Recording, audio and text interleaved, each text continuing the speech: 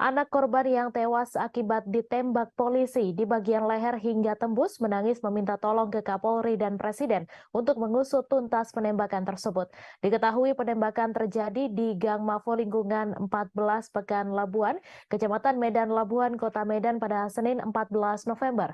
Diduga oknum polisi Polres Pelabuhan Belawan melakukan penembakan kepada seorang warga hingga tewas di Pekan Labuan. Informasi selengkapnya akan disampaikan langsung oleh wartawan Tribun Medan, Aprianto, yang kini sudah terhubung bersama kami. Silakan rekan Apri. Ya, terima kasih Mei. Selamat siang Tribuners. Anak korban dari kasus penembakan yang dilakukan oleh polisi hingga tewas dan posisi lehernya tembus akibat timah panas yang ditembakkan anggota polisi. Yoni, anak korban, kemarin sore saat Tribun Medan temui, sempat menangis histeris sambil memegang baju yang digunakan adiknya saat menggendong almarhum ayahnya yang bersimbah darah akibat tembakan polisi tepat di bagian leher hingga tembus. Dia meminta tolong kepada Kapolri dan Bapak Presiden untuk mengusut tuntas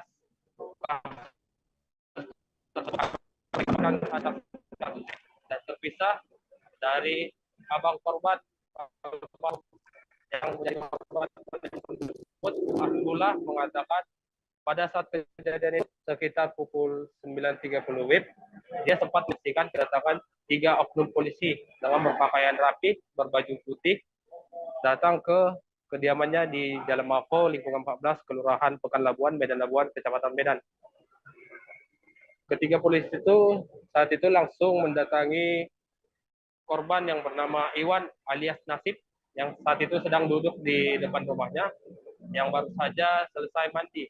Dari keterangan Asbullah, polisi itu sempat cekcok dengan korban dan sempat melakukan mempiting di bagian leher si korban. Terdengar satu tembakan sehingga dia berlari ke arah keributan itu dan menyebutkan, "Kalian bunuh adik saya." Saat dia sampai di polisi pun lantas berlari meninggalkan lokasi, dan juga ada beberapa remaja daerah situ tiga oknum polisi. Namun polisi berhasil kabur setelah sampai di mobilnya yang diparkirkan di bahu jalan Yos Sudarso, sehingga mereka berhasil kabur ke arah Belawan. Dari keterangan Asbullah, salah satu oknum polisi yang melakukan penembakan tersebut, ia mengenalinya, dikarenakan oknum tersebut sering datang ke kediaman si korban. Tersebut Rudi Simamora yang bertugas di Satres Narkoba Polres Pelabuhan Belawan. Dan untuk korban saat ini baru saja dilakukan oleh pihak dan tadi pagi Kapolres Pelabuhan Belawan telah menyambangi untuk melayat ke rumah duka, dan keluarga pun menerima Pelabuhan Belawan yang baik.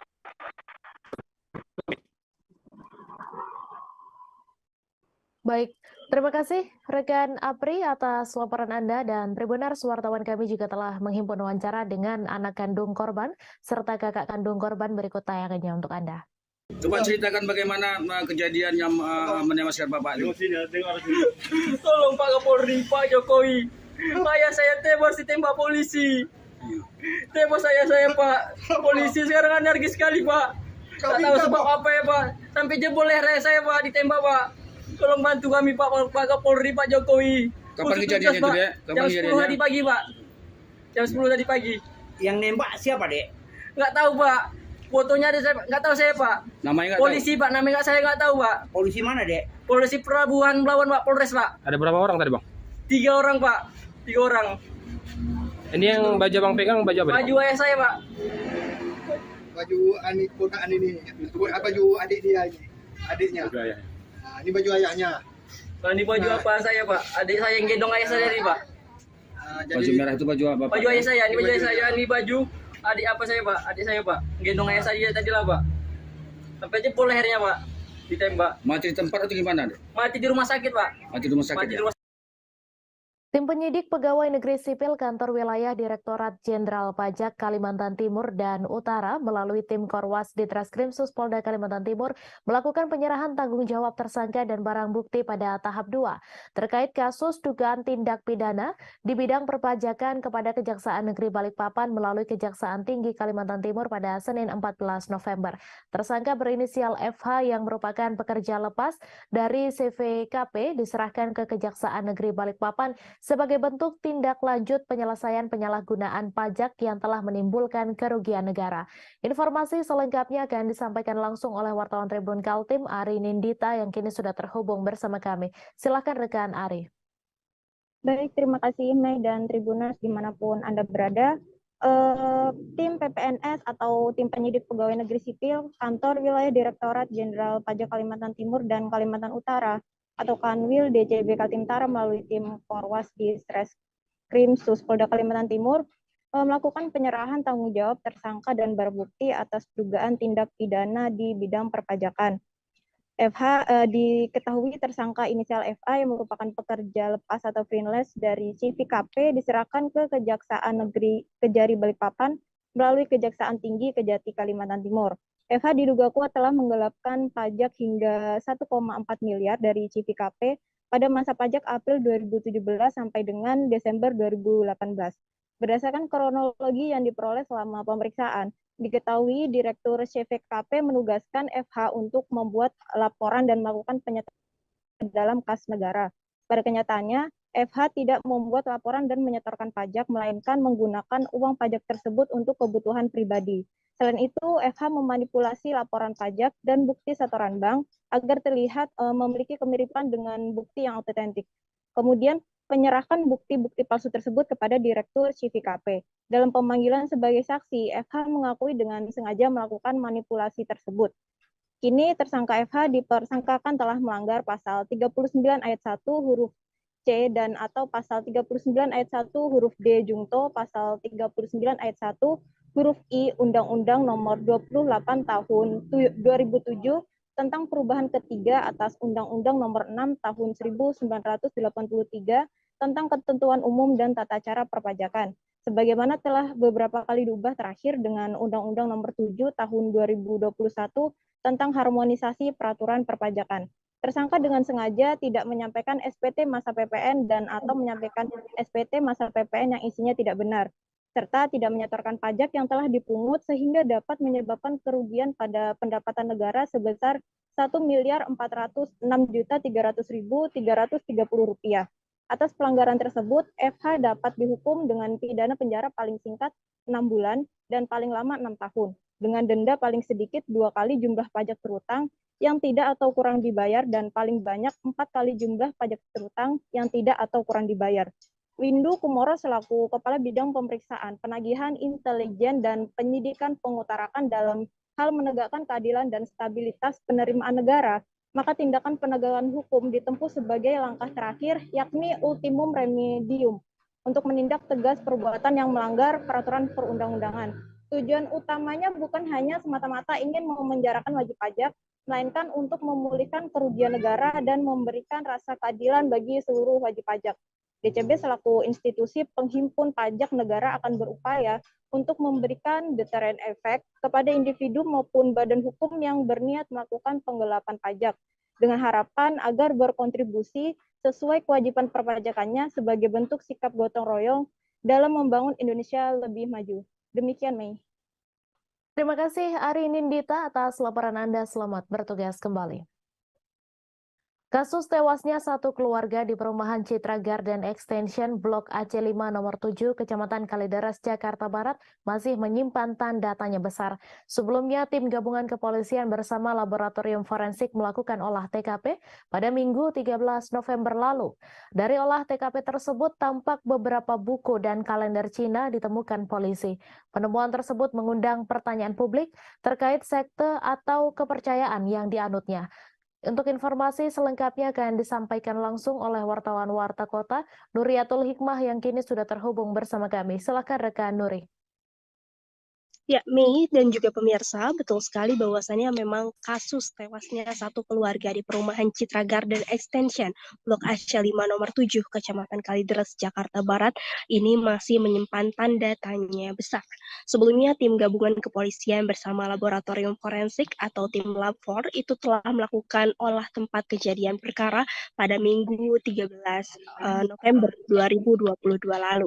Nah, dari hasil TKP tersebut nampak beberapa buku dan juga kalender Cina waktu itu ditemukan oleh polisi. Penemuan tersebut kemudian mengundang banyak pertanyaan publik terkait sekte atau kepercayaan yang dianutnya.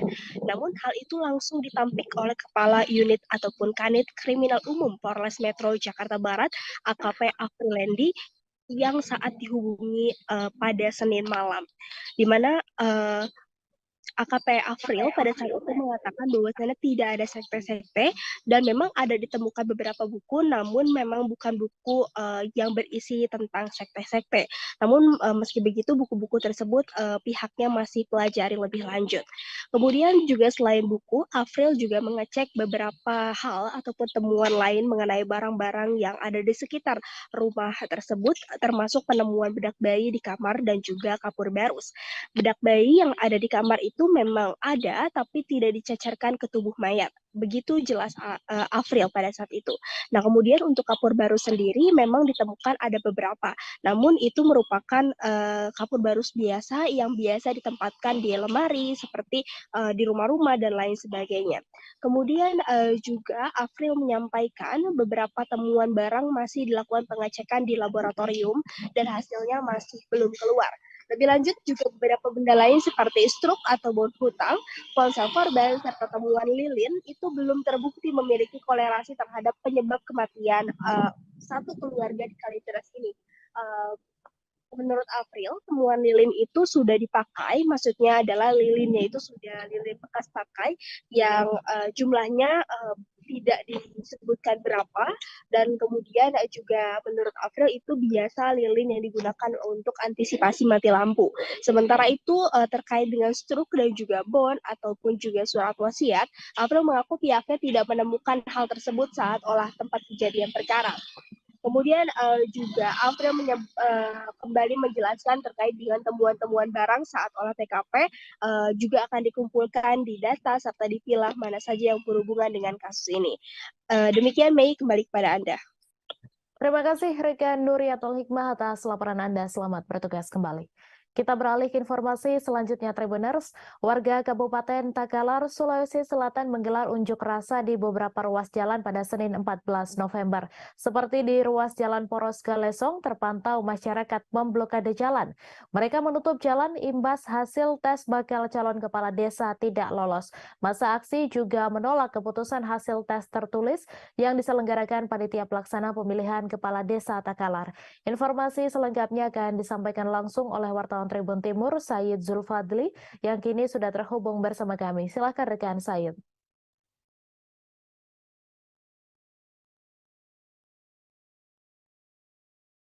Terima kasih. Di mana aksi unjuk rasa yang dilakukan oleh sejumlah warga di beberapa titik di Kabupaten Takalar itu dipicu oleh hasil pengumuman seleksi Pilkades serentak yang akan digelar dalam waktu dekat ini, di mana hasil tes tertulis tersebut diperuntukkan kepada 19 desa yang diikuti dari calonnya itu ada 147 orang, di mana hasilnya beberapa bakal calon kepala desa ditetapkan tidak lulus tes tertulis oleh panitia pelaksana pemilihan kepala desa di Kabupaten Takalar.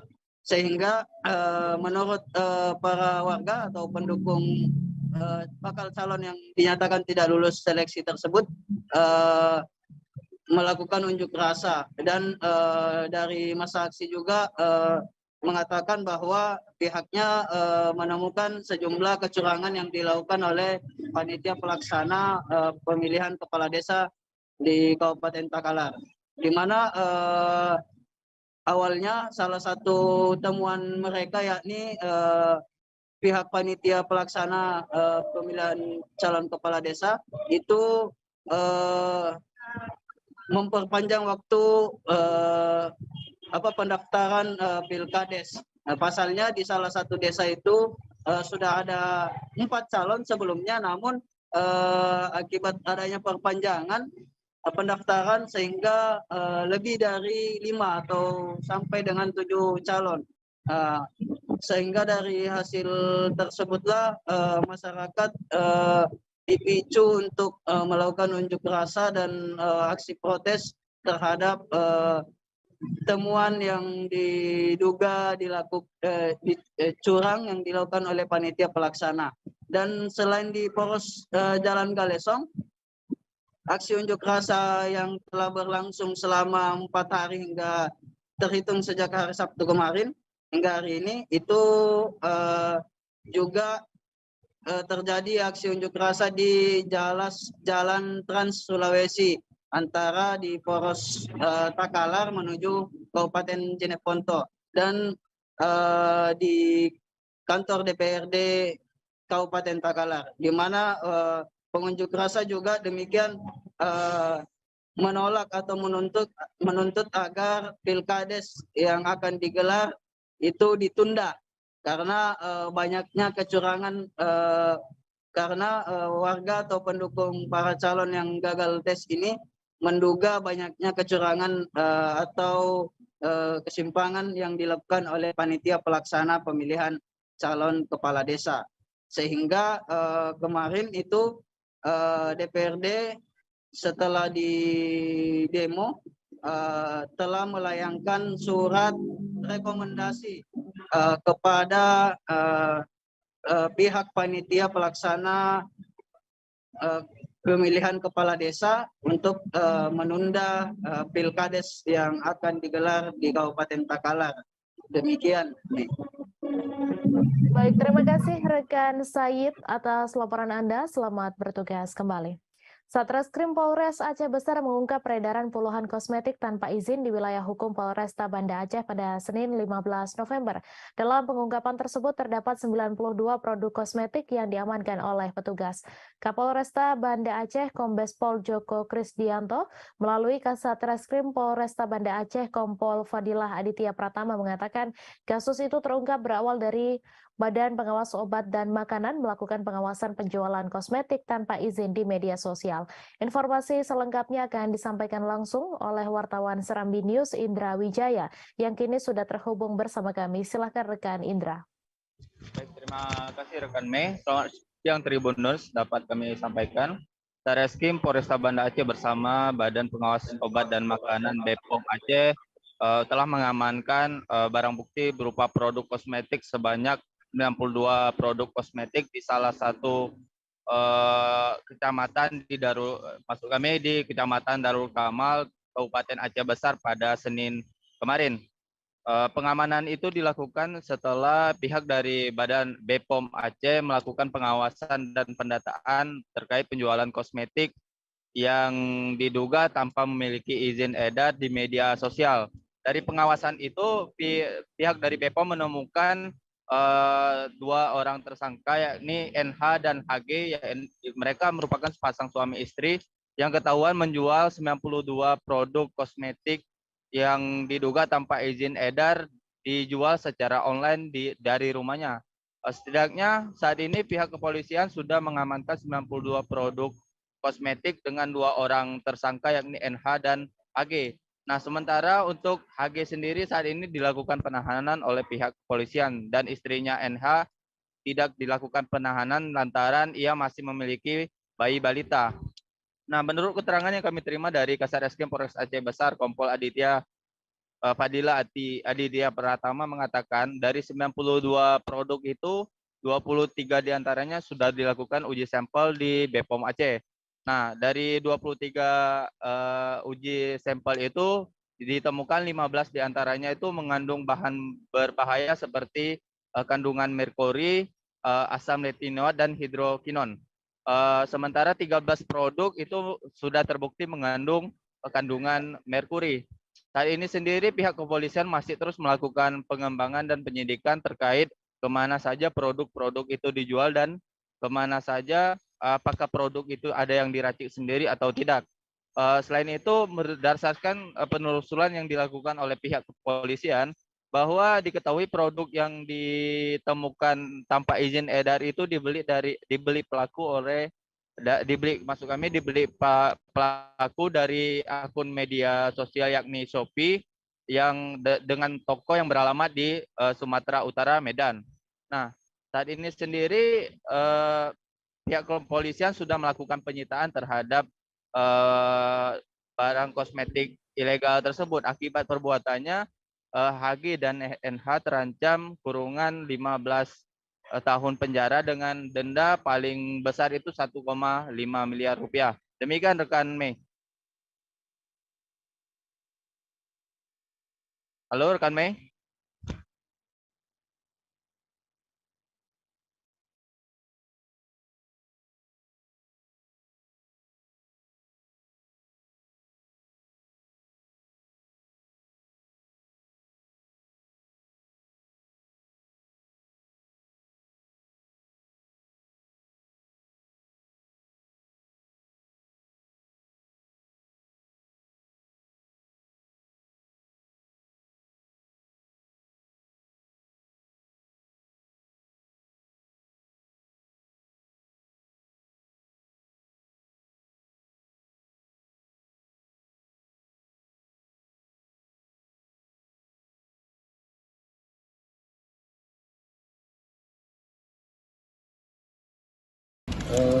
Baik, jadi untuk mengenai produk memang campur ya, ada yang dari lama, ada yang dari baru.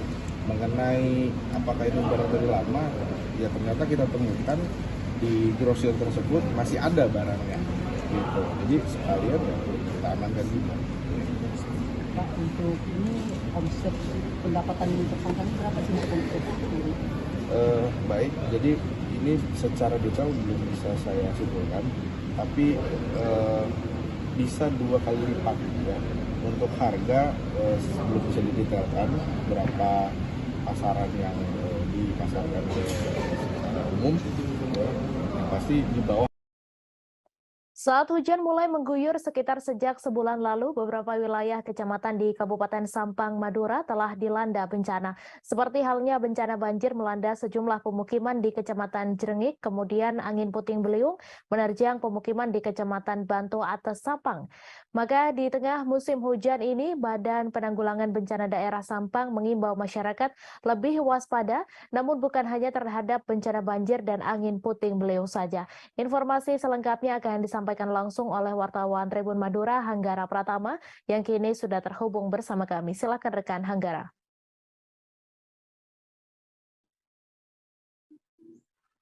Baik, terima kasih rekan Mei. Jadi memang dengan kondisi cuaca yang saat ini, pemerintah Kabupaten Sampang melalui Badan Penanggulangan Bencana Daerah mewanti-wanti agar masyarakat lebih ekstra waspada terhadap bencana alam karena tidak dapat diprediksi kedatangannya. Namun BPBD Sampang menghimbau kewaspadaan bukan hanya terhadap bencana banjir dan angin puting beliung saja, melainkan juga lebih waspada terhadap bencana tanah longsor. Karena berdasarkan keterangan Kasih Kedaruratan dan Logistik BPBD Sampang, Muhammad Imam, bencana tanah longsor masuk ke 3 jenis bencana yang berpotensi terjadi di Kota Bahari berdasarkan pemetaan Badan Meteorologi, Klimatologi, dan Geofisika BMKG Surabaya. Bahkan semua kecamatan, sebanyak 14 kecamatan di Kabupaten Sampang berpotensi terjadi longsor. Tapi untuk wilayah kecamatan yang masih kategori tinggi, ada 4 kecamatan, diantaranya Kecamatan Karangpenang, Kecamatan Tambelengan, Kecamatan Kedungdung, dan Kecamatan Robetal. Kemudian pemetaan yang dilakukan BPBD Sampang ini ditentukan berdasarkan pengalaman penanganan pada tahun sebelumnya, di mana 4 kecamatan tadi sering dilanda bencana tanah longsor. Sementara untuk penanganan yang dilakukan Pemkab Sampang sejauh ini terus melakukan upaya antisipasi kepada warga di 4 wilayah kecamatan itu melalui sosialisasi termasuk di lingkungan sekolah. Tujuannya agar masyarakat setempat selalu waspada atau sadar bencana sehingga dapat melakukan penanganan gawat darurat sebelum petugas kebencanaan tiba di lokasi. Demikian rekan Mei. Terima kasih rekan Hanggara Pratama atas laporan Anda. Selamat bertugas kembali. Kasus pencurian motor terjadi di perumahan Gria Pakistaji Asri, Kelurahan Pakistaji Wonoasih, Kota Probolinggo. Dalam sehari, sebanyak 3 unit motor milik seorang warga di wilayah itu, Fatur Rozi Raib, digondol maling. Seperti yang diceritakan ibu dari salah seorang korban, Aning Apriastuti, yang mengalami peristiwa pencurian motor pada Minggu 13 November. Ia menyebut pelaku bisa merangsek ke garasi dengan cara merusak gembok gerbang. Gembok gerbang yang telah rusak juga dibawa oleh para pelaku. Informasi selengkapnya akan disampaikan langsung oleh wartawan Surya Danendra Kusuma yang kini sudah terhubung bersama kami. Silahkan rekan Danendra.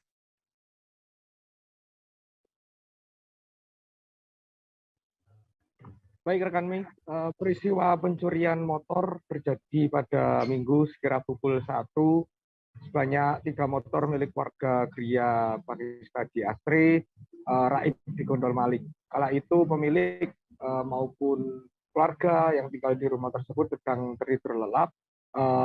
Peristiwa pencurian ini baru diketahui pada pukul 4:30 saat pemilik tengah melakukan aktivitas. Ia melihat garasi maupun pintu rumah sudah terbuka dan juga 3 motor yang terparkir di dalam garasi juga raib. Pemilik mencurigai bila pelaku ini tergolong spesialis karena saat menjalankan aksinya para pelaku ini cukup rapi, tidak ada suara saat proses merusak gembok maupun saat proses merusak rumah kunci dengan kunci T, rumah kunci motor maksud saya. Saat ini pemilik motor sudah melaporkan kejadian ini ke polisi dan polisi sudah datang ke TKP untuk melakukan olah TKP dan meminta keterangan korban. Saat ini kasus pencurian 3 motor ini sedang diselidiki oleh pihak kepolisian. Begitu, Mei. Baik, terima kasih rekan Danendra atas laporan Anda. Selamat bertugas kembali. Pasangan suami istri bernama Randa dan Leni sudah ditetapkan tersangka atas dugaan kasus pencurian. Warga Dusun Kelekak Usang, Desa Perawas, Kecamatan Tanjung Pandan, Kabupaten Belitung tersebut dilaporkan melakukan pencurian di 2 lokasi berbeda. Di antaranya rumah yang beralamat di Perumahan Garden City, Desa Dukong, dan rumah kosong di Desa Buluh Tumbang. Informasi selengkapnya akan disampaikan langsung oleh wartawan Pos Belitung, Dede Suhendar, yang kini sudah terhubung bersama kami. Silakan rekan Dede. Ya, baik Mei dan Tribuners, semenjak ditetapkan sebagai tersangka 2 pasangan suami istri yang diketahui bernama Randa dan Leni terus diperiksa oleh penyidik Satreskrim Polres Belitung. Berdasarkan hasil pemeriksaan sementara ini, terdapat 2 laporan kepolisian yang menjadi lokasi kejadian atas kasus pencurian tersebut. Untuk TKP yang pertama itu sebuah rumah yang terletak di Perumahan Garden City di Desa Dukong, Kecamatan Tanjung Pandan, Kabupaten Belitung. Sedangkan untuk TKP yang kedua itu sebuah rumah kosong yang terletak di Desa Buluh Tumbang, Kecamatan Tanjung Pandan, Kabupaten Belitung. Berdasarkan keterangan dari Kasubsi Penmas Humas Polres Belitung, Ibda Belipinem menjelaskan sebenarnya untuk lokasi pencurian ini memang sekitar 5 sampai 8 titik. Namun untuk korban lainnya memilih tidak melaporkan kejadian tersebut kepada pihak kepolisian, tetapi mereka hanya mengambil barang bukti yang sudah diamankan di Polres Belitung. Ia menjelaskan untuk motif pasangan suami istri ini melakukan pencurian di beberapa lokasi itu dengan alasan ekonomi untuk memenuhi kebutuhan hidup mereka sehari-hari. Sedangkan untuk deretan barang bukti yang sudah dijual itu memang baru beberapa jenis saja, terutama untuk barang-barang yang memang cepat laku dijual seperti mesin air dan beberapa jenis besi-besi bekas. Kemudian kedua pasangan suami istri ini saat ini akan diancam dengan hukuman sesuai dengan pasal 363 ayat 1, keempat, kelima, dan ketiga jungto pasal 64 KUH pidana dengan ancaman 7 tahun penjara.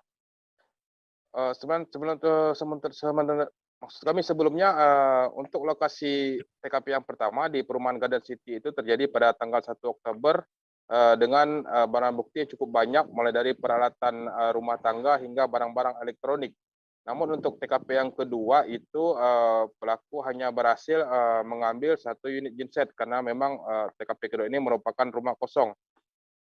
Untuk sementara ini kedua tersangka masih ditahan di Mapolres Belitung dan menunggu untuk proses hukum selanjutnya. Demikian, Mei. Terima kasih rekan Dede atas laporan Anda, dan Tribunars, wartawan kami juga telah menghimpun wawancara dengan Kasubsi Penmas Humas Polres Belitung. Berikut tayangannya untuk Anda.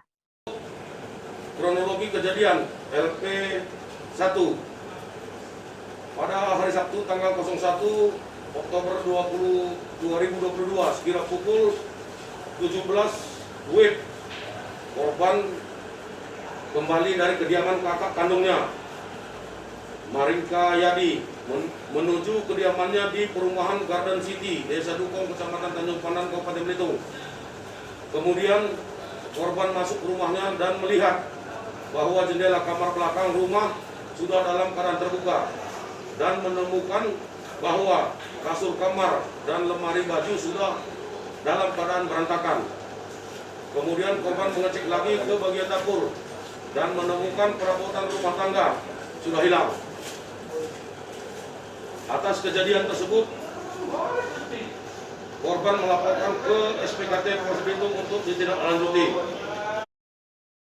Salah satu rumah di Desa Sungai Ketapi RT 3 Kecamatan Paringin Kabupaten Balangan menjadi viral saat pemiliknya yakni Ardiansyah mengunggah bagian dalam rumah ke akun TikTok dan akun Instagram serta YouTube miliknya pada beberapa waktu lalu. Ardiansyah yang juga merupakan selebgram di Balangan sekaligus seleb TikTok dengan pengikut mencapai puluhan ribu tersebut sukses menggait penontonnya pada bagian isi rumahnya yang dihuni sang ayah. Bangunan rumahnya tidak banyak berbeda dibanding rumah pada umumnya. Namun yang menjadi keunikan tersendiri ialah adanya pohon nangka yang tertanam di tanah berada pada bagian ruang tamu rumah tersebut. Informasi selengkapnya akan disampaikan langsung oleh wartawan Banjarmasin Post, Isti Rohayanti, yang kini sudah terhubung bersama kami. Silakan rekan Isti. Baik, terima kasih rekan Mei. Jadi pada beberapa waktu lalu memang ada berita viral tentang pohon yang tumbuh di dalam rumah warga, tepatnya di Desa Sungai Ketapi, Kecamatan Paringin, Kabupaten Balangan. Dan di dalam rumah ini sebelumnya adalah kebun. Jadi sebelum rumah itu dibangun, tempat tersebut merupakan kebun yang dimiliki oleh Ardiansyah. Dan Ardiansyah ini adalah salah satu selebgram yang ada di Kabupaten Balangan. Nah, untuk beberapa pohon yang ada di dalam rumah, jadi ada beberapa pohon di dalam rumah, salah satunya itu ada pohon nangka, tepat di bagian ruang tamu, lalu ada juga pohon di bagian kamar, di kamar utama, ada pohon cempedak, lalu ada pohon di kamar lainnya juga, pohon hambawang. Dan setiap musimnya, pohon ini akan selalu berbuah, dan juga ada kalanya pohonnya matang dan berguguran di rumah. Meski begitu, untuk buah-buah yang ada di dalam rumah ini, buah-buah di pohon yang ada dalam rumah ini, selalu dimanfaatkan untuk dimakan atau dibagikan ke warga setempat. Karena memang buahnya masih normal, dalam artian masih dalam keadaan manis dan tidak ada masalah walaupun pohonnya berada di dalam rumah. Dan salah satu keunikan dari rumah ini, meski belum selesai dibangun, sang ayah dari Ardiansyah memilih untuk tetap menyayangi pohon-pohon tersebut hingga nanti pohonnya tidak menghasilkan buah lagi. Sebelumnya juga keberadaan pohon ini dipilih untuk tetap berada di dalam rumah karena memang buah yang dihasilkan cukup banyak. Dan biasanya dari warga luar, maksudnya daerah dari luar, dari kabupaten lain berkunjung ke rumah Ardiansyah ini. Dan tentunya rumah Ardiansyah ini dibuka secara umum dan gratis. Bahkan walaupun tidak ada orang di rumah, pintu rumah selalu dibuka bagi orang-orang yang ingin melihat pohon nangka atau pohon lainnya yang ada di dalam rumah milik Ardiansyah. Begitu rekan Mei. Baik, terima kasih rekan Isti atas laporan Anda, dan Tribunars, wartawan kami juga telah menghimpun wawancara dengan pemilik rumah. Berikut tayangannya untuk Anda. Mas Ardi, ini boleh ceritain nggak sih kenapa nih ada pohon di dalam rumah? Karena pas saat pembangunan pohon itu sudah ada lebih dulu. Jadi dimasukkan ke dalam rumah itu waktu itu karena pohonnya berbuah lebat, jadi sayang untuk ditebang. Jadi dimasukkan aja ke dalam rumah. Itu memang keinginan dari Abah kah atau seperti apa? Dari Abah. Dari Dan sudah dipikirkan dari yang apakah ini mengganggu yang apa ya? Apakah ini bisa merusak bangunan? Gitu, sudah diantisipasi. Sudah diantisipasi dengan cara pembangunannya diperkuat. Nasib remaja berinisial DA berusia 15 tahun sungguh nahas. Remaja asal desa Repaking, Kecamatan Wonosamudro itu tewas tenggelam di kedung Sungai Kidang yang merupakan anak Sungai Serang pada Senin 14 November. Saat itu korban bersama salah satu teman sekolahnya sedang istirahat sekolah bermain di sekitar bibir sungai. Saat asik bermain, korban kemudian terpeleset tanah yang cukup licin lalu tercebur ke sungai. Informasi selengkapnya akan disampaikan langsung oleh wartawan Tribun Solo, Tri Widodo yang kini sudah terhubung bersama kami. Silakan rekan Tri.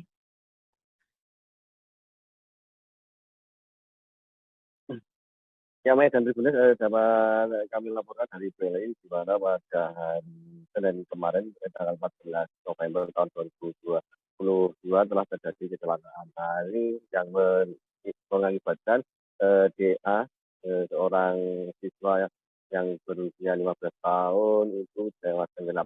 Peristiwa itu terjadi di wilayah desa Repaking, Kecamatan Wonosamudro, Kabupaten Piri, Jawa Tengah.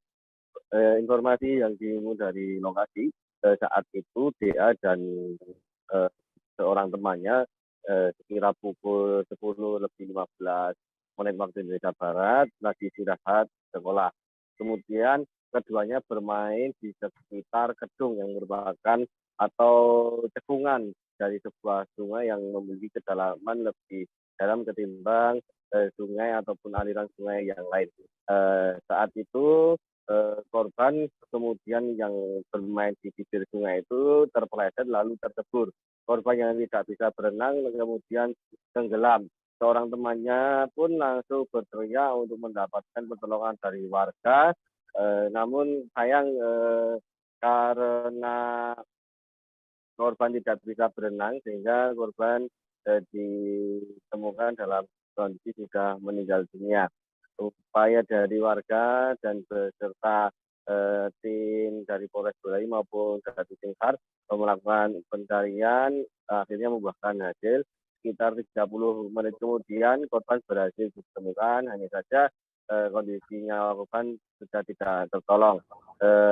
Melihat kejadian ini, Suherman selaku Kabid Kedaruratan dan Logistik BPBD Boyolali mengimbau kepada seluruh warga masyarakat untuk saat ini tidak bermain di bibir sungai karena mengingat intensitas hujan yang terus mengguyur menjadikan kawasan ataupun tanah di sekitar bibir sungai menjadi licin dan beresiko untuk terjadinya kecelakaan air. Dari hasil pemeriksaan kepada korban, kecelakaan air ini langsung mendapat respon dari jajaran Polsek Wonosegoro yang masih menaungi wilayah Wonosamudro, tidak menemukan adanya tanda-tanda penganiayaan pada tubuh korban. Korban diduga murni mengalami kecelakaan. Baik. Baik, terima kasih rekan Tri Widodo atas laporan Anda. Selamat bertugas kembali. Dua pekerja tambang pasir Timah Parit 9 Desa Gadung, Kecamatan Tobo Ali, Bangka Selatan mengalami laka tambang di kolong mekanik Desa Keposang. Kejadian laka tambang tersebut terjadi pada Senin 14 November pagi ketika pekerja tambang sedang melakukan aktivitas di lokasi kejadian. Akibat dari laka tambang, satu pekerja meninggal dunia dan satu orang dilarikan ke Rumah Sakit Bangka Selatan. Informasi selengkapnya akan disampaikan langsung oleh wartawan Bangka Pos Adi Saputra yang kini sudah terhubung bersama kami. Silahkan rekan Adi. Ya, rekan Me Tribun News dimanapun berada, selamat siang. Saya akan menyampaikan informasi terkait kronologis dua orang pekerja tambang timah yang ada di Desa Parit 9, Desa Gadung, Kecamatan Tobo Ali, Kabupaten Bangka Selatan, yang mana pada hari Senin November 2022, keduanya ini sedang melakukan aktivitas pertambangan di daerah Kolong Mekanik, Desa Keposang, Kecamatan Tobali, Kabupaten Bangka Selatan. Keduanya ini merupakan pekerja tambang, yaitu Saudara Jumardin alias Mardin, usia 35 tahun, dan Rizal, usia 42 tahun. Keduanya ini tertimpa tanah longsor, yang mana ketika tanah itu longsor, keduanya sedang melakukan aktivitas pertambangan di kolong mekanik. Dari keterangan saksi, salah satu saksi yang menyaksikan kejadian ketika kedua orang ini tertimbun tanah longsor di lokasi, Saudara Wandi menyebutkan bahwa ketika tanah longsor, keduanya sedang berada untuk mengeringkan air dan mencoba untuk naik ke atas, namun keduanya tidak sempat menyelamatkan diri. Namun dari kejadian ini, satu orang bernama Jumardin alias Mardin, usia 35 tahun, meninggal dunia tertimpa tanah longsoran dan sudah dibawa ke rumah duka. Sedangkan untuk pekerja tambang bernama Rizal, usia 42 tahun, ini saat ini masih berada di Rumah Sakit Umum Daerah Bangka Selatan. Kasat Reskrim Polres Bangka Selatan, AKP Chandra Satria Adi Pradana, menyebutkan bahwa kronologis dari tertimbunnya kedua pekerja tambang yang ada di di kolong mekanik Desa Keposang, Kabupaten Bangka Selatan ini, pihaknya telah melakukan olah TKP dan mendatangi rumah duka ataupun mendatangi rumah sakit di mana korban sedang dirawat. Untuk korban yang meninggal sendiri, pihak keluarga tidak mau dilakukan visum karena korban akan langsung dimakamkan pada hari itu juga. Untuk kejadian sendiri, saya informasikan terjadi sekitar pukul 11:30, yang mana memang kondisi kolong tersebut memang sudah kurang lebih 4 tahun dilakukan aktivitas pertambangan. Lebih lanjut, Kasat Reskrim Polres Bangka Selatan mengimbau kepada seluruh para penambang yang melakukan aktivitas pertambangan di daerah tersebut untuk berhati-hati dan waspada saat melakukan aktivitas pertambangan. Karena cuaca saat ini sedang tidak stabil, kadang hujan dan kadang panas. Untuk mengantisipasi terjadinya laka tambang lagi, aktivitas pertambangan di lokasi tersebut dihentikan untuk sementara. Untuk korban saudara Rizal ini sendiri saat ini sudah sedang berada di rumah sakit dan untuk mendapatkan pertolongan lebih lanjut. Mungkin seperti itu, rekan Mei. Baik, terima kasih rekan Adi Saputra atas laporan Anda. Selamat bertugas kembali. Kita beralih ke informasi selanjutnya, Tribuners. Komandan Korem 161 Wirasakti Brigjen TNI Imam Budiman meninggal di RSU WZ Johannes Kupang pada Senin 14 November sekira pukul 15:45 waktu Indonesia Tengah. Kasrem 161 Wirasakti Kolonel Simon P. Kamlasi mengatakan bahwa penyebab dan Rem 161 Wirasakti meninggal karena mengalami serangan jantung. Menurut Kasrem Simon, pada pagi hari beliau masih jogging atau olahraga pagi. Setelah itu masih sempat mengikuti kegiatan Persit KCK Korem 161 Wirasakti. Informasi selengkapnya akan disampaikan langsung oleh wartawan Pos Kupang, Ray Rebon, yang kini sudah terhubung bersama kami. Silakan rekan Ray. Baik rekan Mei, selamat sore Tribuners. Dari Kupang, Nusa Tenggara Timur, dapat saya laporkan bahwa Komandan Korem 161 Wirasakti Kupang, Brigjen TNI Imam Budiman telah menghembuskan nafas terakhir di Rumah Sakit Umum WZ Johannes Kupang pada hari Senin 14 November 2022 atau kemarin sekira pukul 15:45 WITA atau pukul 3 sore waktu Indonesia Tengah. Almarhum Komandan Korem 161 Wirasakti Kupang meninggal akibat serangan jantung yang dialaminya. Kepada awak media, Kasrem 161 Wirasakti Kupang Kolonel Simon P. Kamlasi mengatakan bahwa penyebab Danrem 161 Wirasakti Kupang, Imam Budiman, meninggal akibat serangan jantung yang dialaminya. Menurut Kasrem Simon, pada pagi hari almarhum masih sempatkan diri untuk melakukan kegiatan olahraga yakni jogging atau olahraga pagi. Setelah kegiatan olahraga pagi, almarhum masih menyempatkan diri untuk mengikuti kegiatan Persit KCK Korem 161 Wirasakti Kupang. Almarhum masih sempat memberikan pengarahan saat kegiatan Persit dan kondisinya sehat bugar, tambah dia. Ia melanjutkan bahwa pada siang harinya almarhum mengeluh sakit. Kemudian ia berpikir bahwa apa yang dialaminya hanya mengalami masuk angin. Sehingga kemudian menjalani perawatan di rumah sakit hingga mengembuskan nafas terakhirnya di rumah sakit RSU WC Johannes Kupang. Selain itu, berdasarkan pantauan jenazah almarhum Imam Budiman dari rumah sakit menuju Makorem 161 Wirasakti Kupang. Sampai di Aula Sudirman Korem 161 Wirasakti Kupang, jenazah Danrem Iman Budiman langsung diletakkan dan ditutup menggunakan bendera merah putih. Selain itu, para anggota Korem 161 Wirasakti Kupang melakukan sholat jenazah terhadap almarhum Danrem 161 Wirasakti. Setelah itu, almarhum pun akan diberangkatkan menggunakan pesawat dari Bandara El Tarik Kupang ke Jakarta. Sebelum memberangkatkan jenazah almarhum Danrem, anggota melakukan upacara persemayam.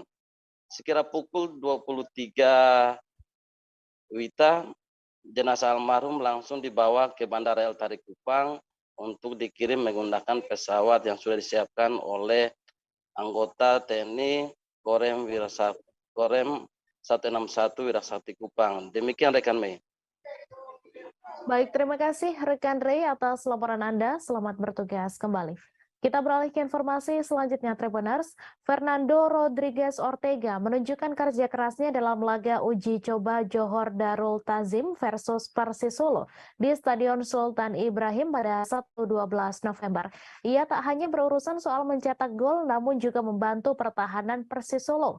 Momen pressing Fernando terjadi saat JDT mencoba membangun serangan dari kiper atau lini belakang mereka sejak menit pertama babak pertama, misalnya saat menit ke-1. Informasi selengkapnya akan disampaikan langsung oleh wartawan Tribun Solo, Adi Surya Samudra, yang kini sudah terhubung bersama kami. Silakan rekan Adi. Ya, baik rekan, seperti yang disebutkan sebelumnya, memang Fernando Rodriguez memiliki peran yang cukup vital di bagian Persis Solo, khususnya dalam membangun serangan dan membantu pertahanan Persis sendiri, dan itu juga sudah dia perlihatkan pada saat laga uji coba kemarin melawan Johor Darul Ta'zim di Stadion Sultan Ibrahim Sabtu 12 November 2022. Dan di sana memang terlihat Fernando sering naik turun untuk membantu pertahanan, bahkan juga menjadi salah satu pusat serangan dari Persis Solo. Dan dengan pergerakannya tersebut sendiri, Fernando pun juga berhasil menceploskan satu gol ke gawang JDT. Dan itu juga berkat umpan yang dilepaskan dari Alexis Mesidoro kepadanya.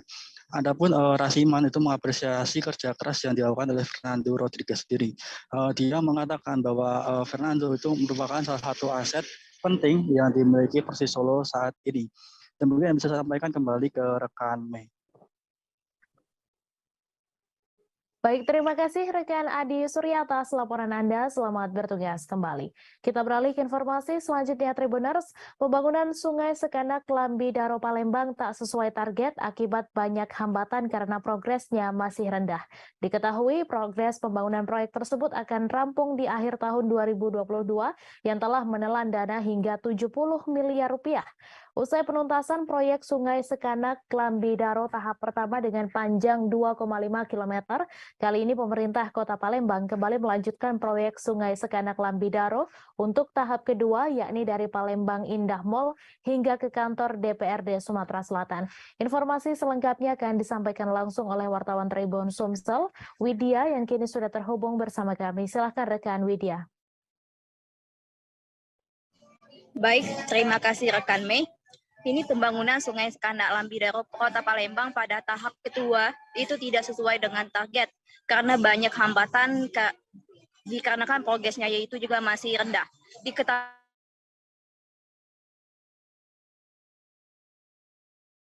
bahwasannya progres Sekanak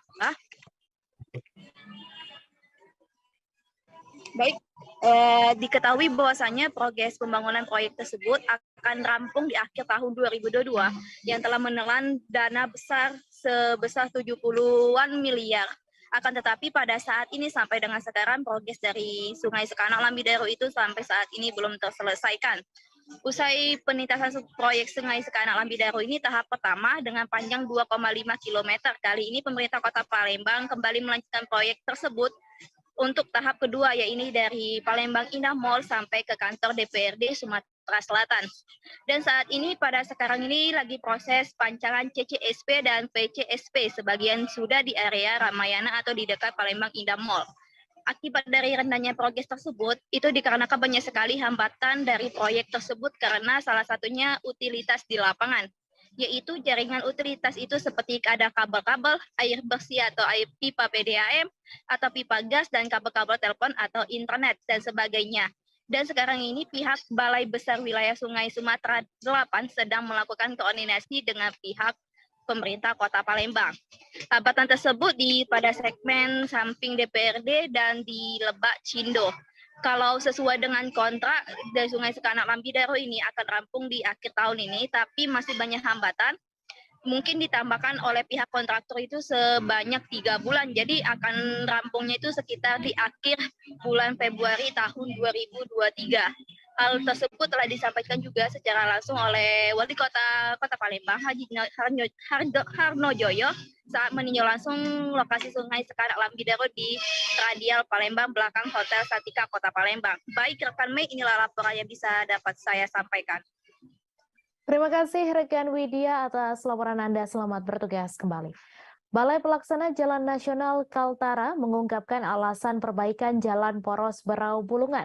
Perbaikan jalan dilakukan untuk memastikan keamanan dan kenyamanan pengendara. Sebelum diperbaiki, kondisi jalan menyulitkan pengendara karena tingkat kemiringan dan kelandaian di sejumlah titik jalan melebihi standar dari Kementerian PUPR. Informasi selengkapnya akan disampaikan langsung oleh wartawan Tribun Kaltara, Ilhami Faudi, yang kini sudah terhubung bersama kami. Silakan rekan Faudi. Baik rekan Mei dan Tribuners, dapat disampaikan bahwa progres pembangunan perbaikan jalan nasional, jalan poros Berau Bulungan masih dalam tahapan pengerjaan. Menurut pihak BPJN Kaltara, progres pengerjaan hingga bulan November kali ini sudah mencapai angka 52%. Diharapkan nantinya di bulan April mendatang proses perbaikan sepanjang 11,6 km dan khusus untuk di 10 titik pemotongan jalan sepanjang 3,11 km sudah dapat dirampungkan. Menurut PPK 11 Satker PJN Kaltara, Meza Kruhulesin, perbaikan proses jalan karena sebelumnya kondisi jalan di Jalan Poros Berau Bulungan ini belum memenuhi standar dari Kementerian PUPR. Mengingat ada beberapa titik yang tingkat kecuraman dan kelandaiannya ini melebihi ambang batas dari standar yang ditetapkan oleh Kementerian PUPR. Dengan adanya perbaikan jalan ini dengan metode geometrik atau pemangkasan badan jalan menjadi lebih landai dan sesuai, sehingga diharapkan nantinya para pengendara jalan dapat lebih aman dan nyaman dalam berkendara. Menurut pihak BPJN Kaltara sendiri, selama proses perbaikan jalan, pihaknya memastikan arus lalu lintas dan distribusi logistik dan juga mobilitas orang dan barang dipastikan tetap berjalan. Menurutnya, tidak pernah ada proses penutupan jalan sehingga mengganggu kelancaran arus mobilitas dan juga distribusi logistik.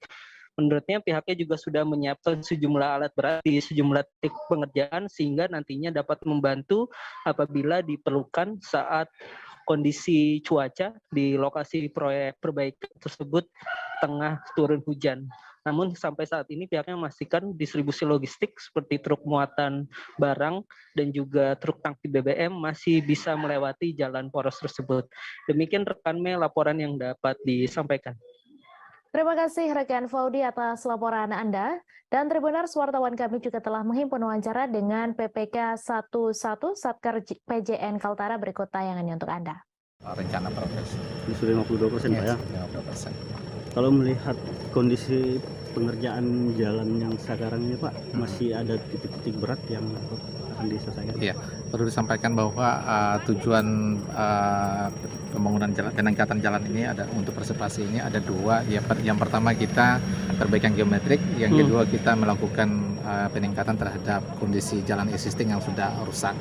Jadi yang pertama perbaikan geometrik itu adalah karena ada lokasi-lokasi tertentu sekitar 10 lokasi yang kondisi existingnya itu kelandaiannya tidak memenuhi di atas 12% standar geometri kita di Kementerian PUPR. Iya, selama ini kan kenyamanan dan keamanan melewati jalan existing dengan kelandaian yang lebih dari 12% itu tidak aman dan tidak nyaman bagi pengendara. Sehingga sesuai dengan program kami itu dilakukan perbaikan geometrik. Jadi ada 10 titik perbaikan geometrik dengan total panjang 3,11 km. Memiliki keterbatasan tak membuat Sobirin menyerah berjuang untuk hidup. Penyandang disabilitas asal pelosok Klaten Kediri ini tetap melakoni keseharian tanpa putus asa. Ia yang divonis lumpuh akibat kecelakaan yang dialami pada 2012 silam tak menyerah untuk bertahan hidup dari hasil keringatnya sendiri. Sobirin mencoba membuat kerajinan dari bahan bambu yang kini bernilai jutaan rupiah. Informasi selengkapnya akan disampaikan langsung oleh wartawan Tribun Jatim, Lutfi Husnika yang kini sudah terhubung bersama kami. Silakan rekan Lutfi. Baik, terima kasih rekan Mei. Tribuners, Sobirin merupakan seorang pria 38 tahun asal Kecamatan Pelosok Klaten, Kabupaten Kediri yang divonis lumpuh akibat kecelakaan yang dialaminya pada tahun 2012. Sobirin kemudian menjalani kehidupan sebagai penyandang disabilitas dan harus menggunakan alat bantu gerak untuk mobilitas sehari-harinya. Namun, di tengah keterbatasan yang ia miliki, Sobirin terus berusaha untuk bertahan hidup dan memperoleh pendapatan dari hasil keringatnya sendiri. Kini, Sobirin menjadi seorang pengrajin miniatur kapal yang terbuat dari bambu dan mampu menghasilkan jutaan rupiah setiap bulannya.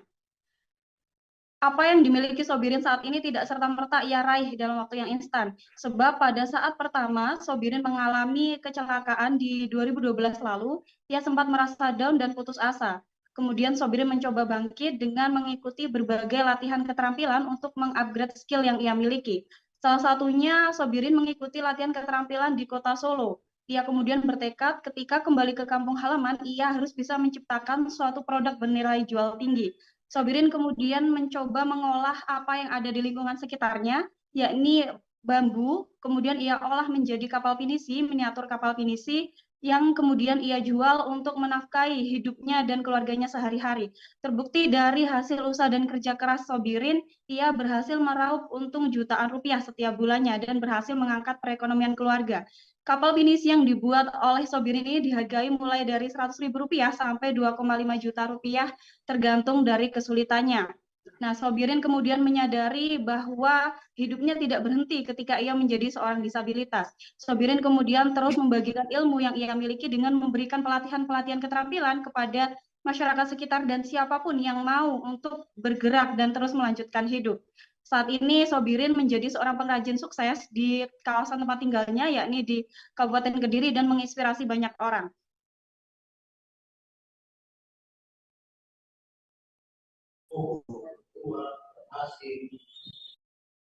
Baik, terima kasih rekan Lutfi atas laporan Anda. Selamat bertugas kembali. Tim film dengan pesan toleransi beragama dan edukasi kearifan Indonesia berjudul Uti Dengkeke mengunjungi Tribun Manado pada Senin 14 November. Kunjungan mereka kali ini untuk menghadiri podcast Tribun Manado. Adapun tim film yang hadir yaitu produser eksekutif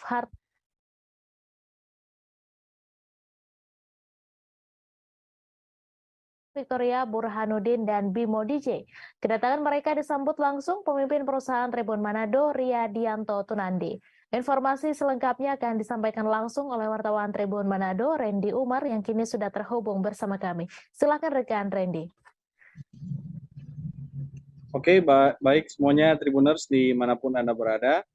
Jadi saya dari Manado, Sulawesi Utara, akan melaporkan hasil liputan saya pada hari kemarin, di mana ada salah satu film yang saat ini akan segera tayang pada 17 November nanti, yaitu film Uti dan Keke. Nah, Tribuners, di sini para pemain-pemain filmnya datang di tim film, maksud saya tim dan para pemain film datang di Tribun Manado, dan mereka melaksanakan kegiatan podcast, dan podcastnya juga sudah tayang kemarin di Tribun Manado Facebook dan YouTube Tribun Manado Official. Nah, dari hasil beberapa selingan yang saya dengar dan tujuan mereka menyampaikan bahwa film ini akan segera rilis di bioskop, yaitu di 2 kota, yaitu di Kota Manado dan Gorontalo.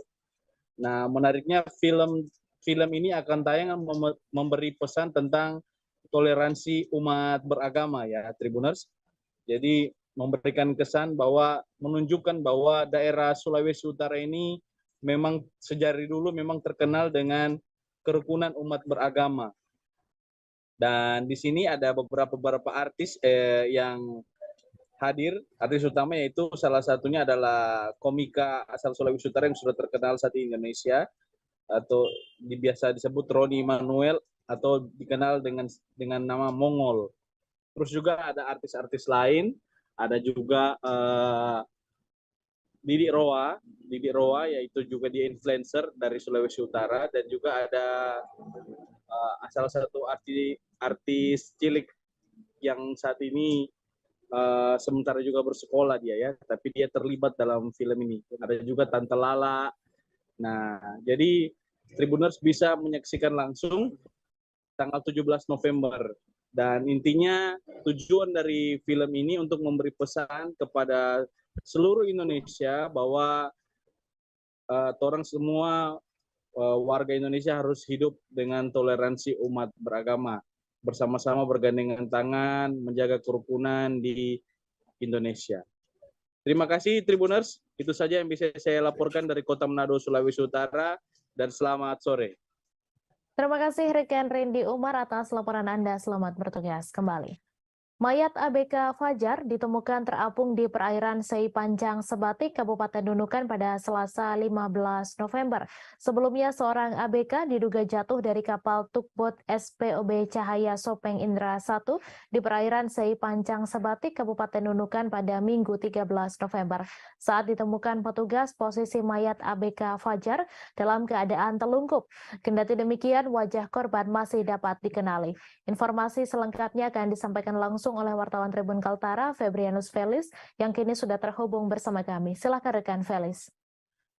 Baik, kami dan Tribuners dapat saya laporkan bahwa mayat ABK bernama Fajar, usia 25 tahun, ditemukan terapung di perairan Sungai Panjang Sebatik, Kabupaten Nunukan, Kalimantan Utara pada Selasa hari ini, pukul 8:45 waktu Indonesia Tengah. Diberitakan sebelumnya memang ABK bernama Fajar ini diduga jatuh dari kapal tugboat SPOB Cahaya Sopeng Indra 1 yang memuat BBM, bahan bakar minyak dari Tarakan menuju Nunukan, tepat di perairan Sei Panjang Sebatik, Kabupaten Nunukan. Menurut Kepala Kantor SAR Tarakan, Syahril mengatakan mayat ABK Fajar ditemukan oleh tim SAR gabungan di perairan Sungai Panjang Sebatik dengan radius 3 nm heading 8 arah timur. Saat ditemukan petugas, posisi mayat ABK Fajar dengan posisi terlungkup, dan wajah korban saat itu memang masih bisa dikenali. Tubuh korban memang mengalami sedikit pembekakan, layaknya seperti mayat yang tenggelam beberapa hari lalu, dan organ tubuh untuk korban sendiri masih lengkap. Selanjutnya, mayat ABK Fajar langsung dievakuasi ke rumah sakit di Sebatik. sedikit menyampaikan kronologis. Menurut Syahril, malam itu kapal tungboat SPOB Cahaya Sopeng Intra 1 memuat BBM dari Tarakan. Saat kapal mulai mendekat ke jembatan PLBN Sepancang, Sebatik, rekan ABK Fajar mendengar bunyi seperti barang jatuh ke air dari belakang kapal. Mendengar itu, rekan ABK lainnya bergegas ke belakang kapal namun tak melihat apa-apa. Mereka akhirnya sadar kalau ABK Fajar tidak ada di kapal dan malam itu langsung mencari, tapi hasilnya nihil. Pencarian ABK Fajar sempat dilanjutkan keesokan harinya oleh personel Polairut Polres Nunukan bersama TNI AL Nunukan termasuk ABK kapal lainnya. Namun keberadaan Fajar 1 hari kemarin belum ditemukan dan diketahui ABK Fajar ini beralamat KTP di Desa Padatuo, Kecamatan Tentra, Kabupaten Bone, Sulawesi Selatan. Unsur yang terlibat dalam pencarian ABK Fajar yaitu Tim Rescue Posar Nunukan, BBD Nunukan, ABK Tugboat SPOB, dan masyarakat termasuk keluarga korban sendiri. Operasi SAR sudah dinyatakan selesai dan diusulkan untuk ditutup. Unsur yang terlibat dalam pencarian juga dikembalikan ke kesatuan masing-masing. Demikian laporan dari Nunukan ke Medis. Terima kasih rekan Felis atas laporan Anda. Selamat bertugas kembali. Polisi melarang nonton bareng Piala Dunia 2022 di Kota Ambon yang berpotensi ricuh. Hal ini ditegaskan Kapolresta Pulau Ambon, Kombes Pol Raja Arthur Simamora. Ia menegaskan tidak akan memberi izin nobar Piala Dunia 2022 yang berpotensi ricuh. Untuk itu saat ini para Kapolsek dan Babin Kamtipmas sudah diperintahkan dari jauh hari agar memberikan sosialisasi kepada fans bola di Kota Ambon. Informasi selengkapnya akan disampaikan langsung oleh wartawan Tribun Ambon, Alvin Risanto yang kini sudah terhubung bersama kami. Silakan rekan Alvin. Iya, baik. Terima kasih rekan Mary. Jadi pihak kepolisian Polresta Pulau Ambon saat ini tengah melakukan sosialisasi terhadap para fans-fans bola yang ada di Kota Ambon maupun supporter-supporter bola yang ada di Kota Ambon. Hal ini menunjukkan bahwa sebentar lagi akan diadakan Piala Dunia ya pada tanggal 20 nanti. Ini mencegah ada terjadinya perkalian-perkalian antar supporter di Kota Ambon. Bahwa kita tahu sendiri bahwa saat ini Kota Ambon sedang pada 1 minggu kemarin itu tengah di bentrok antar pemuda ya, dan untuk mengantisipasi hal serupa terjadi terhadap supporter-supporter bola di Kota Ambon juga pihak kepolisian saat ini sudah memetakan tempat-tempat mana yang menjadi tempat nonton bola dan tempat-tempat mana yang menjadi daerah rawan akan terjadinya bentrok, dan untuk itu pihak kepolisian yang dalam hal ini Kapolresta Pulau Ambon sudah menggelar rapat dengan para Kapolsek ya yang jajarannya untuk menyuruhkan kepada para Kapolsek, kepada Babin Kamtipmas agar memberikan sosialisasi kepada fans-fans bola untuk tidak melakukan hal-hal yang tak diinginkan. Dan pada saat ini juga pihak kepolisian Polresta Pulau Ambon juga tengah melakukan gencar merazia minuman keras ya. Dalam hal ini kita tahu di Kota Ambon sendiri minuman keras ini merupakan salah satu pemicu bentrok yang terjadi antar warga maupun supporter ya. Jadi untuk itu pihak kepolisian dalam hal ini melarang warga atau melarang supporter yang melakukan nonton bola dengan meminum minuman keras ya. Dan ini untuk apabila ditemukan langsung dilarang di tempat itu, langsung dilarang untuk menonton bola ya untuk Piala Dunia 2022. Namun polisi saat ini juga sudah melakukan pemetaan ya tempat-tempat mana yang menjadi rawan ricu untuk menonton supporter Piala Dunia. Bahwa kita tahu di Piala Dunia di Kota Ambon sendiri fans-fans fanatik ya Belanda ya yang paling banyak di Kota Ambon. Untuk itu pihak kepolisian Polresta Pulau Ambon sedang melakukan sosialisasi kepada fans-fans ini agar kedepannya tidak ada bentrok antar warga antar supporter ya. Begitu rekan Mei. Baik, terima kasih rekan Alvin Risanto atas laporan Anda, dan Tribuners, wartawan kami juga telah menghimpun wawancara dengan Kapolresta Pulau Ambon. Berikut tayangannya untuk Anda. Preventif, saya akan kembangkan semuanya. masing-masing polsek itu memberdayakan Babin Kamtibmas melakukan pendekatan utama terhadap tokoh-tokoh pemuda, karena biasanya pemuda-pemuda ini sebagai supporter dari sepak bola. Itu pertama. Yang kedua, kita juga nanti saya minta preventif pertama preventif mengedepankan Babin Kamtibmas. Yang kedua, Kapolsek harus bisa mengidentifikasi semua lokasi-lokasi yang menjadi tempat perkumpulan massa. Ya, karena dimungkinkan akan ada nonton besar, ya, nobar bareng itu. Jadi itu pertama tuh. Kemudian yang ketiga, yang itu langkah preventifnya ya, nanti kita laksanakan. Anak korban yang tewas akibat ditembak polisi di bagian leher hingga tembus menangis meminta tolong ke Kapolri dan Presiden untuk mengusut tuntas penembakan tersebut. Diketahui penembakan terjadi di Gang Mafo lingkungan 14 Pekan Labuan, Kecamatan Medan Labuan, Kota Medan pada Senin 14 November. Diduga oknum polisi Polres Pelabuhan Belawan melakukan penembakan kepada seorang warga hingga tewas di Pekan Labuan. Informasi selengkapnya akan disampaikan langsung oleh wartawan Tribun Medan, Aprianto, yang kini sudah terhubung bersama kami. Silakan rekan Apri. Ya, terima kasih Mei. Selamat siang Tribuners. Anak korban dari kasus penembakan yang dilakukan oleh polisi hingga tewas dan posisi lehernya tembus akibat timah panas yang ditembakkan anggota polisi. Yoni, anak korban, kemarin sore saat Tribun Medan temui, sempat menangis histeris sambil memegang baju yang digunakan adiknya saat menggendong almarhum ayahnya yang bersimbah darah akibat tembakan polisi tepat di bagian leher hingga tembus. Dia meminta tolong kepada Kapolri dan Bapak Presiden untuk mengusut tuntas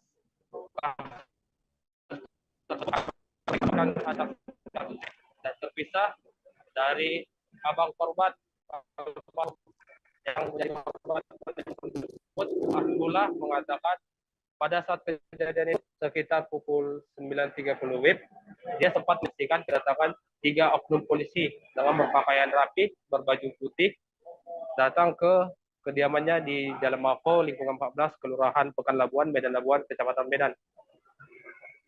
Ketiga polisi itu saat itu langsung mendatangi korban yang bernama Iwan alias Nasib, yang saat itu sedang duduk di depan rumahnya, yang baru saja selesai mandi. Dari keterangan Asbullah, polisi itu sempat cekcok dengan korban dan sempat melakukan mempiting di bagian leher si korban. Terdengar satu tembakan sehingga dia berlari ke arah keributan itu dan menyebutkan, "Kalian bunuh adik saya." Saat dia sampai di dekat polisi pun lantas berlari meninggalkan lokasi, dan juga ada beberapa remaja daerah situ tiga oknum polisi. Namun polisi berhasil kabur setelah sampai di mobilnya yang diparkirkan di bahu jalan Yos Sudarso, sehingga mereka berhasil kabur ke arah Belawan. Dari keterangan Asbullah, salah satu oknum polisi yang melakukan penembakan tersebut, ia mengenalinya, dengan oknum tersebut sering datang ke kediaman si korban. Tersebut Rudi Simamora yang bertugas di Satres Narkoba Polres Pelabuhan Belawan. Dan untuk korban saat ini baru saja dilakukan oleh pihak dan tadi pagi Kapolres Pelabuhan Belawan telah menyambangi untuk melayat ke rumah duka, dan keluarga pun menerima Pelabuhan Belawan yang baik.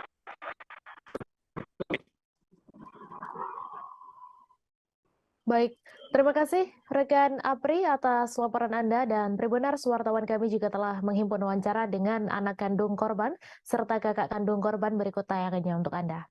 Coba ceritakan bagaimana kejadian yang menewaskan Bapak ini. Tolong Pak Kapolri, Pak Jokowi. Ayah saya tewas ditembak polisi. Tewas saya Pak. Polisi sekarang anarkis sekali Pak. Tak tahu sebab apa ya Pak. Sampai jebol leher saya Pak ditembak Pak. Tolong bantu kami Pak Kapolri, Pak Jokowi. Kapan kejadiannya itu, Dek? Jam 10 tadi pagi Pak. Jam 10 tadi pagi. Yang nembak siapa, Dek? Nggak tahu Pak. Fotonya ada saya, nggak tahu saya Pak. Namanya nggak polisi tahu? Pak, namanya saya nggak tahu Pak. Polisi mana, Dek? Polisi Pelabuhan Belawan Pak, Polres Pak. Ada berapa orang tadi Bang? 3 orang Pak, 3 orang. Ini yang baju Bang pegang baju apa? Baju ayah saya Pak. Baju ponakan ini, baju adik dia ini, adiknya. Nah, ini baju ayahnya. Ini baju apa saya Pak? Adik saya yang gendong ayah saya nih Pak. Baju merah itu baju apa, Pak? Baju ayah saya, ini baju ayah saya, ini baju adik apa saya Pak? Adik saya Pak, gendong ayah saya tadi lah Pak.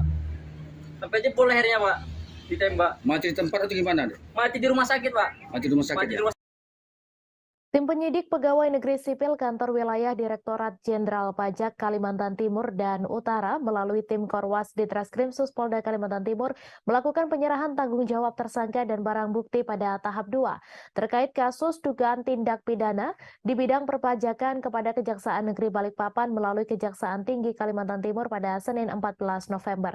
Tersangka berinisial FH yang merupakan pekerja lepas dari CVKP diserahkan ke Kejaksaan Negeri Balikpapan sebagai bentuk tindak lanjut penyelesaian penyalahgunaan pajak yang telah menimbulkan kerugian negara. Informasi selengkapnya akan disampaikan langsung oleh wartawan Tribun Kaltim Ari Nindita yang kini sudah terhubung bersama kami. Silakan rekan Ari. Baik, terima kasih Mei dan Tribuners dimanapun Anda berada. Tim PPNS atau tim penyidik pegawai negeri sipil Kantor Wilayah Direktorat Jenderal Pajak Kalimantan Timur dan Kalimantan Utara atau Kanwil DJB Kaltimtara melalui tim Korwas Ditreskrim Suspolda Kalimantan Timur melakukan penyerahan tanggung jawab tersangka dan barang bukti atas dugaan tindak pidana di bidang perpajakan. FH diketahui tersangka inisial FA yang merupakan pekerja lepas atau freelance dari CVKP diserahkan ke Kejaksaan Negeri Kejari Balikpapan melalui Kejaksaan Tinggi Kejati Kalimantan Timur. FH diduga kuat telah menggelapkan pajak hingga 1,4 miliar dari CVKP pada masa pajak April 2017 sampai dengan Desember 2018. Berdasarkan kronologi yang diperoleh selama pemeriksaan, diketahui Direktur CVKP menugaskan FH untuk membuat laporan dan melakukan penyetoran dalam kas negara. Pada kenyataannya, FH tidak membuat laporan dan menyetorkan pajak, melainkan menggunakan uang pajak tersebut untuk kebutuhan pribadi. Selain itu, FH memanipulasi laporan pajak dan bukti setoran bank agar terlihat memiliki kemiripan dengan bukti yang otentik. Kemudian, penyerahkan bukti-bukti palsu tersebut kepada Direktur CVKP. Dalam pemanggilan sebagai saksi, FH mengakui dengan sengaja melakukan manipulasi tersebut. Kini, tersangka FH dipersangkakan telah melanggar pasal 39 ayat 1 huruf C dan atau pasal 39 ayat 1 huruf D jungto, pasal 39 ayat 1 huruf I Undang-Undang Nomor 28 Tahun 2007 tentang perubahan ketiga atas Undang-Undang Nomor 6 Tahun 1983 tentang ketentuan umum dan tata cara perpajakan. Sebagaimana telah beberapa kali diubah terakhir dengan Undang-Undang Nomor 7 Tahun 2021 tentang harmonisasi peraturan perpajakan. Tersangka dengan sengaja tidak menyampaikan SPT masa PPN dan atau menyampaikan SPT masa PPN yang isinya tidak benar, serta tidak menyetorkan pajak yang telah dipungut sehingga dapat menyebabkan kerugian pada pendapatan negara sebesar Rp1.406.300.330. Atas pelanggaran tersebut, FH dapat dihukum dengan pidana penjara paling singkat 6 bulan dan paling lama 6 tahun, dengan denda paling sedikit 2 kali jumlah pajak terutang yang tidak atau kurang dibayar dan paling banyak 4 kali jumlah pajak terutang yang tidak atau kurang dibayar. Windu Kumoro selaku Kepala Bidang Pemeriksaan, Penagihan Intelijen dan Penyidikan mengutarakan dalam hal menegakkan keadilan dan stabilitas penerimaan negara, maka tindakan penegakan hukum ditempuh sebagai langkah terakhir, yakni ultimum remedium, untuk menindak tegas perbuatan yang melanggar peraturan perundang-undangan. Tujuan utamanya bukan hanya semata-mata ingin memenjarakan wajib pajak, melainkan untuk memulihkan kerugian negara dan memberikan rasa keadilan bagi seluruh wajib pajak. DCB selaku institusi penghimpun pajak negara akan berupaya untuk memberikan deterrent efek kepada individu maupun badan hukum yang berniat melakukan penggelapan pajak, dengan harapan agar berkontribusi sesuai kewajiban perpajakannya sebagai bentuk sikap gotong royong dalam membangun Indonesia lebih maju. Demikian, Mei. Terima kasih Ari Nindita atas laporan Anda. Selamat bertugas kembali. Kasus tewasnya satu keluarga di perumahan Citra Garden Extension Blok AC5 nomor 7 Kecamatan Kalideres, Jakarta Barat masih menyimpan tanda tanya besar. Sebelumnya tim gabungan kepolisian bersama laboratorium forensik melakukan olah TKP pada Minggu 13 November lalu. Dari olah TKP tersebut tampak beberapa buku dan kalender Cina ditemukan polisi. Penemuan tersebut mengundang pertanyaan publik terkait sekte atau kepercayaan yang dianutnya. Untuk informasi selengkapnya akan disampaikan langsung oleh wartawan Warta Kota, Nuriatul Hikmah yang kini sudah terhubung bersama kami. Silakan rekan Nuri. Ya, Mei dan juga pemirsa, betul sekali bahwasannya memang kasus tewasnya satu keluarga di perumahan Citra Garden Extension, Blok AC5 nomor 7, Kecamatan Kalideres, Jakarta Barat, ini masih menyimpan tanda tanya besar. Sebelumnya, tim gabungan kepolisian bersama laboratorium forensik atau tim Lab4 itu telah melakukan olah tempat kejadian perkara pada Minggu 13 November 2022 lalu. Nah, dari hasil TKP tersebut, nampak beberapa buku dan juga kalender Cina waktu itu ditemukan oleh polisi. Penemuan tersebut kemudian mengundang banyak pertanyaan publik terkait sekte atau kepercayaan yang dianutnya. Namun hal itu langsung ditampik oleh Kepala Unit ataupun Kanit Kriminal Umum Polres Metro Jakarta Barat, AKP Afrilendi, yang saat dihubungi pada Senin malam, di mana AKP Afril pada saat itu mengatakan bahwasannya tidak ada sekte-sekte dan memang ada ditemukan beberapa buku, namun memang bukan buku yang berisi tentang sekte-sekte. Namun meski begitu buku-buku tersebut pihaknya masih pelajari lebih lanjut. Kemudian juga selain buku, Afril juga mengecek beberapa hal ataupun temuan lain mengenai barang-barang yang ada di sekitar rumah tersebut, termasuk penemuan bedak bayi di kamar dan juga kapur barus. Bedak bayi yang ada di kamar itu memang ada, tapi tidak dicecerkan ke tubuh mayat. Begitu jelas Afril pada saat itu. Nah, kemudian untuk kapur barus sendiri memang ditemukan ada beberapa. Namun itu merupakan kapur barus biasa yang biasa ditempatkan di lemari seperti di rumah-rumah dan lain sebagainya. Kemudian juga Afril menyampaikan beberapa temuan barang masih dilakukan pengecekan di laboratorium dan hasilnya masih belum keluar. Lebih lanjut juga beberapa benda lain seperti struk atau bon hutang, ponsel korban, serta temuan lilin itu belum terbukti memiliki korelasi terhadap penyebab kematian satu keluarga di Kalideres ini. Menurut Afril, temuan lilin itu sudah dipakai, maksudnya adalah lilinnya itu sudah lilin bekas pakai yang jumlahnya tidak disebutkan berapa, dan kemudian juga menurut Afril itu biasa lilin yang digunakan untuk antisipasi mati lampu. Sementara itu terkait dengan struk dan juga bon ataupun juga surat wasiat, Afril mengaku pihaknya tidak menemukan hal tersebut saat olah tempat kejadian perkara. Kemudian juga Afril kembali menjelaskan terkait dengan temuan-temuan barang saat olah TKP juga akan dikumpulkan di data serta dipilah mana saja yang berhubungan dengan kasus ini. Demikian Mei, kembali kepada Anda. Terima kasih rekan Nuriatul Hikmah atas laporan Anda. Selamat bertugas kembali. Kita beralih ke informasi selanjutnya, Tribuners. Warga Kabupaten Takalar, Sulawesi Selatan menggelar unjuk rasa di beberapa ruas jalan pada Senin 14 November. Seperti di ruas Jalan Poros Galesong, terpantau masyarakat memblokade jalan. Mereka menutup jalan imbas hasil tes bakal calon kepala desa tidak lolos. Masa aksi juga menolak keputusan hasil tes tertulis yang diselenggarakan panitia pelaksana pemilihan kepala desa Takalar. Informasi selengkapnya akan disampaikan langsung oleh wartawan Tribun Timur, Said Zulfadli, yang kini sudah terhubung bersama kami. Silakan rekan Said.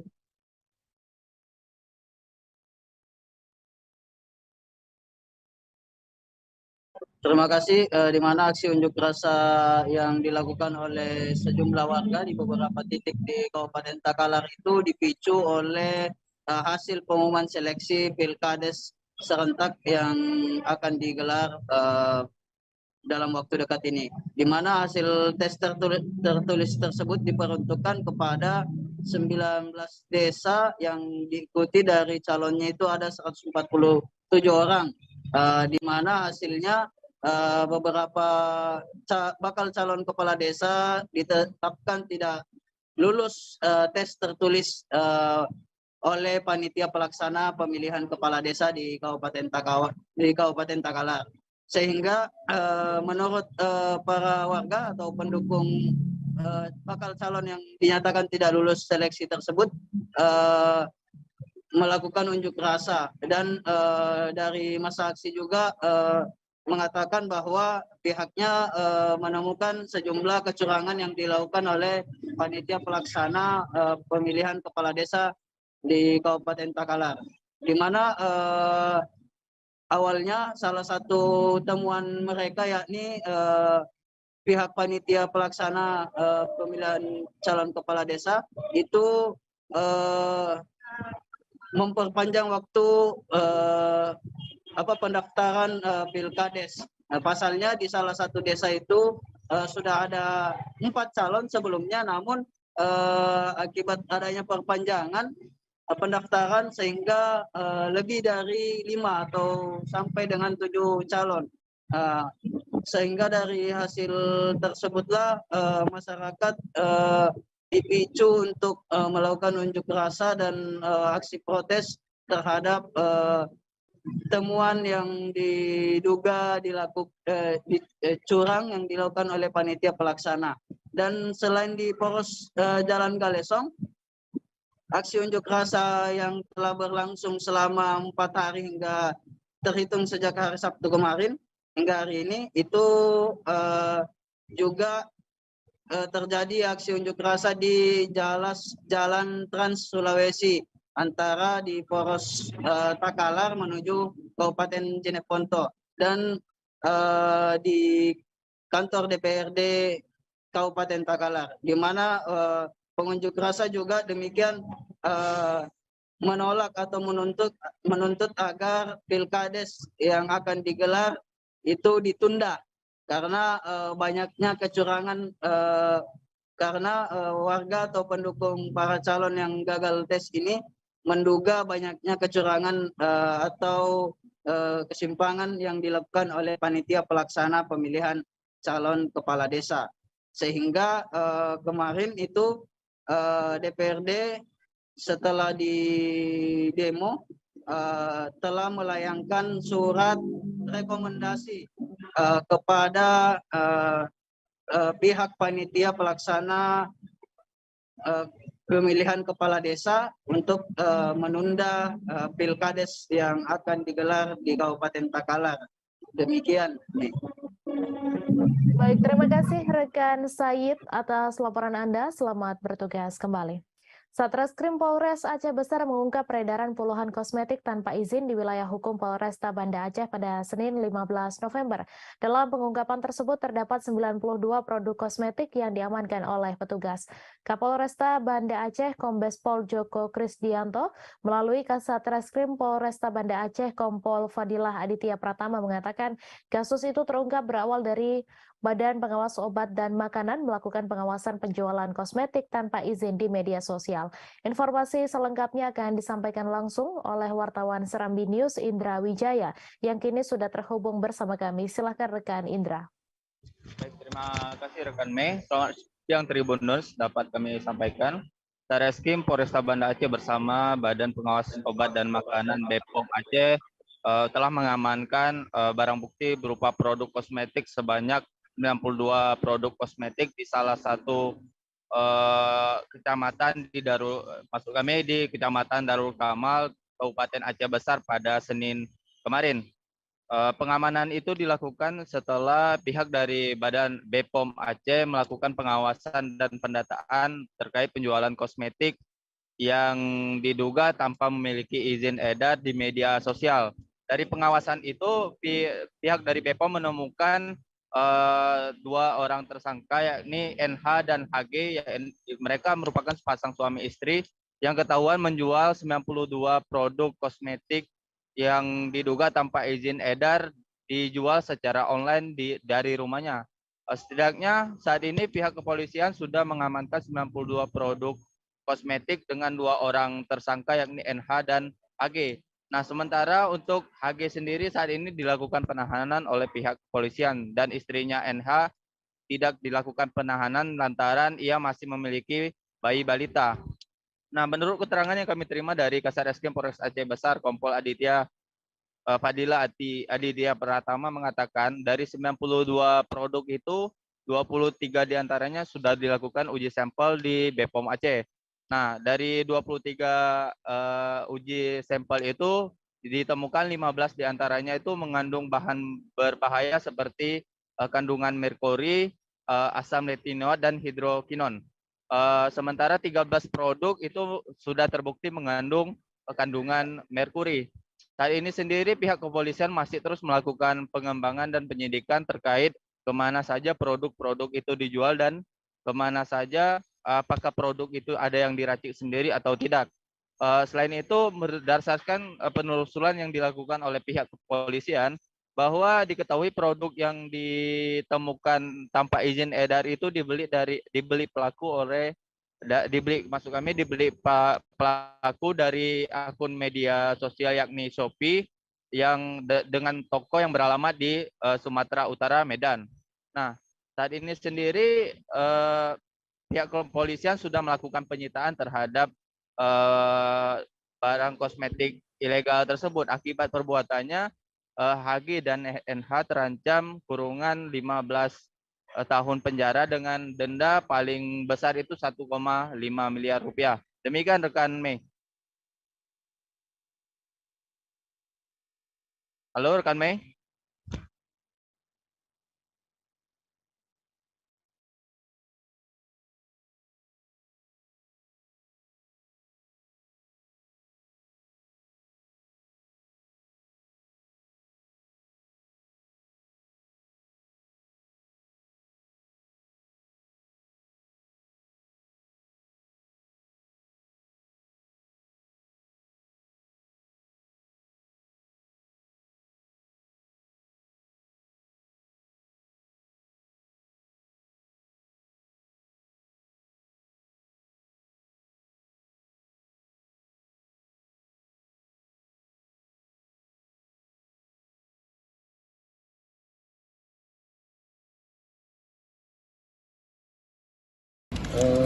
Baik, jadi untuk mengenai produk memang campur ya, ada yang dari lama, ada yang dari baru.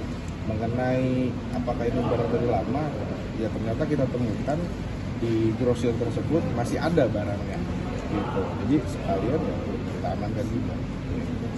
Pak, untuk ini omset pendapatan tersangka berapa sih untuk baik, jadi ini secara detail belum bisa saya simpulkan, tapi bisa 2 kali lipat ya.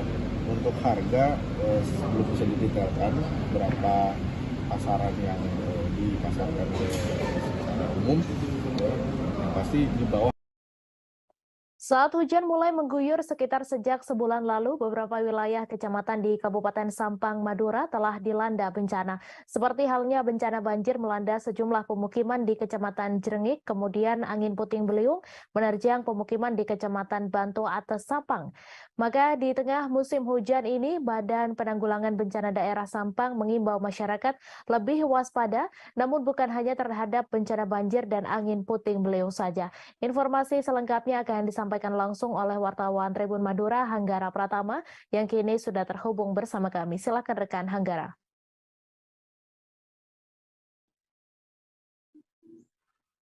Baik, terima kasih rekan Mei. Jadi memang dengan kondisi cuaca yang saat ini, pemerintah Kabupaten Sampang melalui Badan Penanggulangan Bencana Daerah mewanti-wanti agar masyarakat lebih ekstra waspada terhadap bencana alam karena tidak dapat diprediksi kedatangannya. Namun BPBD Sampang menghimbau kewaspadaan bukan hanya terhadap bencana banjir dan angin puting beliung saja, melainkan juga lebih waspada terhadap bencana tanah longsor.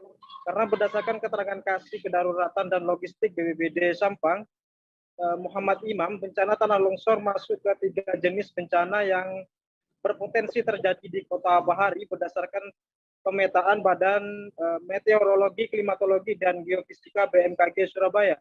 Bahkan semua kecamatan, sebanyak 14 kecamatan di Kabupaten Sampang berpotensi terjadi longsor. Tapi untuk wilayah kecamatan yang masih kategori tinggi, ada 4 kecamatan, diantaranya Kecamatan Karangpenang, Kecamatan Tambelangan, Kecamatan Kedunggung, dan Kecamatan Robetal.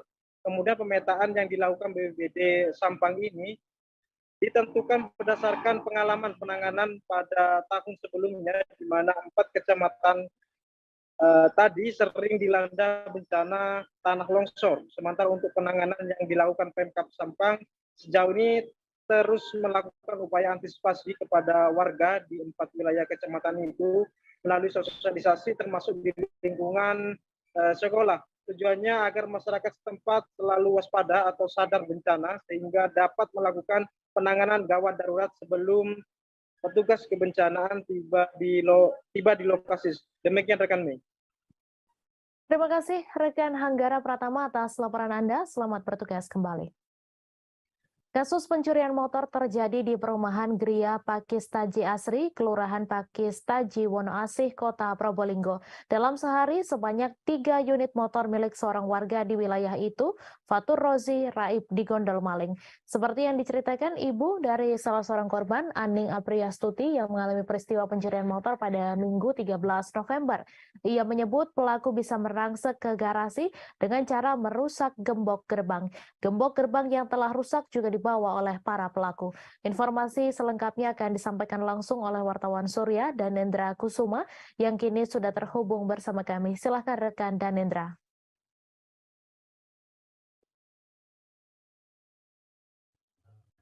Baik rekan Mei, peristiwa pencurian motor terjadi pada Minggu sekira pukul 1. Sebanyak 3 motor milik warga Gria Pakistaji Asri, Raib, digondol maling. Kala itu pemilik maupun keluarga yang tinggal di rumah tersebut sedang tertidur lelap. Peristiwa pencurian ini baru diketahui pada pukul 4:30 saat pemilik tengah melakukan aktivitas. Ia melihat garasi maupun pintu rumah sudah terbuka dan juga 3 motor yang terparkir di dalam garasi juga raib. Pemilik mencurigai bila pelaku ini tergolong spesialis karena saat menjalankan aksinya para pelaku ini cukup rapi, tidak ada suara saat proses merusak gembok maupun saat proses merusak rumah kunci dengan kunci T, rumah kunci motor maksud saya. Saat ini pemilik motor sudah melaporkan kejadian ini ke polisi dan polisi sudah datang ke TKP untuk melakukan olah TKP dan meminta keterangan korban. Saat ini kasus pencurian 3 motor ini sedang diselidiki oleh pihak kepolisian. Begitu, Mei. Baik, terima kasih rekan Danendra atas laporan Anda. Selamat bertugas kembali. Pasangan suami istri bernama Randa dan Leni sudah ditetapkan tersangka atas dugaan kasus pencurian. Warga Dusun Kelekak Usang, Desa Perawas, Kecamatan Tanjung Pandan, Kabupaten Belitung tersebut dilaporkan melakukan pencurian di 2 lokasi berbeda. Di antaranya rumah yang beralamat di Perumahan Garden City, Desa Dukong, dan rumah kosong di Desa Buluh Tumbang. Informasi selengkapnya akan disampaikan langsung oleh wartawan Pos Belitung, Dede Suhendar, yang kini sudah terhubung bersama kami. Silakan rekan Dede. Ya, baik Mei dan Tribuners, semenjak ditetapkan sebagai tersangka 2 pasangan suami istri yang diketahui bernama Randa dan Leni terus diperiksa oleh penyidik Satreskrim Polres Belitung. Berdasarkan hasil pemeriksaan sementara ini, terdapat 2 laporan kepolisian yang menjadi lokasi kejadian atas kasus pencurian tersebut. Untuk TKP yang pertama itu sebuah rumah yang terletak di Perumahan Garden City di Desa Dukong, Kecamatan Tanjung Pandan, Kabupaten Belitung. Sedangkan untuk TKP yang kedua itu sebuah rumah kosong yang terletak di Desa Bulu Tumbang, Kecamatan Tanjung Pandan, Kabupaten Belitung. Berdasarkan keterangan dari Kasubsi Penmas Humas Polres Belitung, Ibda Belipinam menjelaskan sebenarnya untuk lokasi pencurian ini memang sekitar 5-8 titik. Namun untuk korban lainnya memilih tidak melaporkan kejadian tersebut kepada pihak kepolisian, tetapi mereka hanya mengambil barang bukti yang sudah diamankan di Polres Belitung.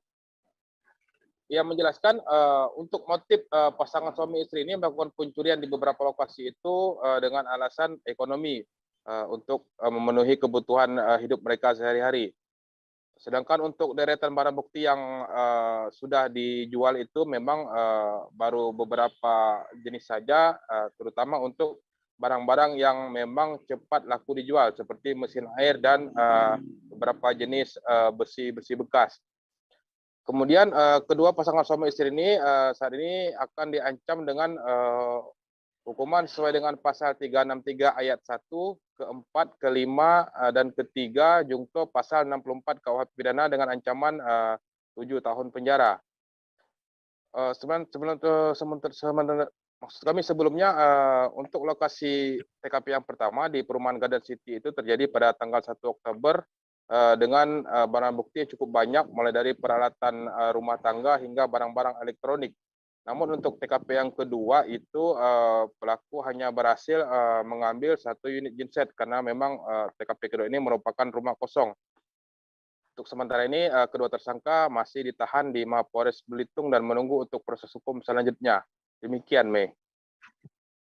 Terima kasih rekan Dede atas laporan Anda, dan Tribunars wartawan kami juga telah menghimpun wawancara dengan Kasubsi Penmas Humas Polres Belitung. Berikut tayangannya untuk Anda. Kronologi kejadian LP1 pada hari Sabtu tanggal 01 Oktober 2022 sekira pukul 17 WIB, korban kembali dari kediaman kakak kandungnya Maringka Yadi menuju kediamannya di perumahan Garden City, Desa Dukong, Kecamatan Tanjung Pandan, Kabupaten Belitung.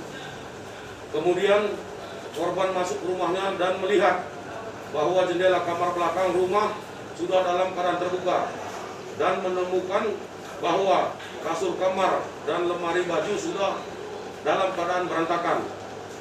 Kemudian korban mengecek lagi ke bagian dapur dan menemukan perabotan rumah tangga sudah hilang.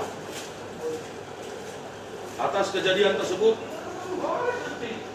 korban melaporkan ke SPKT Polres Belitung untuk ditindaklanjuti. Salah satu rumah di Desa Sungai Ketapi RT 3 Kecamatan Paringin Kabupaten Balangan menjadi viral saat pemiliknya yakni Ardiansyah mengunggah bagian dalam rumah ke akun TikTok dan akun Instagram serta YouTube miliknya pada beberapa waktu lalu. Ardiansyah yang juga merupakan selebgram di Balangan sekaligus seleb TikTok dengan pengikut mencapai puluhan ribu tersebut sukses menggait penontonnya pada bagian isi rumahnya yang dihuni sang ayah. Bangunan rumahnya tidak banyak berbeda dibanding rumah pada umumnya. Namun yang menjadi keunikan tersendiri ialah adanya pohon nangka yang tertanam di tanah berada pada bagian ruang tamu rumah tersebut. Informasi selengkapnya akan disampaikan langsung oleh wartawan Banjarmasin Pos, Isti Rohayanti yang kini sudah terhubung bersama kami. Silakan rekan Isti. Baik, terima kasih rekan Mei. Jadi pada beberapa waktu lalu memang ada berita viral tentang pohon yang tumbuh di dalam rumah warga, tepatnya di Desa Sungai Ketapi, Kecamatan Paringin, Kabupaten Balangan. Dan di dalam rumah ini sebelumnya adalah kebun. Jadi sebelum rumah itu dibangun, tempat tersebut merupakan kebun yang dimiliki oleh Ardiansyah. Dan Ardiansyah ini adalah salah satu selebgram yang ada di Kabupaten Balangan. Nah, untuk beberapa pohon yang ada di dalam rumah, jadi ada beberapa pohon di dalam rumah, salah satunya itu ada pohon nangka, tepat di bagian ruang tamu, lalu ada juga pohon di bagian kamar, di kamar utama, ada pohon cempedak, lalu ada pohon di kamar lainnya juga, pohon hambawang.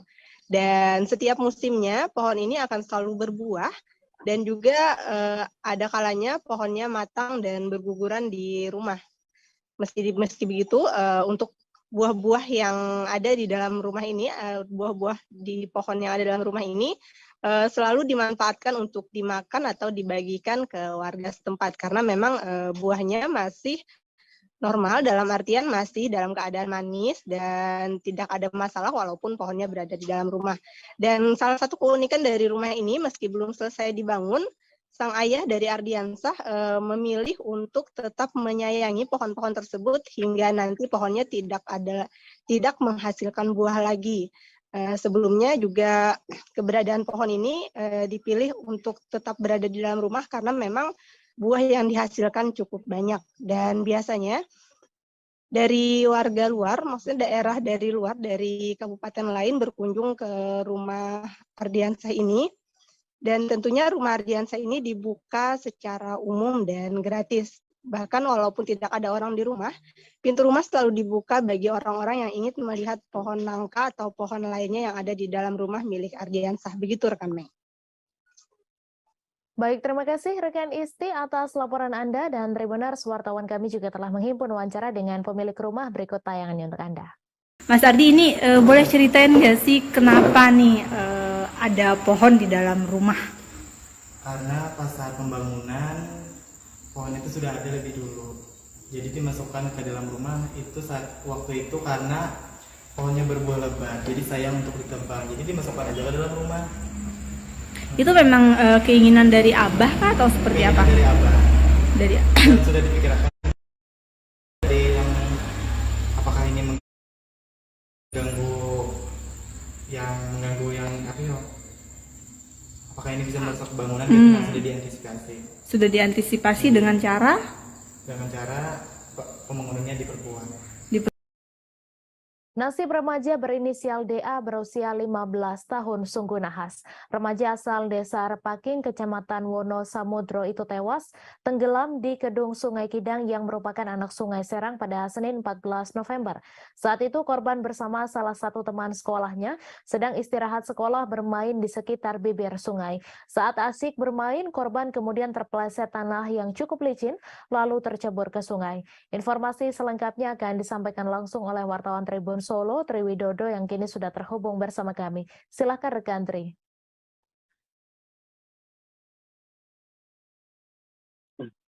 Ya, Mei dan Tribuners, dapat kami laporkan dari PLI di mana pada hari Senin kemarin, tanggal 14 November tahun 2022 telah terjadi kecelakaan. Ini yang mengakibatkan DA, seorang siswa yang berusia 15 tahun itu tewas tenggelam. Peristiwa itu terjadi di wilayah desa Repaking, Kecamatan Wonosamudro, Kabupaten Piri, Jawa Tengah. Informasi yang dihimpun dari lokasi, saat itu DA dan seorang temannya sekira pukul 10:15 waktu Indonesia Barat lagi istirahat sekolah. Kemudian keduanya bermain di sekitar kedung yang merupakan atau cekungan dari sebuah sungai yang memiliki kedalaman lebih dalam ketimbang sungai ataupun aliran sungai yang lain. Saat itu korban kemudian yang bermain di bibir sungai itu terpeleset lalu tercebur. Korban yang tidak bisa berenang kemudian tenggelam. Seorang temannya pun langsung berteriak untuk mendapatkan pertolongan dari warga. Namun sayang karena korban tidak bisa berenang sehingga korban ditemukan dalam kondisi sudah meninggal dunia. Upaya dari warga dan beserta tim dari Polres Borai maupun dari tim SAR melakukan pencarian akhirnya membuahkan hasil. Sekitar 30 menit kemudian korban berhasil ditemukan, hanya saja kondisinya korban sudah tidak tertolong. Melihat kejadian ini, Suherman selaku Kabid Kedaruratan dan Logistik BPBD Boyolali mengimbau kepada seluruh warga masyarakat untuk saat ini tidak bermain di bibir sungai karena mengingat intensitas hujan yang terus mengguyur menjadikan kawasan ataupun tanah di sekitar bibir sungai menjadi licin dan beresiko untuk terjadinya kecelakaan air. Dari hasil pemeriksaan kepada korban, kecelakaan air ini langsung mendapat respon dari jajaran Polsek Wonosegoro yang masih menaungi wilayah Wonosamudro, tidak menemukan adanya tanda-tanda penganiayaan pada tubuh korban. Korban diduga murni mengalami kecelakaan. Baik. Baik, terima kasih rekan Tri Widodo atas laporan Anda. Selamat bertugas kembali. Dua pekerja tambang pasir Timah Parit 9 Desa Gadung, Kecamatan Tobo Ali, Bangka Selatan mengalami laka tambang di kolong mekanik Desa Keposang. Kejadian laka tambang tersebut terjadi pada Senin 14 November pagi ketika pekerja tambang sedang melakukan aktivitas di lokasi kejadian. Akibat dari laka tambang, satu pekerja meninggal dunia dan satu orang dilarikan ke Rumah Sakit Bangka Selatan. Informasi selengkapnya akan disampaikan langsung oleh wartawan Bangka Pos Adi Saputra yang kini sudah terhubung bersama kami. Silahkan rekan Adi. Ya, rekan Tribun News dimanapun berada, selamat siang. Saya akan menyampaikan informasi terkait kronologis dua orang pekerja tambang timah yang ada di Desa Parit 9, Desa Gadung, Kecamatan Tobo Ali, Kabupaten Bangka Selatan, yang mana pada hari Senin 14 November 2022, keduanya ini sedang melakukan aktivitas pertambangan di daerah kolong mekanik Desa Keposang, Kecamatan Tobo Ali, Kabupaten Bangka Selatan. Keduanya ini merupakan pekerja tambang, yaitu Saudara Jumardin alias Mardin, usia 35 tahun, dan Rizal, usia 42 tahun. Keduanya ini tertimpa tanah longsor, yang mana ketika tanah itu longsor, keduanya sedang melakukan aktivitas pertambangan di kolong mekanik. Dari keterangan saksi, salah satu saksi yang menyaksikan kejadian ketika kedua orang ini tertimbun tanah longsor di lokasi, Saudara Wandi menyebutkan bahwa ketika tanah longsor, keduanya sedang berada untuk mengeringkan air dan mencoba untuk naik ke atas, namun keduanya tidak sempat menyelamatkan diri. Namun dari kejadian ini, satu orang bernama Jumardin alias Mardin, usia 35 tahun, meninggal dunia tertimpa tanah longsoran dan sudah dibawa ke rumah duka. Sedangkan untuk pekerja tambang bernama Riza, usia 42 tahun, ini saat ini masih berada di Rumah Sakit Umum Daerah Bangka Selatan. Kasat Reskrim Polres Bangka Selatan, AKP Chandra Satria Adi Pradana, menyebutkan bahwa kronologis dari tertimbunnya kedua pekerja tambang yang ada di di kolong mekanik Desa Keposang, Kabupaten Bangka Selatan ini, pihaknya telah melakukan olah TKP dan mendatangi rumah duka ataupun mendatangi rumah sakit di mana korban sedang dirawat. Untuk korban yang meninggal sendiri, pihak keluarga tidak mau dilakukan visum karena korban akan langsung dimakamkan pada hari itu juga. Untuk kejadian sendiri, saya informasikan terjadi sekitar pukul 11:30, yang mana memang kondisi kolong tersebut memang sudah kurang lebih 4 tahun dilakukan aktivitas pertambangan. Lebih lanjut, Kasat Reskrim Polres Bangka Selatan mengimbau kepada seluruh para penambang yang melakukan aktivitas pertambangan di daerah tersebut untuk berhati-hati dan waspada saat melakukan aktivitas pertambangan. Karena cuaca saat ini sedang tidak stabil, kadang hujan dan kadang panas. Untuk mengantisipasi terjadinya laka tambang lagi, aktivitas pertambangan di lokasi tersebut dihentikan untuk sementara.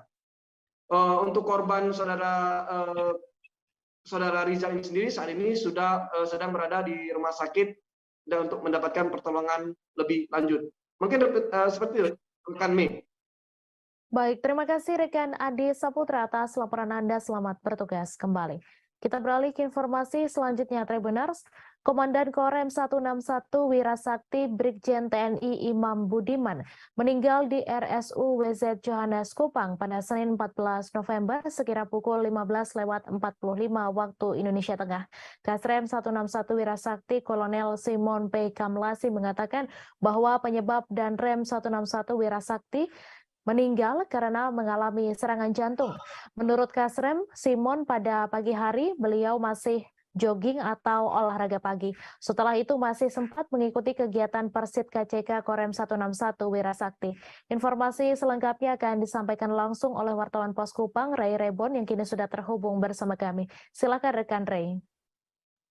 Baik rekan Mei, selamat sore Tribuners. Dari Kupang, Nusa Tenggara Timur, dapat saya laporkan bahwa Komandan Korem 161 Wirasakti Kupang, Brigjen TNI Imam Budiman telah menghembuskan nafas terakhir di Rumah Sakit Umum WC Yones Kupang pada hari Senin 14 November 2022 atau kemarin sekira pukul 15.45 WITA atau pukul 3 sore waktu Indonesia Tengah. Almarhum Komandan Korem 161 Wirasakti Kupang meninggal akibat serangan jantung yang dialaminya. Kepada awak media, Kasrem 161 Wirasakti Kupang Kolonel Simon P. Kamlasi mengatakan bahwa penyebab Danrem 161 Wirasakti Kupang Imam Budiman meninggal akibat serangan jantung yang dialaminya.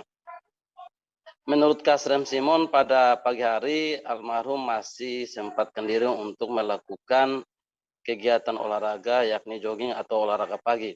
Setelah kegiatan olahraga pagi, almarhum masih menyempatkan diri untuk mengikuti kegiatan Persit KCK Korem 161 Wirasakti Kupang.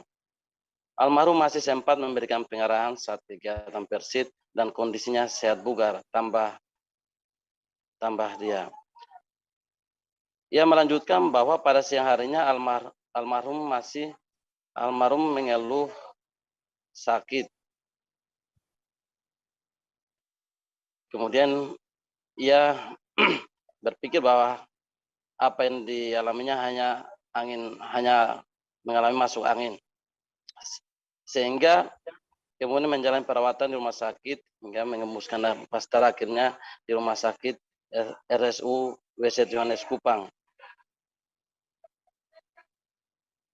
Selain itu, berdasarkan pantauan jenazah almarhum Imam Budiman dari rumah sakit menuju Makorem 161 Wirasakti Kupang.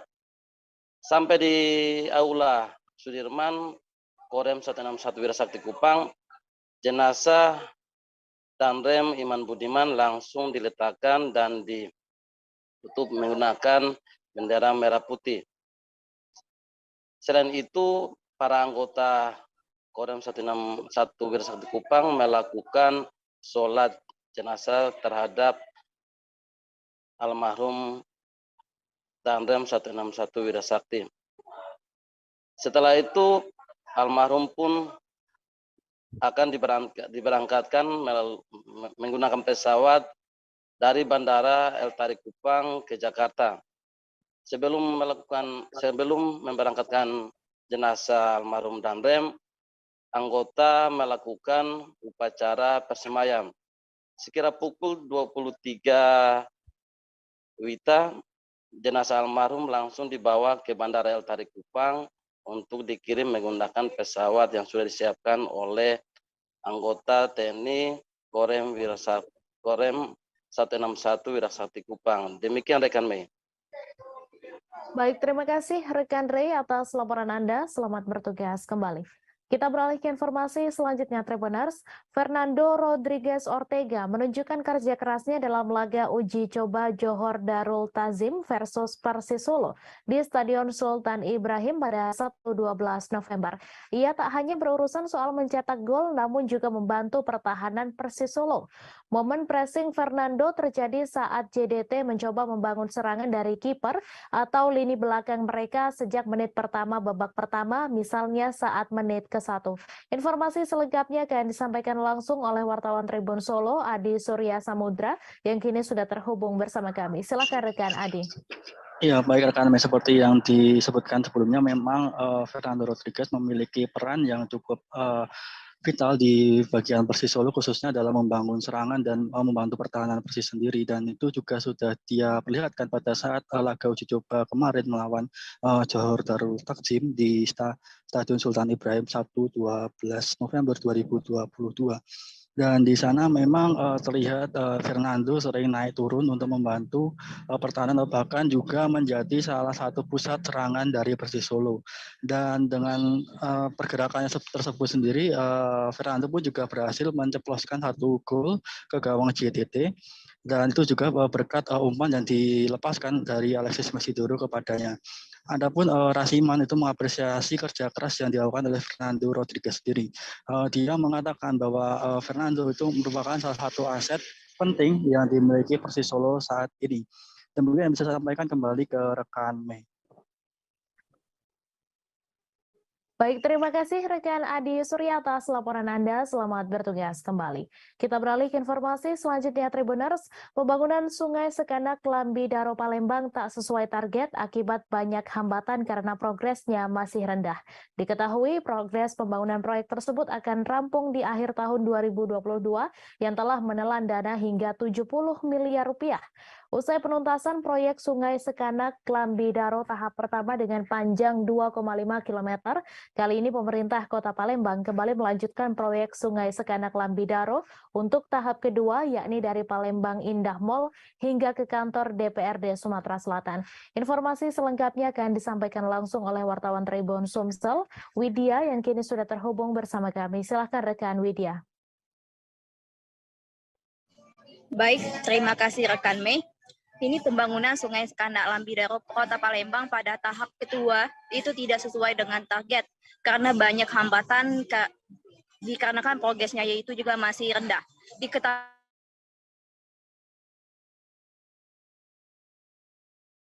bahwasannya progres Sekanak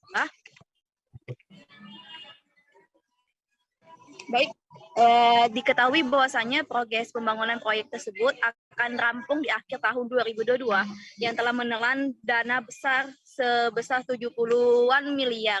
Akan tetapi pada saat ini sampai dengan sekarang progres dari Sungai Sekanak Lambi Daro itu sampai saat ini belum terselesaikan. Usai penuntasan proyek Sungai Sekanak Lambi Daro ini tahap pertama dengan panjang 2,5 km. Kali ini pemerintah Kota Palembang kembali melanjutkan proyek tersebut untuk tahap kedua, yaitu dari Palembang Indah Mall sampai ke kantor DPRD Sumatera Selatan. Dan saat ini pada sekarang ini lagi proses pancaran CCSP dan VCSP, sebagian sudah di area Ramayana atau di dekat Palembang Indah Mall.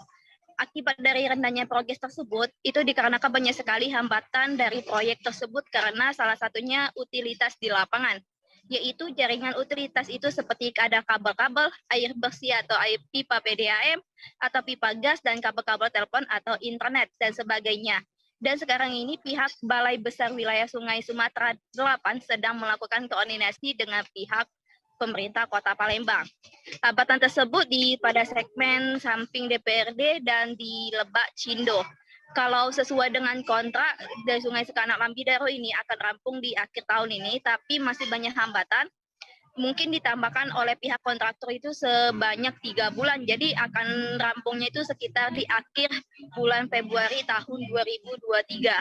Hal tersebut telah disampaikan juga secara langsung oleh Wali Kota Palembang, Haji Harnojoyo, saat meninjau langsung lokasi Sungai Sekanak Lambi Daro di Radial Palembang belakang Hotel Satika Kota Palembang. Baik rekan Mei, inilah laporan yang bisa dapat saya sampaikan. Terima kasih rekan Widya atas laporan Anda. Selamat bertugas kembali. Balai Pelaksana Jalan Nasional Kaltara mengungkapkan alasan perbaikan Jalan Poros Berau Bulungan. Perbaikan jalan dilakukan untuk memastikan keamanan dan kenyamanan pengendara. Sebelum diperbaiki, kondisi jalan menyulitkan pengendara karena tingkat kemiringan dan kelandaian di sejumlah titik jalan melebihi standar dari Kementerian PUPR. Informasi selengkapnya akan disampaikan langsung oleh wartawan Tribun Kaltara, Ilhami Faudi, yang kini sudah terhubung bersama kami. Silakan rekan Faudi. Baik rekan Mei dan Tribuners, dapat disampaikan bahwa progres pembangunan perbaikan jalan nasional, jalan poros Braubulungan masih dalam tahapan pengerjaan. Menurut pihak BPJN Kaltara, progres pengerjaan hingga bulan November kali ini sudah mencapai angka 52%. Diharapkan nantinya di bulan April mendatang proses perbaikan sepanjang 11,6 km dan khusus untuk di 10 titik pemotongan jalan sepanjang 3,11 km sudah dapat dirampungkan. Menurut PPK 11 Satker PJN Kaltara, Meza Kruhulesin, perbaikan proses jalan karena sebelumnya kondisi jalan di Jalan Poros Braubulungan ini belum memenuhi standar dari Kementerian PUPR. Mengingat ada beberapa titik yang tingkat kecuraman dan kelandaiannya ini melebihi ambang batas dari standar yang ditetapkan oleh Kementerian PUPR. Dengan adanya perbaikan jalan ini dengan metode geometrik atau pemangkasan badan jalan menjadi lebih landai dan sesuai, sehingga diharapkan nantinya para pengendara jalan dapat lebih aman dan nyaman dalam berkendara. Menurut pihak BPJN Kaltara sendiri, selama proses perbaikan jalan, pihaknya memastikan arus lalu lintas dan distribusi logistik dan juga mobilitas orang dan barang dipastikan tetap berjalan. Menurutnya, tidak pernah ada proses penutupan jalan sehingga mengganggu kelancaran arus mobilitas dan juga distribusi logistik. Menurutnya, pihaknya juga sudah menyiapkan sejumlah alat berat di sejumlah titik pengerjaan sehingga nantinya dapat membantu apabila diperlukan saat kondisi cuaca di lokasi proyek perbaikan tersebut tengah turun hujan. Namun sampai saat ini pihaknya memastikan distribusi logistik seperti truk muatan barang dan juga truk tangki BBM masih bisa melewati jalan poros tersebut. Demikian rekan Mei laporan yang dapat disampaikan. Terima kasih rekan Faudi atas laporan Anda. Dan Tribuners, wartawan kami juga telah menghimpun wawancara dengan PPK 11 Satker PJN Kaltara. Berikut tayangannya untuk Anda. Rencana progres. Sudah 52% Pak ya? 52%. Kalau melihat kondisi pengerjaan jalan yang sekarang ini Pak, masih ada titik-titik berat yang akan diselesaikan? Iya, perlu disampaikan bahwa tujuan pembangunan jalan, peningkatan jalan ini ada untuk preservasi ini ada dua. Yang pertama kita perbaikan geometrik, yang kedua kita melakukan peningkatan terhadap kondisi jalan existing yang sudah rusak. Jadi yang pertama perbaikan geometrik itu adalah karena ada lokasi-lokasi tertentu sekitar 10 lokasi yang kondisi existingnya itu kelandaiannya tidak memenuhi di atas 12% standar geometri kita di Kementerian PUPR. Iya, selama ini kan kenyamanan dan keamanan melewati jalan existing dengan kelandaian yang lebih dari 12% itu tidak aman dan tidak nyaman bagi pengendara. Sehingga sesuai dengan program kami itu dilakukan perbaikan geometrik. Jadi ada 10 titik perbaikan geometrik dengan total panjang 3,11 km. Memiliki keterbatasan tak membuat Sobirin menyerah berjuang untuk hidup. Penyandang disabilitas asal pelosok Klaten Kediri ini tetap melakoni keseharian tanpa putus asa. Ia yang divonis lumpuh akibat kecelakaan yang dialami pada 2012 silam tak menyerah untuk bertahan hidup dari hasil keringatnya sendiri. Sobirin mencoba membuat kerajinan dari bahan bambu yang kini bernilai jutaan rupiah. Informasi selengkapnya akan disampaikan langsung oleh wartawan Tribun Jatim, Lutfi Husnika, yang kini sudah terhubung bersama kami. Silakan rekan Lutfi. Baik, terima kasih rekan Mei. Tribuners, Sobirin merupakan seorang pria 38 tahun asal Kecamatan Pelosok Klaten, Kabupaten Kediri yang divonis lumpuh akibat kecelakaan yang dialaminya pada tahun 2012. Sobirin kemudian menjalani kehidupan sebagai penyandang disabilitas dan harus menggunakan alat bantu gerak untuk mobilitas sehari-harinya. Namun, di tengah keterbatasan yang ia miliki, Sobirin terus berusaha untuk bertahan hidup dan memperoleh pendapatan dari hasil keringatnya sendiri. Kini, Sobirin menjadi seorang pengrajin miniatur kapal yang terbuat dari bambu dan mampu menghasilkan jutaan rupiah setiap bulannya. Apa yang dimiliki Sobirin saat ini tidak serta-merta ia raih dalam waktu yang instan. Sebab pada saat pertama Sobirin mengalami kecelakaan di 2012 lalu, ia sempat merasa down dan putus asa. Kemudian Sobirin mencoba bangkit dengan mengikuti berbagai latihan keterampilan untuk mengupgrade skill yang ia miliki. Salah satunya Sobirin mengikuti latihan keterampilan di Kota Solo. Ia kemudian bertekad ketika kembali ke kampung halaman, ia harus bisa menciptakan suatu produk bernilai jual tinggi. Sobirin kemudian mencoba mengolah apa yang ada di lingkungan sekitarnya, yakni bambu, kemudian ia olah menjadi kapal pinisi, miniatur kapal pinisi, yang kemudian ia jual untuk menafkahi hidupnya dan keluarganya sehari-hari. Terbukti dari hasil usaha dan kerja keras Sobirin, ia berhasil meraup untung jutaan rupiah setiap bulannya dan berhasil mengangkat perekonomian keluarga. Kapal pinisi yang dibuat oleh Sobirin ini dihargai mulai dari Rp100.000 sampai 2,5 juta rupiah tergantung dari kesulitannya. Nah, Sobirin kemudian menyadari bahwa hidupnya tidak berhenti ketika ia menjadi seorang disabilitas. Sobirin kemudian terus membagikan ilmu yang ia miliki dengan memberikan pelatihan-pelatihan keterampilan kepada masyarakat sekitar dan siapapun yang mau untuk bergerak dan terus melanjutkan hidup. Saat ini Sobirin menjadi seorang pengrajin sukses di kawasan tempat tinggalnya, yakni di Kabupaten Kediri, dan menginspirasi banyak orang.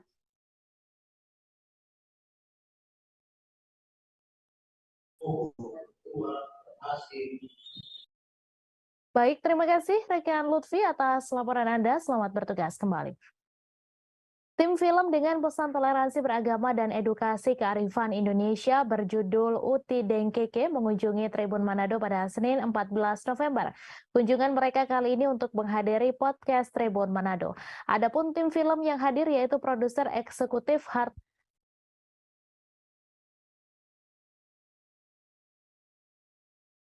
Victoria Burhanuddin dan Bimo DJ. Kedatangan mereka disambut langsung pemimpin perusahaan Tribun Manado, Riyadianto Tunandi. Informasi selengkapnya akan disampaikan langsung oleh wartawan Tribun Manado, Randy Umar, yang kini sudah terhubung bersama kami. Silakan rekan Randy.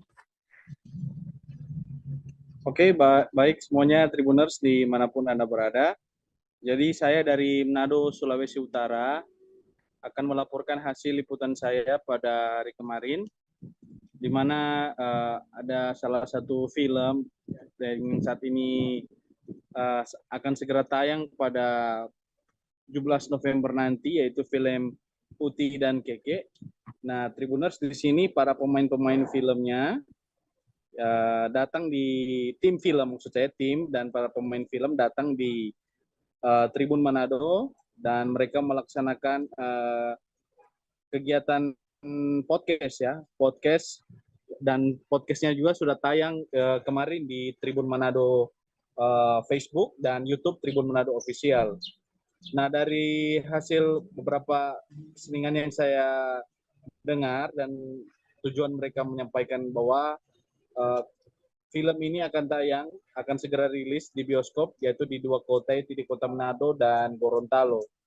Nah, menariknya film ini akan tayang memberi pesan tentang toleransi umat beragama, ya Tribuners. Jadi memberikan kesan bahwa menunjukkan bahwa daerah Sulawesi Utara ini memang sejak dulu memang terkenal dengan kerukunan umat beragama.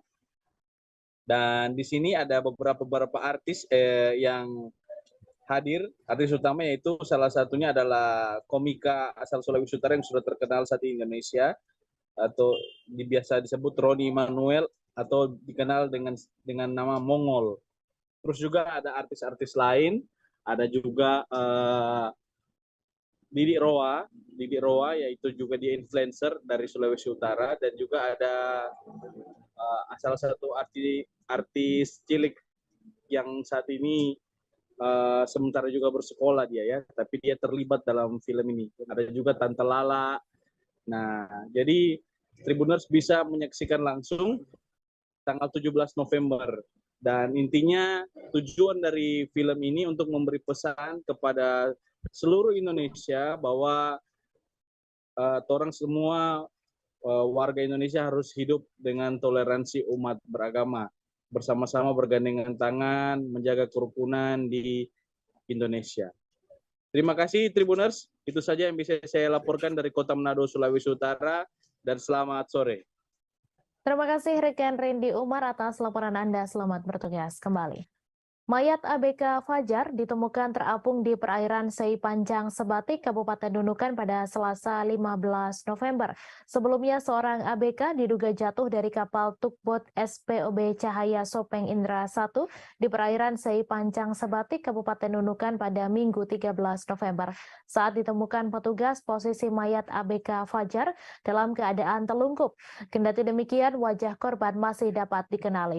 Informasi selengkapnya akan disampaikan langsung oleh wartawan Tribun Kaltara, Febrianus Felis, yang kini sudah terhubung bersama kami. Silakan rekan Felis. Baik, kami dan Tribuners dapat saya laporkan bahwa mayat ABK bernama Fajar, usia 25 tahun, ditemukan terapung di perairan Sungai Panjang Sebatik, Kabupaten Nunukan, Kalimantan Utara pada Selasa hari ini, pukul 8:45 waktu Indonesia Tengah.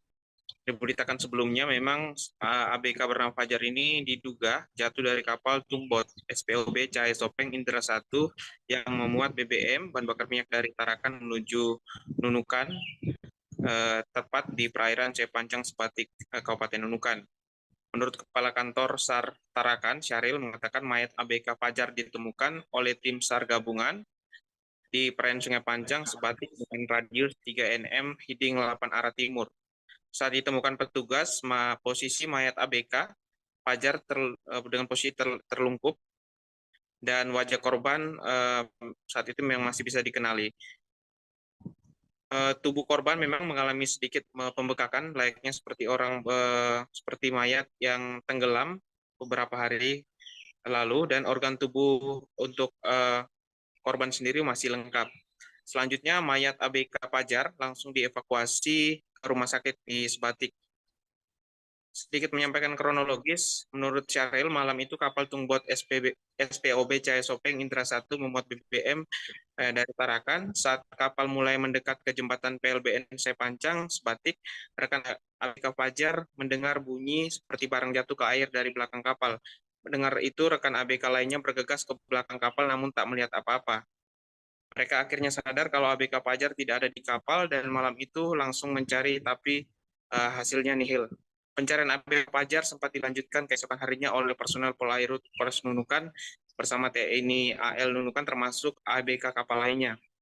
Namun keberadaan Fajar satu hari kemarin belum ditemukan dan diketahui ABK Fajar ini beralamat KTP di Desa Padatuo, Kecamatan Tendra, Kabupaten Bone, Sulawesi Selatan. Unsur yang terlibat dalam pencarian ABK Fajar yaitu Tim Rescue Posar Nunukan, BBD Nunukan, ABK Tugboat SPOB, dan masyarakat termasuk keluarga korban sendiri. Operasi SAR sudah dinyatakan selesai dan diusulkan untuk ditutup. Unsur yang terlibat dalam pencarian juga dikembalikan ke kesatuan masing-masing. Demikian laporan dari Nunukan ke Medis.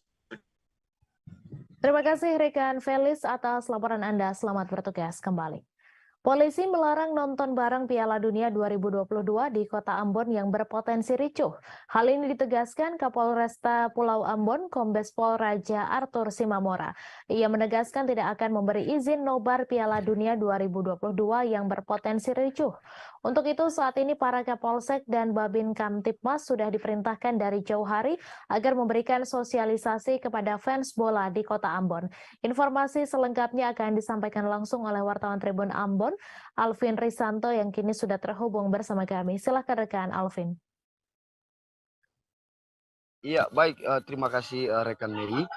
Jadi pihak kepolisian Polresta Pulau Ambon saat ini tengah melakukan sosialisasi terhadap para fans-fans bola yang ada di Kota Ambon maupun supporter-supporter bola yang ada di Kota Ambon.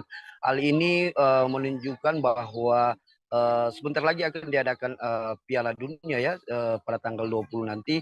Ini mencegah ada terjadinya perkalian-perkalian antar supporter di Kota Ambon.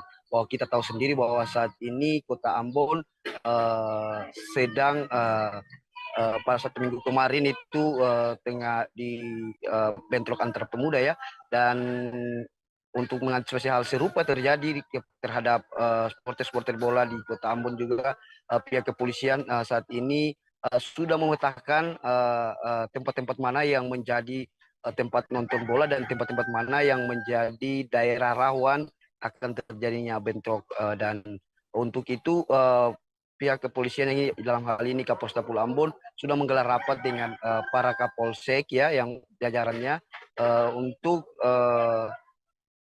menyuruhkan kepada para Kapolsek kepada Babin Kaptimas agar memberikan sosialisasi kepada fans bola untuk tidak melakukan hal-hal yang tak diinginkan. Dan pada saat ini juga pihak kepolisian Polresta Pulau Ambon juga tengah melakukan gencar merazia minuman keras ya. Dalam hal ini kita tahu di Kota Ambon sendiri minuman keras ini merupakan salah satu pemicu bentrok yang terjadi antar warga maupun supporter ya. Jadi untuk itu pihak kepolisian dalam hal ini melarang warga atau melarang supporter yang melakukan nonton bola dengan meminum minuman keras ya. Hal ini untuk apabila ditemukan langsung dilarang di tempat itu langsung dilarang untuk menonton bola ya untuk Piala Dunia 2022. Namun polisi saat ini juga sudah melakukan pemetaan ya tempat-tempat mana yang menjadi rawan ricu untuk menonton supporter Piala Dunia. Bahwa kita tahu di Piala Dunia di Kota Ambon sendiri fans fanatik ya Belanda ya yang paling banyak di Kota Ambon. Untuk itu pihak kepolisian Polresta Pulau Ambon sedang melakukan sosialisasi kepada fans ini agar kedepannya tidak ada bentrok antar warga antar supporter ya. Begitu rekan Mei. Baik, terima kasih rekan Alvin Risanto atas laporan Anda, dan Tribuners, wartawan kami juga telah menghimpun wawancara dengan Kapolresta Pulau Ambon. Berikut tayangannya untuk Anda. Preventif, saya akan kembangkan semuanya. Masing-masing polsek itu memberdayakan Babin Kamtibmas melakukan pendekatan utama terhadap tokoh-tokoh pemuda. Karena biasanya pemuda-pemuda ini sebagai supporter dari sepak bola. Itu pertama. Yang kedua, kita juga nanti sebagai preventif langkah pertama preventif mengedepankan Babin Kamtibmas. Yang kedua, Kapolsek harus bisa mengidentifikasi semua lokasi-lokasi yang menjadi tempat perkumpulan massa. Ya, karena dimungkinkan akan ada nonton besar. Ya, nobar bareng itu. Jadi itu pertama tuh. Kemudian yang ketiga, yang itu langkah preventif. Langkah preventifnya ya nanti kita laksanakan. Anak korban yang tewas akibat ditembak polisi di bagian leher hingga tembus menangis meminta tolong ke Kapolri dan Presiden untuk mengusut tuntas penembakan tersebut. Diketahui penembakan terjadi di Gang Mafo lingkungan 14 Pekan Labuan, Kecamatan Medan Labuan, Kota Medan pada Senin 14 November. Diduga oknum polisi Polres Pelabuhan Belawan melakukan penembakan kepada seorang warga hingga tewas di Pekan Labuan. Informasi selengkapnya akan disampaikan langsung oleh wartawan Tribun Medan, Aprianto, yang kini sudah terhubung bersama kami. Silakan rekan Apri. Ya, terima kasih Mei. Selamat siang Tribuners. Anak korban dari kasus penembakan yang dilakukan oleh polisi hingga tewas dan posisi lehernya tembus akibat timah panas yang ditembakkan anggota polisi. Yoni, anak korban, kemarin sore saat Tribun Medan temui, sempat menangis histeris sambil memegang baju yang digunakan adiknya saat menggendong almarhum ayahnya yang bersimbah darah akibat tembakan polisi tepat di bagian leher hingga tembus. Dia meminta tolong kepada Kapolri dan Bapak Presiden untuk mengusut tuntas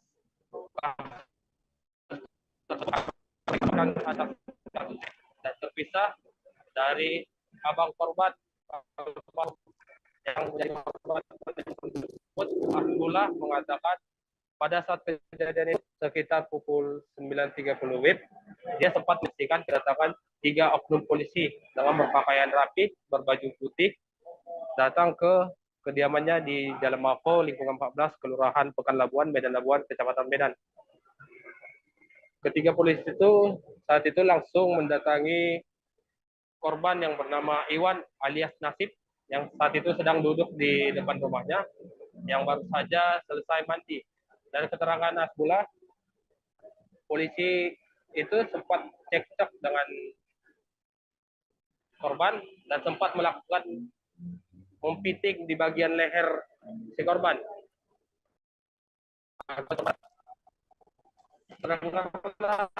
Yang terdengar satu tembak sehingga dia berlari ke arah keributan itu dan menyebutkan kalian bunuh adik saya. Saat dia sampai di dekat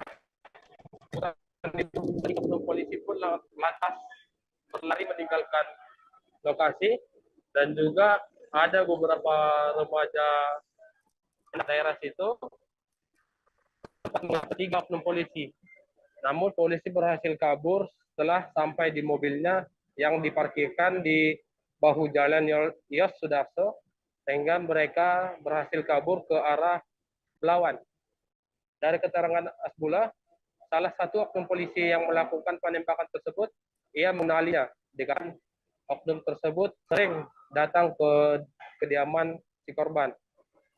Tersebut Pramuka Rudi Simamora yang bertugas di Satres Narkoba Polres Pelabuhan Belawan.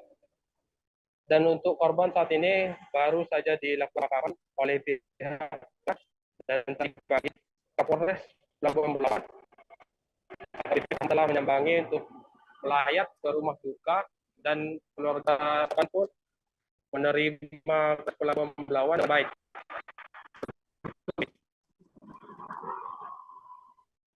Baik, terima kasih rekan Apri atas laporan Anda, dan Tribuners, wartawan kami juga telah menghimpun wawancara dengan anak kandung korban serta kakak kandung korban. Berikut tayangannya untuk Anda. Coba ceritakan bagaimana kejadian yang menewaskan Bapak ini. Tolong Pak Kapolri, Pak Jokowi. Ayah saya tewas ditembak polisi. Tewas saya Pak. Polisi sekarang anarkis sekali Pak. Tak tahu sebab apa ya Pak. Sampai jebol leher saya Pak, ditembak Pak. Tolong bantu kami Pak Kapolri, Pak Jokowi. Kapan kejadiannya itu, Dek? Jam 10 tadi pagi Pak. Jam 10 tadi pagi. Yang nembak siapa, Dek? Nggak tahu Pak. Fotonya ada saya, nggak tahu saya Pak. Namanya nggak polisi tahu? Pak, namanya saya nggak tahu Pak. Polisi mana, Dek? Polisi Pelabuhan Belawan Pak, Polres Pak. Ada berapa orang tadi Bang? 3 orang Pak, 3 orang. Ini yang baju Bang pegang baju apa? Baju ayah saya Pak. Baju adik ponakan ini, baju adik dia ini, adiknya. Nah, ini baju ayahnya. Nah, ini baju apa saya Pak? Adik saya yang gendong ayah saya ini Pak. Baju merah itu baju apa, Pak? Baju ayah saya, ini baju ayah saya, ini baju adik apa saya Pak? Adik saya Pak, gendong ayah saya tadi lah Pak. Sampai jebol lehernya Pak, ditembak. Mati di tempat atau gimana, Dek? Mati di rumah sakit Pak. Mati di rumah sakit. Mati di rumah Tim penyidik Pegawai Negeri Sipil Kantor Wilayah Direktorat Jenderal Pajak Kalimantan Timur dan Utara melalui tim Korwas Ditreskrim Suspolda Kalimantan Timur melakukan penyerahan tanggung jawab tersangka dan barang bukti pada tahap 2 terkait kasus dugaan tindak pidana di bidang perpajakan kepada Kejaksaan Negeri Balikpapan melalui Kejaksaan Tinggi Kalimantan Timur pada Senin 14 November. Tersangka berinisial FH yang merupakan pekerja lepas dari CVKP diserahkan ke Kejaksaan Negeri Balikpapan sebagai bentuk tindak lanjut penyelesaian penyalahgunaan pajak yang telah menimbulkan kerugian negara. Informasi selengkapnya akan disampaikan langsung oleh wartawan Tribun Kaltim Ari Nindita yang kini sudah terhubung bersama kami. Silakan rekan Ari. Baik, terima kasih Mei dan Tribuners dimanapun Anda berada.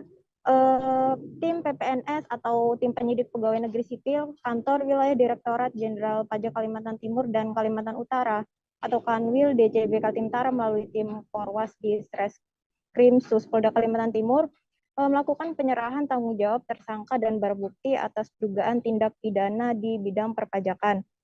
FH diketahui tersangka inisial FA yang merupakan pekerja lepas atau freelance dari CVKP diserahkan ke Kejaksaan Negeri Kejari Balikpapan melalui Kejaksaan Tinggi Kejati Kalimantan Timur. FH diduga kuat telah menggelapkan pajak hingga 1,4 miliar dari CVKP pada masa pajak April 2017 sampai dengan Desember 2018. Berdasarkan kronologi yang diperoleh selama pemeriksaan, diketahui Direktur CVKP menugaskan FH untuk membuat laporan dan melakukan penyertaan dalam kas negara. Pada kenyataannya, FH tidak membuat laporan dan menyetorkan pajak, melainkan menggunakan uang pajak tersebut untuk kebutuhan pribadi. Selain itu, FH memanipulasi laporan pajak dan bukti setoran bank agar terlihat memiliki kemiripan dengan bukti yang otentik. Kemudian, menyerahkan bukti-bukti palsu tersebut kepada Direktur CVKP. Dalam pemanggilan sebagai saksi, FH mengakui dengan sengaja melakukan manipulasi tersebut. Kini tersangka FH dipersangkakan telah melanggar pasal 39 ayat 1 huruf C dan atau pasal 39 ayat 1 huruf D jungto, pasal 39 ayat 1 huruf I Undang-Undang Nomor 28 Tahun 2007 tentang perubahan ketiga atas Undang-Undang Nomor 6 Tahun 1983 tentang ketentuan umum dan tata cara perpajakan. Sebagaimana telah beberapa kali diubah terakhir dengan Undang-Undang Nomor 7 Tahun 2021 tentang harmonisasi peraturan perpajakan. Tersangka dengan sengaja tidak menyampaikan SPT masa PPN dan atau menyampaikan SPT masa PPN yang isinya tidak benar, serta tidak menyetorkan pajak yang telah dipungut sehingga dapat menyebabkan kerugian pada pendapatan negara sebesar Rp1.406.300.330. Atas pelanggaran tersebut, FH dapat dihukum dengan pidana penjara paling singkat 6 bulan dan paling lama 6 tahun, dengan denda paling sedikit 2 kali jumlah pajak terutang yang tidak atau kurang dibayar dan paling banyak 4 kali jumlah pajak terutang yang tidak atau kurang dibayar. Windu Kumoro selaku Kepala Bidang Pemeriksaan, Penagihan Intelijen dan Penyidikan mengutarakan dalam hal menegakkan keadilan dan stabilitas penerimaan negara, maka tindakan penegakan hukum ditempuh sebagai langkah terakhir, yakni ultimum remedium, untuk menindak tegas perbuatan yang melanggar peraturan perundang-undangan. Tujuan utamanya bukan hanya semata-mata ingin memenjarakan wajib pajak, melainkan untuk memulihkan kerugian negara dan memberikan rasa keadilan bagi seluruh wajib pajak. DCB selaku institusi penghimpun pajak negara akan berupaya untuk memberikan deterrent efek kepada individu maupun badan hukum yang berniat melakukan penggelapan pajak, dengan harapan agar berkontribusi sesuai kewajiban perpajakannya sebagai bentuk sikap gotong royong dalam membangun Indonesia lebih maju. Demikian, Mei.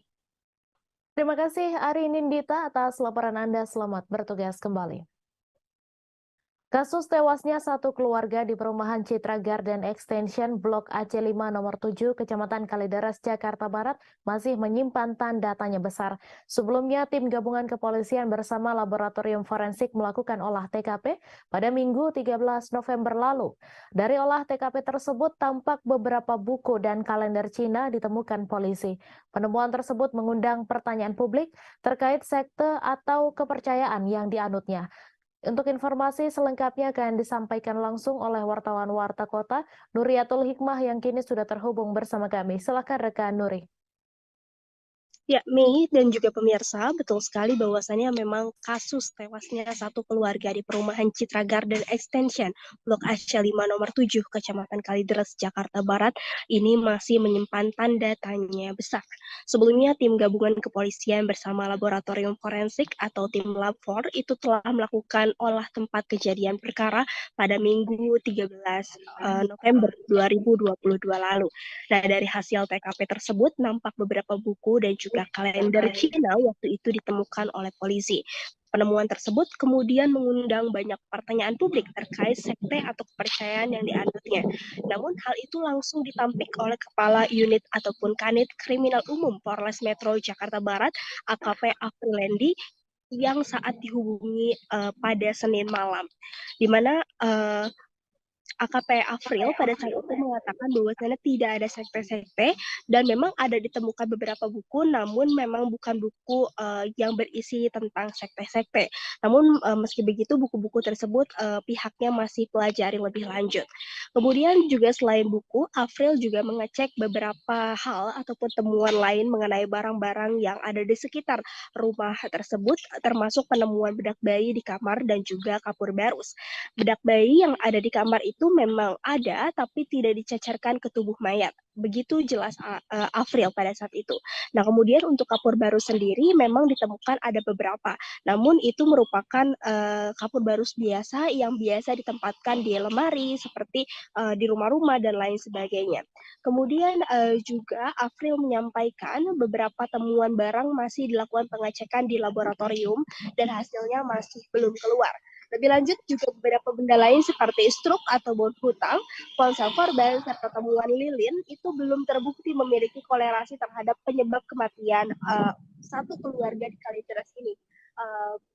Menurut April, temuan lilin itu sudah dipakai, maksudnya adalah lilinnya itu sudah lilin bekas pakai yang jumlahnya tidak disebutkan berapa, dan kemudian juga menurut April itu biasa lilin yang digunakan untuk antisipasi mati lampu. Sementara itu terkait dengan struk dan juga bon ataupun juga surat wasiat, April mengaku pihaknya tidak menemukan hal tersebut saat olah tempat kejadian perkara. Kemudian juga April kembali menjelaskan terkait dengan temuan-temuan barang saat olah TKP juga akan dikumpulkan di data serta dipilah mana saja yang berhubungan dengan kasus ini. Demikian Mei, kembali kepada Anda. Terima kasih rekan Nuriatul Hikmah atas laporan Anda. Selamat bertugas kembali. Kita beralih ke informasi selanjutnya, Tribuners. Warga Kabupaten Takalar, Sulawesi Selatan menggelar unjuk rasa di beberapa ruas jalan pada Senin 14 November. Seperti di ruas Jalan Poros Galesong, terpantau masyarakat memblokade jalan. Mereka menutup jalan imbas hasil tes bakal calon kepala desa tidak lolos. Masa aksi juga menolak keputusan hasil tes tertulis yang diselenggarakan Panitia Pelaksana Pemilihan Kepala Desa Takalar. Informasi selengkapnya akan disampaikan langsung oleh wartawan Tribun Timur, Said Zulfadli, yang kini sudah terhubung bersama kami. Silakan rekan Said.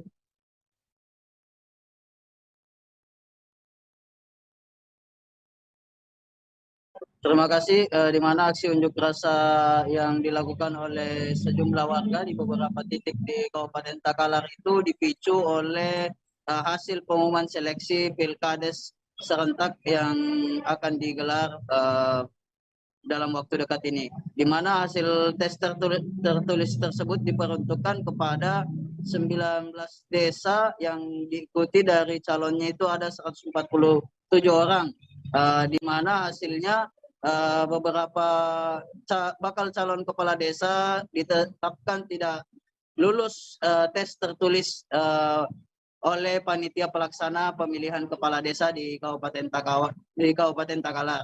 Sehingga menurut para warga atau pendukung bakal calon yang dinyatakan tidak lulus seleksi tersebut melakukan unjuk rasa, dan dari masa aksi juga mengatakan bahwa pihaknya menemukan sejumlah kecurangan yang dilakukan oleh Panitia Pelaksana Pemilihan Kepala Desa di Kabupaten Takalar, di mana awalnya salah satu temuan mereka yakni pihak Panitia Pelaksana Pemilihan Calon Kepala Desa itu memperpanjang waktu pendaftaran Pilkades. Pasalnya di salah satu desa itu sudah ada 4 calon sebelumnya, namun akibat adanya perpanjangan pendaftaran sehingga lebih dari 5 atau sampai dengan 7 calon. Sehingga dari hasil tersebutlah masyarakat dipicu untuk melakukan unjuk rasa dan aksi protes terhadap temuan yang diduga curang yang dilakukan oleh Panitia Pelaksana.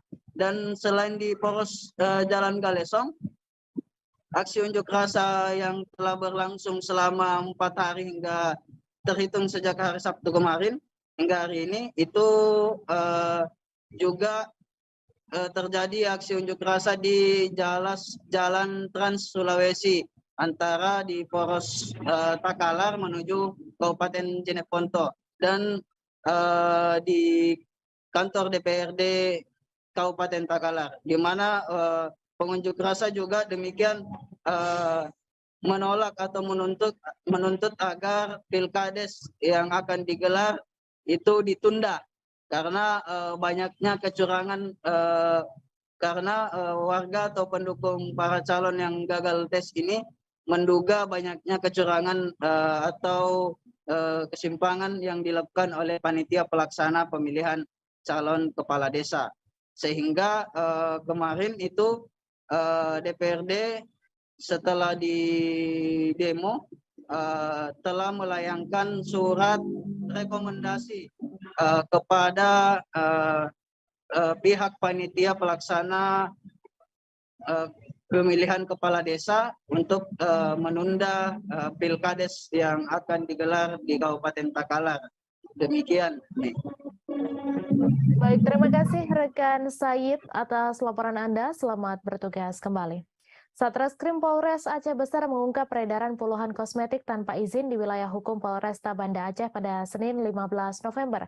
Dalam pengungkapan tersebut terdapat 92 produk kosmetik yang diamankan oleh petugas. Kapolresta Banda Aceh Kombes Pol Joko Krisdianto melalui Kasatreskrim Polresta Banda Aceh Kompol Fadilah Aditya Pratama mengatakan kasus itu terungkap berawal dari Badan Pengawas Obat dan Makanan melakukan pengawasan penjualan kosmetik tanpa izin di media sosial. Informasi selengkapnya akan disampaikan langsung oleh wartawan Serambi News Indra Wijaya yang kini sudah terhubung bersama kami. Silakan rekan Indra. Baik, terima kasih rekan Mei. Selamat siang Tribuners, dapat kami sampaikan. Satreskrim Polresta Banda Aceh bersama Badan Pengawasan Obat dan Makanan BPOM Aceh telah mengamankan barang bukti berupa produk kosmetik sebanyak 92 produk kosmetik di salah satu kecamatan di Kecamatan Darul Kamal, Kabupaten Aceh Besar pada Senin kemarin. Pengamanan itu dilakukan setelah pihak dari Badan BPOM Aceh melakukan pengawasan dan pendataan terkait penjualan kosmetik yang diduga tanpa memiliki izin edar di media sosial. Dari pengawasan itu, pihak dari BPOM menemukan dua orang tersangka yakni NH dan HG. Mereka merupakan sepasang suami istri yang ketahuan menjual 92 produk kosmetik yang diduga tanpa izin edar dijual secara online dari rumahnya.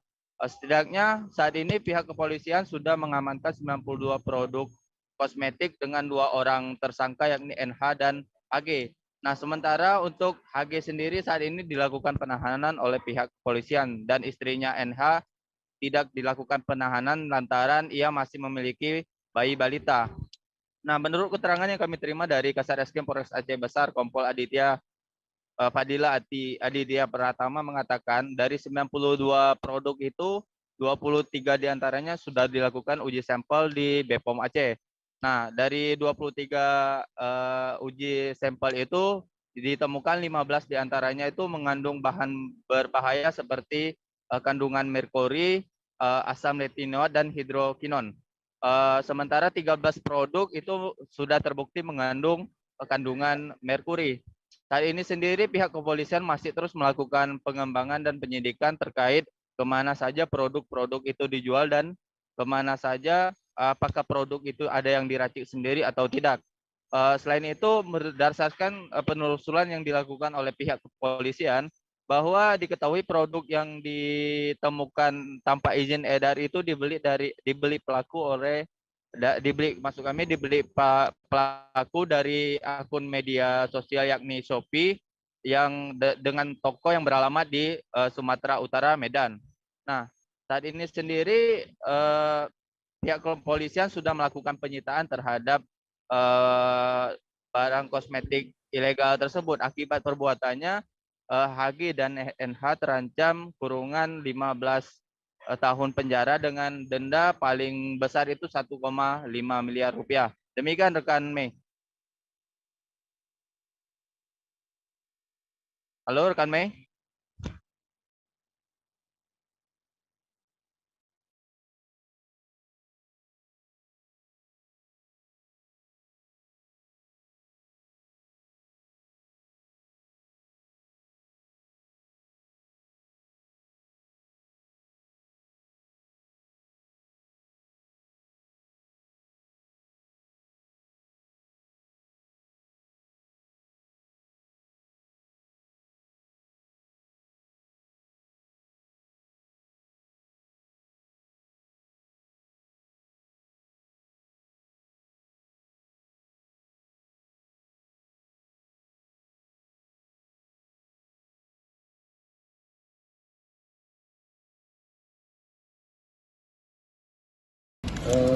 Baik, jadi untuk mengenai produk memang campur ya, ada yang dari lama, ada yang dari baru. mengenai apakah itu barang dari lama, ya ternyata kita temukan di grosir tersebut masih ada barangnya gitu. Jadi sekalian ya kita amankan juga. Pak, untuk ini omset pendapatan tersangka ini berapa sih omset? Baik, jadi ini secara detail belum bisa saya simpulkan, tapi bisa 2 kali lipat ya. Untuk harga belum bisa didetailkan berapa pasaran yang dipasarkan secara umum, yang pasti di bawah. Saat hujan mulai mengguyur sekitar sejak sebulan lalu, beberapa wilayah kecamatan di Kabupaten Sampang, Madura telah dilanda bencana. Seperti halnya bencana banjir melanda sejumlah pemukiman di Kecamatan Jrengik, kemudian angin puting beliung menerjang pemukiman di Kecamatan Banto Atas Sampang. Maka di tengah musim hujan ini, Badan Penanggulangan Bencana Daerah Sampang mengimbau masyarakat lebih waspada, namun bukan hanya terhadap bencana banjir dan angin puting beliung saja. Informasi selengkapnya akan disampaikan langsung oleh wartawan Tribun Madura, Hanggara Pratama, yang kini sudah terhubung bersama kami. Silakan rekan Hanggara.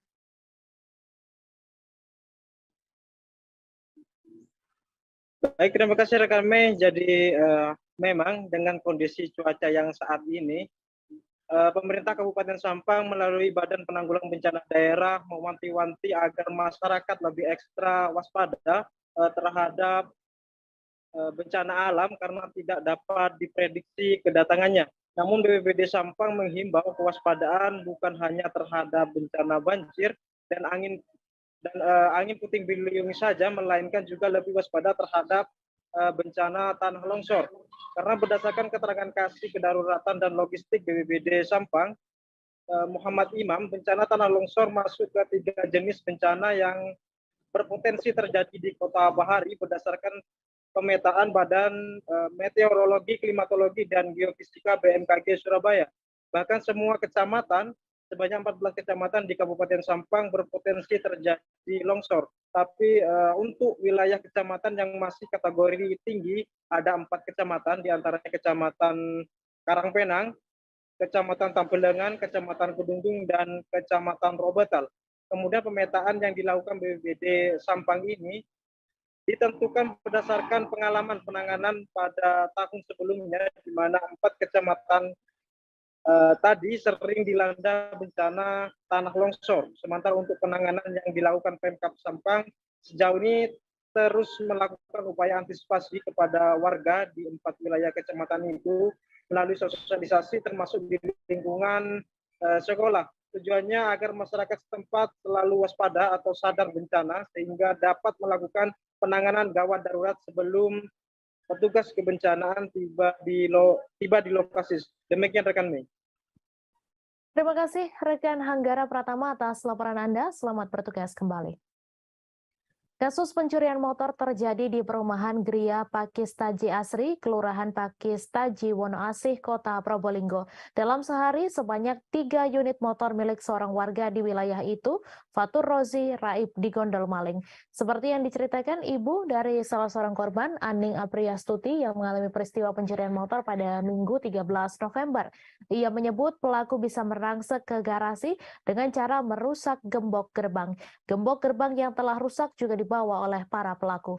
Informasi selengkapnya akan disampaikan langsung oleh wartawan Surya Danendra Kusuma yang kini sudah terhubung bersama kami. Silahkan rekan Danendra.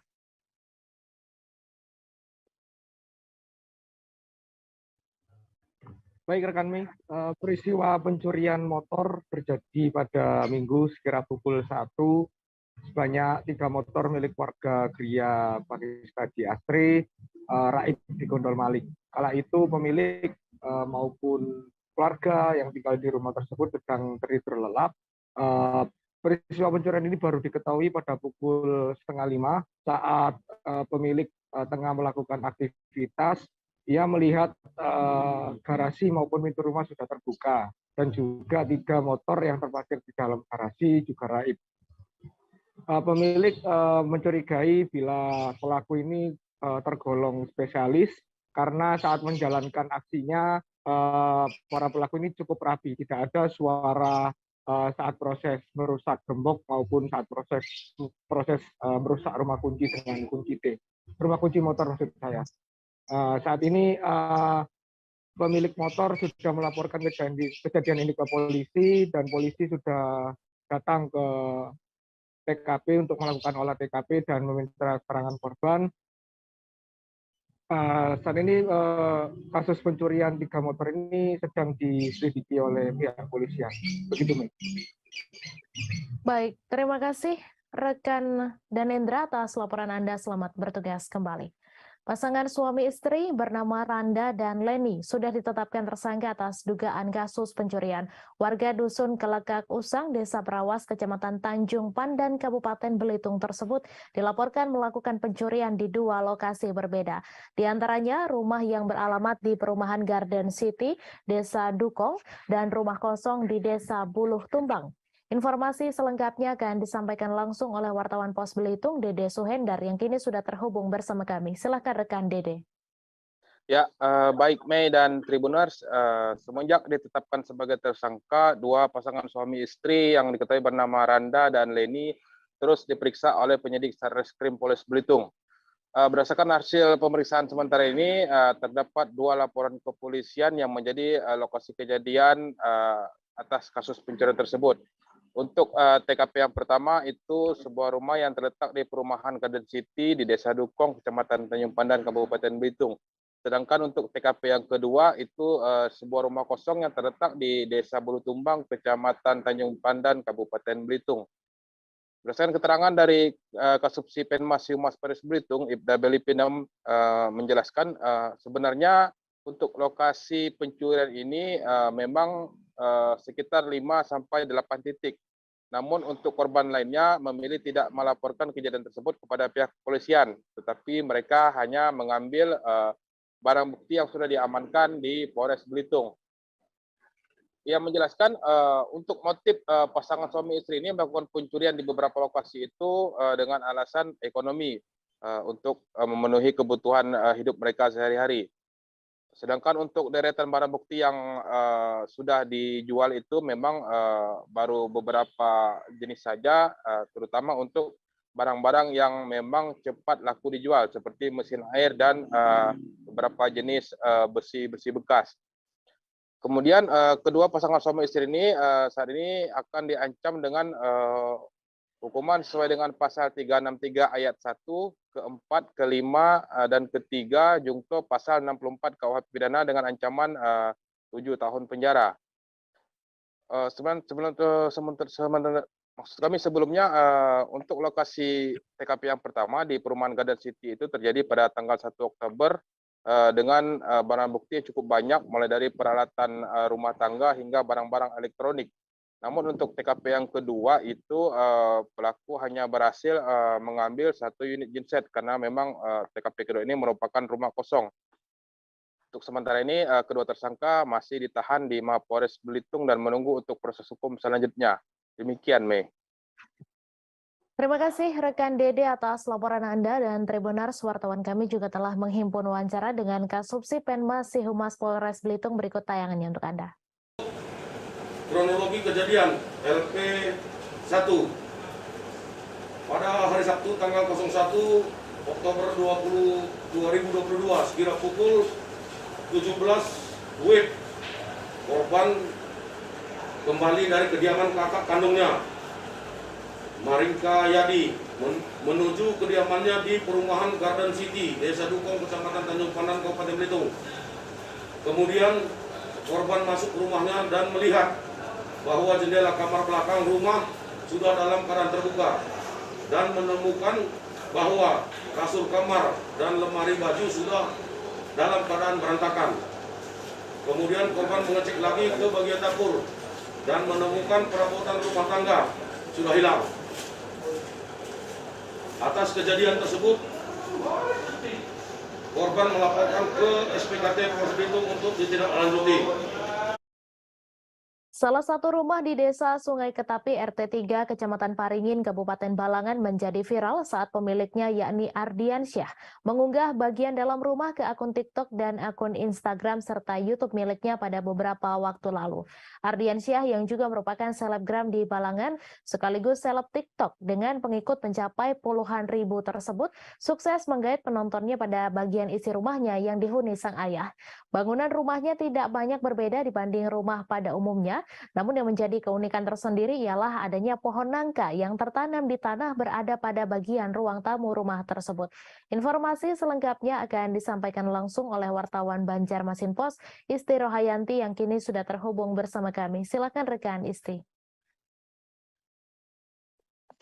Baik, terima kasih rekan Mei. Jadi pada beberapa waktu lalu memang ada berita viral tentang pohon yang tumbuh di dalam rumah warga, tepatnya di Desa Sungai Ketapi, Kecamatan Paringin, Kabupaten Balangan. Dan di dalam rumah ini sebelumnya adalah kebun. Jadi sebelum rumah itu dibangun, tempat tersebut merupakan kebun yang dimiliki oleh Ardiansyah.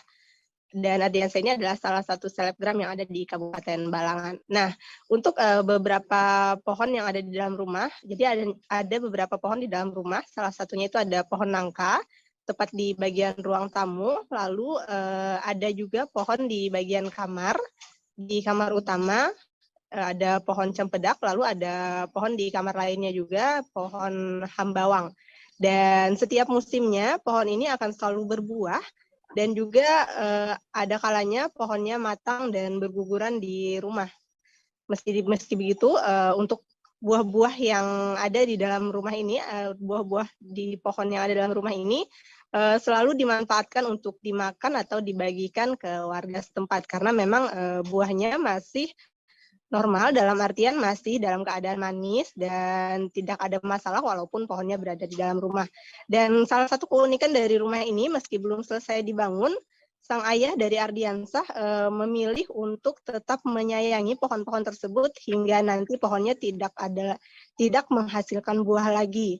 Sebelumnya juga keberadaan pohon ini dipilih untuk tetap berada di dalam rumah karena memang buah yang dihasilkan cukup banyak, dan biasanya dari warga luar, maksudnya daerah dari luar, dari kabupaten lain berkunjung ke rumah Ardiansyah ini, dan tentunya rumah Ardiansyah ini dibuka secara umum dan gratis. Bahkan walaupun tidak ada orang di rumah, pintu rumah selalu dibuka bagi orang-orang yang ingin melihat pohon nangka atau pohon lainnya yang ada di dalam rumah milik Ardiansyah. Begitu rekan Mei. Baik, terima kasih rekan Isti atas laporan Anda, dan Tribuners, wartawan kami juga telah menghimpun wawancara dengan pemilik rumah. Berikut tayangannya untuk Anda. Mas Ardi, ini boleh ceritain nggak sih kenapa nih ada pohon di dalam rumah? Karena pas saat pembangunan pohon itu sudah ada lebih dulu. Jadi dimasukkan ke dalam rumah itu waktu itu karena pohonnya berbuah lebat. Jadi sayang untuk ditebang. Jadi dimasukkan aja ke dalam rumah. Itu memang keinginan dari Abah kah atau seperti apa? Dari Abah.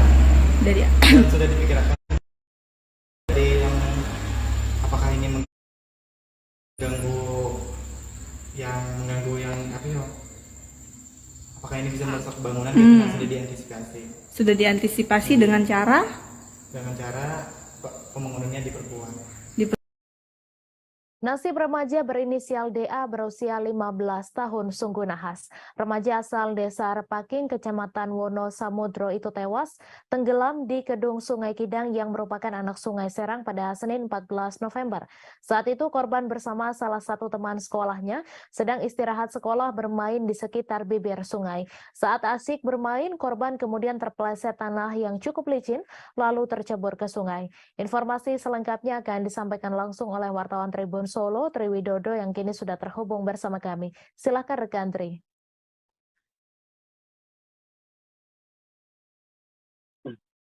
Ya, Mei dan Tribuners, dapat kami laporkan dari PLI di mana pada hari Senin kemarin, tanggal 14 November tahun 2022 telah terjadi kecelakaan. Nah, ini yang mengakibatkan DA, seorang siswa yang berusia 15 tahun itu tewas tenggelam.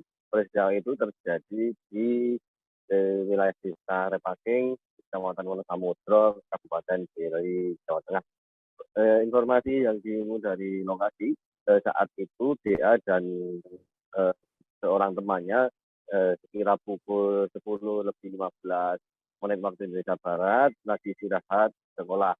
Kemudian keduanya bermain di sekitar kedung yang merupakan atau cekungan dari sebuah sungai yang memiliki kedalaman lebih dalam ketimbang sungai ataupun aliran sungai yang lain. Saat itu korban kemudian yang bermain di bibir sungai itu terpeleset lalu tercebur. Korban yang tidak bisa berenang kemudian tenggelam. Seorang temannya pun langsung berteriak untuk mendapatkan pertolongan dari warga. Namun sayang karena korban tidak bisa berenang sehingga korban ditemukan dalam kondisi sudah meninggal dunia. Upaya dari warga dan beserta tim dari Polres Boyolali maupun dari tim SAR melakukan pencarian akhirnya membuahkan hasil. Sekitar 30 menit kemudian korban berhasil ditemukan, hanya saja kondisinya korban sudah tidak tertolong. Melihat kejadian ini, Suherman selaku Kabid Kedaruratan dan Logistik BPBD Boyolali mengimbau kepada seluruh warga masyarakat untuk saat ini tidak bermain di bibir sungai karena mengingat intensitas hujan yang terus mengguyur menjadikan kawasan ataupun tanah di sekitar bibir sungai menjadi licin dan beresiko untuk terjadinya kecelakaan air. Dari hasil pemeriksaan kepada korban, kecelakaan air ini langsung mendapat respon dari jajaran Polsek Wonosegoro yang masih menaungi wilayah Wonosamudro, tidak menemukan adanya tanda-tanda penganiayaan pada tubuh korban. Korban diduga murni mengalami kecelakaan. Baik, terima kasih rekan Triwidodo atas laporan Anda. Selamat bertugas kembali. Dua pekerja tambang pasir Timah Parit 9 Desa Gadung, Kecamatan Tobo Ali, Bangka Selatan mengalami laka tambang di kolong mekanik Desa Keposang. Kejadian laka tambang tersebut terjadi pada Senin 14 November pagi ketika pekerja tambang sedang melakukan aktivitas di lokasi kejadian. Akibat dari laka tambang, satu pekerja meninggal dunia dan satu orang dilarikan ke Rumah Sakit Bangka Selatan. Informasi selengkapnya akan disampaikan langsung oleh wartawan Bangka Pos Adi Saputra yang kini sudah terhubung bersama kami. Silahkan rekan Adi. Ya, rekan Tribun News dimanapun berada, selamat siang. Saya akan menyampaikan informasi terkait kronologis dua orang pekerja tambang timah yang ada di Desa Parit 9, Desa Gadung, Kecamatan Tobo Ali, Kabupaten Bangka Selatan, yang mana pada hari Senin 14 November 2022, keduanya ini sedang melakukan aktivitas pertambangan di daerah kolong mekanik Desa Keposang, Kecamatan Tobo Ali, Kabupaten Bangka Selatan. Keduanya ini merupakan pekerja tambang, yaitu Saudara Jumardin alias Mardin, usia 35 tahun, dan Rizal, usia 42 tahun. Keduanya ini tertimpa tanah longsor, yang mana ketika tanah itu longsor, keduanya sedang melakukan aktivitas pertambangan di kolong mekanik.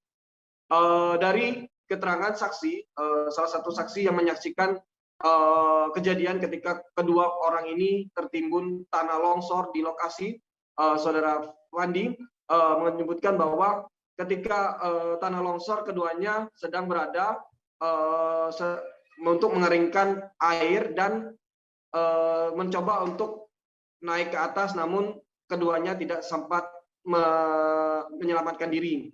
Namun dari kejadian ini, satu orang bernama Jumardin alias Mardin, usia 35 tahun, meninggal dunia tertimpa tanah longsoran dan sudah dibawa ke rumah duka. Sedangkan untuk pekerja tambang bernama Rizal, usia 42 tahun, ini saat ini masih berada di Rumah Sakit Umum Daerah Bangka Selatan. Kasat Reskrim Polres Bangka Selatan, AKP Chandra Satria Adi Pradana, menyebutkan bahwa kronologis dari tertimbunnya kedua pekerja tambang yang ada di desa di kolong mekanik Desa Keposang Kabupaten Bangka Selatan ini, pihaknya telah melakukan olah TKP dan mendatangi rumah duka ataupun mendatangi rumah sakit di mana korban sedang dirawat. Untuk korban yang meninggal sendiri, pihak keluarga tidak mau dilakukan visum karena korban akan langsung dimakamkan pada hari itu juga. Untuk kejadian sendiri, saya informasikan terjadi sekitar pukul 11:30, yang mana memang kondisi kolong tersebut memang sudah kurang lebih 4 tahun dilakukan aktivitas pertambangan. Lebih lanjut, Kasat Reskrim Polres Bangka Selatan mengimbau kepada seluruh para penambang yang melakukan aktivitas pertambangan di daerah tersebut untuk berhati-hati dan waspada saat melakukan aktivitas pertambangan. Karena cuaca saat ini sedang tidak stabil, kadang hujan dan kadang panas. Untuk mengantisipasi terjadinya laka tambang lagi, aktivitas pertambangan di lokasi tersebut dihentikan untuk sementara. Untuk korban saudara Rizal ini sendiri saat ini sudah sedang berada di rumah sakit dan untuk mendapatkan pertolongan lebih lanjut. Mungkin seperti itu, rekan Mei. Baik, terima kasih rekan Adi Saputra atas laporan Anda. Selamat bertugas kembali. Kita beralih ke informasi selanjutnya, Tribuners. Komandan Korem 161 Wirasakti Brigjen TNI Imam Budiman meninggal di RSU WZ Johannes Kupang pada Senin 14 November sekira pukul 15:45 waktu Indonesia Tengah. Kasrem 161 Wirasakti Kolonel Simon P. Kamlasi mengatakan bahwa penyebab dan rem 161 Wirasakti meninggal karena mengalami serangan jantung. Menurut Kasrem Simon, pada pagi hari beliau masih jogging atau olahraga pagi. Setelah itu masih sempat mengikuti kegiatan Persit KCK Korem 161 Wirasakti. Informasi selengkapnya akan disampaikan langsung oleh wartawan Pos Kupang, Ray Rebon, yang kini sudah terhubung bersama kami. Silakan rekan Ray. Baik rekan Mei, selamat sore Tribuners. Dari Kupang, Nusa Tenggara Timur, dapat saya laporkan bahwa Komandan Korem 161 Wirasakti Kupang, Brigjen TNI Imam Budiman telah menghembuskan nafas terakhir di Rumah Sakit Umum WZ Johannes Kupang pada hari Senin 14 November 2022 atau kemarin sekira pukul 15:45 WITA atau pukul 3 sore waktu Indonesia Tengah. Almarhum Komandan Korem 161 Wirasakti Kupang meninggal akibat serangan jantung yang dialaminya. Kepada awak media, Kasrem 161 Wirasakti Kupang Kolonel Simon P. Kamlasi mengatakan bahwa penyebab dan rem 161 Wirasakti Kupang Imam Budiman meninggal akibat serangan jantung yang dialaminya. Menurut Kasrem Simon, pada pagi hari almarhum masih sempatkan diri untuk melakukan kegiatan olahraga yakni jogging atau olahraga pagi. Setelah kegiatan olahraga pagi, almarhum masih menyempatkan diri untuk mengikuti kegiatan Persit KCK Korem 161 Wirasakti Kupang. Almarhum masih sempat memberikan pengarahan saat kegiatan Persit dan kondisinya sehat bugar, tambah dia. Ia melanjutkan bahwa pada siang harinya almarhum mengeluh sakit. Kemudian ia berpikir bahwa apa yang dialaminya hanya mengalami masuk angin. Sehingga kemudian menjalani perawatan di rumah sakit hingga mengembuskan nafas terakhirnya di rumah sakit RSU WZ Johannes Kupang. Selain itu, berdasarkan pantauan jenazah almarhum Imam Budiman dari rumah sakit menuju Makorem 161 Wirasakti Kupang. Sampai di Aula Sudirman Korem 161 Wirasakti Kupang, jenazah Danrem Iman Budiman langsung diletakkan dan ditutup menggunakan bendera merah putih. Selain itu, para anggota Korem 161 Wirasakti Kupang melakukan sholat jenazah terhadap almarhum Danrem 161 Wirasakti. Setelah itu, almarhum pun akan diberangkatkan menggunakan pesawat dari Bandara El Tarik Kupang ke Jakarta. Sebelum memberangkatkan jenazah almarhum Danrem, anggota melakukan upacara persembahyaan.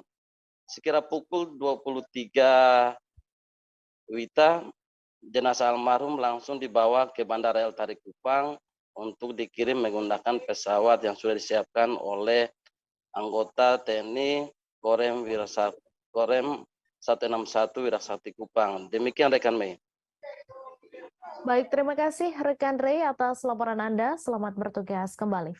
Kita beralih ke informasi selanjutnya, Tribuners. Fernando Rodriguez Ortega menunjukkan kerja kerasnya dalam laga uji coba Johor Darul Ta'zim versus Persis Solo di Stadion Sultan Ibrahim pada Sabtu 12 November. Ia tak hanya berurusan soal mencetak gol, namun juga membantu pertahanan Persis Solo. Momen pressing Fernando terjadi saat JDT mencoba membangun serangan dari kiper atau lini belakang mereka sejak menit pertama babak pertama, misalnya saat menit ke-1. Informasi selengkapnya akan disampaikan langsung oleh wartawan Tribun Solo, Adi Surya Samudra, yang kini sudah terhubung bersama kami. Silakan rekan Adi. Ya, baik rekan, seperti yang disebutkan sebelumnya, memang Fernando Rodriguez memiliki peran yang cukup vital di bagian Persis Solo, khususnya dalam membangun serangan dan membantu pertahanan Persis sendiri, dan itu juga sudah dia perlihatkan pada saat laga uji coba kemarin melawan Johor Darul Ta'zim di Stadion Sultan Ibrahim Sabtu 12 November 2022. Dan di sana memang terlihat Fernando sering naik turun untuk membantu pertahanan, bahkan juga menjadi salah satu pusat serangan dari Persis Solo. Dan dengan pergerakannya tersebut sendiri, Fernando pun juga berhasil menceploskan satu gol ke gawang JDT. Dan itu juga berkat umpan yang dilepaskan dari Alexis Mesidoro kepadanya. Adapun Rasiman itu mengapresiasi kerja keras yang dilakukan oleh Fernando Rodriguez sendiri. Dia mengatakan bahwa Fernando itu merupakan salah satu aset penting yang dimiliki Persis Solo saat ini. Dan mungkin bisa saya sampaikan kembali ke rekan Mei. Baik, terima kasih rekan Adi Surya atas laporan Anda. Selamat bertugas kembali. Kita beralih ke informasi selanjutnya, Tribuners. Pembangunan Sungai Sekanak Lambi Daro Palembang tak sesuai target akibat banyak hambatan karena progresnya masih rendah. Diketahui progres pembangunan proyek tersebut akan rampung di akhir tahun 2022 yang telah menelan dana hingga 70 miliar rupiah. Usai penuntasan proyek Sungai Sekanak Lambi Daro tahap pertama dengan panjang 2,5 km, kali ini pemerintah Kota Palembang kembali melanjutkan proyek Sungai Sekanak Lambi Daro untuk tahap kedua, yakni dari Palembang Indah Mall hingga ke kantor DPRD Sumatera Selatan. Informasi selengkapnya akan disampaikan langsung oleh wartawan Tribun Sumsel, Widya, yang kini sudah terhubung bersama kami. Silahkan rekan Widya. Baik, terima kasih rekan Mei. Ini pembangunan Sungai Sekanak Lambi Daro Kota Palembang pada tahap kedua itu tidak sesuai dengan target karena banyak hambatan dikarenakan progresnya yaitu juga masih rendah. Diketahui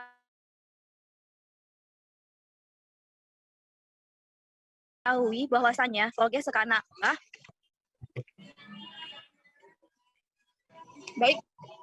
diketahui bahwasannya progres pembangunan proyek tersebut akan rampung di akhir tahun 2022 yang telah menelan dana besar sebesar 70-an miliar. Akan tetapi pada saat ini sampai dengan sekarang progres dari Sungai Sekanak Lambi Daro itu sampai saat ini belum terselesaikan. Usai penuntasan proyek Sungai Sekanak Lambi Daro ini tahap pertama dengan panjang 2,5 km. Kali ini pemerintah Kota Palembang kembali melanjutkan proyek tersebut untuk tahap kedua, yaitu dari Palembang Indah Mall sampai ke kantor DPRD Sumatera Selatan. Dan saat ini pada sekarang ini lagi proses pancaran CCSP dan VCSP, sebagian sudah di area Ramayana atau di dekat Palembang Indah Mall. Akibat dari rendahnya progres tersebut, itu dikarenakan banyak sekali hambatan dari proyek tersebut karena salah satunya utilitas di lapangan, yaitu jaringan utilitas itu seperti ada kabel-kabel, air bersih atau air pipa PDAM, atau pipa gas, dan kabel-kabel telepon atau internet, dan sebagainya. Dan sekarang ini pihak Balai Besar Wilayah Sungai Sumatera 8 sedang melakukan koordinasi dengan pihak pemerintah Kota Palembang. Hambatan tersebut pada segmen samping DPRD dan di Lebak Cindo. Kalau sesuai dengan kontrak dari Sungai Sekanak Lambidaro ini akan rampung di akhir tahun ini, tapi masih banyak hambatan. Mungkin ditambahkan oleh pihak kontraktor itu sebanyak 3 bulan. Jadi akan rampungnya itu sekitar di akhir bulan Februari tahun 2023.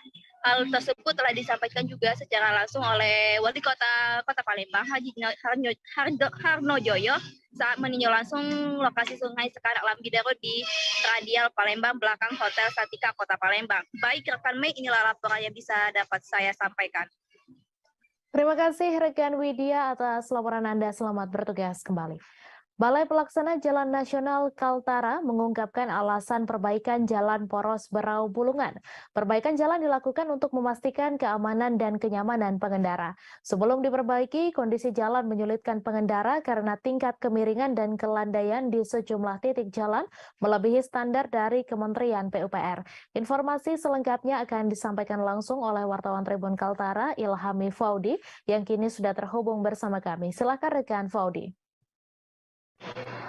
Baik rekan Mei dan Tribuners, dapat disampaikan bahwa progres pembangunan perbaikan jalan nasional, jalan poros Berau Bulungan masih dalam tahapan pengerjaan. Menurut pihak BPJN Kaltara, progres pengerjaan hingga bulan November kali ini sudah mencapai angka 52%. Diharapkan nantinya di bulan April mendatang proses perbaikan sepanjang 11,6 km dan khusus untuk di 10 titik pemotongan jalan sepanjang 3,11 km sudah dapat dirampungkan.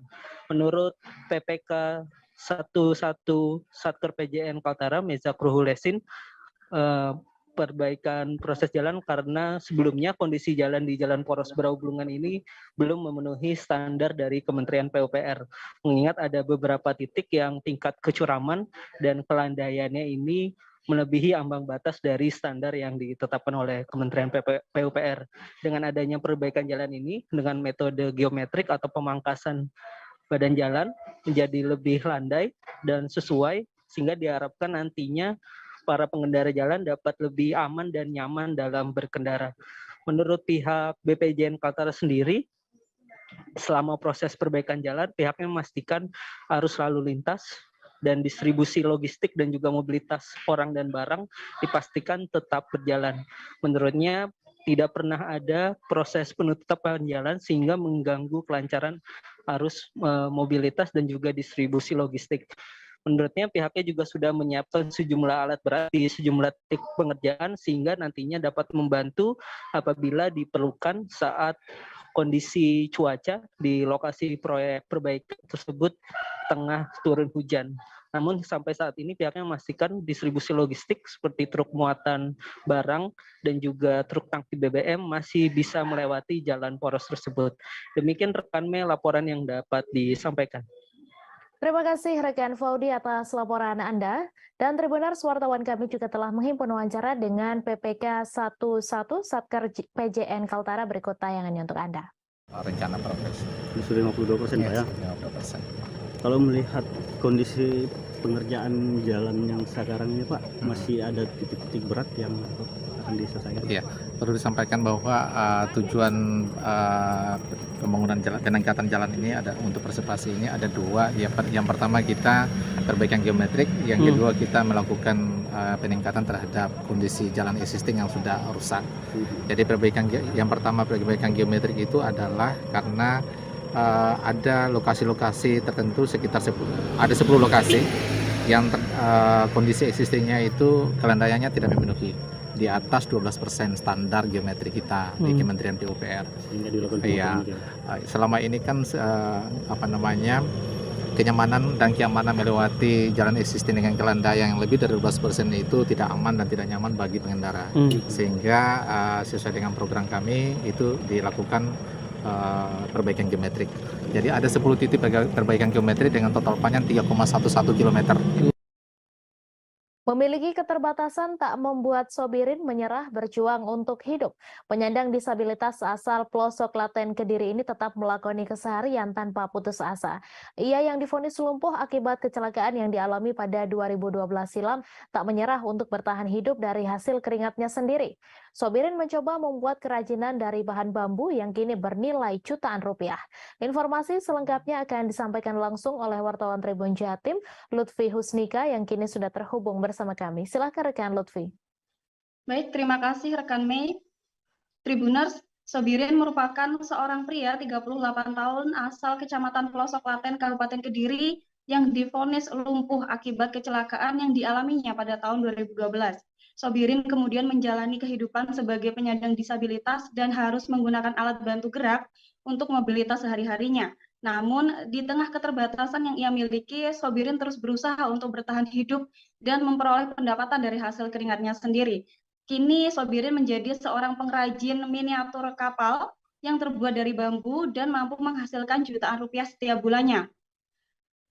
Apa yang dimiliki Sobirin saat ini tidak serta-merta ia raih dalam waktu yang instan. Sebab pada saat pertama Sobirin mengalami kecelakaan di 2012 lalu, ia sempat merasa down dan putus asa. Kemudian Sobirin mencoba bangkit dengan mengikuti berbagai latihan keterampilan untuk mengupgrade skill yang ia miliki. Salah satunya Sobirin mengikuti latihan keterampilan di kota Solo. Ia kemudian bertekad ketika kembali ke kampung halaman, ia harus bisa menciptakan suatu produk bernilai jual tinggi. Sobirin kemudian mencoba mengolah apa yang ada di lingkungan sekitarnya, yakni bambu, kemudian ia olah menjadi kapal pinisi, miniatur kapal pinisi, yang kemudian ia jual untuk menafkahi hidupnya dan keluarganya sehari-hari. Terbukti dari hasil usaha dan kerja keras Sobirin, ia berhasil meraup untung jutaan rupiah setiap bulannya dan berhasil mengangkat perekonomian keluarga. Kapal pinisi yang dibuat oleh Sobirin ini dihargai mulai dari Rp100.000 sampai 2,5 juta rupiah tergantung dari kesulitannya. Nah, Sobirin kemudian menyadari bahwa hidupnya tidak berhenti ketika ia menjadi seorang disabilitas.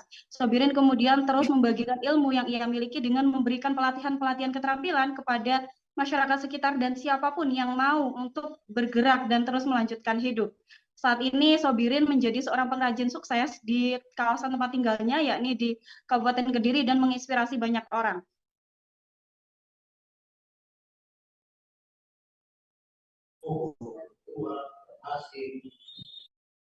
Baik, terima kasih rekan Lutfi atas laporan Anda. Selamat bertugas kembali.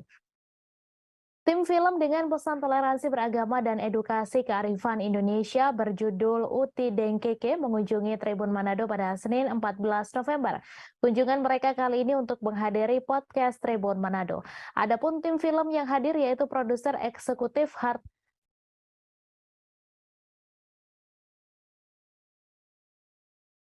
Victoria Burhanuddin dan Bimo DJ.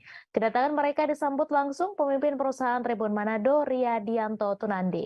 Informasi selengkapnya akan disampaikan langsung oleh wartawan Tribun Manado, Randy Umar, yang kini sudah terhubung bersama kami. Silakan rekan Randy. Oke, baik semuanya Tribuners dimanapun Anda berada. Jadi saya dari Manado, Sulawesi Utara, akan melaporkan hasil liputan saya pada hari kemarin. Segera tayang pada 17 November nanti, yaitu film Uti dan Keke. Nah, Tribuners di sini para pemain-pemain filmnya datang di tim film, maksud saya tim, dan para pemain film datang di Tribun Manado, dan Facebook dan YouTube Tribun Manado Official. Nah, dari hasil beberapa selingan yang saya dengar dan tujuan mereka menyampaikan bahwa film ini akan tayang, akan segera rilis di bioskop, yaitu di dua kota, yaitu di Kota Manado dan Gorontalo. Nah, menariknya film ini akan tayang memberi pesan tentang toleransi umat beragama ya, Tribuners. Jadi memberikan kesan bahwa menunjukkan bahwa daerah Sulawesi Utara ini memang sejak dulu memang terkenal dengan kerukunan umat beragama. Dan di sini ada beberapa artis yang hadir. Artis utama yaitu salah satunya adalah komika asal Sulawesi Utara yang sudah terkenal saat di Indonesia, atau biasa disebut Roni Manuel atau dikenal dengan nama Mongol. Terus juga ada artis-artis lain, ada juga Didi Roa yaitu juga dia influencer dari Sulawesi Utara, dan juga ada salah satu artis cilik yang saat ini sementara juga bersekolah dia ya, tapi dia terlibat dalam film ini. Ada juga Tante Lala. Nah, jadi Tribuners bisa menyaksikan langsung tanggal 17 November. Dan intinya tujuan dari film ini untuk memberi pesan kepada seluruh Indonesia bahwa orang semua warga Indonesia harus hidup dengan toleransi umat beragama, bersama-sama bergandengan tangan, menjaga kerukunan di Indonesia. Terima kasih Tribuners, itu saja yang bisa saya laporkan dari Kota Manado, Sulawesi Utara, dan selamat sore. Terima kasih rekan Randy Umar atas laporan Anda. Selamat bertugas kembali. Mayat ABK Fajar ditemukan terapung di perairan Sei Panjang Sebatik, Kabupaten Nunukan pada Selasa 15 November. Sebelumnya seorang ABK diduga jatuh dari kapal tugboat SPOB Cahaya Sopeng Indra 1 di perairan Sei Panjang Sebatik, Kabupaten Nunukan pada Minggu 13 November. Saat ditemukan petugas, posisi mayat ABK Fajar dalam keadaan telungkup. Kendati demikian, wajah korban masih dapat dikenali. Informasi selengkapnya akan disampaikan langsung oleh wartawan Tribun Kaltara, Febrianus Felis, yang kini sudah terhubung bersama kami. Silakan rekan Felis.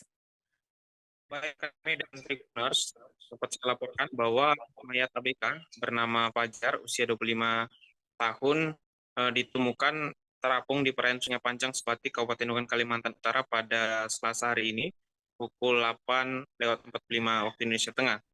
Diberitakan sebelumnya memang ABK bernama Fajar ini diduga jatuh dari kapal tugboat SPOB Cahaya Sopeng Indra 1 yang memuat BBM, bahan bakar minyak dari Tarakan menuju Nunukan, tepat di perairan Sei Panjang Sebatik, Kabupaten Nunukan. Menurut Kepala Kantor SAR Tarakan, Syahril mengatakan mayat ABK Fajar ditemukan oleh tim SAR gabungan di perairan Sungai Panjang Sebatik dengan radius 3 nm heading 8 arah timur. Saat ditemukan petugas, posisi mayat ABK Fajar dengan posisi terlungkup, dan wajah korban saat itu memang masih bisa dikenali. Tubuh korban memang mengalami sedikit pembekakan, layaknya seperti mayat yang tenggelam beberapa hari lalu, dan organ tubuh untuk korban sendiri masih lengkap. Selanjutnya, mayat ABK Fajar langsung dievakuasi ke rumah sakit di Sebatik. Sedikit menyampaikan kronologis, menurut Syahril, malam itu kapal tugboat SPOB Cahaya Sopeng Indra 1 memuat BBM dari Tarakan. Saat kapal mulai mendekat ke jembatan PLBN Sei Panjang Sebatik, rekan ABK Fajar mendengar bunyi seperti barang jatuh ke air dari belakang kapal. Mendengar itu, rekan ABK lainnya bergegas ke belakang kapal namun tak melihat apa-apa. Mereka akhirnya sadar kalau ABK Fajar tidak ada di kapal, dan malam itu langsung mencari, tapi hasilnya nihil. Pencarian ABK Fajar sempat dilanjutkan keesokan harinya oleh personel Polairut Polres Nunukan bersama TNI AL Nunukan, termasuk ABK kapal lainnya. Namun keberadaan Fajar satu hari kemarin belum ditemukan, dan diketahui ABK Fajar ini beralamat KTP di Desa Padatuo, Kecamatan Tendra, Kabupaten Bone, Sulawesi Selatan. Unsur yang terlibat dalam pencarian ABK Fajar yaitu Tim Rescue Posar Nunukan, BBD Nunukan, ABK Tugboat SPOB, dan masyarakat termasuk keluarga korban sendiri. Operasi SAR sudah dinyatakan selesai dan diusulkan untuk ditutup. Unsur yang terlibat dalam pencarian juga dikembalikan ke kesatuan masing-masing. Demikian laporan dari Nunukan ke Medis. Terima kasih rekan Felis atas laporan Anda. Selamat bertugas kembali. Polisi melarang nonton bareng Piala Dunia 2022 di Kota Ambon yang berpotensi ricuh. Hal ini ditegaskan Kapolresta Pulau Ambon, Kombes Pol Raja Arthur Simamora. Ia menegaskan tidak akan memberi izin nobar Piala Dunia 2022 yang berpotensi ricuh. Untuk itu saat ini para Kapolsek dan Babin Kamtipmas sudah diperintahkan dari jauh hari agar memberikan sosialisasi kepada fans bola di Kota Ambon. Informasi selengkapnya akan disampaikan langsung oleh wartawan Tribun Ambon, Alvin Risanto, yang kini sudah terhubung bersama kami. Silakan rekan Alvin. Iya, baik. Terima kasih rekan Mei. Jadi pihak kepolisian Polresta Pulau Ambon saat ini tengah melakukan sosialisasi terhadap para fans-fans bola yang ada di Kota Ambon maupun supporter-supporter bola yang ada di Kota Ambon. Hal ini menunjukkan bahwa sebentar lagi akan diadakan Piala Dunia ya pada tanggal 20 nanti. Ini mencegah ada terjadinya perkalian-perkalian antar supporter di Kota Ambon. Bahwa kita tahu sendiri bahwa saat ini Kota Ambon sedang pada satu minggu kemarin itu tengah di bentrok antar pemuda ya, dan untuk mengantisipasi hal serupa terjadi terhadap supporter-supporter bola di Kota Ambon juga pihak kepolisian saat ini sudah memetakan tempat-tempat mana yang menjadi tempat nonton bola dan tempat-tempat mana yang menjadi daerah rawan akan terjadinya bentrok, dan untuk itu pihak kepolisian ini dalam hal ini Kapolresta Pulau Ambon sudah menggelar rapat dengan para kapolsek ya yang jajarannya untuk menyuruhkan kepada para kapolsek, kepada Babin Kaptimas agar memberikan sosialisasi kepada fans-fans bola untuk tidak melakukan hal-hal yang tak diinginkan. Dan pada saat ini juga pihak kepolisian Polresta Pulau Ambon juga tengah melakukan gencar merazia minuman keras ya. Dalam hal ini kita tahu di Kota Ambon sendiri minuman keras ini merupakan salah satu pemicu bentrok yang terjadi antar warga maupun supporter ya. Jadi untuk itu pihak kepolisian dalam hal ini melarang warga atau melarang supporter yang melakukan nonton bola dengan meminum minuman keras ya. Dan ini untuk apabila ditemukan langsung dilarang di tempat itu, langsung dilarang untuk menonton bola ya untuk Piala Dunia 2022. Namun polisi saat ini juga sudah melakukan pemetaan ya tempat-tempat mana yang menjadi rawan ricu untuk menonton supporter Piala Dunia. Bahwa kita tahu di Piala Dunia di Kota Ambon sendiri fans-fans fanatik ya Belanda ya yang paling banyak di Kota Ambon. Untuk itu pihak kepolisian Polresta Pulau Ambon sedang melakukan sosialisasi kepada fans-fans ini agar kedepannya tidak ada bentrok antar warga antar supporter ya. Begitu rekan Mei. Baik, terima kasih rekan Alvin Risanto atas laporan Anda, dan Tribuners, wartawan kami juga telah menghimpun wawancara dengan Kapolresta Pulau Ambon. Berikut tayangannya untuk Anda. Preventif saya akan kembangkan semuanya. Masing-masing polsek itu memberdayakan Babin Kamtibmas melakukan pendekatan utama terhadap tokoh-tokoh pemuda. Karena biasanya pemuda-pemuda ini sebagai supporter dari sepak bola. Itu pertama. Yang kedua, kita juga nanti saya minta preventif pertama preventif mengedepankan Babin Kamtibmas. Yang kedua, Kapolsek harus bisa mengidentifikasi semua lokasi-lokasi yang menjadi tempat perkumpulan massa. Ya, karena dimungkinkan akan ada nonton besar. Ya, nobar bareng itu. Jadi itu pertama tuh. Kemudian yang ketiga, yang itu langkah preventif. Langkah preventifnya ya nanti kita laksanakan.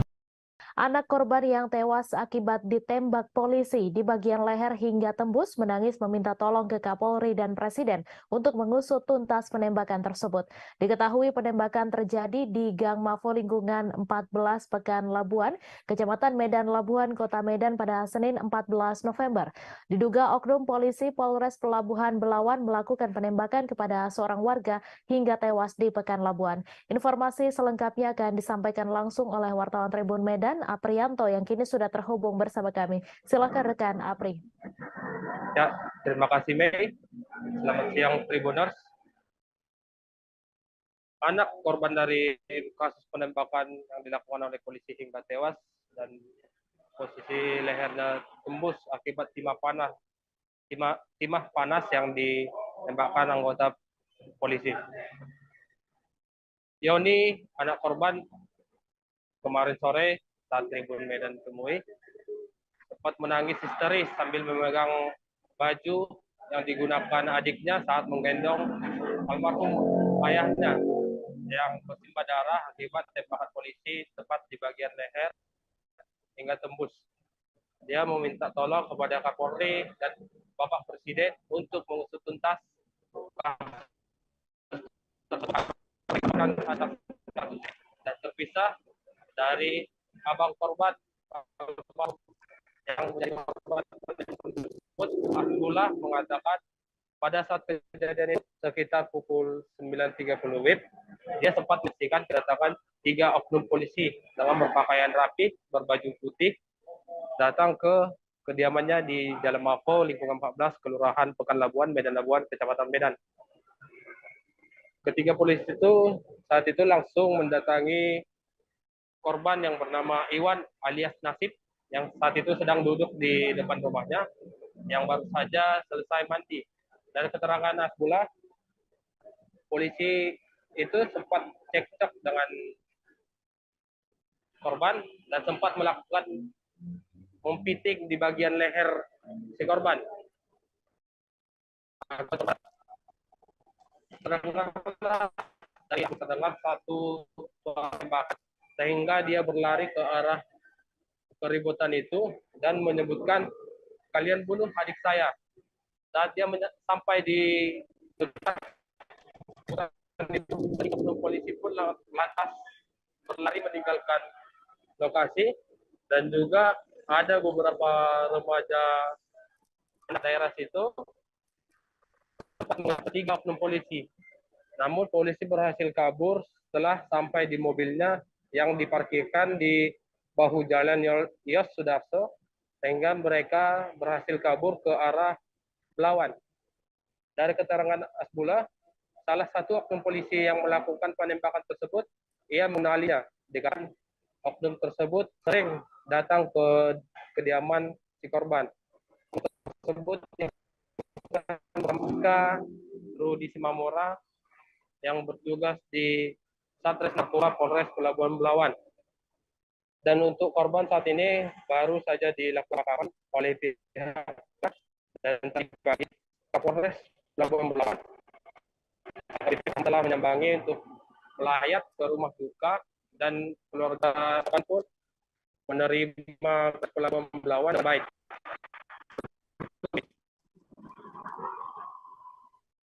Baik, terima kasih rekan Apri atas laporan Anda, dan Tribuners, wartawan kami juga telah menghimpun wawancara dengan anak kandung korban serta kakak kandung korban. Berikut tayangannya untuk Anda.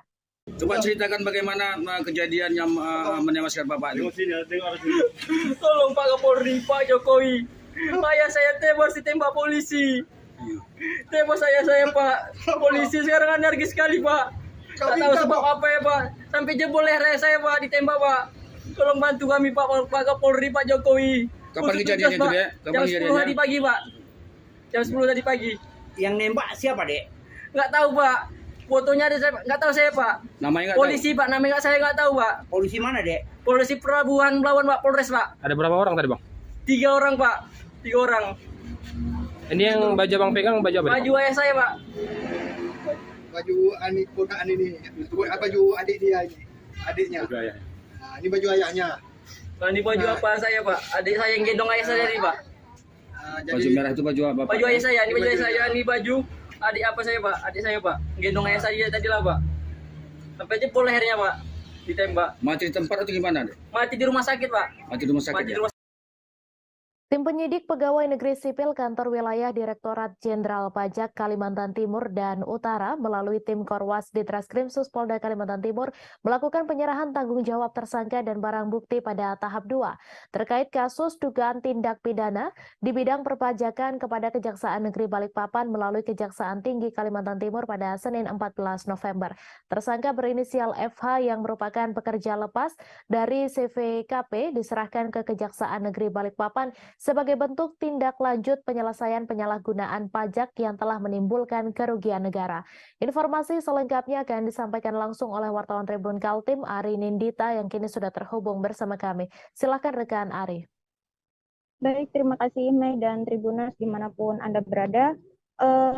tim PPNS atau tim penyidik pegawai negeri sipil kantor wilayah Direktorat Jenderal Pajak Kalimantan Timur dan Kalimantan Utara atau Kanwil DJB Kaltimtara melalui tim Korwas di Reskrim Sus Polda Kalimantan Timur melakukan penyerahan tanggung jawab tersangka dan barang bukti atas dugaan tindak pidana di bidang perpajakan. FH diketahui tersangka inisial FA yang merupakan pekerja lepas atau freelance dari CVKP diserahkan ke Kejaksaan Negeri Kejari Balikpapan melalui Kejaksaan Tinggi Kejati Kalimantan Timur. FH diduga kuat telah menggelapkan pajak hingga 1,4 miliar dari CVKP pada masa pajak April 2017 sampai dengan Desember 2018. Berdasarkan kronologi yang diperoleh selama pemeriksaan, diketahui Direktur CVKP menugaskan FH untuk membuat laporan dan melakukan penyetoran dalam kas negara. Pada kenyataannya, FH tidak membuat laporan dan menyetorkan pajak, melainkan menggunakan uang pajak tersebut untuk kebutuhan pribadi. Selain itu, FH memanipulasi laporan pajak dan bukti setoran bank agar terlihat memiliki kemiripan dengan bukti yang otentik. Kemudian, menyerahkan bukti-bukti palsu tersebut kepada Direktur CVKP. Dalam pemanggilan sebagai saksi, FH mengakui dengan sengaja melakukan manipulasi tersebut.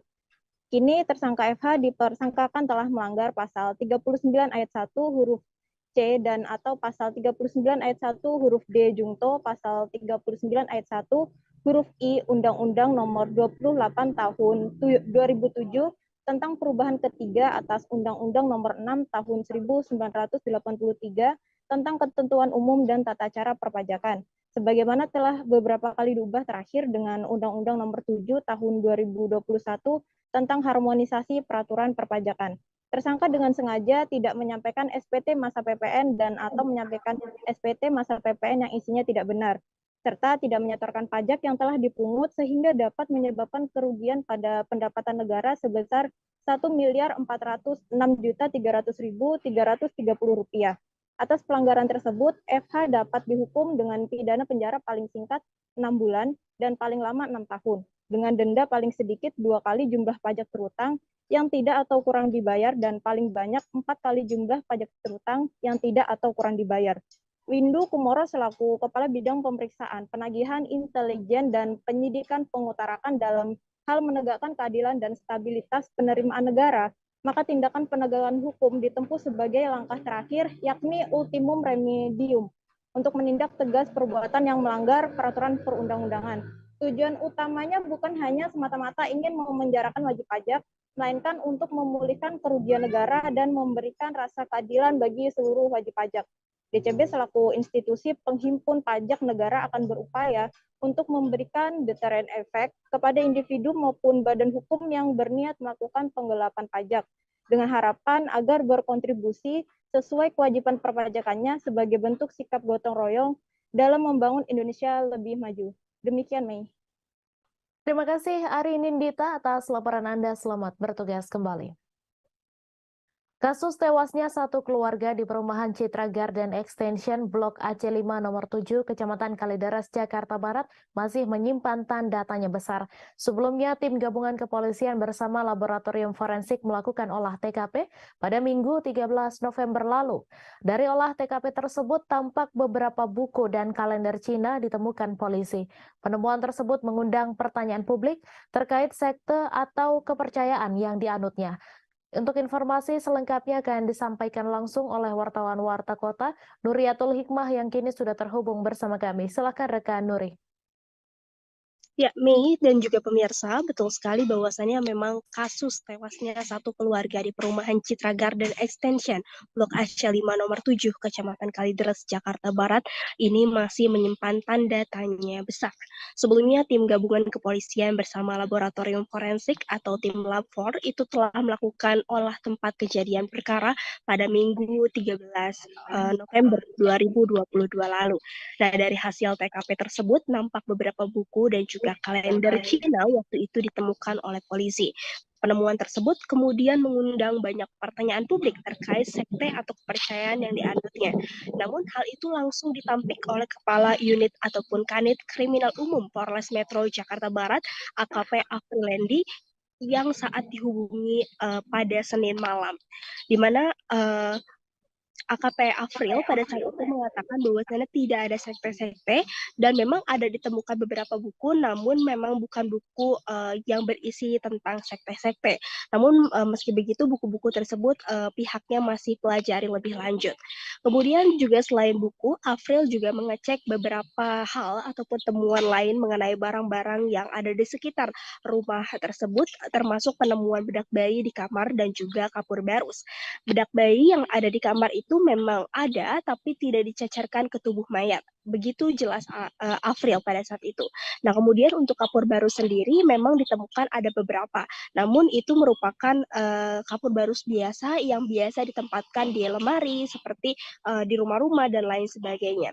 Kemudian juga Afril menyampaikan beberapa temuan barang masih dilakukan pengecekan di laboratorium dan hasilnya masih belum keluar. Lebih lanjut juga beberapa benda lain seperti struk atau bon hutang, ponsel korban, serta temuan lilin itu belum terbukti memiliki korelasi terhadap penyebab kematian satu keluarga di Kalideres ini. Menurut Afril, temuan lilin itu sudah dipakai, maksudnya adalah lilinnya itu sudah lilin bekas pakai yang jumlahnya tidak disebutkan berapa, dan kemudian juga menurut Afril itu biasa lilin yang digunakan untuk antisipasi mati lampu. Sementara itu terkait dengan struk dan juga bon ataupun juga surat wasiat, Afril mengaku pihaknya tidak menemukan hal tersebut saat olah tempat kejadian perkara. Kemudian juga Afril kembali menjelaskan terkait dengan temuan-temuan barang saat olah TKP juga akan dikumpulkan di data serta dipilah mana saja yang berhubungan dengan kasus ini. Demikian Mei, kembali kepada Anda. Terima kasih rekan Nuriatul Hikmah atas laporan Anda. Selamat bertugas kembali. Kita beralih ke informasi selanjutnya, Tribuners. Warga Kabupaten Takalar, Sulawesi Selatan menggelar unjuk rasa di beberapa ruas jalan pada Senin 14 November. Seperti di ruas Jalan Poros Galesong, terpantau masyarakat memblokade jalan. Mereka menutup jalan imbas hasil tes bakal calon kepala desa tidak lolos. Masa aksi juga menolak keputusan hasil tes tertulis yang diselenggarakan Panitia Pelaksana Pemilihan Kepala Desa Takalar. Informasi selengkapnya akan disampaikan langsung oleh wartawan Tribun Timur, Said Zulfadli, yang kini sudah terhubung bersama kami. Silakan rekan Said.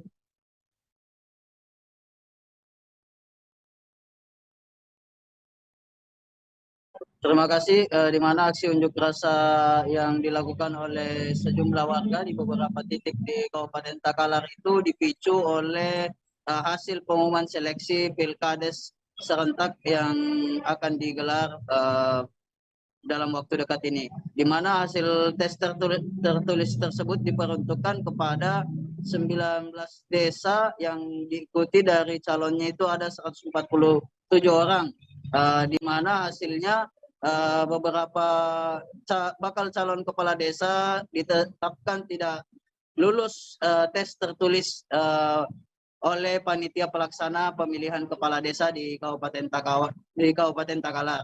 Sehingga menurut para warga atau pendukung bakal calon yang dinyatakan tidak lulus seleksi tersebut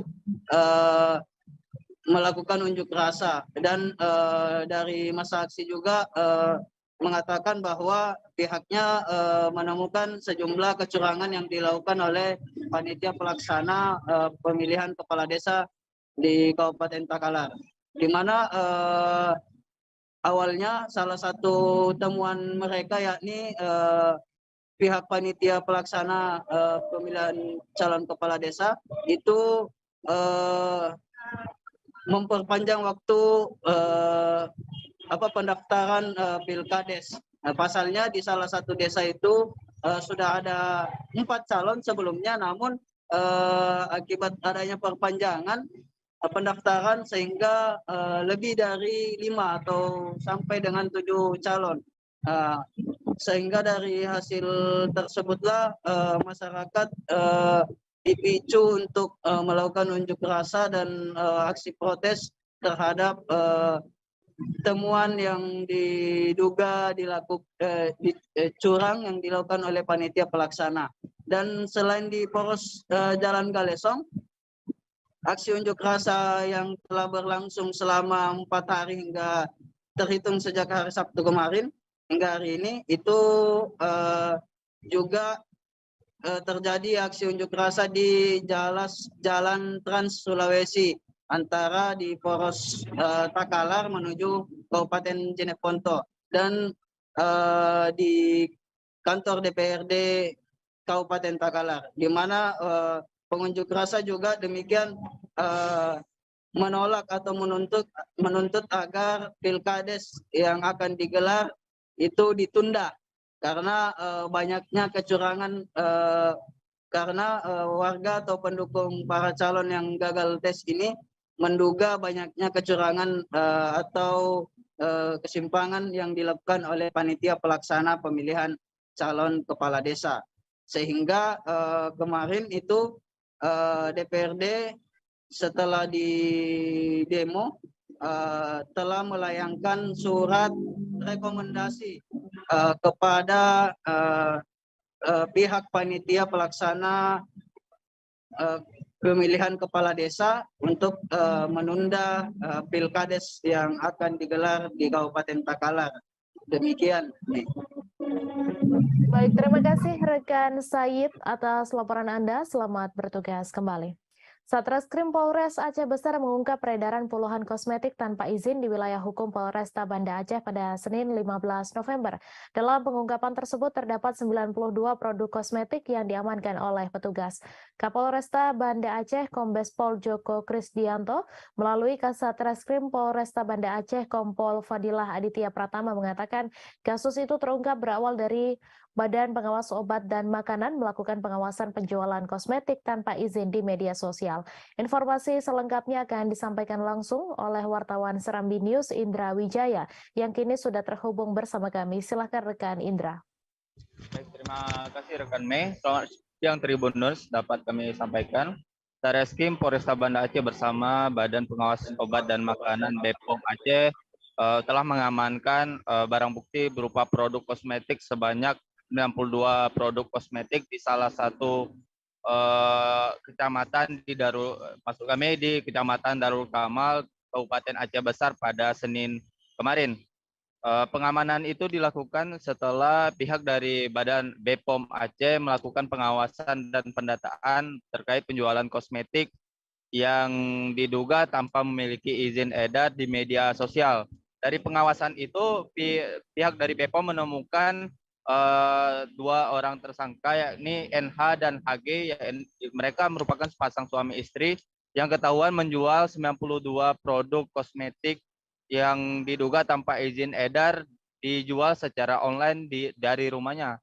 Setidaknya saat ini pihak kepolisian sudah mengamankan 92 produk kosmetik dengan dua orang tersangka yakni NH dan HG. Nah, sementara untuk HG sendiri saat ini dilakukan penahanan oleh pihak kepolisian dan istrinya NH tidak dilakukan penahanan lantaran ia masih memiliki bayi balita.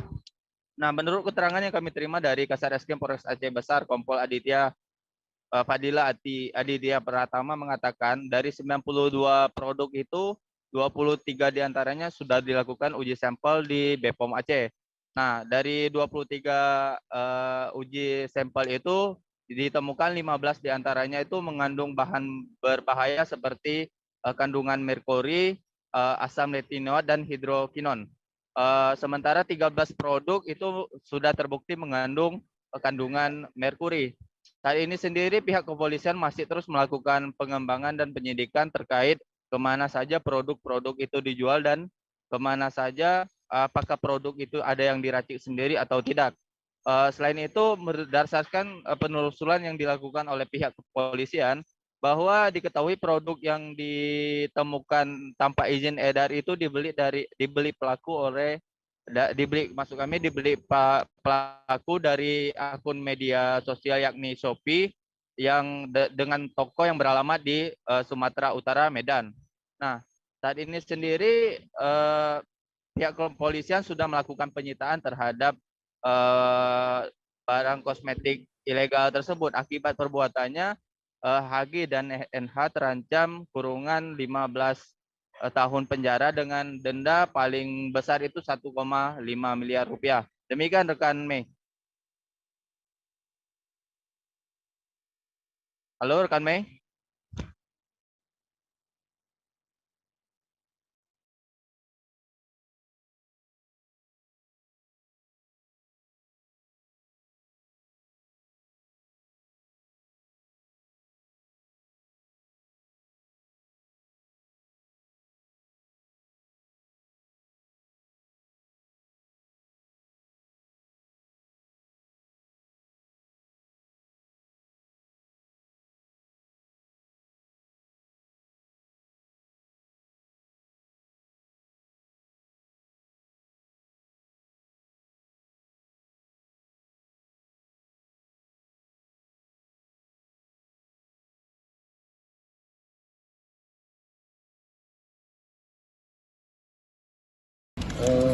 Baik, jadi untuk mengenai produk memang campur ya, ada yang dari lama, ada yang dari baru.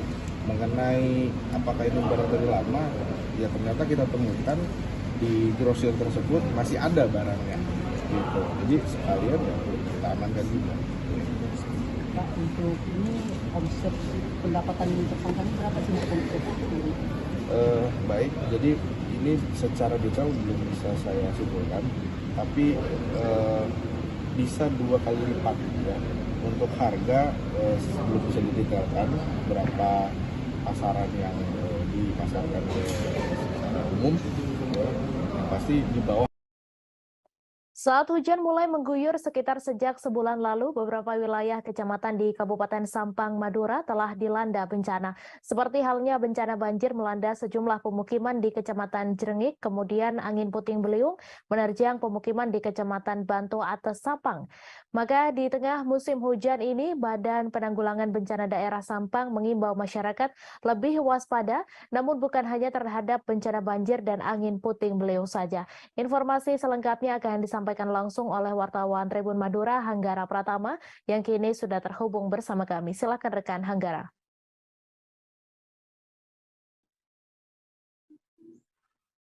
Baik, terima kasih rekan Mei. Jadi memang dengan kondisi cuaca yang saat ini, pemerintah Kabupaten Sampang melalui Badan Penanggulangan Bencana Daerah mewanti-wanti agar masyarakat lebih ekstra waspada terhadap bencana alam karena tidak dapat diprediksi kedatangannya. Namun BPBD Sampang menghimbau kewaspadaan bukan hanya terhadap bencana banjir dan angin puting beliung saja, melainkan juga lebih waspada terhadap bencana tanah longsor. Karena berdasarkan keterangan Kasih Kedaruratan dan Logistik BPBD Sampang, Muhammad Imam, bencana tanah longsor masuk ke 3 jenis bencana yang berpotensi terjadi di Kota Bahari berdasarkan pemetaan Badan Meteorologi, Klimatologi, dan Geofisika BMKG Surabaya. Bahkan semua kecamatan, sebanyak 14 kecamatan di Kabupaten Sampang berpotensi terjadi longsor. Tapi untuk wilayah kecamatan yang masih kategori tinggi, ada 4 kecamatan, diantaranya Kecamatan Karangpenang, Kecamatan Tampelengan, Kecamatan Kedungdung, dan Kecamatan Robetal. Kemudian pemetaan yang dilakukan BPBD Sampang ini ditentukan berdasarkan pengalaman penanganan pada tahun sebelumnya, di mana 4 kecamatan tadi sering dilanda bencana tanah longsor. Sementara untuk penanganan yang dilakukan Pemkab Sampang sejauh ini terus melakukan upaya antisipasi kepada warga di 4 wilayah kecamatan itu melalui sosialisasi termasuk di lingkungan sekolah. Tujuannya agar masyarakat setempat selalu waspada atau sadar bencana sehingga dapat melakukan penanganan gawat darurat sebelum petugas kebencanaan tiba di lokasi. Demikian rekan Mei. Terima kasih rekan Hanggara Pratama atas laporan Anda. Selamat bertugas kembali. Kasus pencurian motor terjadi di perumahan Gria Pakistaji Asri, Kelurahan Pakistaji Wonoasih, Kota Probolinggo. Dalam sehari, sebanyak 3 unit motor milik seorang warga di wilayah itu, Fatur Rozi Raib, digondol maling. Seperti yang diceritakan ibu dari salah seorang korban, Aning Apriastuti, yang mengalami peristiwa pencurian motor pada Minggu 13 November. Ia menyebut pelaku bisa merangsek ke garasi dengan cara merusak gembok gerbang. Gembok gerbang yang telah rusak juga dibawa oleh para pelaku. Informasi selengkapnya akan disampaikan langsung oleh wartawan Surya Danendra Kusuma yang kini sudah terhubung bersama kami. Silahkan rekan Danendra.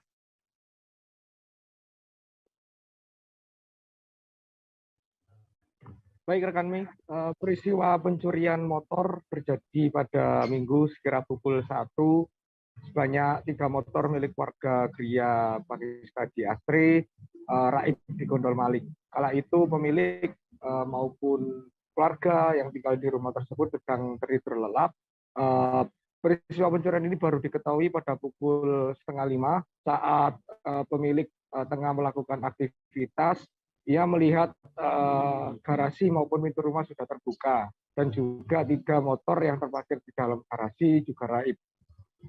Pemilik mencurigai bila pelaku ini tergolong spesialis karena saat menjalankan aksinya para pelaku ini cukup rapi, tidak ada suara saat proses merusak gembok maupun saat proses merusak rumah kunci dengan kunci T, rumah kunci motor maksud saya. Saat ini pemilik motor sudah melaporkan kejadian ini ke polisi dan polisi sudah datang ke TKP untuk melakukan olah TKP dan meminta keterangan korban. Saat ini kasus pencurian 3 motor ini sedang diselidiki oleh pihak kepolisian. Begitu, Mei. Baik, terima kasih rekan Danendra atas laporan Anda. Selamat bertugas kembali. Pasangan suami istri bernama Randa dan Leni sudah ditetapkan tersangka atas dugaan kasus pencurian. Warga Dusun Kelekak Usang, Desa Brawas, Kecamatan Tanjung Pandan, Kabupaten Belitung tersebut dilaporkan melakukan pencurian di 2 lokasi berbeda. Di antaranya rumah yang beralamat di Perumahan Garden City, Desa Dukong, dan rumah kosong di Desa Buluh Tumbang. Informasi selengkapnya akan disampaikan langsung oleh wartawan Pos Belitung, Dede Suhendar, yang kini sudah terhubung bersama kami. Silakan rekan Dede. Ya, baik Mei dan Tribuners, semenjak ditetapkan sebagai tersangka 2 pasangan suami istri yang diketahui bernama Randa dan Leni terus diperiksa oleh penyidik Satreskrim Polres Belitung. Berdasarkan hasil pemeriksaan sementara ini, terdapat 2 laporan kepolisian yang menjadi lokasi kejadian atas kasus pencurian tersebut. Untuk TKP yang pertama itu sebuah rumah yang terletak di Perumahan Garden City di Desa Dukong, Kecamatan Tanjung Pandan, Kabupaten Belitung. Sedangkan untuk TKP yang kedua itu sebuah rumah kosong yang terletak di Desa Buluh Tumbang, Kecamatan Tanjung Pandan, Kabupaten Belitung. Berdasarkan keterangan dari Kasubsi Penmas Humas Polres Belitung, Ibda Belipinem menjelaskan sebenarnya untuk lokasi pencurian ini memang sekitar 5-8 titik. Namun untuk korban lainnya memilih tidak melaporkan kejadian tersebut kepada pihak kepolisian, tetapi mereka hanya mengambil barang bukti yang sudah diamankan di Polres Belitung. Ia menjelaskan untuk motif pasangan suami istri ini melakukan pencurian di beberapa lokasi itu dengan alasan ekonomi untuk memenuhi kebutuhan hidup mereka sehari-hari. Sedangkan untuk deretan barang bukti yang sudah dijual itu memang baru beberapa jenis saja, terutama untuk barang-barang yang memang cepat laku dijual, seperti mesin air dan beberapa jenis besi-besi bekas. Kemudian kedua pasangan suami istri ini saat ini akan diancam dengan hukuman sesuai dengan pasal 363 ayat 1, ke-4, ke-5, dan ke-3 jungto pasal 64 KUH pidana dengan ancaman 7 tahun penjara. Maksud kami sebelumnya untuk lokasi TKP yang pertama di Perumahan Garden City itu terjadi pada tanggal 1 Oktober dengan barang bukti cukup banyak, mulai dari peralatan rumah tangga hingga barang-barang elektronik. Namun untuk TKP yang kedua itu pelaku hanya berhasil mengambil 1 unit genset karena memang TKP kedua ini merupakan rumah kosong. Untuk sementara ini kedua tersangka masih ditahan di Mapolres Belitung dan menunggu untuk proses hukum selanjutnya. Demikian, Mei. Terima kasih rekan Dede atas laporan Anda, dan Tribuners, wartawan kami juga telah menghimpun wawancara dengan Kasubsi Penmas Humas Polres Belitung. Berikut tayangannya untuk Anda. Kronologi kejadian LP1 pada hari Sabtu tanggal 01 Oktober 2022 sekira pukul 17 WIB, korban kembali dari kediaman kakak kandungnya Maringka Yadi menuju kediamannya di Perumahan Garden City, Desa Dukong, Kecamatan Tanjung Pandan, Kabupaten Belitung. Kemudian korban masuk rumahnya dan melihat bahwa jendela kamar belakang rumah sudah dalam keadaan terbuka dan menemukan bahwa kasur kamar dan lemari baju sudah dalam keadaan berantakan. Kemudian korban mengecek lagi ke bagian dapur dan menemukan perabotan rumah tangga sudah hilang. Atas kejadian tersebut, korban melaporkan ke SPKT Polres Belitung untuk ditindaklanjuti. Salah satu rumah di Desa Sungai Ketapi RT 3 Kecamatan Paringin Kabupaten Balangan menjadi viral saat pemiliknya yakni Ardiansyah mengunggah bagian dalam rumah ke akun TikTok dan akun Instagram serta YouTube miliknya pada beberapa waktu lalu. Ardiansyah yang juga merupakan selebgram di Balangan sekaligus seleb TikTok dengan pengikut mencapai puluhan ribu tersebut sukses menggait penontonnya pada bagian isi rumahnya yang dihuni sang ayah. Bangunan rumahnya tidak banyak berbeda dibanding rumah pada umumnya. Namun yang menjadi keunikan tersendiri ialah adanya pohon nangka yang tertanam di tanah berada pada bagian ruang tamu rumah tersebut. Informasi selengkapnya akan disampaikan langsung oleh wartawan Banjarmasin Pos, Isti Rohayanti yang kini sudah terhubung bersama kami. Silakan rekan Isti. Baik, terima kasih rekan Mei. Jadi pada beberapa waktu lalu memang ada berita viral tentang pohon yang tumbuh di dalam rumah warga, tepatnya di Desa Sungai Ketapi, Kecamatan Paringin, Kabupaten Balangan. Dan di dalam rumah ini sebelumnya adalah kebun. Jadi sebelum rumah itu dibangun, tempat tersebut merupakan kebun yang dimiliki oleh Ardiansyah. Dan Ardiansyah ini adalah salah satu selebgram yang ada di Kabupaten Balangan. Nah, untuk beberapa pohon yang ada di dalam rumah, jadi ada beberapa pohon di dalam rumah, salah satunya itu ada pohon nangka, tepat di bagian ruang tamu, lalu ada juga pohon di bagian kamar, di kamar utama, ada pohon cempedak, lalu ada pohon di kamar lainnya juga, pohon hambawang. Dan setiap musimnya, pohon ini akan selalu berbuah, dan juga ada kalanya pohonnya matang dan berguguran di rumah.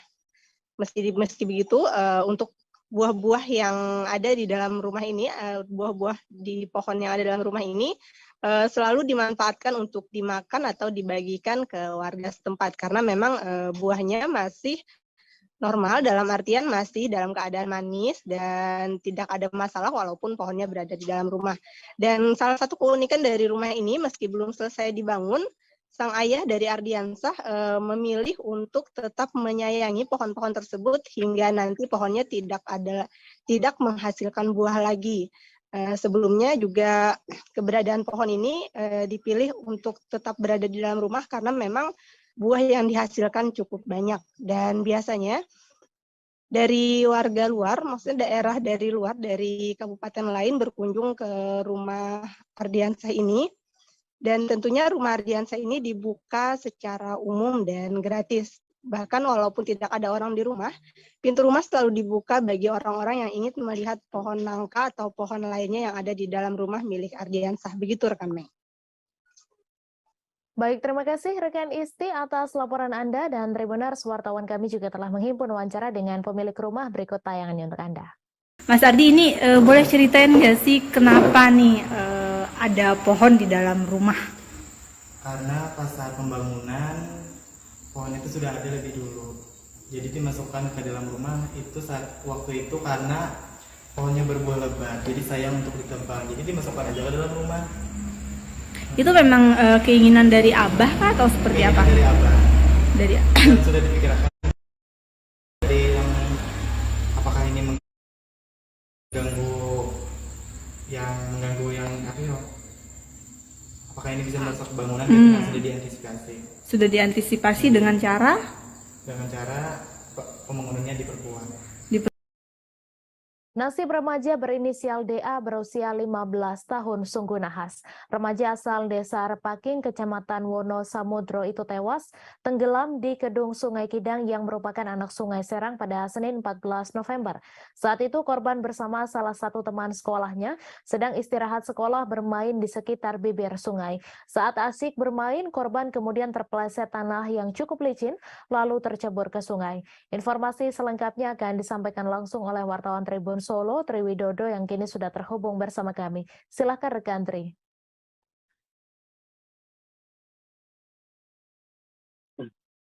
Ya, Mei dan Tribuners, dapat kami laporkan dari Belain di mana pada hari Senin kemarin, tanggal 14 November tahun 2022 telah terjadi kecelakaan. Nah, ini yang mengakibatkan DA, seorang siswa yang berusia 15 tahun itu tewas tenggelam.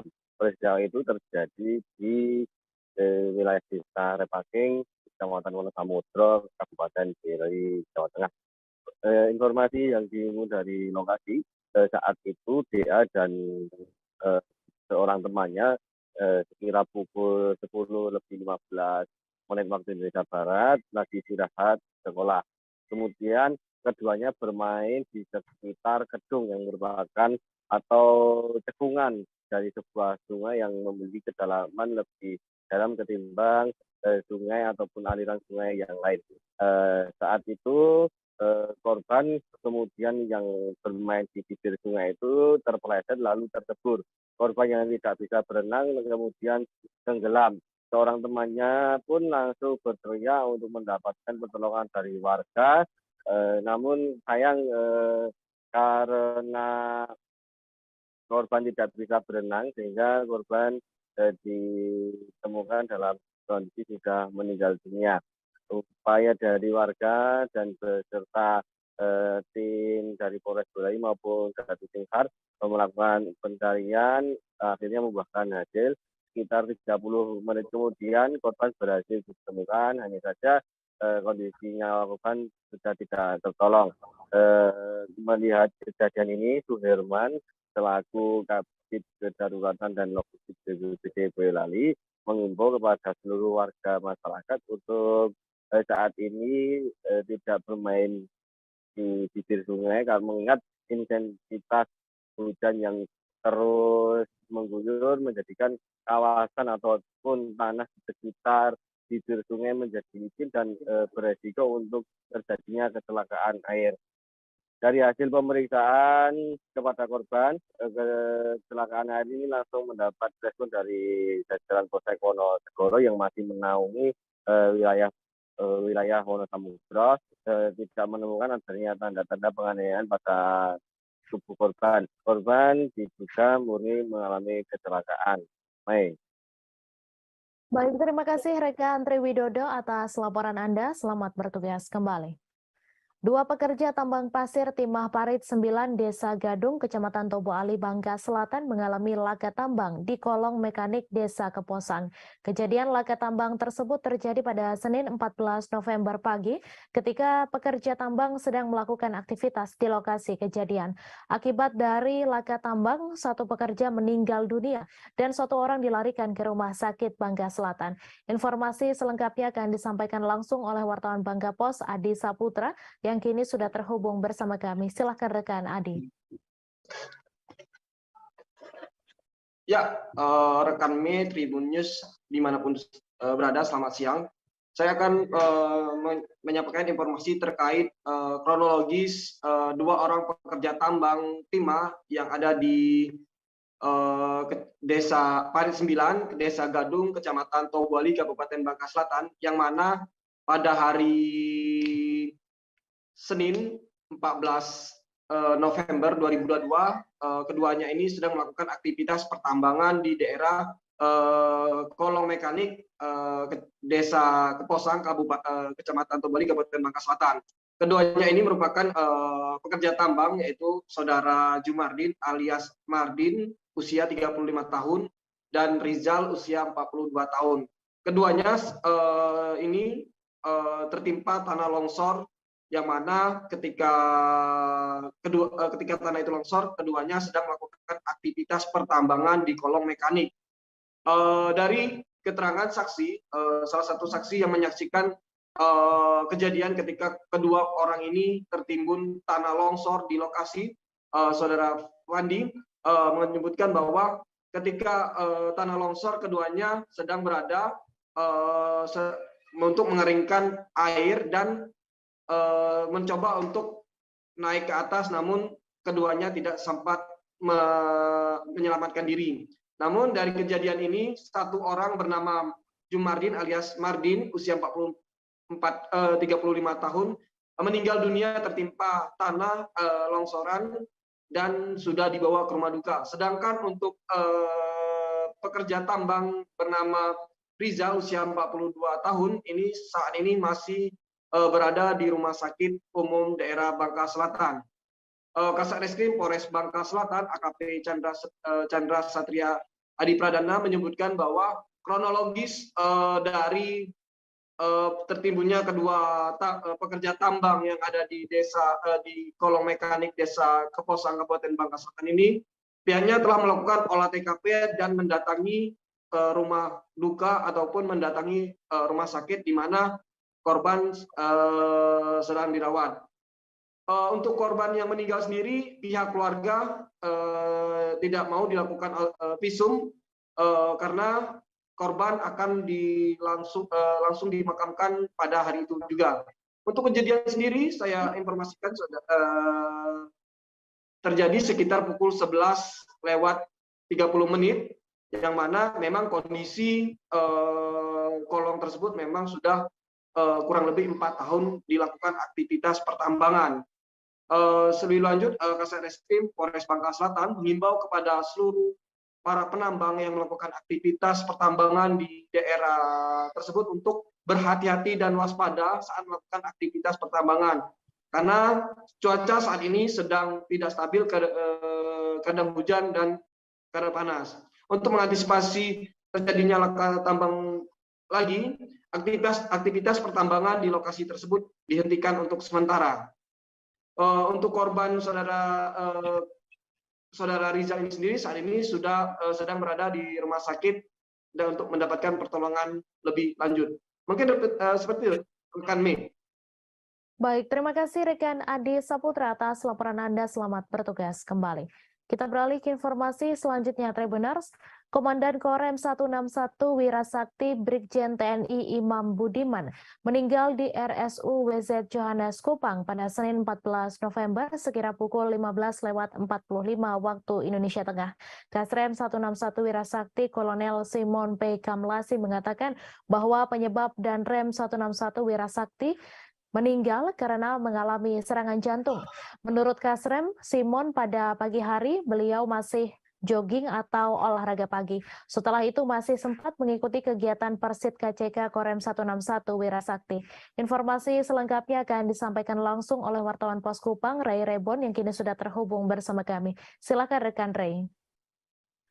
Baik rekan Mei, selamat sore Tribuners. Dari Kupang, Nusa Tenggara Timur, dapat saya laporkan bahwa Komandan Korem 161 Wirasakti Kupang, Brigjen TNI Imam Budiman telah menghembuskan nafas terakhir di Rumah Sakit Umum WZ Johannes Kupang pada hari Senin 14 November 2022 atau kemarin sekira pukul 15:45 WITA atau pukul 3 sore waktu Indonesia Tengah.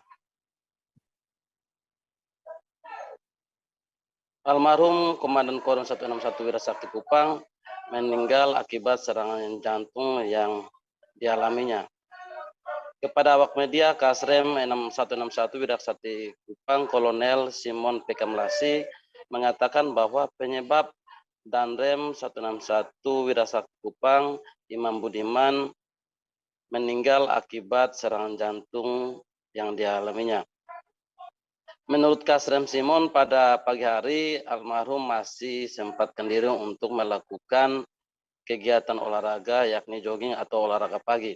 Setelah kegiatan olahraga pagi, almarhum masih menyempatkan diri untuk mengikuti kegiatan Persit KCK Korem 161 Wirasakti Kupang.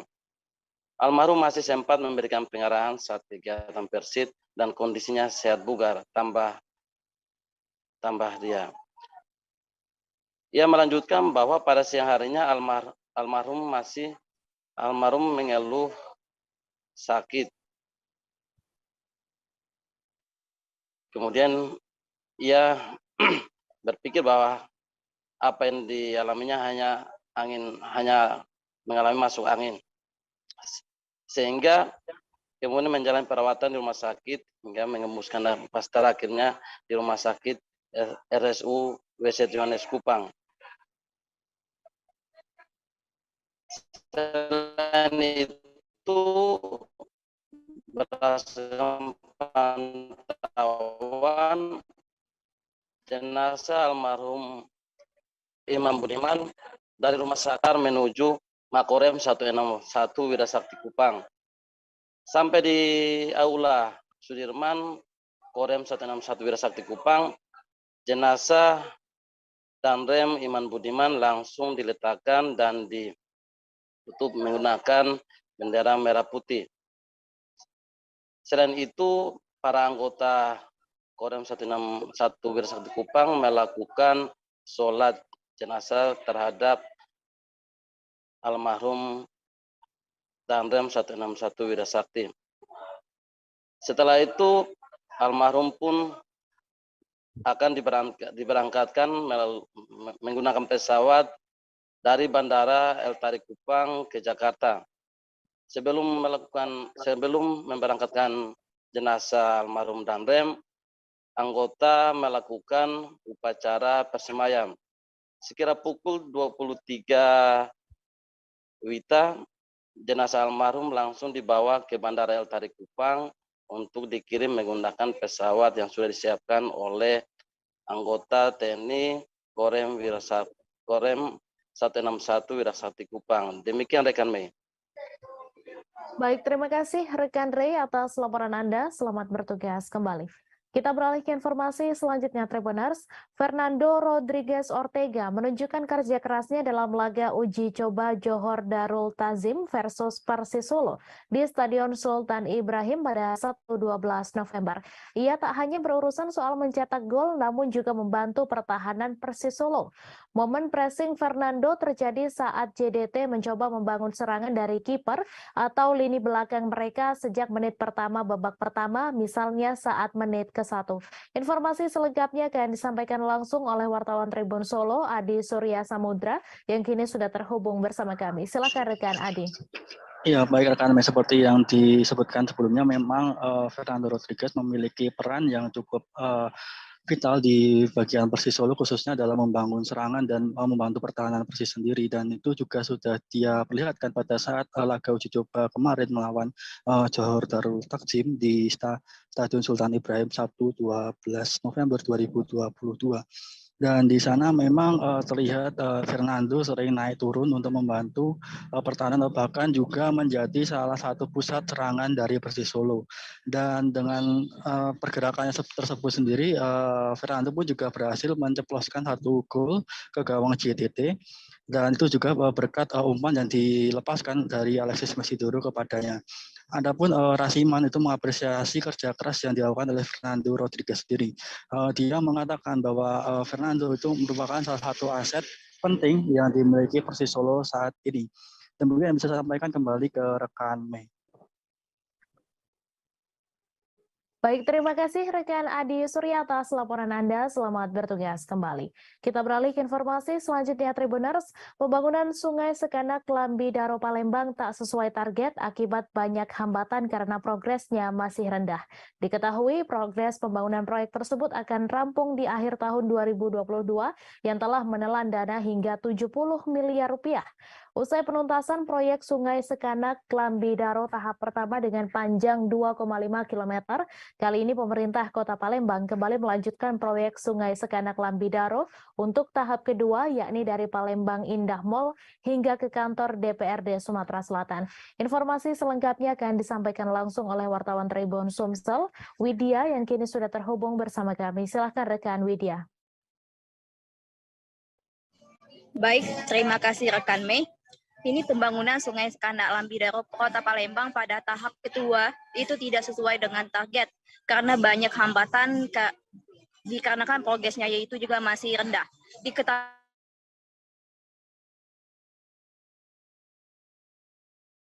bahwasannya progres Sekanak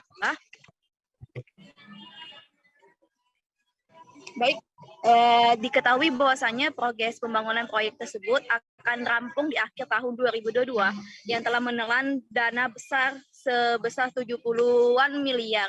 Akan tetapi pada saat ini sampai dengan sekarang progres dari Sungai Sekanak Lambi Daro itu sampai saat ini belum terselesaikan. Usai penuntasan proyek Sungai Sekanak Lambi Daro ini tahap pertama dengan panjang 2,5 km. Kali ini pemerintah Kota Palembang kembali melanjutkan proyek tersebut untuk tahap kedua, yaitu dari Palembang Indah Mall sampai ke kantor DPRD Sumatera Selatan. Dan saat ini pada sekarang ini lagi proses pancaran CCSP dan PCSP, sebagian sudah di area Ramayana atau di dekat Palembang Indah Mall. Akibat dari rendahnya progres tersebut, itu dikarenakan banyak sekali hambatan dari proyek tersebut karena salah satunya utilitas di lapangan, yaitu jaringan utilitas itu seperti ada kabel-kabel, air bersih atau air pipa PDAM, atau pipa gas, dan kabel-kabel telepon atau internet, dan sebagainya. Dan sekarang ini pihak Balai Besar Wilayah Sungai Sumatera 8 sedang melakukan koordinasi dengan pihak pemerintah Kota Palembang. Hambatan tersebut pada segmen samping DPRD dan di Lebak Cindo.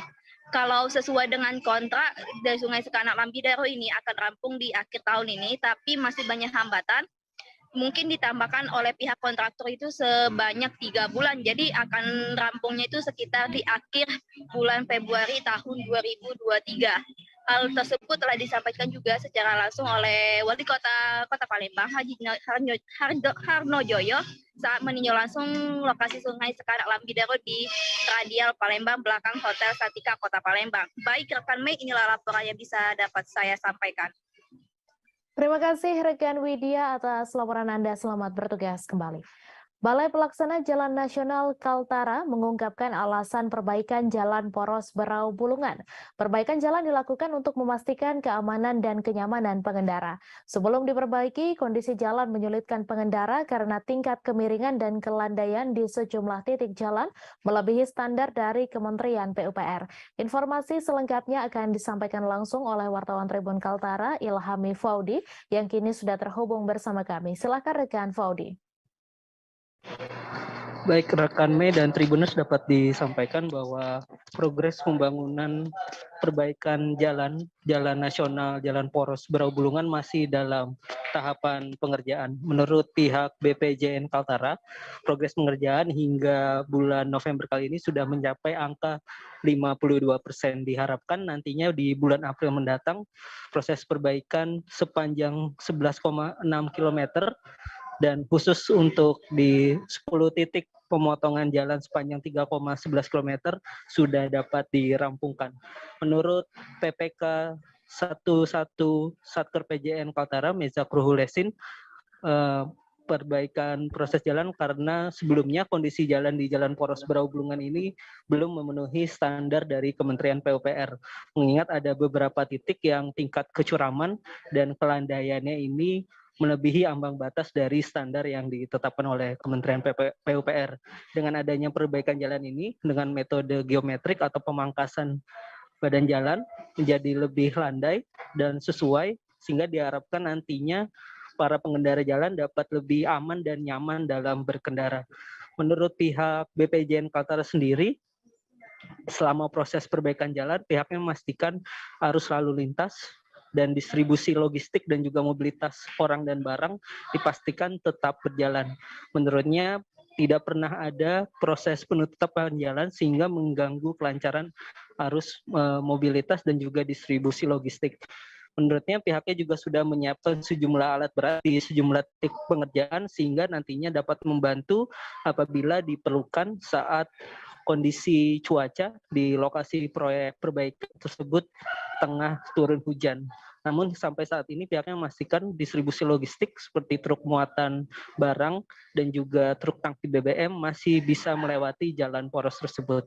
Demikian rekan Mei laporan yang dapat disampaikan. Terima kasih rekan Faudi atas laporan Anda. Dan Tribuners, wartawan kami juga telah menghimpun wawancara dengan PPK 11 Satker PJN Kaltara. Berikut tayangannya untuk Anda. Rencana progres. Sudah 52% Pak ya? 52%. Kalau melihat kondisi pengerjaan jalan yang sekarang ini Pak, masih ada titik-titik berat yang akan diselesaikan? Iya, perlu disampaikan bahwa tujuan pembangunan jalan, peningkatan jalan ini ada untuk preservasi ini ada dua. Yang pertama kita perbaikan geometrik, yang kedua kita melakukan peningkatan terhadap kondisi jalan existing yang sudah rusak. Jadi yang pertama perbaikan geometrik itu adalah karena ada lokasi-lokasi tertentu sekitar 10 lokasi yang kondisi existingnya itu kelandaiannya tidak memenuhi di atas 12% standar geometri kita di Kementerian PUPR. Iya, selama ini kan kenyamanan dan keamanan melewati jalan existing dengan kelandaian yang lebih dari 12% itu tidak aman dan tidak nyaman bagi pengendara. Sehingga sesuai dengan program kami itu dilakukan perbaikan geometrik. Jadi ada 10 titik perbaikan geometrik dengan total panjang 3,11 km. Memiliki keterbatasan tak membuat Sobirin menyerah berjuang untuk hidup. Penyandang disabilitas asal pelosok Klaten Kediri ini tetap melakoni keseharian tanpa putus asa. Ia yang divonis lumpuh akibat kecelakaan yang dialami pada 2012 silam tak menyerah untuk bertahan hidup dari hasil keringatnya sendiri. Sobirin mencoba membuat kerajinan dari bahan bambu yang kini bernilai jutaan rupiah. Informasi selengkapnya akan disampaikan langsung oleh wartawan Tribun Jatim, Lutfi Husnika yang kini sudah terhubung bersama kami. Silakan rekan Lutfi.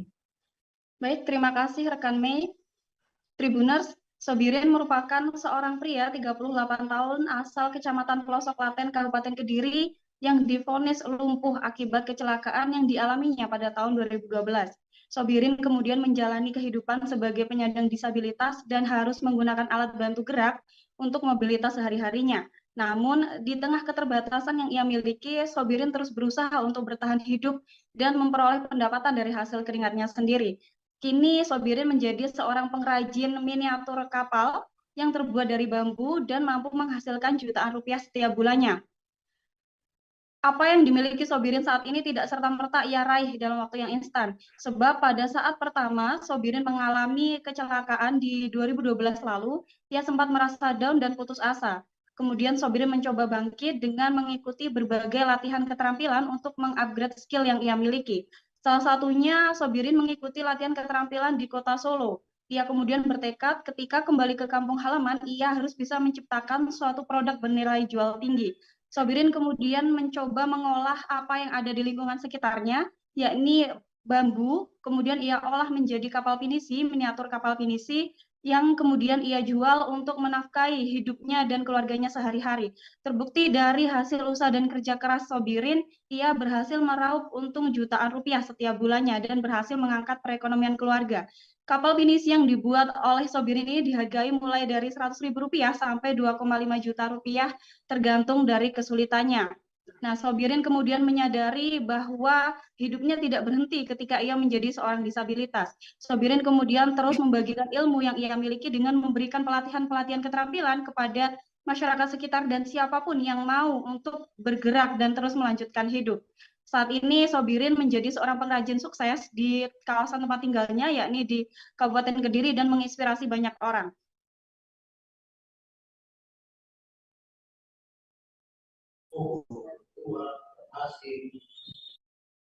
Baik, terima kasih rekan Lutfi atas laporan Anda. Selamat bertugas kembali. Tim film dengan pesan toleransi beragama dan edukasi kearifan Indonesia berjudul Uti Dengkeke mengunjungi Tribun Manado pada Senin 14 November. Kunjungan mereka kali ini untuk menghadiri podcast Tribun Manado. Adapun tim film yang hadir yaitu produser eksekutif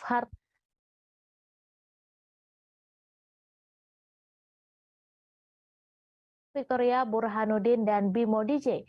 Kedatangan mereka disambut langsung pemimpin perusahaan Tribun Manado, Riyadianto Tunandi. Informasi selengkapnya akan disampaikan langsung oleh wartawan Tribun Manado, Randy Umar, yang kini sudah terhubung bersama kami. Silakan rekan Randy. Oke, baik semuanya Tribuners dimanapun Anda berada. Jadi saya dari Manado, Sulawesi Utara akan melaporkan hasil liputan saya pada hari kemarin, di mana ada salah satu film yang saat ini akan segera tayang pada 17 November nanti, yaitu film Uti dan Keke.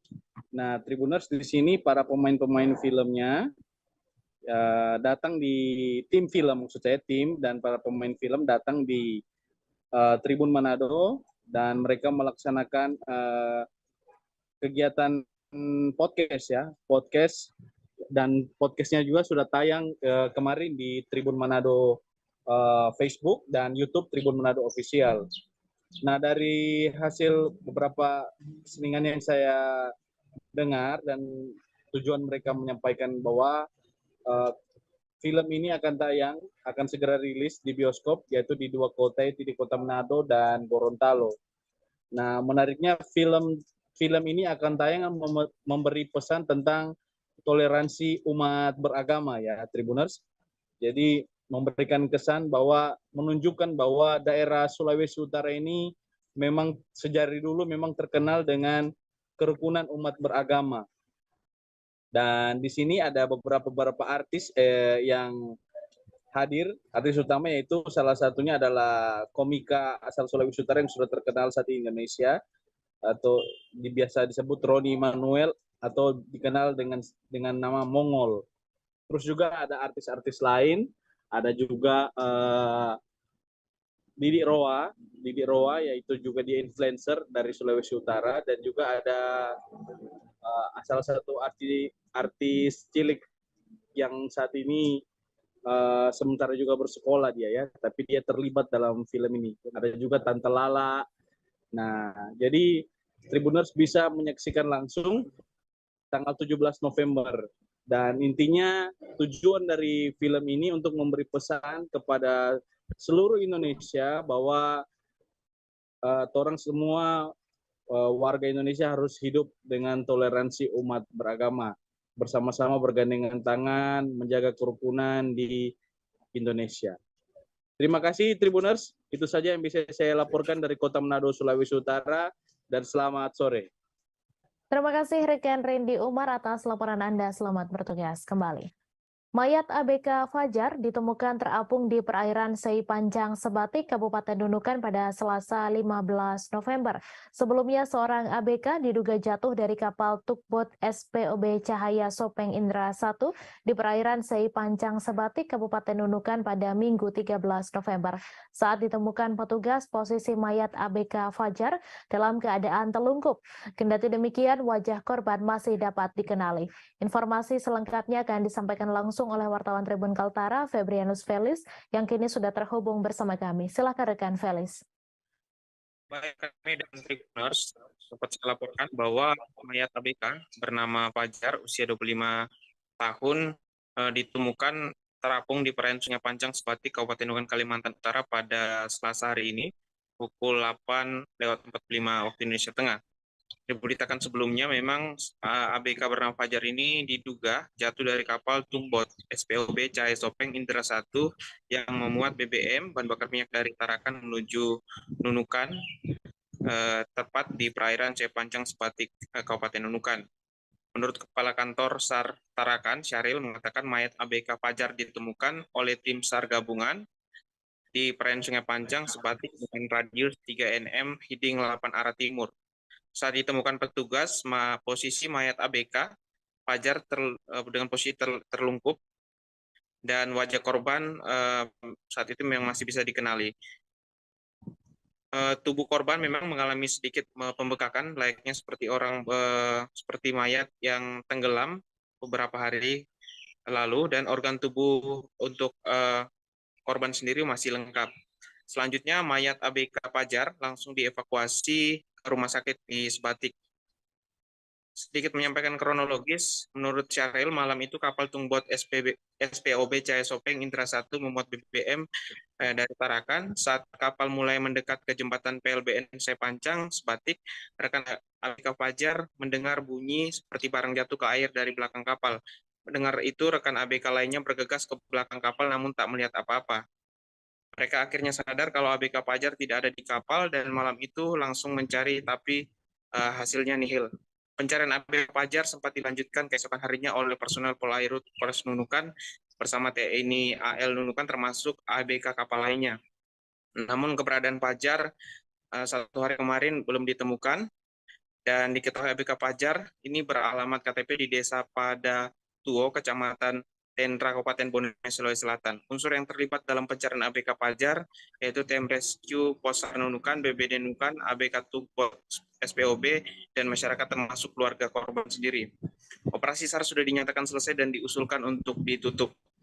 Unsur yang terlibat dalam pencarian juga dikembalikan ke kesatuan masing-masing.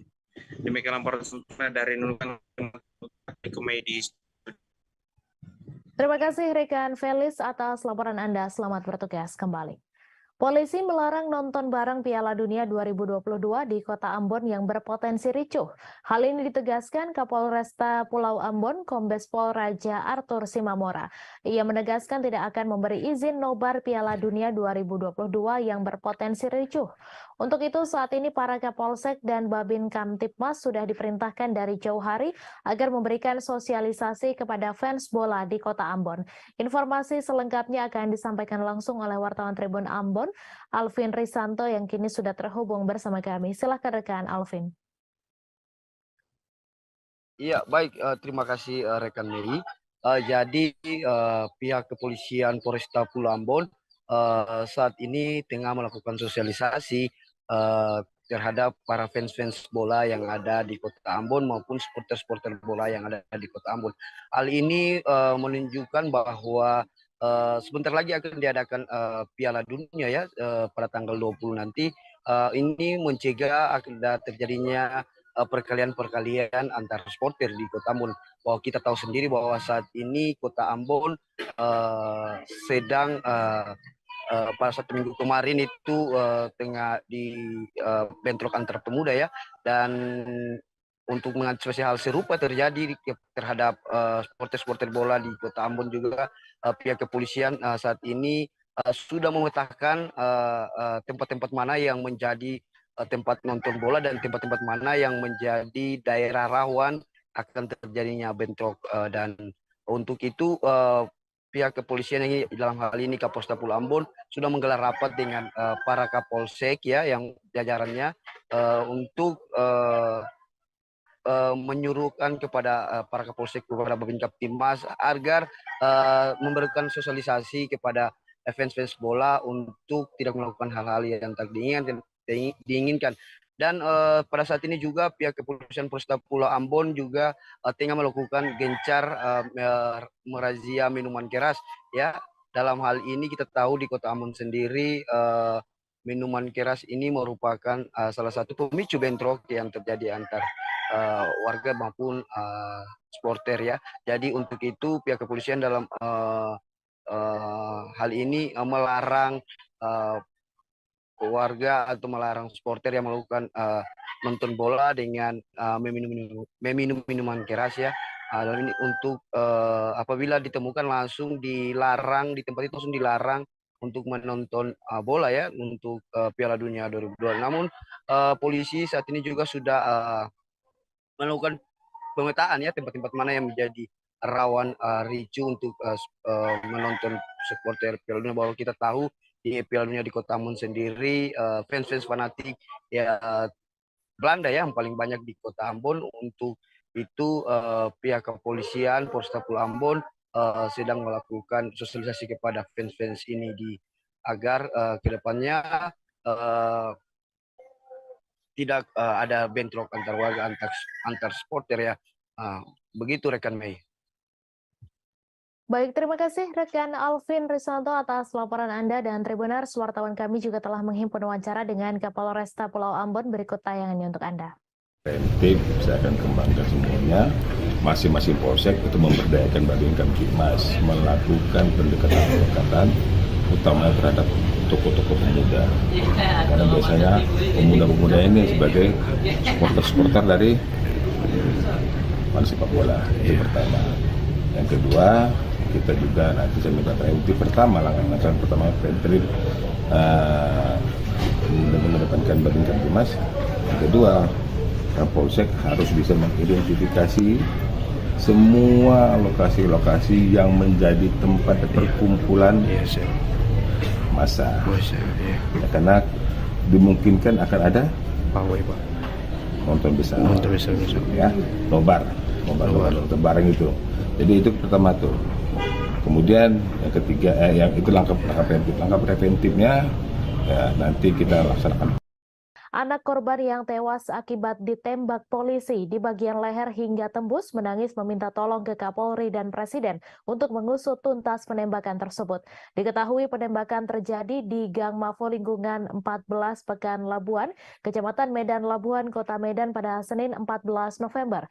Diduga oknum polisi Polres Pelabuhan Belawan melakukan penembakan kepada seorang warga hingga tewas di Pekan Labuan. Informasi selengkapnya akan disampaikan langsung oleh wartawan Tribun Medan, Aprianto, yang kini sudah terhubung bersama kami. Silakan rekan Apri. Ya, terima kasih Mei. Selamat siang Tribuners.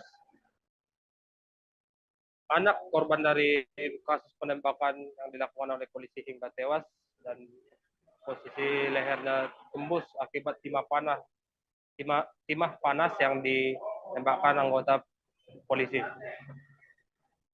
Yoni, anak korban, kemarin sore saat Tribun Medan temui, sempat menangis histeris sambil memegang baju yang digunakan adiknya saat menggendong almarhum ayahnya yang bersimbah darah akibat tembakan polisi tepat di bagian leher hingga tembus. Dia meminta tolong kepada Kapolri dan Bapak Presiden untuk mengusut tuntas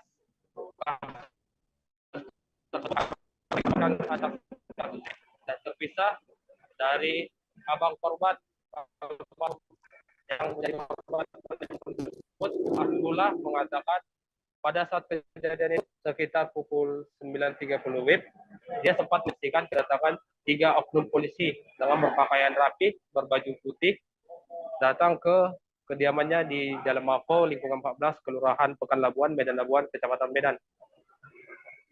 Ketiga polisi itu saat itu langsung mendatangi korban yang bernama Iwan alias Nasib, yang saat itu sedang duduk di depan rumahnya, yang baru saja selesai mandi.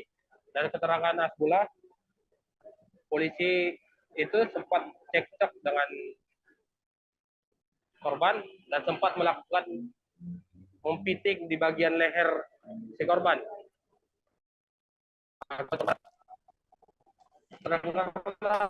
Dari yang terdengar satu tembakan sehingga dia berlari ke arah keributan itu dan menyebutkan, "Kalian bunuh adik saya." Saat dia sampai di dekat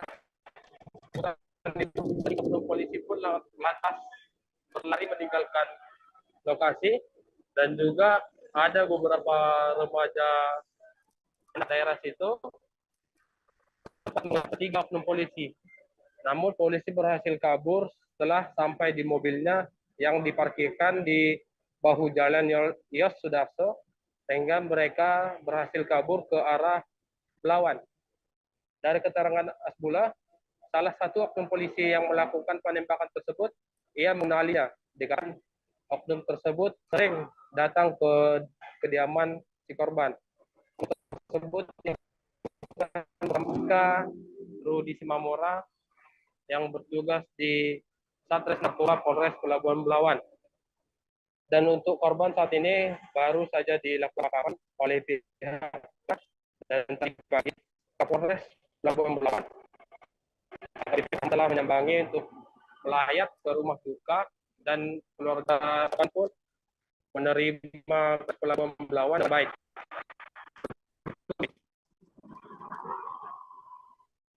Baik, terima kasih rekan Apri atas laporan Anda, dan Tribuners, wartawan kami juga telah menghimpun wawancara dengan anak kandung korban serta kakak kandung korban. Berikut tayangannya untuk Anda.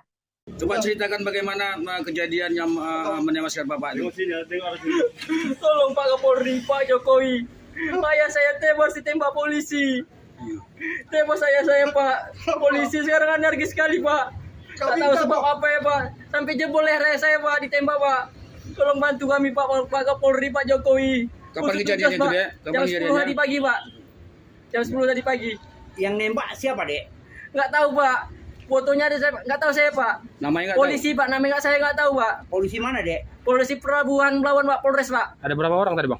3 orang Pak, 3 orang. Ini yang baju Bang pegang baju apa? Baju ayah saya Pak. Baju adik ponakan ini, baju adik dia ini, adiknya. Nah, ini baju ayahnya. Nah, ini baju apa saya Pak? Adik saya yang gendong ayah saya tadi Pak. Baju merah itu baju apa Pak? Baju ayah saya, ini baju ayah saya, ini baju adik apa saya Pak? Adik saya Pak, gendong ayah saya tadi lah Pak. Sampai jebol lehernya Pak, ditembak. Mati di tempat atau gimana? Mati di rumah sakit Pak. Mati di rumah sakit. Mati di rumah Tim penyidik Pegawai Negeri Sipil Kantor Wilayah Direktorat Jenderal Pajak Kalimantan Timur dan Utara melalui tim Korwas Ditreskrim Suspolda Kalimantan Timur melakukan penyerahan tanggung jawab tersangka dan barang bukti pada tahap 2 terkait kasus dugaan tindak pidana di bidang perpajakan kepada Kejaksaan Negeri Balikpapan melalui Kejaksaan Tinggi Kalimantan Timur pada Senin 14 November. Tersangka berinisial FH yang merupakan pekerja lepas dari CVKP diserahkan ke Kejaksaan Negeri Balikpapan sebagai bentuk tindak lanjut penyelesaian penyalahgunaan pajak yang telah menimbulkan kerugian negara. Informasi selengkapnya akan disampaikan langsung oleh wartawan Tribun Kaltim Ari Nindita yang kini sudah terhubung bersama kami. Silakan rekan Ari. Baik, terima kasih Mei dan Tribuners dimanapun Anda berada. Tim PPNS atau tim penyidik pegawai negeri sipil kantor wilayah Direktorat Jenderal Pajak Kalimantan Timur dan Kalimantan Utara atau Kanwil DJB Kaltimtara melalui tim Korwas Ditreskrim Suspolda Kalimantan Timur melakukan penyerahan tanggung jawab tersangka dan barang bukti atas dugaan tindak pidana di bidang perpajakan. FH diketahui tersangka inisial FA yang merupakan pekerja lepas atau freelance dari CVKP diserahkan ke Kejaksaan Negeri Kejari Balikpapan melalui Kejaksaan Tinggi Kejati Kalimantan Timur. FH diduga kuat telah menggelapkan pajak hingga 1,4 miliar dari CVKP pada masa pajak April 2017 sampai dengan Desember 2018. Berdasarkan kronologi yang diperoleh selama pemeriksaan, diketahui Direktur CVKP menugaskan FH untuk membuat laporan dan melakukan penyetoran dalam kas negara. Pada kenyataannya, FH tidak membuat laporan dan menyetorkan pajak, melainkan menggunakan uang pajak tersebut untuk kebutuhan pribadi. Selain itu, FH memanipulasi laporan pajak dan bukti setoran bank agar terlihat memiliki kemiripan dengan bukti yang otentik. Kemudian, menyerahkan bukti-bukti palsu tersebut kepada Direktur CVKP. Dalam pemanggilan sebagai saksi, FH mengakui dengan sengaja melakukan manipulasi tersebut. Kini tersangka FH dipersangkakan telah melanggar pasal 39 ayat 1 huruf C dan atau pasal 39 ayat 1 huruf D jungto, pasal 39 ayat 1 huruf I Undang-Undang Nomor 28 Tahun 2007 tentang perubahan ketiga atas Undang-Undang Nomor 6 Tahun 1983 tentang ketentuan umum dan tata cara perpajakan. Sebagaimana telah beberapa kali diubah terakhir dengan Undang-Undang Nomor 7 Tahun 2021 tentang harmonisasi peraturan perpajakan. Tersangka dengan sengaja tidak menyampaikan SPT masa PPN dan atau menyampaikan SPT masa PPN yang isinya tidak benar, serta tidak menyetorkan pajak yang telah dipungut sehingga dapat menyebabkan kerugian pada pendapatan negara sebesar Rp1.406.300.330. Atas pelanggaran tersebut, FH dapat dihukum dengan pidana penjara paling singkat 6 bulan dan paling lama 6 tahun, dengan denda paling sedikit 2 kali jumlah pajak terutang yang tidak atau kurang dibayar dan paling banyak 4 kali jumlah pajak terutang yang tidak atau kurang dibayar. Windu Kumoro selaku Kepala Bidang Pemeriksaan, Penagihan Intelijen dan Penyidikan mengutarakan dalam hal menegakkan keadilan dan stabilitas penerimaan negara, maka tindakan penegakan hukum ditempuh sebagai langkah terakhir, yakni ultimum remedium, untuk menindak tegas perbuatan yang melanggar peraturan perundang-undangan. Tujuan utamanya bukan hanya semata-mata ingin memenjarakan wajib pajak, melainkan untuk memulihkan kerugian negara dan memberikan rasa keadilan bagi seluruh wajib pajak. DCB selaku institusi penghimpun pajak negara akan berupaya untuk memberikan deterrent effect kepada individu maupun badan hukum yang berniat melakukan penggelapan pajak, dengan harapan agar berkontribusi sesuai kewajiban perpajakannya sebagai bentuk sikap gotong royong dalam membangun Indonesia lebih maju. Demikian, Mei. Terima kasih Ari Nindita atas laporan Anda. Selamat bertugas kembali. Kasus tewasnya satu keluarga di perumahan Citra Garden Extension Blok AC5 nomor 7 Kecamatan Kalideres, Jakarta Barat masih menyimpan tanda tanya besar. Sebelumnya tim gabungan kepolisian bersama laboratorium forensik melakukan olah TKP pada Minggu 13 November lalu. Dari olah TKP tersebut tampak beberapa buku dan kalender Cina ditemukan polisi. Penemuan tersebut mengundang pertanyaan publik terkait sekte atau kepercayaan yang dianutnya. Untuk informasi selengkapnya akan disampaikan langsung oleh wartawan Warta Kota, Nuriatul Hikmah yang kini sudah terhubung bersama kami. Silakan rekan Nuri. Ya, Mei dan juga pemirsa, betul sekali bahwasannya memang kasus tewasnya satu keluarga di perumahan Citra Garden Extension, Blok Asya 5 nomor 7, Kecamatan Kalideres, Jakarta Barat, ini masih menyimpan tanda tanya besar. Sebelumnya, tim gabungan kepolisian bersama laboratorium forensik atau tim Lab4 itu telah melakukan olah tempat kejadian perkara pada Minggu 13 November 2022 lalu. Nah, dari hasil TKP tersebut nampak beberapa buku dan juga kalender Cina waktu itu ditemukan oleh polisi. Penemuan tersebut kemudian mengundang banyak pertanyaan publik terkait sekte atau kepercayaan yang dianutnya.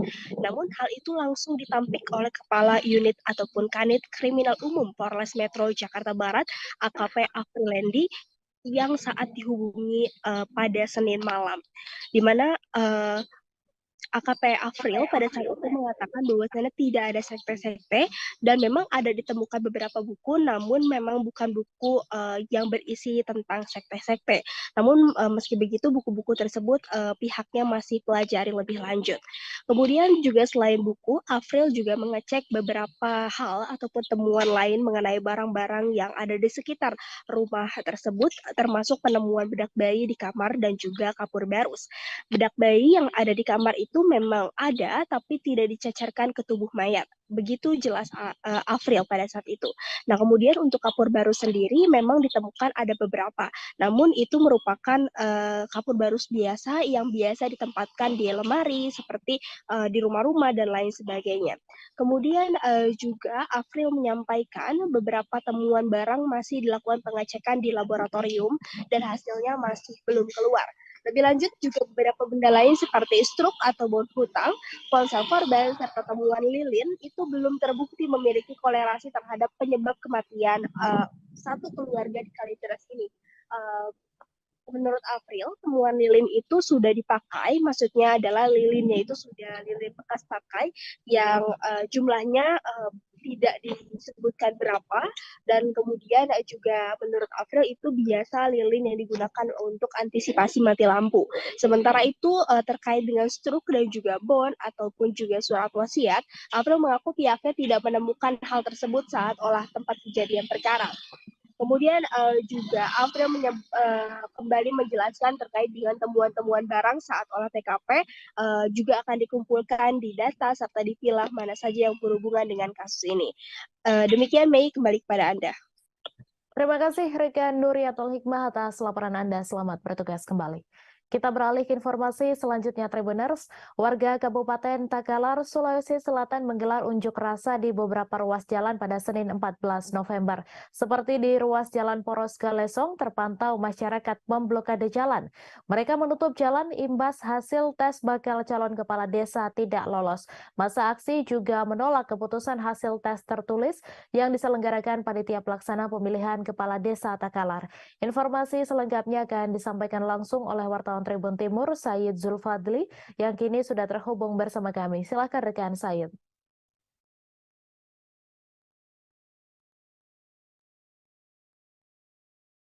Terima kasih. Di mana aksi unjuk rasa yang dilakukan oleh sejumlah warga di beberapa titik di Kabupaten Takalar itu dipicu oleh hasil pengumuman seleksi Pilkades serentak yang akan digelar dalam waktu dekat ini, di mana hasil tes tertulis tersebut diperuntukkan kepada 19 desa yang diikuti dari calonnya itu ada 147 orang, di mana hasilnya beberapa bakal calon kepala desa ditetapkan tidak lulus tes tertulis oleh panitia pelaksana pemilihan kepala desa di Kabupaten Takalar.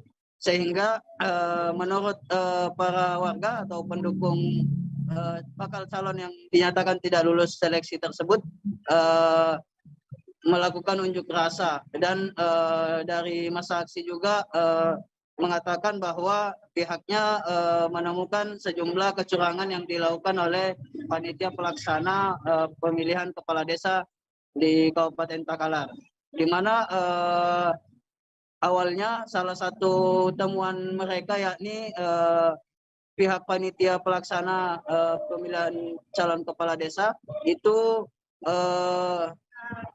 memperpanjang waktu pendaftaran Pilkades. Pasalnya di salah satu desa itu sudah ada 4 calon sebelumnya, namun akibat adanya perpanjangan pendaftaran sehingga lebih dari 5 atau sampai dengan 7 calon. Sehingga dari hasil tersebutlah masyarakat dipicu untuk melakukan unjuk rasa dan aksi protes terhadap temuan yang diduga curang yang dilakukan oleh panitia pelaksana. Dan selain di Poros Jalan Galesong, aksi unjuk rasa yang telah berlangsung selama 4 hari hingga terhitung sejak hari Sabtu kemarin hingga hari ini itu juga terjadi aksi unjuk rasa di Jalan Trans Sulawesi antara di Poros Takalar menuju Kabupaten Jeneponto dan di kantor DPRD Kabupaten Takalar, di mana pengunjuk rasa juga demikian menolak atau menuntut agar Pilkades yang akan digelar itu ditunda karena banyaknya kecurangan karena warga atau pendukung para calon yang gagal tes ini menduga banyaknya kecurangan atau kesimpangan yang dilakukan oleh panitia pelaksana pemilihan calon kepala desa. Sehingga kemarin itu DPRD setelah di demo telah melayangkan surat rekomendasi kepada pihak panitia pelaksana pemilihan kepala desa untuk menunda Pilkades yang akan digelar di Kabupaten Takalar. Demikian. Baik, terima kasih rekan Said atas laporan Anda. Selamat bertugas kembali. Satreskrim Polres Aceh Besar mengungkap peredaran puluhan kosmetik tanpa izin di wilayah hukum Polresta Banda Aceh pada Senin 15 November. Dalam pengungkapan tersebut terdapat 92 produk kosmetik yang diamankan oleh petugas. Kapolresta Banda Aceh Kombes Pol Joko Krisdianto melalui Kasatreskrim Polresta Banda Aceh Kompol Fadilah Aditya Pratama mengatakan kasus itu terungkap berawal dari Badan Pengawas Obat dan Makanan melakukan pengawasan penjualan kosmetik tanpa izin di media sosial. Informasi selengkapnya akan disampaikan langsung oleh wartawan Serambi News Indra Wijaya yang kini sudah terhubung bersama kami. Silakan rekan Indra. Baik, terima kasih rekan Mei. Selamat siang Tribuners, dapat kami sampaikan. Satreskrim Polresta Banda Aceh bersama Badan Pengawas Obat dan Makanan BPOM Aceh telah mengamankan barang bukti berupa produk kosmetik sebanyak 92 produk kosmetik di salah satu kecamatan di Kecamatan Darul Kamal, Kabupaten Aceh Besar pada Senin kemarin. Pengamanan itu dilakukan setelah pihak dari Badan BPOM Aceh melakukan pengawasan dan pendataan terkait penjualan kosmetik yang diduga tanpa memiliki izin edar di media sosial. Dari pengawasan itu, pihak dari BPOM menemukan 2 orang tersangka yakni NH dan HG. Mereka merupakan sepasang suami istri yang ketahuan menjual 92 produk kosmetik yang diduga tanpa izin edar dijual secara online dari rumahnya. Setidaknya saat ini pihak kepolisian sudah mengamankan 92 produk kosmetik dengan 2 orang tersangka yakni NH dan HG. Nah, sementara untuk HG sendiri saat ini dilakukan penahanan oleh pihak kepolisian dan istrinya NH tidak dilakukan penahanan lantaran ia masih memiliki bayi balita. Nah, menurut keterangan yang kami terima dari Kasatreskrim Polres Aceh Besar, Kompol Aditya Fadilah Aditya Pratama mengatakan dari 92 produk itu 23 diantaranya sudah dilakukan uji sampel di BPOM Aceh. Nah, dari 23 uji sampel itu ditemukan 15 diantaranya itu mengandung bahan berbahaya seperti kandungan merkuri, asam retinoat, dan hidrokinon. Sementara 13 produk itu sudah terbukti mengandung kandungan merkuri. Saat ini sendiri pihak kepolisian masih terus melakukan pengembangan dan penyidikan terkait kemana saja produk-produk itu dijual dan kemana saja apakah produk itu ada yang diracik sendiri atau tidak. Selain itu, berdasarkan penelusuran yang dilakukan oleh pihak kepolisian, bahwa diketahui produk yang ditemukan tanpa izin edar itu dibeli pelaku pelaku dari akun media sosial yakni Shopee dengan toko yang beralamat di Sumatera Utara, Medan. Nah, saat ini sendiri pihak kepolisian sudah melakukan penyitaan terhadap barang kosmetik ilegal tersebut. Akibat perbuatannya, HG dan NH terancam kurungan 15 tahun penjara dengan denda paling besar itu 1,5 miliar rupiah. Demikian rekan Mei. Halo rekan Mei.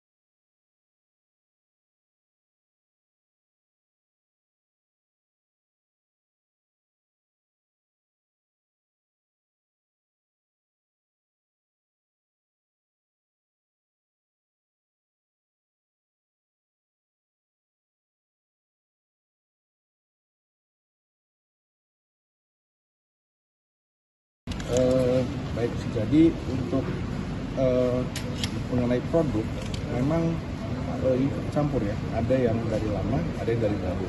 Mengenai apakah itu barang dari lama, ya ternyata kita temukan di grosir tersebut masih ada barangnya, gitu. Jadi sekalian ya kita amankan juga. Pak, untuk ini omset pendapatan tersangka ini berapa sih untuk ini? Baik, jadi ini secara detail belum bisa saya simpulkan, tapi bisa 2 kali lipat ya. Untuk harga belum bisa didetailkan berapa pasaran yang dipasarkan secara umum, ya. Yang pasti di bawah. Saat hujan mulai mengguyur sekitar sejak sebulan lalu, beberapa wilayah kecamatan di Kabupaten Sampang, Madura telah dilanda bencana. Seperti halnya bencana banjir melanda sejumlah pemukiman di Kecamatan Jrengik, kemudian angin puting beliung menerjang pemukiman di Kecamatan Banto Atas, Sampang. Maka di tengah musim hujan ini, Badan Penanggulangan Bencana Daerah Sampang mengimbau masyarakat lebih waspada, namun bukan hanya terhadap bencana banjir dan angin puting beliung saja. Informasi selengkapnya akan disampaikan langsung oleh wartawan Tribun Madura, Hanggara Pratama, yang kini sudah terhubung bersama kami. Silakan rekan Hanggara.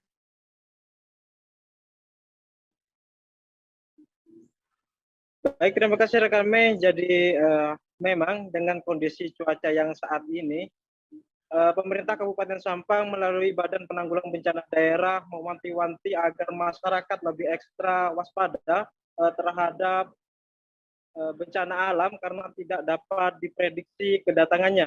Namun BPBD Sampang menghimbau kewaspadaan bukan hanya terhadap bencana banjir dan angin puting beliung saja, melainkan juga lebih waspada terhadap bencana tanah longsor.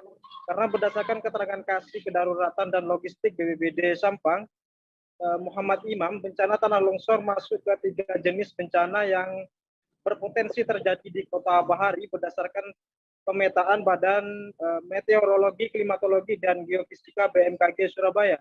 Bahkan semua kecamatan, sebanyak 14 kecamatan di Kabupaten Sampang berpotensi terjadi longsor. Tapi untuk wilayah kecamatan yang masih kategori tinggi, ada 4 kecamatan, diantaranya Kecamatan Karangpenang, Kecamatan Tampelengan, Kecamatan Kedundung, dan Kecamatan Robetal. Kemudian pemetaan yang dilakukan BPBD Sampang ini ditentukan berdasarkan pengalaman penanganan pada tahun sebelumnya, di mana 4 kecamatan tadi sering dilanda bencana tanah longsor. Sementara untuk penanganan yang dilakukan Pemkab Sampang sejauh ini terus melakukan upaya antisipasi kepada warga di 4 wilayah kecamatan itu melalui sosialisasi termasuk di lingkungan sekolah. Tujuannya agar masyarakat setempat selalu waspada atau sadar bencana sehingga dapat melakukan penanganan gawat darurat sebelum petugas kebencanaan tiba di lokasi. Demikian rekan Mei. Terima kasih rekan Hanggara Pratama atas laporan Anda. Selamat bertugas kembali. Kasus pencurian motor terjadi di perumahan Gria Pakistaji Asri, Kelurahan Pakistaji Wonoasih, Kota Probolinggo. Dalam sehari, sebanyak 3 unit motor milik seorang warga di wilayah itu, Fatur Rozi Raib, digondol maling. Seperti yang diceritakan ibu dari salah seorang korban, Aning Apriastuti, yang mengalami peristiwa pencurian motor pada Minggu 13 November. Ia menyebut pelaku bisa merangsek ke garasi dengan cara merusak gembok gerbang. Gembok gerbang yang telah rusak juga dibawa oleh para pelaku. Informasi selengkapnya akan disampaikan langsung oleh wartawan Surya Danendra Kusuma yang kini sudah terhubung bersama kami. Silakan rekan Danendra.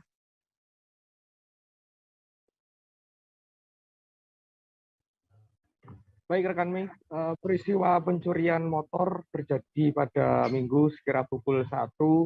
Sebanyak 3 motor milik warga Gria Pakistaji Asri, Raib digondol maling. Kala itu pemilik maupun keluarga yang tinggal di rumah tersebut sedang tertidur lelap. Peristiwa pencurian ini baru diketahui pada pukul 4:30 saat pemilik tengah melakukan aktivitas. Ia melihat garasi maupun pintu rumah sudah terbuka dan juga 3 motor yang terparkir di dalam garasi juga raib. Pemilik mencurigai bila pelaku ini tergolong spesialis karena saat menjalankan aksinya para pelaku ini cukup rapi, tidak ada suara saat proses merusak gembok maupun saat proses merusak rumah kunci dengan kunci T, rumah kunci motor maksud saya. Saat ini pemilik motor sudah melaporkan kejadian ini ke polisi dan polisi sudah datang ke TKP untuk melakukan olah TKP dan meminta keterangan korban. Saat ini kasus pencurian 3 motor ini sedang diselidiki oleh pihak kepolisian. Begitu, Mei. Baik, terima kasih rekan Danendra atas laporan Anda. Selamat bertugas kembali. Pasangan suami istri bernama Randa dan Leni sudah ditetapkan tersangka atas dugaan kasus pencurian. Warga Dusun Kelekak Usang, Desa Perawas, Kecamatan Tanjung Pandan, Kabupaten Belitung tersebut dilaporkan melakukan pencurian di 2 lokasi berbeda.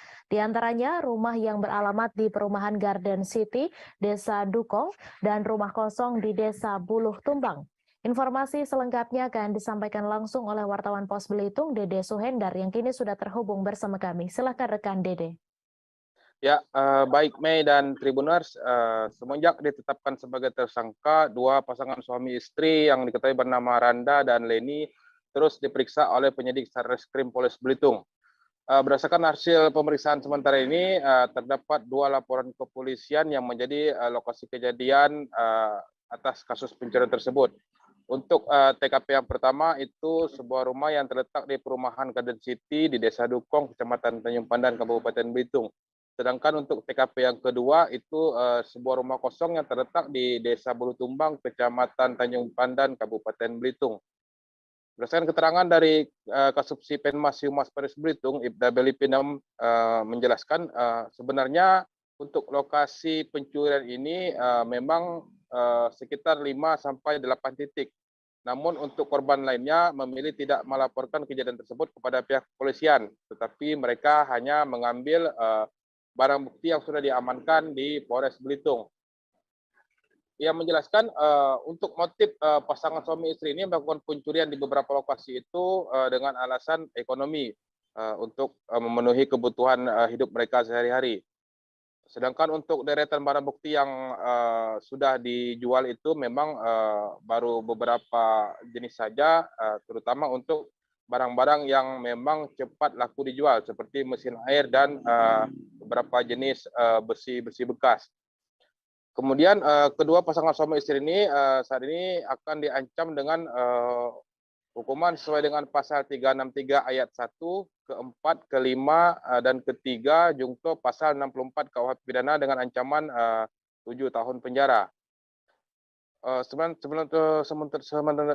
kami sebelumnya untuk lokasi TKP yang pertama di Perumahan Garden City itu terjadi pada tanggal 1 Oktober dengan barang bukti yang cukup banyak, mulai dari peralatan rumah tangga hingga barang-barang elektronik.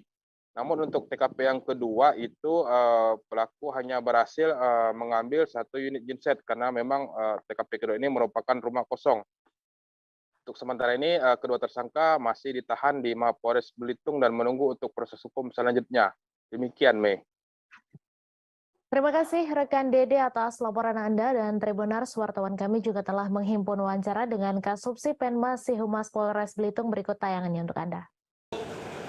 Kronologi kejadian LP1 pada hari Sabtu tanggal 01 Oktober 2022 sekira pukul 17 WIB, korban kembali dari kediaman kakak kandungnya Maringka Yadi menuju kediamannya di perumahan Garden City, Desa Dukong, Kecamatan Tanjung Pandan, Kabupaten Belitung. Kemudian korban masuk ke rumahnya dan melihat bahwa jendela kamar belakang rumah sudah dalam keadaan terbuka dan menemukan bahwa kasur kamar dan lemari baju sudah dalam keadaan berantakan. Kemudian korban mengecek lagi ke bagian dapur dan menemukan perabotan rumah tangga sudah hilang. Atas kejadian tersebut, korban melaporkan ke SPKT Polres Belitung untuk ditindaklanjuti. Salah satu rumah di Desa Sungai Ketapi RT 3 Kecamatan Paringin Kabupaten Balangan menjadi viral saat pemiliknya yakni Ardiansyah mengunggah bagian dalam rumah ke akun TikTok dan akun Instagram serta YouTube miliknya pada beberapa waktu lalu. Ardiansyah yang juga merupakan selebgram di Balangan sekaligus seleb TikTok dengan pengikut mencapai puluhan ribu tersebut sukses menggait penontonnya pada bagian isi rumahnya yang dihuni sang ayah. Bangunan rumahnya tidak banyak berbeda dibanding rumah pada umumnya. Namun yang menjadi keunikan tersendiri ialah adanya pohon nangka yang tertanam di tanah berada pada bagian ruang tamu rumah tersebut. Informasi selengkapnya akan disampaikan langsung oleh wartawan Banjarmasin Pos, Isti Rohayanti yang kini sudah terhubung bersama kami. Silakan rekan Isti. Baik, terima kasih rekan Mei. Jadi pada beberapa waktu lalu memang ada berita viral tentang pohon yang tumbuh di dalam rumah warga, tepatnya di Desa Sungai Ketapi, Kecamatan Paringin, Kabupaten Balangan. Dan di dalam rumah ini sebelumnya adalah kebun. Jadi sebelum rumah itu dibangun, tempat tersebut merupakan kebun yang dimiliki oleh Ardiansyah. Dan Ardiansyah ini adalah salah satu selebgram yang ada di Kabupaten Balangan. Nah, untuk beberapa pohon yang ada di dalam rumah, jadi ada beberapa pohon di dalam rumah, salah satunya itu ada pohon nangka, tepat di bagian ruang tamu, lalu ada juga pohon di bagian kamar, di kamar utama, ada pohon cempedak, lalu ada pohon di kamar lainnya juga, pohon hambawang. Dan setiap musimnya, pohon ini akan selalu berbuah, dan juga ada kalanya pohonnya matang dan berguguran di rumah. Meski begitu, untuk buah-buah yang ada di dalam rumah ini, buah-buah di pohon yang ada dalam rumah ini selalu dimanfaatkan untuk dimakan atau dibagikan ke warga setempat karena memang buahnya masih normal, dalam artian masih dalam keadaan manis dan tidak ada masalah walaupun pohonnya berada di dalam rumah. Dan salah satu keunikan dari rumah ini, meski belum selesai dibangun, sang ayah dari Ardiansyah memilih untuk tetap menyayangi pohon-pohon tersebut hingga nanti pohonnya tidak menghasilkan buah lagi. Sebelumnya juga keberadaan pohon ini dipilih untuk tetap berada di dalam rumah karena memang buah yang dihasilkan cukup banyak. Dan biasanya dari warga luar, maksudnya daerah dari luar, dari kabupaten lain berkunjung ke rumah Ardiansyah ini. Dan tentunya rumah Ardiansyah ini dibuka secara umum dan gratis. Bahkan walaupun tidak ada orang di rumah, pintu rumah selalu dibuka bagi orang-orang yang ingin melihat pohon nangka atau pohon lainnya yang ada di dalam rumah milik Ardiansyah. Begitu rekan Mei.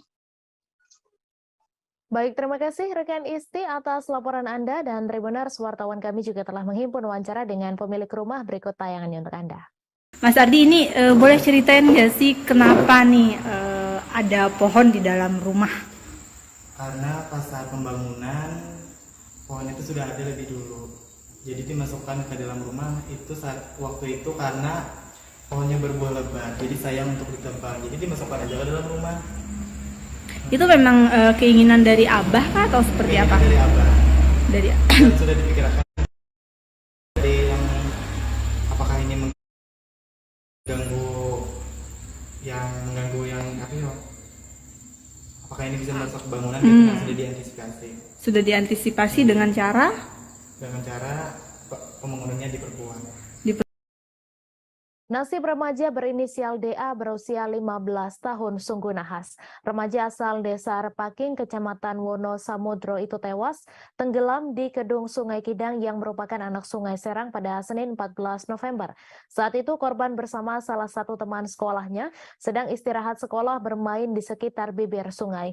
Saat asik bermain, korban kemudian terpeleset tanah yang cukup licin lalu tercebur ke sungai. Informasi selengkapnya akan disampaikan langsung oleh wartawan Tribun Solo, Tri Widodo yang kini sudah terhubung bersama kami. Silakan rekan Tri.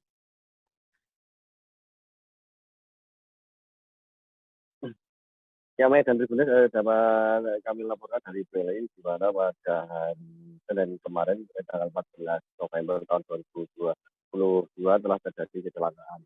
Ini yang mengakibatkan DA, seorang siswa yang berusia 15 tahun itu tewas tenggelam. Peristiwa itu terjadi di wilayah desa Repaking, Kecamatan Wonosamudro, Kabupaten Piri, Jawa Tengah. Informasi yang dihimpun dari lokasi, saat itu DA dan seorang temannya sekira pukul 10:15 waktu Indonesia Barat lagi istirahat sekolah. Kemudian keduanya bermain di sekitar kedung yang merupakan atau cekungan dari sebuah sungai yang memiliki kedalaman lebih dalam ketimbang sungai ataupun aliran sungai yang lain. Saat itu korban kemudian yang bermain di bibir sungai itu terpeleset lalu tercebur. Korban yang tidak bisa berenang kemudian tenggelam. Seorang temannya pun langsung berteriak untuk mendapatkan pertolongan dari warga. Namun sayang karena korban tidak bisa berenang sehingga korban ditemukan dalam kondisi sudah meninggal dunia. Upaya dari warga dan beserta tim dari Polres Boyolali maupun dari tim SAR melakukan pencarian akhirnya membuahkan hasil. Sekitar 30 menit kemudian korban berhasil ditemukan, hanya saja kondisinya korban sudah tidak tertolong. Melihat kejadian ini, Suherman selaku Kabid Kedaruratan dan Logistik BPBD Boyolali mengimbau kepada seluruh warga masyarakat untuk saat ini tidak bermain di bibir sungai karena mengingat intensitas hujan yang terus mengguyur menjadikan kawasan ataupun tanah di sekitar bibir sungai menjadi licin dan beresiko untuk terjadinya kecelakaan air. Dari hasil pemeriksaan kepada korban, kecelakaan air ini langsung mendapat respon dari jajaran Polsek Wonosegoro yang masih menaungi wilayah Wonosamudro, tidak menemukan adanya tanda-tanda penganiayaan pada tubuh korban. Korban diduga murni mengalami kecelakaan. Baik. Baik, terima kasih rekan Tri Widodo atas laporan Anda. Selamat bertugas kembali. Dua pekerja tambang pasir Timah Parit 9 Desa Gadung, Kecamatan Tobo Ali, Bangka Selatan mengalami laka tambang di kolong mekanik Desa Keposang. Kejadian laka tambang tersebut terjadi pada Senin 14 November pagi ketika pekerja tambang sedang melakukan aktivitas di lokasi kejadian. Akibat dari laka tambang, satu pekerja meninggal dunia dan satu orang dilarikan ke Rumah Sakit Bangka Selatan. Informasi selengkapnya akan disampaikan langsung oleh wartawan Bangka Pos Adi Saputra yang kini sudah terhubung bersama kami. Silahkan rekan Adi. Ya, rekan Tribun News dimanapun berada, selamat siang. Saya akan menyampaikan informasi terkait kronologis dua orang pekerja tambang timah yang ada di Desa Parit 9, Desa Gadung, Kecamatan Tobo Ali, Kabupaten Bangka Selatan, yang mana pada hari Senin 14 November 2022, keduanya ini sedang melakukan aktivitas pertambangan di daerah Kolong Mekanik, Desa Keposang, Kecamatan Tomboli, Kabupaten Bangka Selatan. Keduanya ini merupakan pekerja tambang, yaitu Saudara Jumardin alias Mardin, usia 35 tahun, dan Rizal, usia 42 tahun. Keduanya ini tertimpa tanah longsor, yang mana ketika tanah itu longsor, keduanya sedang melakukan aktivitas pertambangan di kolong mekanik. Dari keterangan saksi, salah satu saksi yang menyaksikan kejadian ketika kedua orang ini tertimbun tanah longsor di lokasi, Saudara Wandi menyebutkan bahwa ketika tanah longsor, keduanya sedang berada untuk mengeringkan air dan mencoba untuk naik ke atas, namun keduanya tidak sempat menyelamatkan diri. Namun dari kejadian ini, satu orang bernama Jumardin alias Mardin, usia 35 tahun, meninggal dunia tertimpa tanah longsoran dan sudah dibawa ke rumah duka. Sedangkan untuk pekerja tambang bernama Riza, usia 42 tahun, ini saat ini masih berada di Rumah Sakit Umum Daerah Bangka Selatan. Kasat Reskrim Polres Bangka Selatan, AKP Chandra Satria Adi Pradana, menyebutkan bahwa kronologis dari tertimbunnya kedua pekerja tambang yang ada di di kolong mekanik Desa Keposang, Kabupaten Bangka Selatan ini, pihaknya telah melakukan olah TKP dan mendatangi rumah duka ataupun mendatangi rumah sakit di mana korban sedang dirawat. Untuk korban yang meninggal sendiri, pihak keluarga tidak mau dilakukan visum karena korban akan langsung dimakamkan pada hari itu juga. Untuk kejadian sendiri, saya informasikan terjadi sekitar pukul 11:30, yang mana memang kondisi kolong tersebut memang sudah kurang lebih 4 tahun dilakukan aktivitas pertambangan.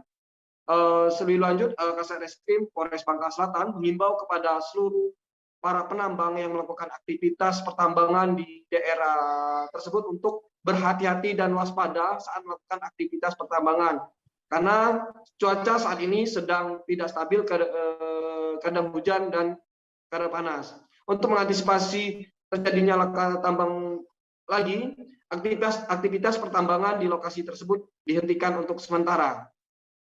Untuk korban saudara Rizal ini sendiri saat ini sudah sedang berada di rumah sakit dan untuk mendapatkan pertolongan lebih lanjut. Mungkin seperti itu, rekan Mei. Baik, terima kasih rekan Adi Saputra atas laporan Anda. Selamat bertugas kembali. Kita beralih ke informasi selanjutnya, Tribuners. Komandan Korem 161 Wirasakti Brigjen TNI Imam Budiman meninggal di RSU WZ Johannes Kupang pada Senin 14 November sekira pukul 15:45 waktu Indonesia Tengah. Kasrem 161 Wirasakti Kolonel Simon P. Kamlasi mengatakan bahwa penyebab dan Rem 161 Wirasakti meninggal karena mengalami serangan jantung. Menurut Kasrem Simon, pada pagi hari beliau masih jogging atau olahraga pagi. Setelah itu masih sempat mengikuti kegiatan Persit KCK Korem 161 Wirasakti. Informasi selengkapnya akan disampaikan langsung oleh wartawan Pos Kupang, Ray Rebon, yang kini sudah terhubung bersama kami. Silakan rekan Ray. Baik rekan Mei, selamat sore Tribuners. Dari Kupang, Nusa Tenggara Timur, dapat saya laporkan bahwa Komandan Korem 161 Wirasakti Kupang, Brigjen TNI Imam Budiman telah menghembuskan nafas terakhir di Rumah Sakit Umum WZ Johannes Kupang pada hari Senin 14 November 2022 atau kemarin sekira pukul 15:45 WITA atau pukul 3 sore waktu Indonesia Tengah. Almarhum Komandan Korem 161 Wirasakti Kupang meninggal akibat serangan jantung yang dialaminya.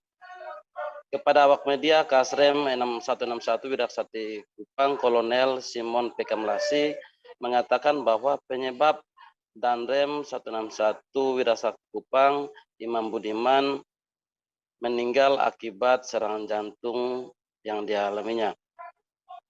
Menurut Kasrem Simon, pada pagi hari almarhum masih sempatkan diri untuk melakukan kegiatan olahraga yakni jogging atau olahraga pagi. Setelah kegiatan olahraga pagi, almarhum masih menyempatkan diri untuk mengikuti kegiatan Persit KCK Korem 161 Widakesakti Kupang. Almarhum masih sempat memberikan pengarahan saat kegiatan Persit dan kondisinya sehat bugar, tambah dia. Ia melanjutkan bahwa pada siang harinya almarhum mengeluh sakit. Kemudian ia berpikir bahwa apa yang dialaminya hanya mengalami masuk angin. Sehingga kemudian menjalani perawatan di rumah sakit hingga mengembuskan nafas terakhirnya di rumah sakit RSU WC Johannes Kupang. Selain itu, berdasarkan pantauan jenazah almarhum Imam Budiman dari rumah sakit menuju Makorem 161 Widakesakti Kupang. Sampai di Aula Sudirman Korem 161 Widakesakti Kupang, jenazah Danrem Iman Budiman langsung diletakkan dan ditutup menggunakan bendera merah putih. Selain itu, para anggota Korem 161 Widakesakti Kupang melakukan sholat jenazah terhadap almarhum Danrem 161 Widakesakti. Setelah itu, almarhum pun akan diberangkatkan menggunakan pesawat dari Bandara El Tarik Kupang ke Jakarta.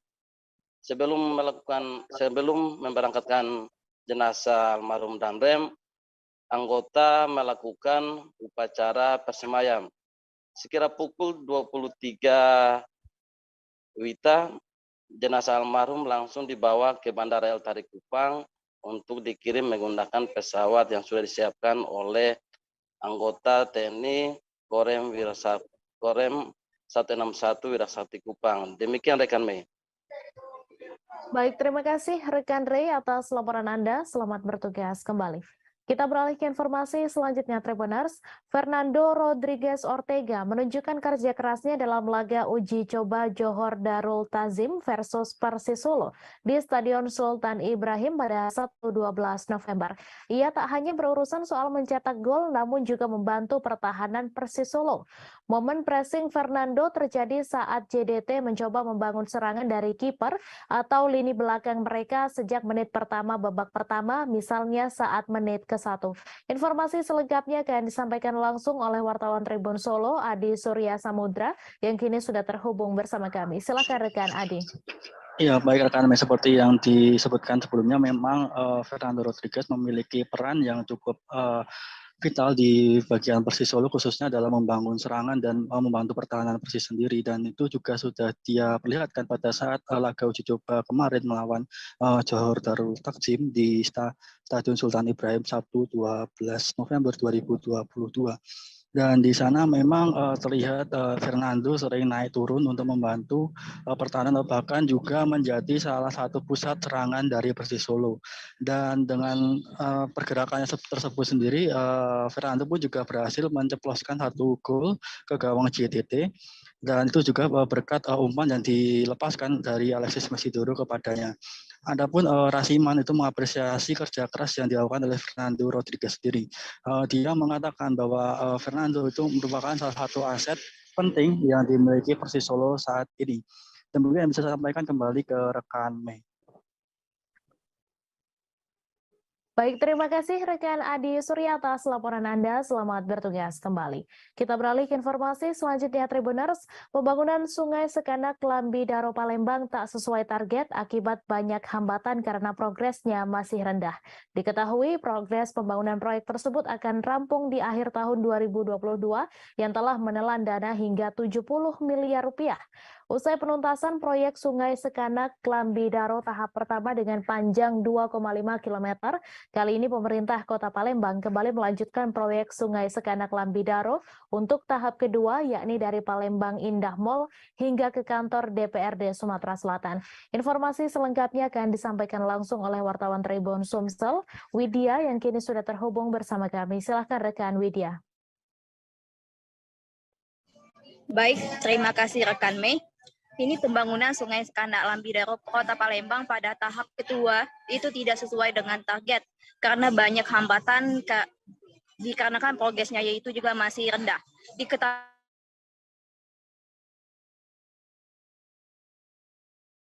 bahwasannya progres Sekanak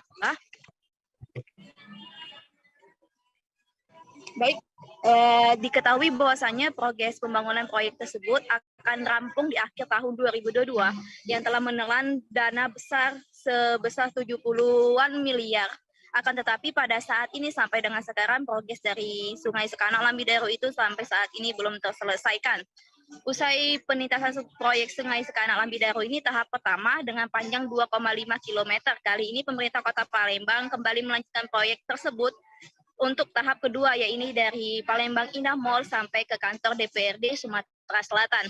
Dan saat ini pada sekarang ini lagi proses pancaran CCSP dan PCSP, sebagian sudah di area Ramayana atau di dekat Palembang Indah Mall.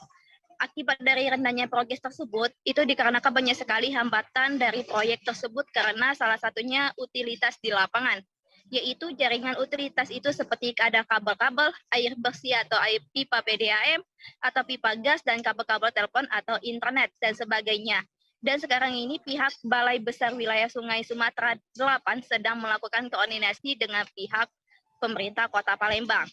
Hambatan tersebut pada segmen samping DPRD dan di Lebak Cindo. Kalau sesuai dengan kontrak dari Sungai Sekanak Lambidaro ini akan rampung di akhir tahun ini, tapi masih banyak hambatan. Mungkin ditambahkan oleh pihak kontraktor itu sebanyak 3 bulan, jadi akan rampungnya itu sekitar di akhir bulan Februari tahun 2023. Hal tersebut telah disampaikan juga secara langsung oleh Wali Kota Palembang, Haji Harnojoyo, saat meninjau langsung lokasi Sungai Sekanak Lambidaro di Radial Palembang belakang Hotel Satika Kota Palembang. Baik rekan Mei, inilah laporan yang bisa dapat saya sampaikan. Terima kasih rekan Widya atas laporan Anda. Selamat bertugas kembali. Balai Pelaksana Jalan Nasional Kaltara mengungkapkan alasan perbaikan jalan poros Berau Bulungan. Perbaikan jalan dilakukan untuk memastikan keamanan dan kenyamanan pengendara. Sebelum diperbaiki, kondisi jalan menyulitkan pengendara karena tingkat kemiringan dan kelandaian di sejumlah titik jalan melebihi standar dari Kementerian PUPR. Informasi selengkapnya akan disampaikan langsung oleh wartawan Tribun Kaltara, Ilhami Faudi, yang kini sudah terhubung bersama kami. Silakan rekan Faudi. Baik rekan Mei dan Tribuners, dapat disampaikan bahwa progres pembangunan perbaikan jalan nasional, jalan poros Berau Bulungan masih dalam tahapan pengerjaan. Menurut pihak BPJN Kaltara, progres pengerjaan hingga bulan November kali ini sudah mencapai angka 52%. Diharapkan nantinya di bulan April mendatang proses perbaikan sepanjang 11,6 km dan khusus untuk di 10 titik pemotongan jalan sepanjang 3,11 km sudah dapat dirampungkan. Menurut PPK 11 Satker PJN Kaltara, Meza Kruhulesin, perbaikan proses jalan karena sebelumnya kondisi jalan di Jalan Poros Berau Bulungan ini belum memenuhi standar dari Kementerian PUPR. Mengingat ada beberapa titik yang tingkat kecuraman dan kelandaiannya ini melebihi ambang batas dari standar yang ditetapkan oleh Kementerian PUPR. Dengan adanya perbaikan jalan ini dengan metode geometrik atau pemangkasan badan jalan menjadi lebih landai dan sesuai, sehingga diharapkan nantinya para pengendara jalan dapat lebih aman dan nyaman dalam berkendara. Menurut pihak BPJN Kaltara sendiri, selama proses perbaikan jalan, pihaknya memastikan arus lalu lintas dan distribusi logistik dan juga mobilitas orang dan barang dipastikan tetap berjalan. Menurutnya, tidak pernah ada proses penutupan jalan sehingga mengganggu kelancaran arus mobilitas dan juga distribusi logistik. Menurutnya pihaknya juga sudah menyiapkan sejumlah alat berat di sejumlah titik pengerjaan sehingga nantinya dapat membantu apabila diperlukan saat kondisi cuaca di lokasi proyek perbaikan tersebut tengah turun hujan. Namun sampai saat ini pihaknya memastikan distribusi logistik seperti truk muatan barang dan juga truk tangki BBM masih bisa melewati jalan poros tersebut. Demikian rekan Mei laporan yang dapat disampaikan. Terima kasih rekan Faudi atas laporan Anda. Dan Tribuners, wartawan kami juga telah menghimpun wawancara dengan PPK 11 Satker PJN Kaltara. Berikut tayangannya untuk Anda. Rencana progres.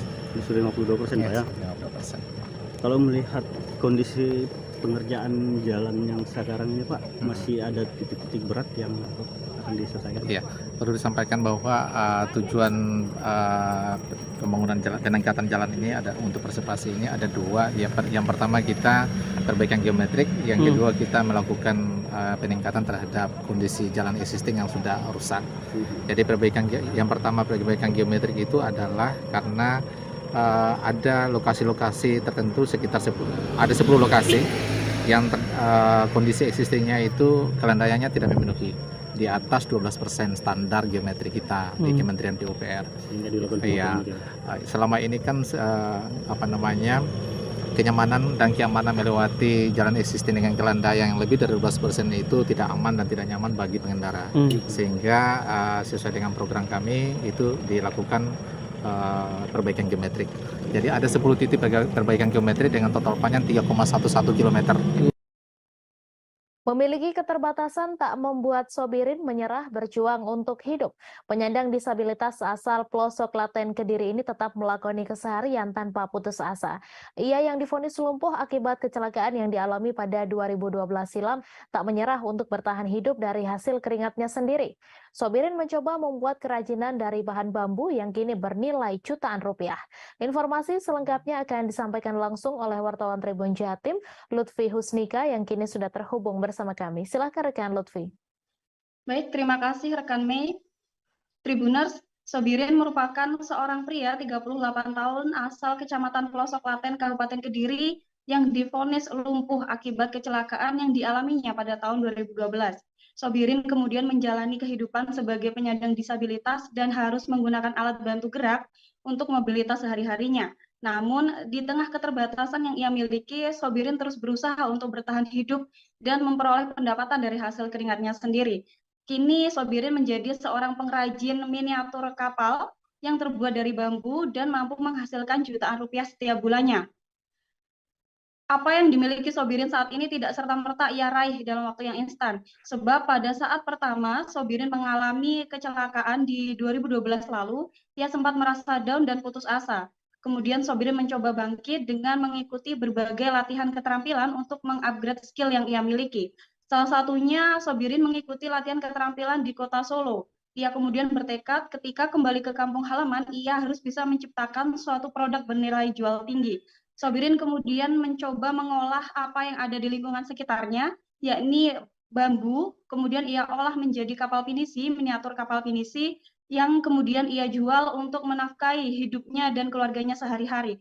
Terbukti dari hasil usaha dan kerja keras Sobirin, ia berhasil meraup untung jutaan rupiah setiap bulannya dan berhasil mengangkat perekonomian keluarga. Kapal pinisi yang dibuat oleh Sobirin ini dihargai mulai dari Rp100.000 sampai 2,5 juta rupiah tergantung dari kesulitannya. Nah, Sobirin kemudian menyadari bahwa hidupnya tidak berhenti ketika ia menjadi seorang disabilitas. Sobirin kemudian terus membagikan ilmu yang ia miliki dengan memberikan pelatihan-pelatihan keterampilan kepada masyarakat sekitar dan siapapun yang mau untuk bergerak dan terus melanjutkan hidup. Saat ini Sobirin menjadi seorang pengrajin sukses di kawasan tempat tinggalnya, yakni di Kabupaten Kediri, dan menginspirasi banyak orang.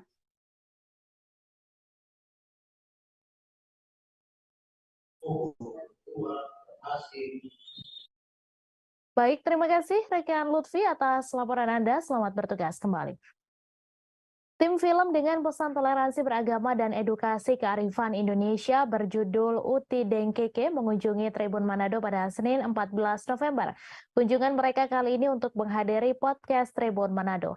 Adapun tim film yang hadir yaitu produser eksekutif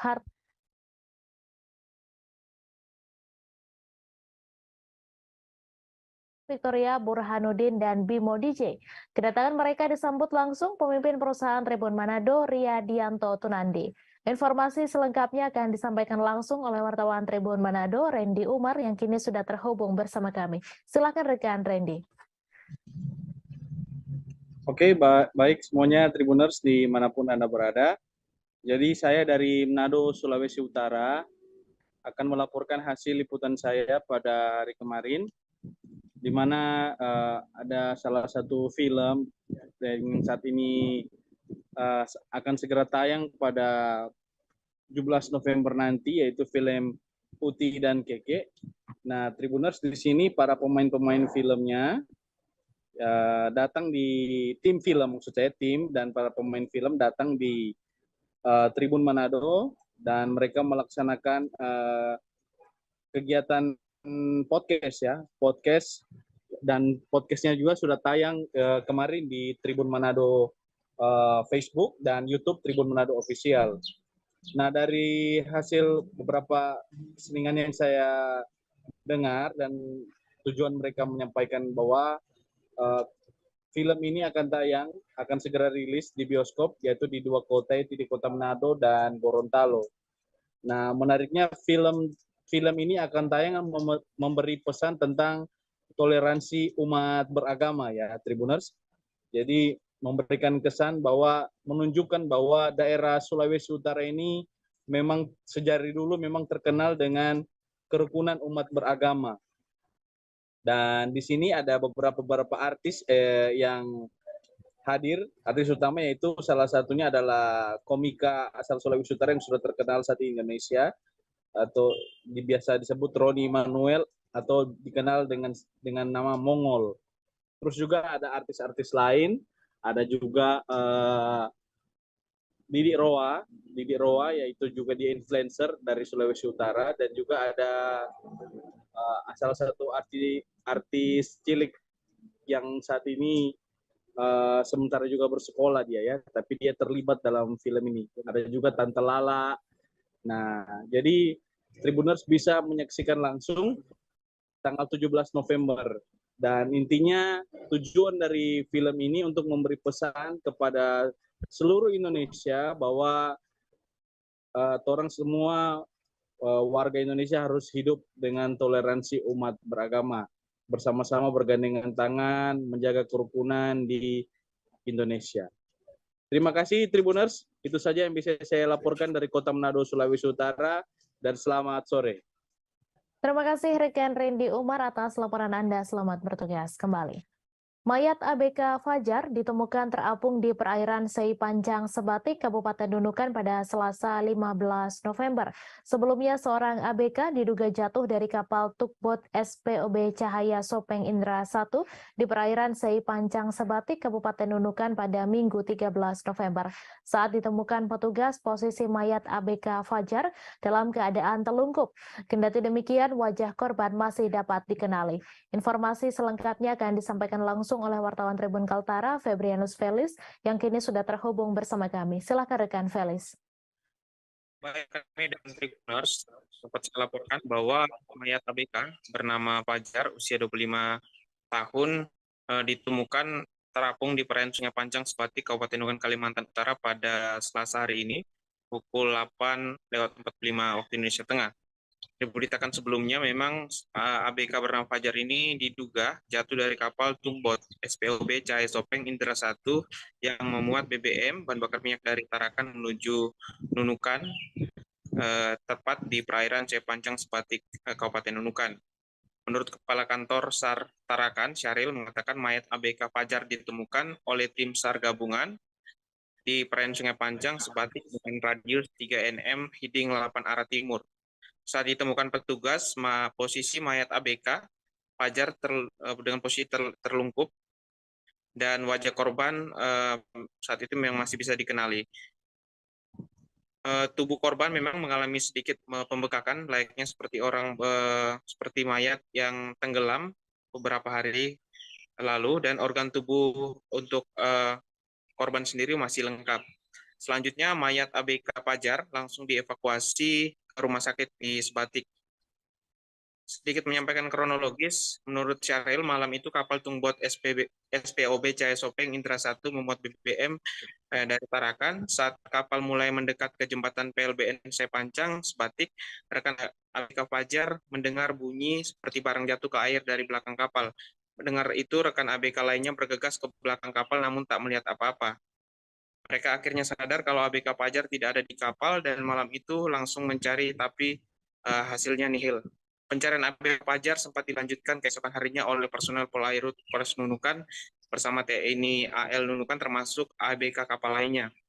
Namun keberadaan Fajar satu hari kemarin belum ditemukan dan diketahui ABK Fajar ini beralamat KTP di Desa Padatuo, Kecamatan Tendra, Kabupaten Bone, Sulawesi Selatan. Unsur yang terlibat dalam pencarian ABK Fajar yaitu Tim Rescue Posar Nunukan, BBD Nunukan, ABK Tugboat SPOB, dan masyarakat termasuk keluarga korban sendiri. Operasi SAR sudah dinyatakan selesai dan diusulkan untuk ditutup. Unsur yang terlibat dalam pencarian juga dikembalikan ke kesatuan masing-masing. Demikian laporan dari Nunukan ke Medis. Terima kasih rekan Felis atas laporan Anda. Selamat bertugas kembali. Polisi melarang nonton bareng Piala Dunia 2022 di Kota Ambon yang berpotensi ricuh. Hal ini ditegaskan Kapolresta Pulau Ambon, Kombes Pol Raja Arthur Simamora. Ia menegaskan tidak akan memberi izin nobar Piala Dunia 2022 yang berpotensi ricuh. Untuk itu saat ini para Kapolsek dan Babin Kamtipmas sudah diperintahkan dari jauh hari agar memberikan sosialisasi kepada fans bola di Kota Ambon. Informasi selengkapnya akan disampaikan langsung oleh wartawan Tribun Ambon, Alvin Risanto yang kini sudah terhubung bersama kami. Silakan rekan Alvin. Iya, baik. Terima kasih rekan Mary. Jadi pihak kepolisian Polresta Pulau Ambon saat ini tengah melakukan sosialisasi terhadap para fans-fans bola yang ada di Kota Ambon maupun supporter-supporter bola yang ada di Kota Ambon. Hal ini menunjukkan bahwa sebentar lagi akan diadakan Piala Dunia ya pada tanggal 20 nanti. Ini mencegah ada terjadinya perkalian-perkalian antar supporter di Kota Ambon. Bahwa kita tahu sendiri bahwa saat ini Kota Ambon sedang pada 1 minggu kemarin itu tengah di bentrok antar pemuda ya, dan untuk mengantisipasi hal serupa terjadi terhadap supporter-supporter bola di Kota Ambon juga pihak kepolisian saat ini sudah memetakan tempat-tempat mana yang menjadi tempat nonton bola dan tempat-tempat mana yang menjadi daerah rawan akan terjadinya bentrok, dan untuk itu pihak kepolisian yang dalam hal ini Kapolresta Pulau Ambon sudah menggelar rapat dengan para Kapolsek ya yang jajarannya untuk menyuruhkan kepada para Kapolsek, kepada Babin Kamtipmas agar memberikan sosialisasi kepada fans bola untuk tidak melakukan hal-hal yang tak diinginkan. Dan pada saat ini juga pihak kepolisian Polresta Pulau Ambon juga tengah melakukan gencar merazia minuman keras ya. Dalam hal ini kita tahu di Kota Ambon sendiri minuman keras ini merupakan salah satu pemicu bentrok yang terjadi antar warga maupun supporter ya. Jadi untuk itu pihak kepolisian dalam hal ini melarang warga atau melarang supporter yang melakukan nonton bola dengan meminum minuman keras ya. Dan ini untuk apabila ditemukan langsung dilarang, di tempat itu langsung dilarang untuk menonton bola ya untuk Piala Dunia 2022. Namun polisi saat ini juga sudah melakukan pemetaan ya tempat-tempat mana yang menjadi rawan ricu untuk menonton supporter Piala Dunia. Bahwa kita tahu di Piala Dunia di Kota Ambon sendiri fans-fans fanatik ya Belanda ya yang paling banyak di Kota Ambon. Untuk itu pihak kepolisian Polresta Pulau Ambon sedang melakukan sosialisasi kepada fans-fans ini agar kedepannya tidak ada bentrok antar warga antar supporter ya. Begitu rekan Mei. Baik, terima kasih rekan Alvin Risanto atas laporan Anda, dan Tribuners, wartawan kami juga telah menghimpun wawancara dengan Kapolresta Pulau Ambon. Berikut tayangannya untuk Anda. Preventif, saya akan kembangkan semuanya. masing-masing polsek itu memberdayakan Babin Kamtibmas melakukan pendekatan-pendekatan utama terhadap tokoh-tokoh pemuda, karena biasanya pemuda-pemuda ini sebagai supporter dari sepak bola. Itu pertama. Yang kedua, kita juga nanti saya minta preventif pertama, langkah pertama preventif mengedepankan Babin Kamtibmas. Yang kedua, Kapolsek harus bisa mengidentifikasi semua lokasi-lokasi yang menjadi tempat perkumpulan massa. Ya, karena dimungkinkan akan ada nonton besar, ya, nobar bareng itu. Jadi itu pertama tuh. Kemudian yang ketiga, yang itu langkah preventifnya ya nanti kita laksanakan. Anak korban yang tewas akibat ditembak polisi di bagian leher hingga tembus menangis meminta tolong ke Kapolri dan Presiden untuk mengusut tuntas penembakan tersebut. Diketahui penembakan terjadi di Gang Mafo Lingkungan 14 Pekan Labuan, Kecamatan Medan Labuan, Kota Medan pada Senin 14 November. Diduga oknum polisi Polres Pelabuhan Belawan melakukan penembakan kepada seorang warga hingga tewas di Pekan Labuan. Informasi selengkapnya akan disampaikan langsung oleh wartawan Tribun Medan, Aprianto, yang kini sudah terhubung bersama kami. Silakan rekan Apri. Ya, terima kasih Mei. Selamat siang Tribuners. Anak korban dari kasus penembakan yang dilakukan oleh polisi hingga tewas dan posisi lehernya tembus akibat timah panas yang ditembakkan anggota polisi. Yoni, anak korban, kemarin sore saat Tribun Medan temui, sempat menangis histeris sambil memegang baju yang digunakan adiknya saat menggendong almarhum ayahnya yang bersimbah darah akibat tembakan polisi tepat di bagian leher hingga tembus. Dia meminta tolong kepada Kapolri dan Bapak Presiden untuk mengusut tuntas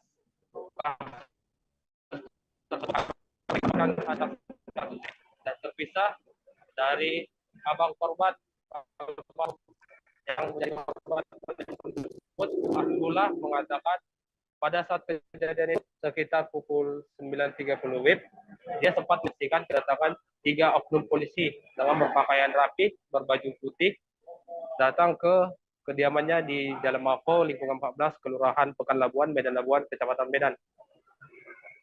Ketiga polisi itu saat itu langsung mendatangi korban yang bernama Iwan alias Nasib, yang saat itu sedang duduk di depan rumahnya, yang baru saja selesai mandi. Dari keterangan Asbullah, polisi itu sempat cekcok dengan korban dan sempat melakukan mempiting di bagian leher si korban.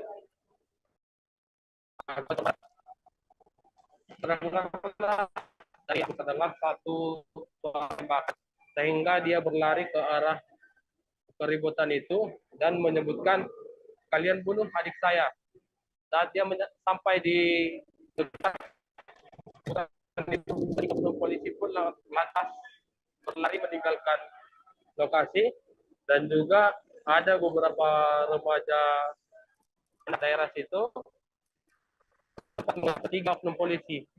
Namun polisi berhasil kabur setelah sampai di mobilnya yang diparkirkan di bahu jalan Yos Sudarso, sehingga mereka berhasil kabur ke arah Belawan.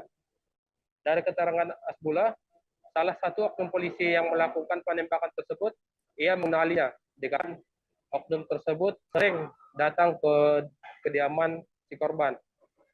Tersebut Rudi Simamora yang bertugas di Satres Narkoba Polres Pelabuhan Belawan. Dan untuk korban saat ini baru saja dilakukan oleh pihak dan tadi pagi Kapolres Pelabuhan Belawan telah menyambangi untuk melayat ke rumah duka, dan keluarga pun menerima Pelabuhan Belawan baik.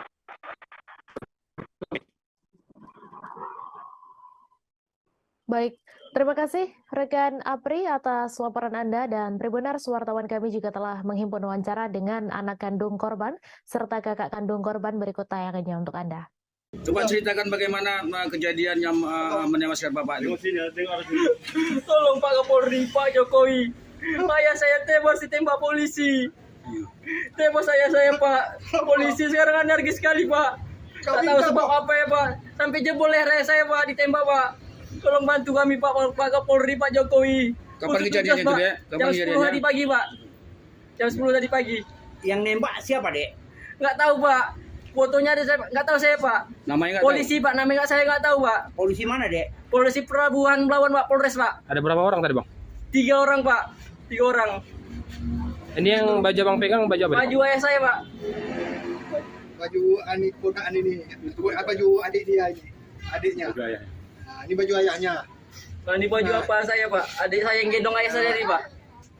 Baju merah itu baju apa, Pak? Baju ayah saya, ini baju ayah saya, ini baju adik apa saya Pak? Adik saya Pak, gendong ayah saya tadi lah Pak. Sampai jebol lehernya Pak, ditembak. Mati di tempat atau gimana, Dek? Mati di rumah sakit Pak. Mati di rumah sakit. Mati di rumah Tim penyidik Pegawai Negeri Sipil Kantor Wilayah Direktorat Jenderal Pajak Kalimantan Timur dan Utara melalui tim Korwas Ditreskrim Suspolda Kalimantan Timur melakukan penyerahan tanggung jawab tersangka dan barang bukti pada tahap 2 terkait kasus dugaan tindak pidana di bidang perpajakan kepada Kejaksaan Negeri Balikpapan melalui Kejaksaan Tinggi Kalimantan Timur pada Senin 14 November. Tersangka berinisial FH yang merupakan pekerja lepas dari CVKP diserahkan ke Kejaksaan Negeri Balikpapan sebagai bentuk tindak lanjut penyelesaian penyalahgunaan pajak yang telah menimbulkan kerugian negara. Informasi selengkapnya akan disampaikan langsung oleh wartawan Tribun Kaltim Ari Nindita yang kini sudah terhubung bersama kami. Silakan rekan Ari. Baik, terima kasih Mei dan Tribuners dimanapun Anda berada. Tim PPNS atau tim penyidik pegawai negeri sipil Kantor Wilayah Direktorat Jenderal Pajak Kalimantan Timur dan Kalimantan Utara atau Kanwil DJB Kaltim Utara melalui tim Korwas Ditreskrim Suspolda Kalimantan Timur melakukan penyerahan tanggung jawab tersangka dan barang bukti atas dugaan tindak pidana di bidang perpajakan. FH diketahui tersangka inisial FA yang merupakan pekerja lepas atau freelance dari CVKP diserahkan ke Kejaksaan Negeri Kejari Balikpapan melalui Kejaksaan Tinggi Kejati Kalimantan Timur. FH diduga kuat telah menggelapkan pajak hingga 1,4 miliar dari CVKP pada masa pajak April 2017 sampai dengan Desember 2018. Berdasarkan kronologi yang diperoleh selama pemeriksaan, diketahui Direktur CVKP menugaskan FH untuk membuat laporan dan melakukan penyetoran dalam kas negara. Pada kenyataannya, FH tidak membuat laporan dan menyetorkan pajak, melainkan menggunakan uang pajak tersebut untuk kebutuhan pribadi. Selain itu, FH memanipulasi laporan pajak dan bukti setoran bank agar terlihat memiliki kemiripan dengan bukti yang otentik. Kemudian, menyerahkan bukti-bukti palsu tersebut kepada Direktur CVKP. Dalam pemanggilan sebagai saksi, FH mengakui dengan sengaja melakukan manipulasi tersebut. Kini, tersangka FH dipersangkakan telah melanggar pasal 39 ayat 1 huruf C dan atau pasal 39 ayat 1 huruf D jungto, pasal 39 ayat 1 huruf I Undang-Undang Nomor 28 Tahun 2007 tentang perubahan ketiga atas Undang-Undang Nomor 6 Tahun 1983 tentang ketentuan umum dan tata cara perpajakan. Sebagaimana telah beberapa kali diubah terakhir dengan Undang-Undang Nomor 7 Tahun 2021 tentang harmonisasi peraturan perpajakan. Tersangka dengan sengaja tidak menyampaikan SPT masa PPN dan atau menyampaikan SPT masa PPN yang isinya tidak benar, serta tidak menyetorkan pajak yang telah dipungut sehingga dapat menyebabkan kerugian pada pendapatan negara sebesar Rp1.406.300.330. Atas pelanggaran tersebut, FH dapat dihukum dengan pidana penjara paling singkat 6 bulan dan paling lama 6 tahun, dengan denda paling sedikit 2 kali jumlah pajak terutang yang tidak atau kurang dibayar dan paling banyak 4 kali jumlah pajak terutang yang tidak atau kurang dibayar. Windu Kumoro selaku Kepala Bidang Pemeriksaan, Penagihan Intelijen dan Penyidikan mengutarakan dalam hal menegakkan keadilan dan stabilitas penerimaan negara, maka tindakan penegakan hukum ditempuh sebagai langkah terakhir, yakni ultimum remedium, untuk menindak tegas perbuatan yang melanggar peraturan perundang-undangan. Tujuan utamanya bukan hanya semata-mata ingin memenjarakan wajib pajak, melainkan untuk memulihkan kerugian negara dan memberikan rasa keadilan bagi seluruh wajib pajak. DCB selaku institusi penghimpun pajak negara akan berupaya untuk memberikan deterrent efek kepada individu maupun badan hukum yang berniat melakukan penggelapan pajak, dengan harapan agar berkontribusi sesuai kewajiban perpajakannya sebagai bentuk sikap gotong royong dalam membangun Indonesia lebih maju. Demikian, Mei. Terima kasih Ari Nindita atas laporan Anda. Selamat bertugas kembali. Kasus tewasnya satu keluarga di perumahan Citra Garden Extension Blok AC5 nomor 7 Kecamatan Kalideres, Jakarta Barat masih menyimpan tanda tanya besar. Sebelumnya tim gabungan kepolisian bersama laboratorium forensik melakukan olah TKP pada Minggu 13 November lalu. Dari olah TKP tersebut tampak beberapa buku dan kalender Cina ditemukan polisi. Penemuan tersebut mengundang pertanyaan publik terkait sekte atau kepercayaan yang dianutnya. Untuk informasi selengkapnya akan disampaikan langsung oleh wartawan Warta Kota, Nuriatul Hikmah yang kini sudah terhubung bersama kami. Silakan rekan Nuri. Ya, Mei dan juga pemirsa, betul sekali bahwasannya memang kasus tewasnya satu keluarga di perumahan Citra Garden Extension, Blok AC5 nomor 7, Kecamatan Kalideres, Jakarta Barat, ini masih menyimpan tanda tanya besar. Sebelumnya, tim gabungan kepolisian bersama laboratorium forensik atau tim Lab4 itu telah melakukan olah tempat kejadian perkara pada Minggu 13 November 2022 lalu. Nah, dari hasil TKP tersebut, nampak beberapa buku dan juga kalender Cina waktu itu ditemukan oleh polisi.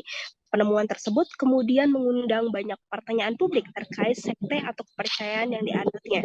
Namun hal itu langsung ditampik oleh Kepala Unit ataupun Kanit Kriminal Umum Polres Metro Jakarta Barat, AKP Afrilendi, yang saat dihubungi pada Senin malam, di mana AKP Afril pada saat itu mengatakan bahwasannya tidak ada sekte-sekte dan memang ada ditemukan beberapa buku, namun memang bukan buku yang berisi tentang sekte-sekte. Namun meski begitu buku-buku tersebut pihaknya masih pelajari lebih lanjut. Kemudian juga selain buku, Afril juga mengecek beberapa hal ataupun temuan lain mengenai barang-barang yang ada di sekitar rumah tersebut, termasuk penemuan bedak bayi di kamar dan juga kapur barus. Bedak bayi yang ada di kamar itu memang ada, tapi tidak dicecerkan ke tubuh mayat. Begitu jelas Afril pada saat itu. Nah, kemudian untuk kapur barus sendiri memang ditemukan ada beberapa. Namun itu merupakan kapur barus biasa yang biasa ditempatkan di lemari seperti di rumah-rumah dan lain sebagainya. Kemudian juga Afril menyampaikan beberapa temuan barang masih dilakukan pengecekan di laboratorium dan hasilnya masih belum keluar. Lebih lanjut juga beberapa benda lain seperti struk atau bon hutang, ponsel korban, serta temuan lilin itu belum terbukti memiliki kolerasi terhadap penyebab kematian satu keluarga di Kalideres ini. Menurut April, temuan lilin itu sudah dipakai, maksudnya adalah lilinnya itu sudah lilin bekas pakai yang jumlahnya tidak disebutkan berapa, dan kemudian juga menurut April itu biasa lilin yang digunakan untuk antisipasi mati lampu. Sementara itu terkait dengan struk dan juga bon ataupun juga surat wasiat, April mengaku pihaknya tidak menemukan hal tersebut saat olah tempat kejadian perkara. Kemudian juga April kembali menjelaskan terkait dengan temuan-temuan barang saat olah TKP juga akan dikumpulkan di data serta dipilah mana saja yang berhubungan dengan kasus ini. Demikian Mei, kembali kepada Anda. Terima kasih rekan Nuriatul Hikmah atas laporan Anda. Selamat bertugas kembali. Kita beralih ke informasi selanjutnya, Tribuners. Warga Kabupaten Takalar, Sulawesi Selatan menggelar unjuk rasa di beberapa ruas jalan pada Senin 14 November. Seperti di ruas Jalan Poros Galesong, terpantau masyarakat memblokade jalan. Mereka menutup jalan imbas hasil tes bakal calon kepala desa tidak lolos. Masa aksi juga menolak keputusan hasil tes tertulis yang diselenggarakan panitia pelaksana pemilihan kepala desa Takalar. Informasi selengkapnya akan disampaikan langsung oleh wartawan Tribun Timur, Said Zulfadli, yang kini sudah terhubung bersama kami. Silakan rekan Said.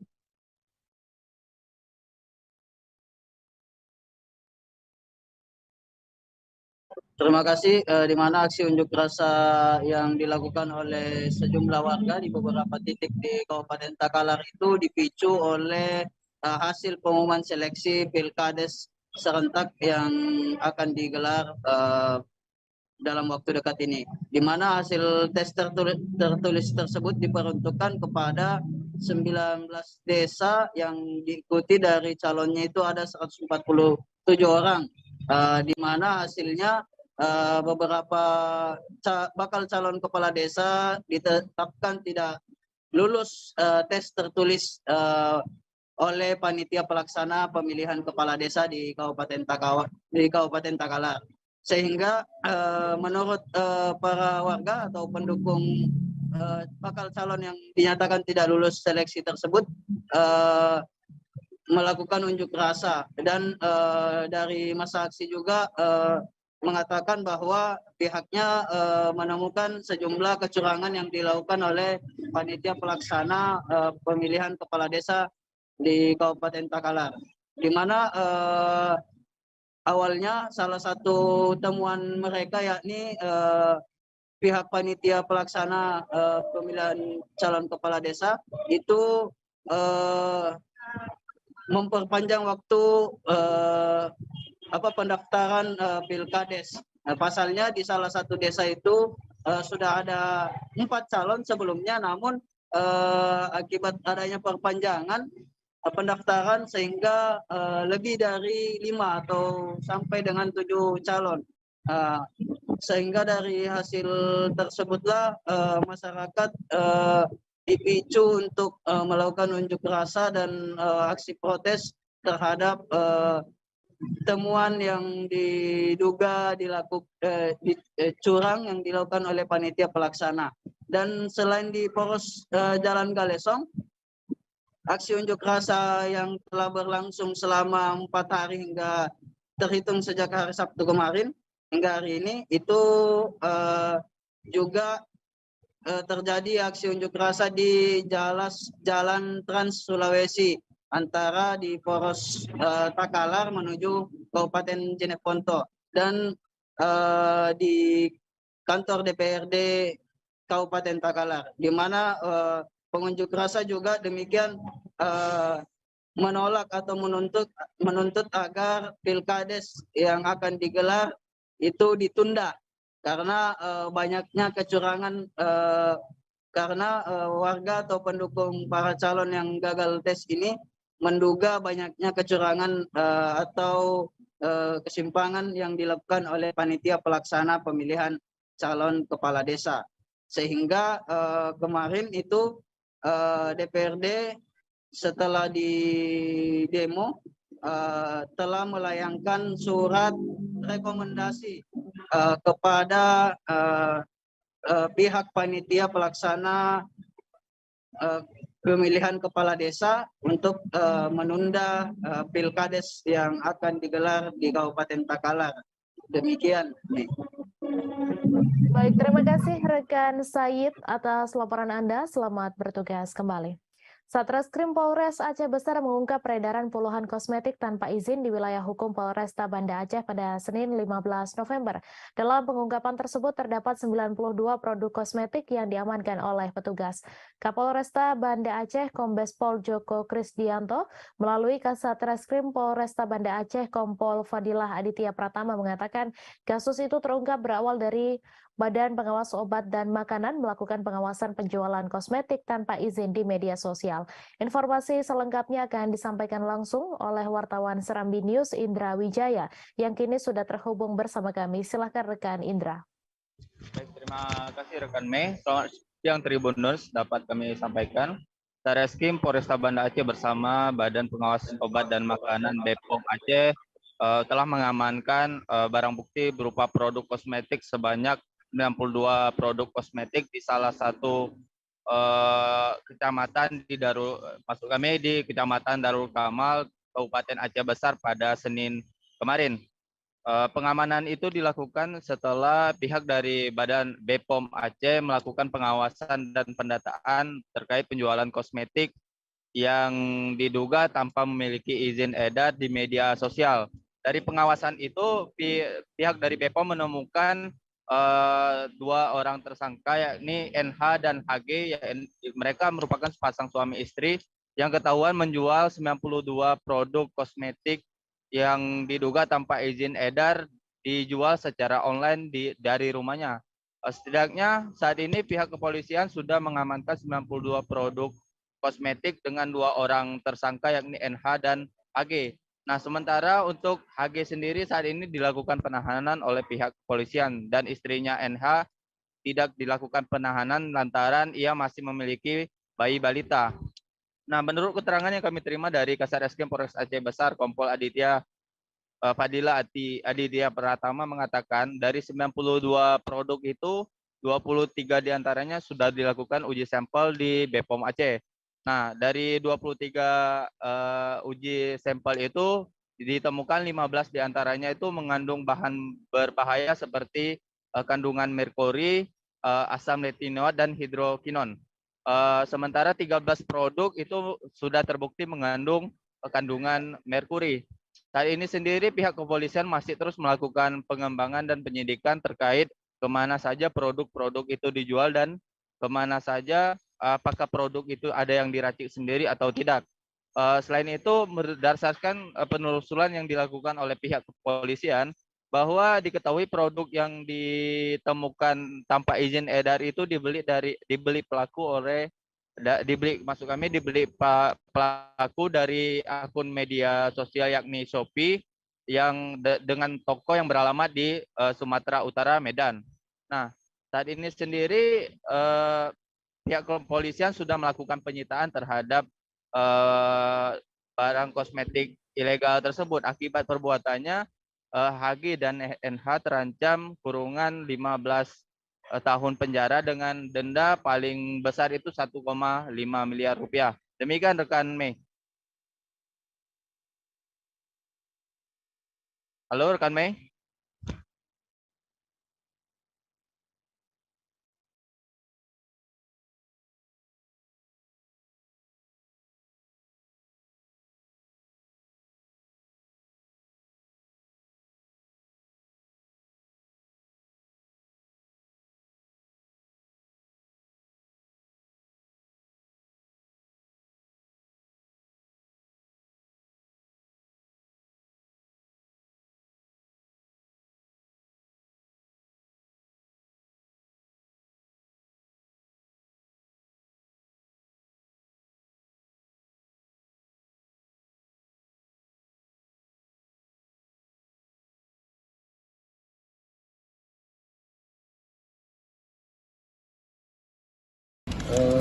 Baik, jadi untuk mengenai produk memang campur ya, ada yang dari lama, ada yang dari baru.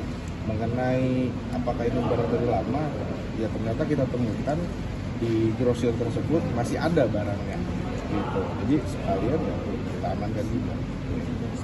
Pak, untuk ini omset pendapatan tersangka ini berapa sih untuk ini? Baik, jadi ini secara detail belum bisa saya simpulkan, tapi bisa 2 kali lipat ya. Untuk harga belum bisa didetailkan berapa pasaran yang dipasarkan secara umum, ya. Yang pasti di bawah. Saat hujan mulai mengguyur sekitar sejak sebulan lalu, beberapa wilayah kecamatan di Kabupaten Sampang, Madura telah dilanda bencana. Seperti halnya bencana banjir melanda sejumlah pemukiman di Kecamatan Jrengik, kemudian angin puting beliung menerjang pemukiman di Kecamatan Banto Atas, Sampang. Maka di tengah musim hujan ini, Badan Penanggulangan Bencana Daerah Sampang mengimbau masyarakat lebih waspada, namun bukan hanya terhadap bencana banjir dan angin puting beliung saja. Informasi selengkapnya akan disampaikan langsung oleh wartawan Tribun Madura, Hanggara Pratama, yang kini sudah terhubung bersama kami. Silakan rekan Hanggara.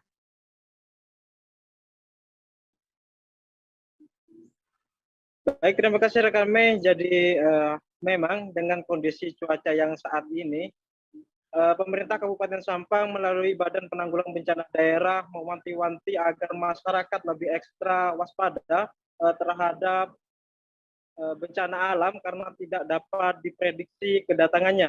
Namun BPBD Sampang menghimbau kewaspadaan bukan hanya terhadap bencana banjir dan angin puting beliung saja, melainkan juga lebih waspada terhadap bencana tanah longsor. Karena berdasarkan keterangan Kasih Kedaruratan dan Logistik BPBD Sampang, Muhammad Imam, bencana tanah longsor masuk ke 3 jenis bencana yang berpotensi terjadi di Kota Bahari berdasarkan pemetaan Badan Meteorologi, Klimatologi, dan Geofisika BMKG Surabaya. Bahkan semua kecamatan, sebanyak 14 kecamatan di Kabupaten Sampang berpotensi terjadi longsor. Tapi untuk wilayah kecamatan yang masih kategori tinggi, ada 4 kecamatan, diantaranya Kecamatan Karangpenang, Kecamatan Tampelengan, Kecamatan Kedungdung, dan Kecamatan Robetal. Kemudian pemetaan yang dilakukan BPBD Sampang ini ditentukan berdasarkan pengalaman penanganan pada tahun sebelumnya, di mana 4 kecamatan tadi sering dilanda bencana tanah longsor. Sementara untuk penanganan yang dilakukan Pemkab Sampang sejauh ini terus melakukan upaya antisipasi kepada warga di 4 wilayah kecamatan itu melalui sosialisasi termasuk di lingkungan sekolah. Tujuannya agar masyarakat setempat selalu waspada atau sadar bencana sehingga dapat melakukan penanganan gawat darurat sebelum petugas kebencanaan tiba di lokasi. Demikian rekan Mei. Terima kasih rekan Hanggara Pratama atas laporan Anda. Selamat bertugas kembali. Kasus pencurian motor terjadi di perumahan Gria Pakistaji Asri, Kelurahan Pakistaji Wonoasih, Kota Probolinggo. Dalam sehari, sebanyak 3 unit motor milik seorang warga di wilayah itu, Fatur Rozi Raib, digondol maling. Seperti yang diceritakan ibu dari salah seorang korban, Aning Apriastuti, yang mengalami peristiwa pencurian motor pada Minggu 13 November. Ia menyebut pelaku bisa merangsek ke garasi dengan cara merusak gembok gerbang. Gembok gerbang yang telah rusak juga dibawa oleh para pelaku. Informasi selengkapnya akan disampaikan langsung oleh wartawan Surya Danendra Kusuma yang kini sudah terhubung bersama kami. Silakan rekan Danendra.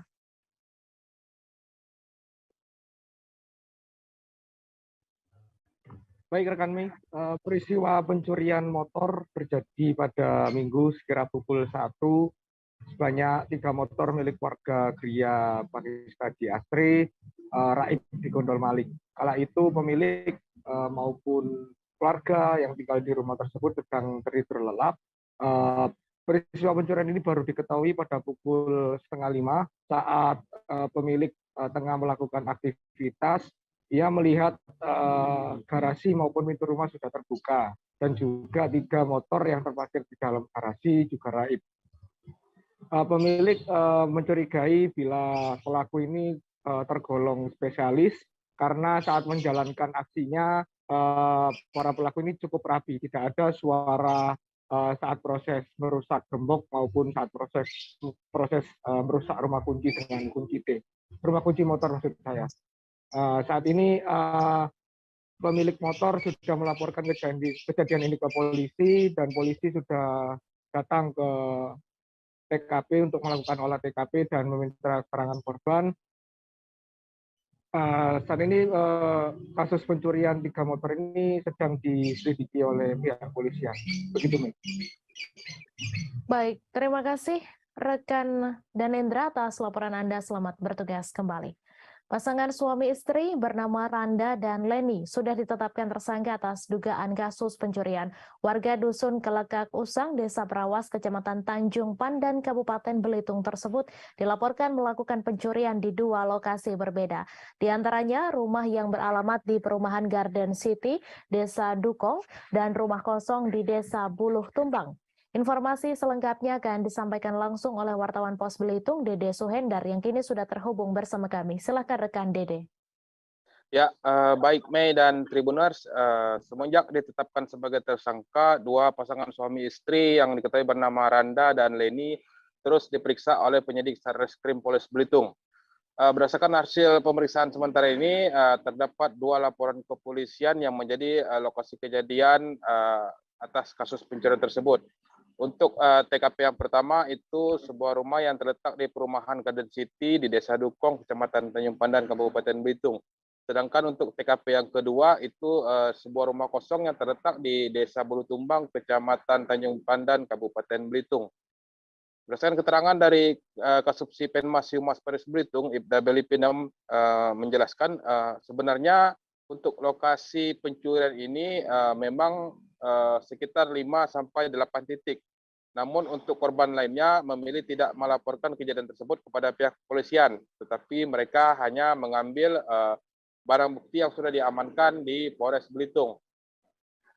Ia menjelaskan untuk motif pasangan suami istri ini melakukan pencurian di beberapa lokasi itu dengan alasan ekonomi untuk memenuhi kebutuhan hidup mereka sehari-hari.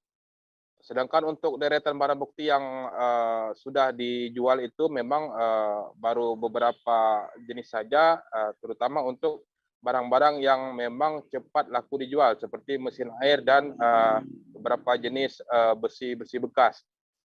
Kemudian kedua pasangan suami istri ini saat ini akan diancam dengan hukuman sesuai dengan pasal 363 ayat 1, ke-4, ke-5, dan ke-3 jungto pasal 64 KUH pidana dengan ancaman 7 tahun penjara. Maksud kami sebelumnya untuk lokasi TKP yang pertama di perumahan Garden City itu terjadi pada tanggal 1 Oktober dengan barang bukti yang cukup banyak mulai dari peralatan rumah tangga hingga barang-barang elektronik.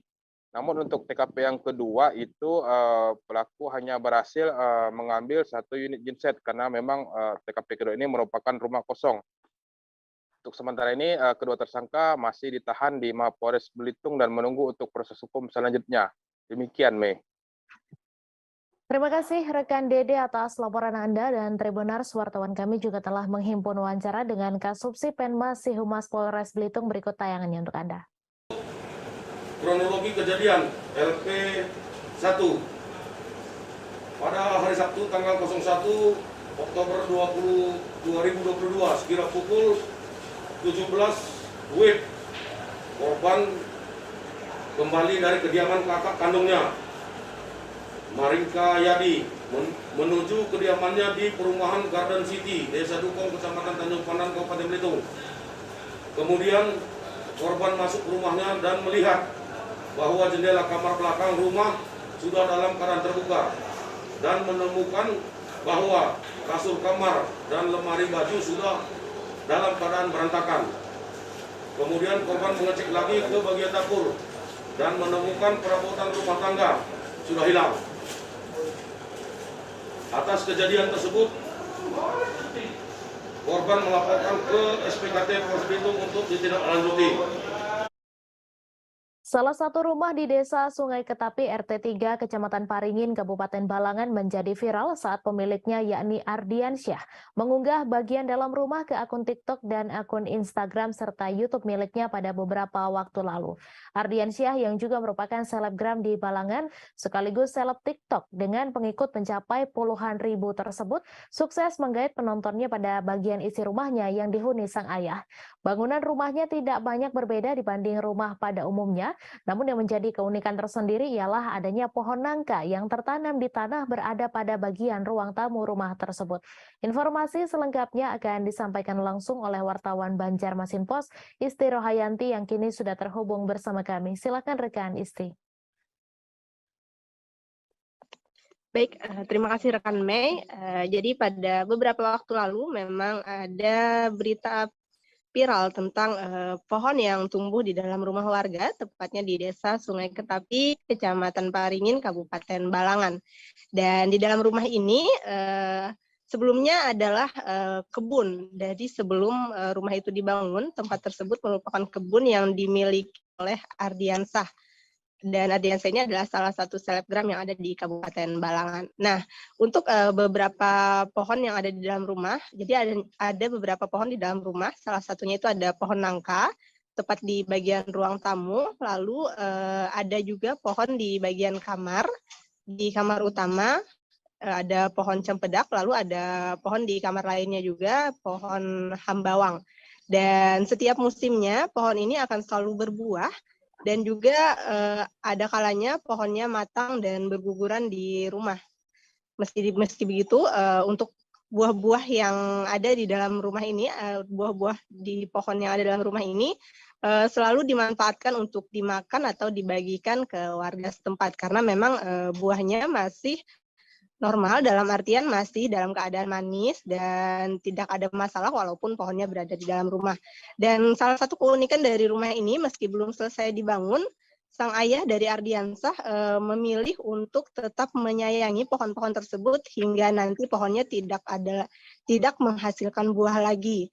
Sebelumnya juga keberadaan pohon ini dipilih untuk tetap berada di dalam rumah karena memang buah yang dihasilkan cukup banyak. Dan biasanya dari warga luar, maksudnya daerah dari luar, dari kabupaten lain berkunjung ke rumah Ardiansah ini. Dan tentunya rumah Ardiansah ini dibuka secara umum dan gratis. Bahkan walaupun tidak ada orang di rumah, pintu rumah selalu dibuka bagi orang-orang yang ingin melihat pohon nangka atau pohon lainnya yang ada di dalam rumah milik Ardiansah. Begitu rekan Mei. Baik, terima kasih rekan Isti atas laporan Anda, dan Tribuners, wartawan kami juga telah menghimpun wawancara dengan pemilik rumah. Berikut tayangannya untuk Anda. Mas Ardi, ini boleh ceritain nggak sih kenapa nih ada pohon di dalam rumah? Karena pas saat pembangunan pohon itu sudah ada lebih dulu, jadi dimasukkan ke dalam rumah itu waktu itu karena pohonnya berbuah lebat, jadi sayang untuk ditebang, jadi dimasukkan aja ke dalam rumah. Itu memang keinginan dari Abah kah atau seperti apa? Dari Abah. Dari Dan sudah dipikirkan dari yang apakah ini mengganggu yang apa ya? Apakah ini bisa merusak bangunan? Sudah diantisipasi. Sudah diantisipasi dengan cara? Dengan cara pembangunannya diperkuat. Nasib remaja berinisial DA berusia 15 tahun sungguh nahas. Remaja asal desa Repaking, Kecamatan Wonosamudro itu tewas tenggelam di Kedung Sungai Kidang yang merupakan anak Sungai Serang pada Senin 14 November. Saat itu korban bersama salah satu teman sekolahnya sedang istirahat sekolah bermain di sekitar bibir sungai. Saat asik bermain, korban kemudian terpeleset tanah yang cukup licin lalu tercebur ke sungai. Informasi selengkapnya akan disampaikan langsung oleh wartawan Tribun Solo, Tri Widodo, yang kini sudah terhubung bersama kami. Silakan rekan Tri.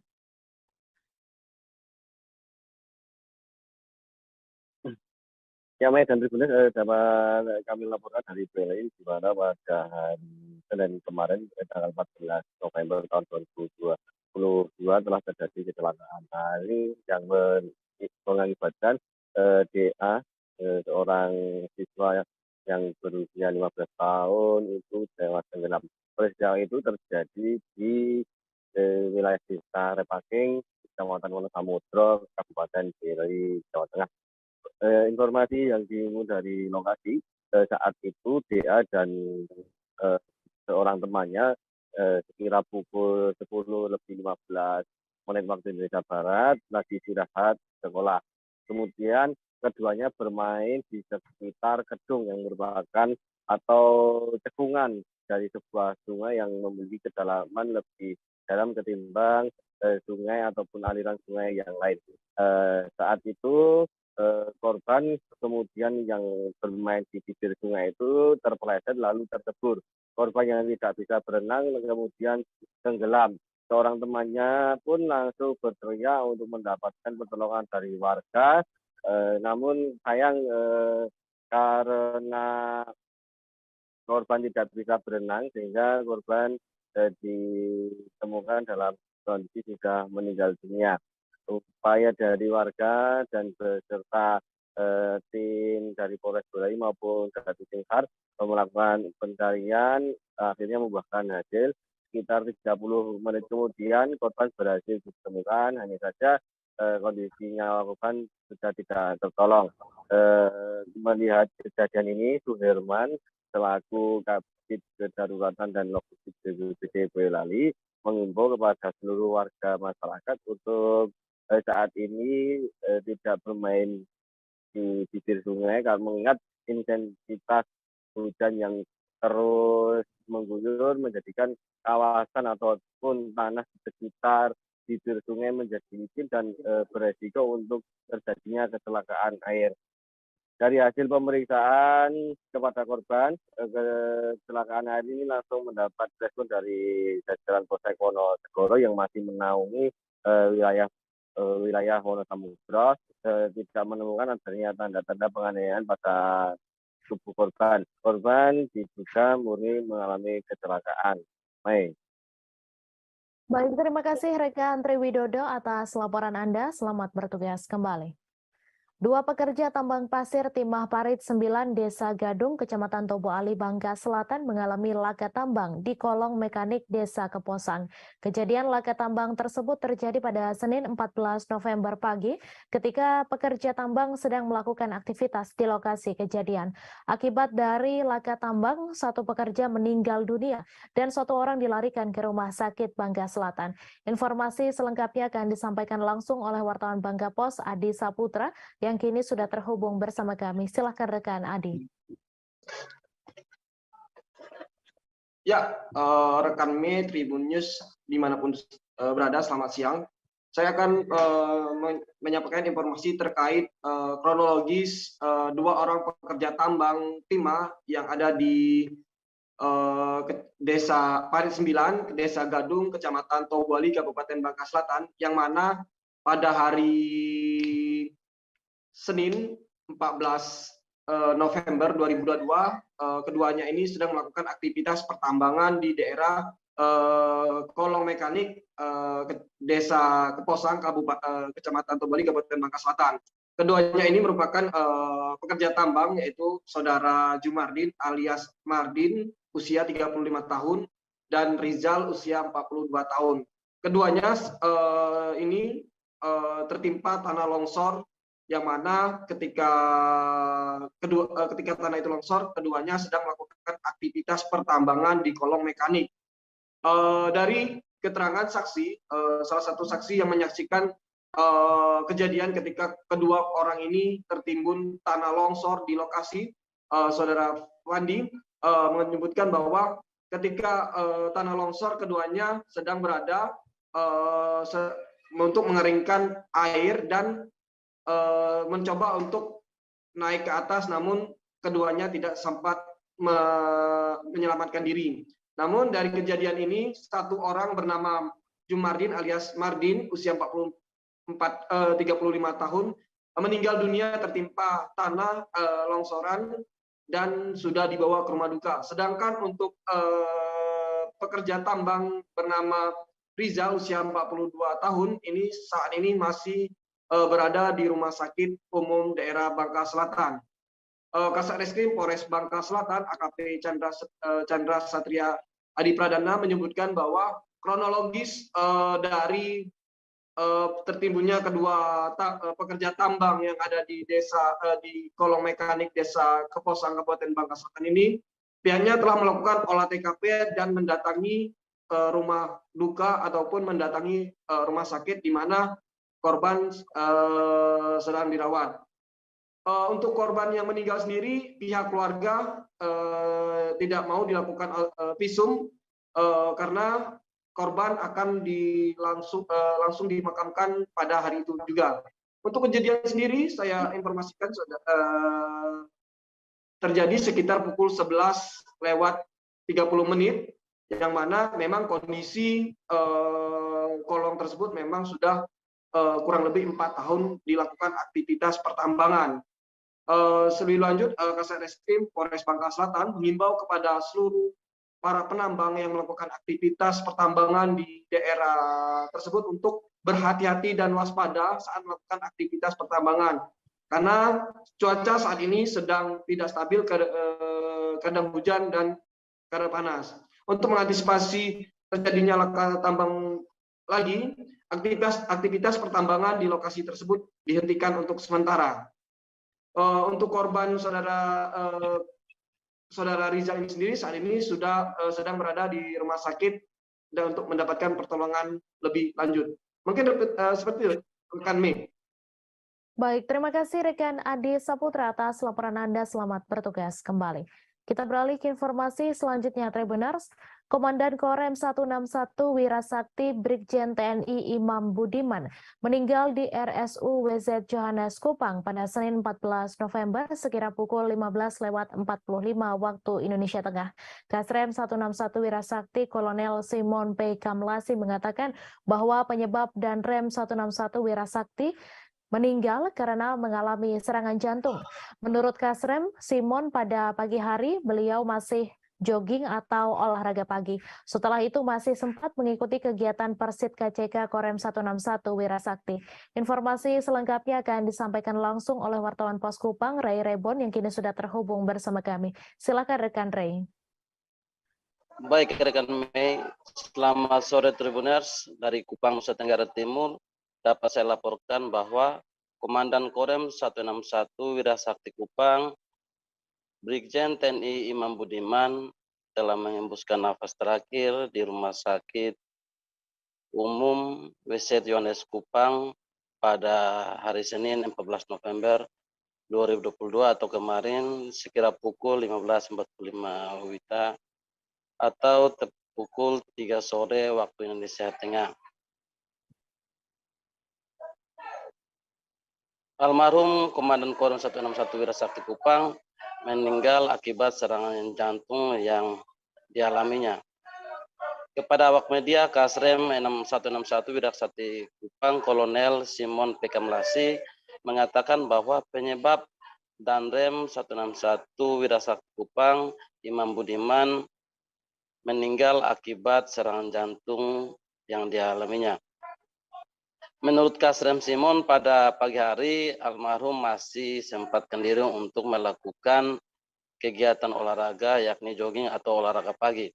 Setelah kegiatan olahraga pagi, almarhum masih menyempatkan diri untuk mengikuti kegiatan Persit KCK Korem 161 Wirasakti Kupang.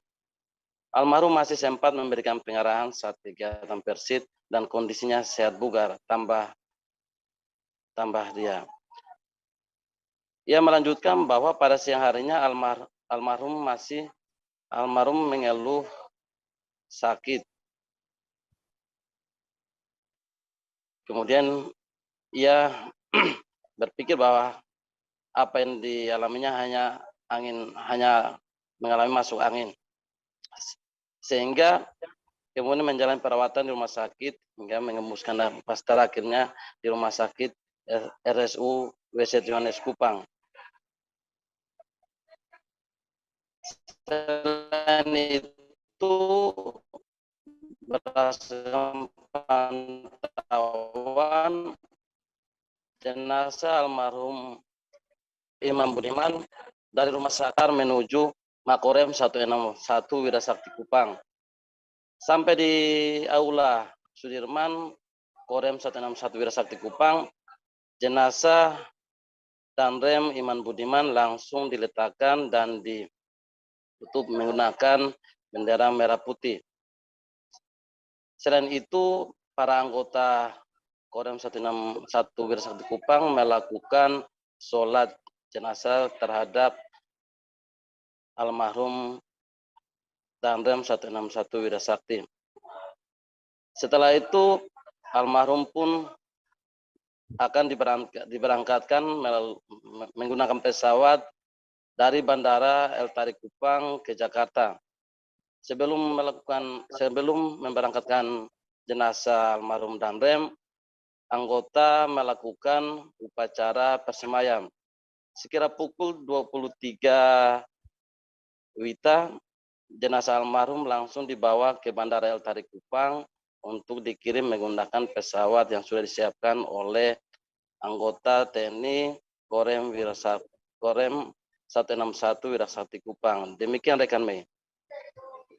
Baik, terima kasih rekan Ray atas laporan Anda. Selamat bertugas kembali. Kita beralih ke informasi selanjutnya, Tribuners. Fernando Rodriguez Ortega menunjukkan kerja kerasnya dalam laga uji coba Johor Darul Ta'zim versus Persisolo di Stadion Sultan Ibrahim pada Sabtu 12 November. Ia tak hanya berurusan soal mencetak gol, namun juga membantu pertahanan Persisolo. Momen pressing Fernando terjadi saat JDT mencoba membangun serangan dari kiper atau lini belakang mereka sejak menit pertama babak pertama, misalnya saat menit ke-1.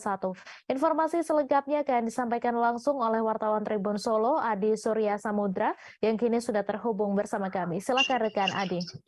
Iya, baik rekan, seperti yang disebutkan sebelumnya, memang Fernando Rodriguez memiliki peran yang cukup vital di bagian Persis Solo, khususnya dalam membangun serangan dan membantu pertahanan Persis sendiri, dan itu juga sudah dia perlihatkan pada saat laga uji coba kemarin melawan Johor Darul Takzim di Stadion Sultan Ibrahim Sabtu 12 November 2022.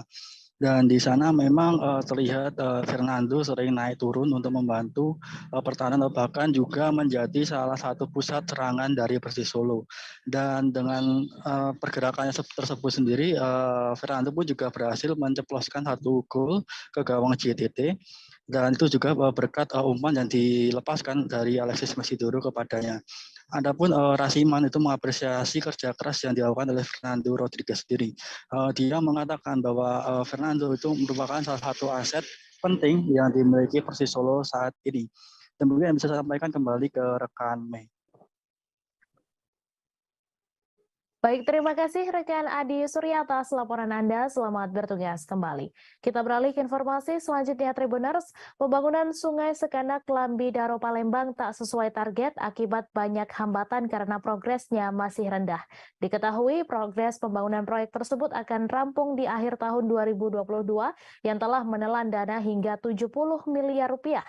Usai penuntasan proyek Sungai Sekanak Lambi Daro tahap pertama dengan panjang 2,5 km, kali ini pemerintah Kota Palembang kembali melanjutkan proyek Sungai Sekanak Lambi Daro untuk tahap kedua, yakni dari Palembang Indah Mall hingga ke kantor DPRD Sumatera Selatan.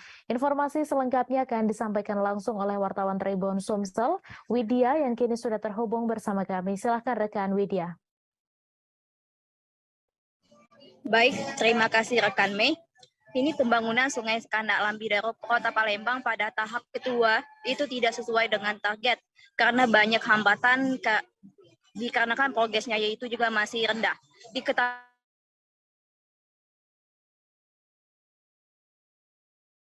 bahwasanya progres Sekanak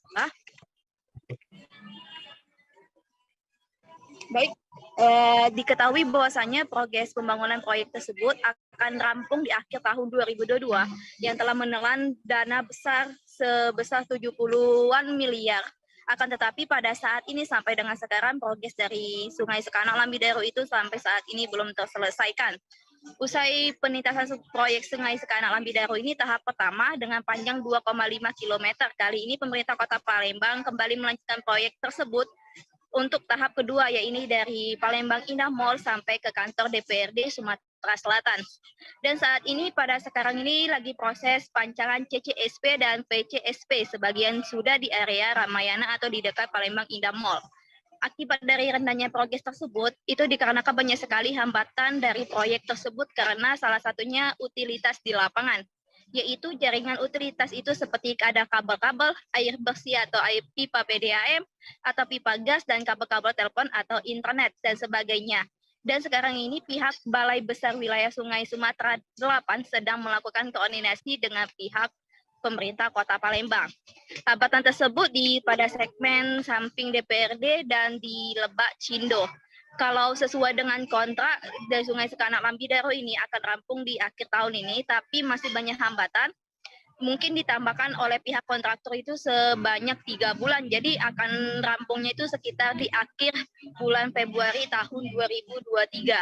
Hal tersebut telah disampaikan juga secara langsung oleh Wali Kota Palembang, Haji Harnojoyo, saat meninjau langsung lokasi Sungai Sekanak Lambi Daro di Radial Palembang belakang Hotel Satika Kota Palembang. Baik rekan Mei, inilah laporan yang bisa dapat saya sampaikan.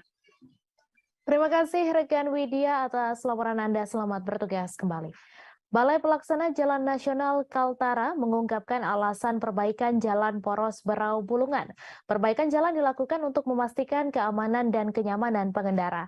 Sebelum diperbaiki, kondisi jalan menyulitkan pengendara karena tingkat kemiringan dan kelandaian di sejumlah titik jalan melebihi standar dari Kementerian PUPR. Informasi selengkapnya akan disampaikan langsung oleh wartawan Tribun Kaltara, Ilhami Faudi, yang kini sudah terhubung bersama kami. Silakan rekan Faudi. Baik rekan Mei dan Tribuners, dapat disampaikan bahwa progres pembangunan perbaikan jalan nasional, jalan poros Berau Bulungan masih dalam tahapan pengerjaan. Menurut pihak BPJN Kaltara, progres pengerjaan hingga bulan November kali ini sudah mencapai angka 52%. Diharapkan nantinya di bulan April mendatang proses perbaikan sepanjang 11,6 km dan khusus untuk di 10 titik pemotongan jalan sepanjang 3,11 km sudah dapat dirampungkan. Menurut PPK 11 Satker PJN Kaltara, Meza Kruhulesin, perbaikan proses jalan karena sebelumnya kondisi jalan di Jalan Poros Berau Bulungan ini belum memenuhi standar dari Kementerian PUPR. Mengingat ada beberapa titik yang tingkat kecuraman dan kelandaiannya ini melebihi ambang batas dari standar yang ditetapkan oleh Kementerian PUPR. Dengan adanya perbaikan jalan ini dengan metode geometrik atau pemangkasan badan jalan menjadi lebih landai dan sesuai, sehingga diharapkan nantinya para pengendara jalan dapat lebih aman dan nyaman dalam berkendara. Menurut pihak BPJN Kaltara sendiri, selama proses perbaikan jalan, pihaknya memastikan arus lalu lintas dan distribusi logistik dan juga mobilitas orang dan barang dipastikan tetap berjalan. Menurutnya, tidak pernah ada proses penutupan jalan sehingga mengganggu kelancaran arus mobilitas dan juga distribusi logistik. Menurutnya, pihaknya juga sudah menyiapkan sejumlah alat berat di sejumlah titik pengerjaan sehingga nantinya dapat membantu apabila diperlukan saat kondisi cuaca di lokasi proyek perbaikan tersebut tengah turun hujan. Namun sampai saat ini pihaknya memastikan distribusi logistik seperti truk muatan barang dan juga truk tangki BBM masih bisa melewati jalan poros tersebut. Demikian rekan Mei laporan yang dapat disampaikan. Terima kasih rekan Faudi atas laporan Anda. Dan Tribuners, wartawan kami juga telah menghimpun wawancara dengan PPK 11 Satker PJN Kaltara. Berikut tayangannya untuk Anda. Rencana progres. Sudah 52% Pak ya? 50%.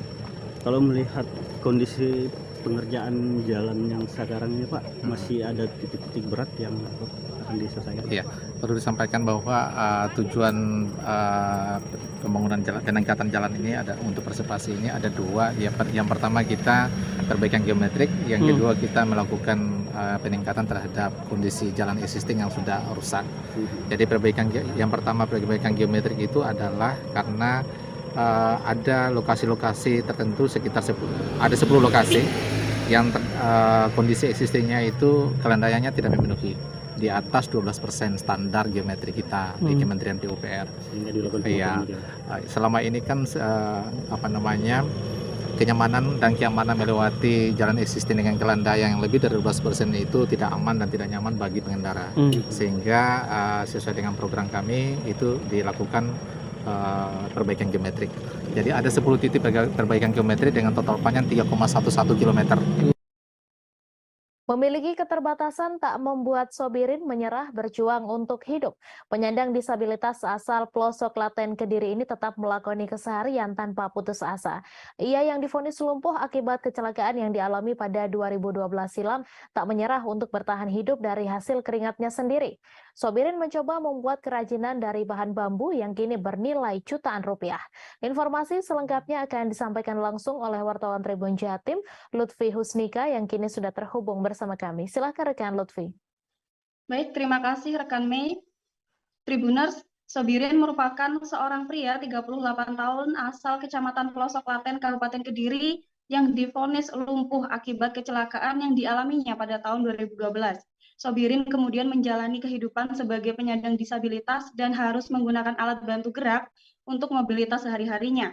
Namun, di tengah keterbatasan yang ia miliki, Sobirin terus berusaha untuk bertahan hidup dan memperoleh pendapatan dari hasil keringatnya sendiri. Kini, Sobirin menjadi seorang pengrajin miniatur kapal yang terbuat dari bambu dan mampu menghasilkan jutaan rupiah setiap bulannya.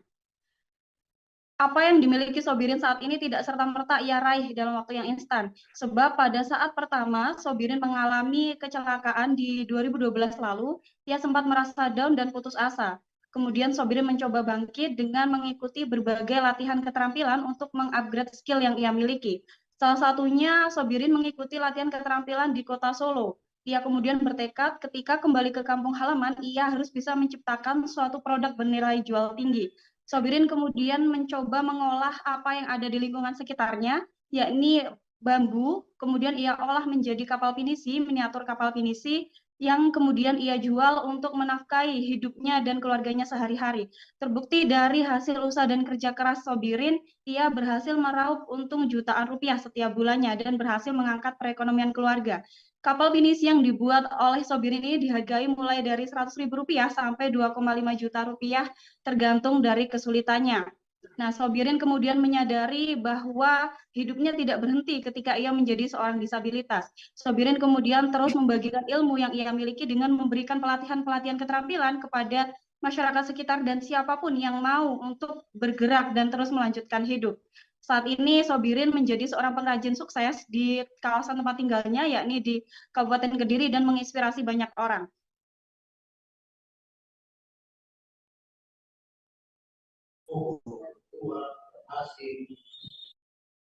Baik, terima kasih rekan Lutfi atas laporan Anda. Selamat bertugas kembali.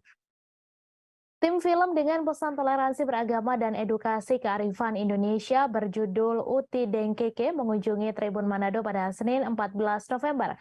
Kunjungan mereka kali ini untuk menghadiri podcast Tribun Manado. Adapun tim film yang hadir yaitu produser eksekutif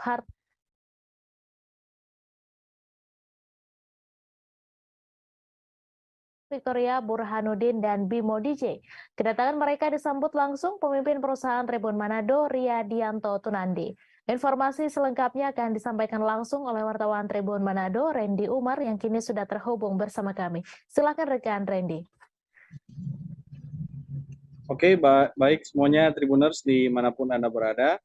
Jadi saya dari Manado, Sulawesi Utara akan melaporkan hasil liputan saya pada hari kemarin, di mana ada salah satu film yang saat ini akan segera tayang pada 17 November nanti, yaitu film Uti dan Keke. Nah, Tribuners di sini para pemain-pemain filmnya datang di tim film, maksud saya tim dan para pemain film datang di Tribun Manado dan mereka melaksanakan kegiatan podcast ya, podcast, dan podcastnya juga sudah tayang kemarin di Tribun Manado Facebook dan YouTube Tribun Manado Official.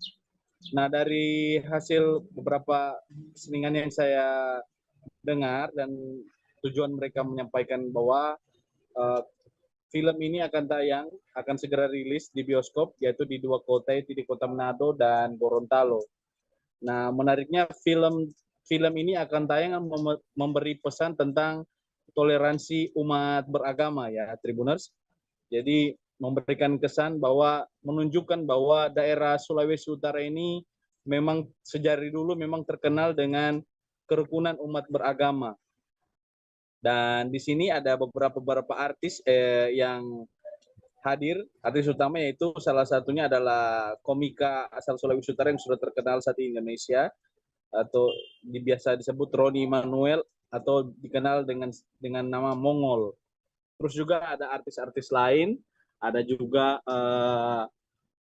Didi Roa yaitu juga dia influencer dari Sulawesi Utara, dan juga ada salah satu artis cilik yang saat ini sementara juga bersekolah dia ya, tapi dia terlibat dalam film ini. Ada juga Tante Lala. Nah, jadi Tribuners bisa menyaksikan langsung tanggal 17 November. Dan intinya tujuan dari film ini untuk memberi pesan kepada seluruh Indonesia bahwa orang semua warga Indonesia harus hidup dengan toleransi umat beragama. Bersama-sama bergandengan tangan, menjaga kerukunan di Indonesia. Terima kasih Tribuners, itu saja yang bisa saya laporkan dari Kota Manado, Sulawesi Utara, dan selamat sore. Terima kasih rekan Randy Umar atas laporan Anda. Selamat bertugas kembali. Mayat ABK Fajar ditemukan terapung di perairan Sei Panjang Sebatik, Kabupaten Nunukan pada Selasa 15 November. Sebelumnya seorang ABK diduga jatuh dari kapal tugboat SPOB Cahaya Sopeng Indra 1 di perairan Sei Panjang Sebatik, Kabupaten Nunukan pada Minggu 13 November. Saat ditemukan petugas, posisi mayat ABK Fajar dalam keadaan telungkup. Kendati demikian, wajah korban masih dapat dikenali. Informasi selengkapnya akan disampaikan langsung oleh wartawan Tribun Kaltara, Febrianus Felis, yang kini sudah terhubung bersama kami. Silakan rekan Felis. Baik, kami dan Tribuners dapat saya laporkan bahwa mayat ABK bernama Fajar, usia 25 tahun, ditemukan terapung di perairan Sungai Panjang Sebatik, Kabupaten Nunukan, Kalimantan Utara pada Selasa hari ini, pukul 8:45 waktu Indonesia Tengah. Diberitakan sebelumnya memang ABK bernama Fajar ini diduga jatuh dari kapal tugboat SPOB Cahaya Sopeng Indra 1 yang memuat BBM bahan bakar minyak dari Tarakan menuju Nunukan, tepat di perairan Sei Panjang Sebatik, Kabupaten Nunukan. Menurut Kepala Kantor SAR Tarakan, Syahril mengatakan mayat ABK Fajar ditemukan oleh tim SAR gabungan di perairan Sungai Panjang Sebatik dengan radius 3 nm heading 8 arah timur. Saat ditemukan petugas, posisi mayat ABK Fajar dengan posisi terlungkup dan wajah korban saat itu memang masih bisa dikenali. Tubuh korban memang mengalami sedikit pembekakan, layaknya seperti mayat yang tenggelam beberapa hari lalu, dan organ tubuh untuk korban sendiri masih lengkap. Selanjutnya, mayat ABK Fajar langsung dievakuasi ke rumah sakit di Sebatik. Sedikit menyampaikan kronologis, menurut Syahril, malam itu kapal tugboat SPOB Cahaya Sopeng Indra 1 memuat BBM dari Tarakan. Saat kapal mulai mendekat ke jembatan PLBN Sei Panjang Sebatik, rekan ABK Fajar mendengar bunyi seperti barang jatuh ke air dari belakang kapal. Mendengar itu, rekan ABK lainnya bergegas ke belakang kapal namun tak melihat apa-apa. Mereka akhirnya sadar kalau ABK Fajar tidak ada di kapal dan malam itu langsung mencari, tapi hasilnya nihil. Pencarian ABK Fajar sempat dilanjutkan keesokan harinya oleh personel Polairut Polres Nunukan bersama TNI AL Nunukan termasuk ABK kapal lainnya. Namun keberadaan Fajar satu hari kemarin belum ditemukan dan diketahui ABK Fajar ini beralamat KTP di Desa Padatuo, Kecamatan Tendra, Kabupaten Bone, Sulawesi Selatan. Unsur yang terlibat dalam pencarian ABK Fajar yaitu Tim Rescue Posar Nunukan, BBD Nunukan, ABK Tugboat SPOB, dan masyarakat termasuk keluarga korban sendiri. Operasi SAR sudah dinyatakan selesai dan diusulkan untuk ditutup. Unsur yang terlibat dalam pencarian juga dikembalikan ke kesatuan masing-masing. Demikian laporan dari Nunukan ke Medis. Terima kasih rekan Felis atas laporan Anda. Selamat bertugas kembali. Polisi melarang nonton bareng Piala Dunia 2022 di Kota Ambon yang berpotensi ricuh. Hal ini ditegaskan Kapolresta Pulau Ambon, Kombes Pol Raja Arthur Simamora. Ia menegaskan tidak akan memberi izin nobar Piala Dunia 2022 yang berpotensi ricuh. Untuk itu saat ini para Kapolsek dan Babin Kamtipmas sudah diperintahkan dari jauh hari agar memberikan sosialisasi kepada fans bola di Kota Ambon. Informasi selengkapnya akan disampaikan langsung oleh wartawan Tribun Ambon, Alvin Risanto, yang kini sudah terhubung bersama kami. Silakan rekan Alvin. Iya, baik. Terima kasih rekan Mary. Jadi pihak kepolisian Polresta Pulau Ambon saat ini tengah melakukan sosialisasi terhadap para fans-fans bola yang ada di Kota Ambon maupun supporter-supporter bola yang ada di Kota Ambon. Hal ini menunjukkan bahwa sebentar lagi akan diadakan Piala Dunia ya pada tanggal 20 nanti. Ini mencegah ada terjadinya perkalian-perkalian antar supporter di Kota Ambon. Bahwa kita tahu sendiri bahwa saat ini Kota Ambon sedang pada satu minggu kemarin itu tengah di bentrok antar pemuda ya, dan untuk mengantisipasi hal serupa terjadi terhadap supporter-supporter bola di Kota Ambon juga pihak kepolisian saat ini sudah memetakan tempat-tempat mana yang menjadi tempat nonton bola dan tempat-tempat mana yang menjadi daerah rawan akan terjadinya bentrok, dan untuk itu pihak kepolisian ini dalam hal ini Kapolsta Pulau Ambon sudah menggelar rapat dengan para Kapolsek ya yang jajarannya untuk menyuruhkan kepada para Kapolsek kepada Babinka Timas agar memberikan sosialisasi kepada fans bola untuk tidak melakukan hal-hal yang tak diinginkan. Dan pada saat ini juga pihak kepolisian Polresta Pulau Ambon juga tengah melakukan gencar merazia minuman keras ya. Dalam hal ini kita tahu di Kota Ambon sendiri minuman keras ini merupakan salah satu pemicu bentrok yang terjadi antar warga maupun supporter ya. Jadi untuk itu pihak kepolisian dalam hal ini melarang warga atau melarang supporter yang melakukan nonton bola dengan meminum minuman keras ya. Ini untuk apabila ditemukan langsung dilarang di tempat itu langsung dilarang untuk menonton bola ya untuk Piala Dunia 2022. Namun polisi saat ini juga sudah melakukan pemetaan ya tempat-tempat mana yang menjadi rawan ricu untuk menonton supporter Piala Dunia. Bahwa kita tahu di Piala Dunia di Kota Ambon sendiri fans fanatik ya Belanda ya yang paling banyak di Kota Ambon. Untuk itu pihak kepolisian Polresta Pulau Ambon sedang melakukan sosialisasi kepada fans ini agar kedepannya tidak ada bentrok antar warga antar supporter ya. Begitu rekan Mei. Baik, terima kasih rekan Alvin Risanto atas laporan Anda, dan Tribuners, wartawan kami juga telah menghimpun wawancara dengan Kapolresta Pulau Ambon. Berikut tayangannya untuk Anda. Preventif saya akan kembangkan semuanya. Masing-masing polsek itu memberdayakan Babinka Tipmas melakukan pendekatan utama terhadap tokoh-tokoh pemuda. Karena biasanya pemuda-pemuda ini sebagai supporter dari sepak bola. Itu pertama. Yang kedua, kita juga nanti saya minta preventif pertama langkah pertama preventif mengedepankan Babinka Tipmas. Yang kedua, Kapolsek harus bisa mengidentifikasi semua lokasi-lokasi yang menjadi tempat perkumpulan massa. Ya, karena dimungkinkan akan ada nonton besar. Ya, nobar bareng itu. Jadi itu pertama tuh. Kemudian yang ketiga, yang itu langkah preventif. Langkah preventifnya ya nanti kita laksanakan. Anak korban yang tewas akibat ditembak polisi di bagian leher hingga tembus menangis meminta tolong ke Kapolri dan Presiden untuk mengusut tuntas penembakan tersebut. Diketahui penembakan terjadi di Gang Mavo lingkungan 14 Pekan Labuan, Kecamatan Medan Labuan, Kota Medan pada Senin 14 November.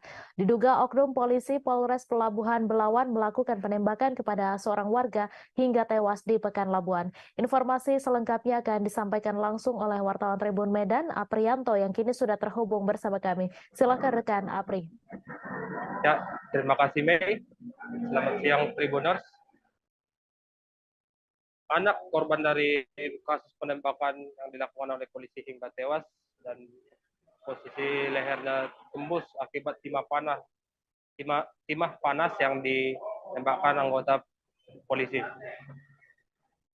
Yoni, anak korban, kemarin sore saat Tribun Medan temui, sempat menangis histeris sambil memegang baju yang digunakan adiknya saat menggendong almarhum ayahnya yang bersimbah darah akibat tembakan polisi tepat di bagian leher hingga tembus. Dia meminta tolong kepada Kapolri dan Bapak Presiden untuk mengusut tuntas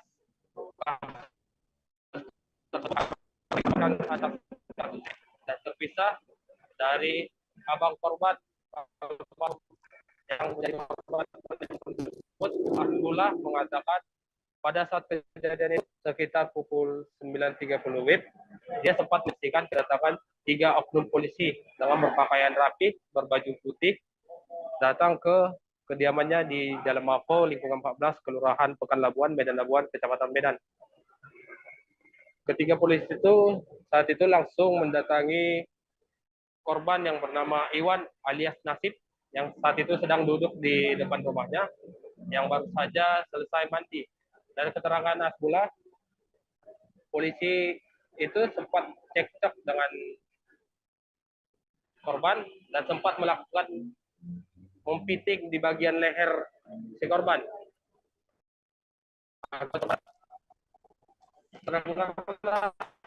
Terdengar satu suara tembakan sehingga dia berlari ke arah keributan itu dan menyebutkan, kalian bunuh adik saya. Saat dia sampai di dekat polisi pun lantas berlari meninggalkan lokasi, dan juga ada beberapa remaja daerah situ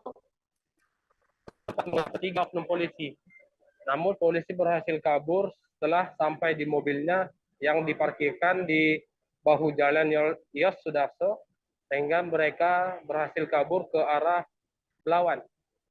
Dari keterangan Asbullah, salah satu oknum polisi yang melakukan penembakan tersebut, ia mengenalinya, dengan oknum tersebut sering datang ke kediaman si korban. Tersebut Rudi Simamora yang bertugas di Satres Narkoba Polres Pelabuhan Belawan. Dan untuk korban saat ini baru saja dilakukan oleh pihak dan tadi pagi Kapolres Pelabuhan Belawan. Kita telah menyambangi untuk melayat ke rumah duka, dan keluarga pun menerima Pelabuhan Belawan baik.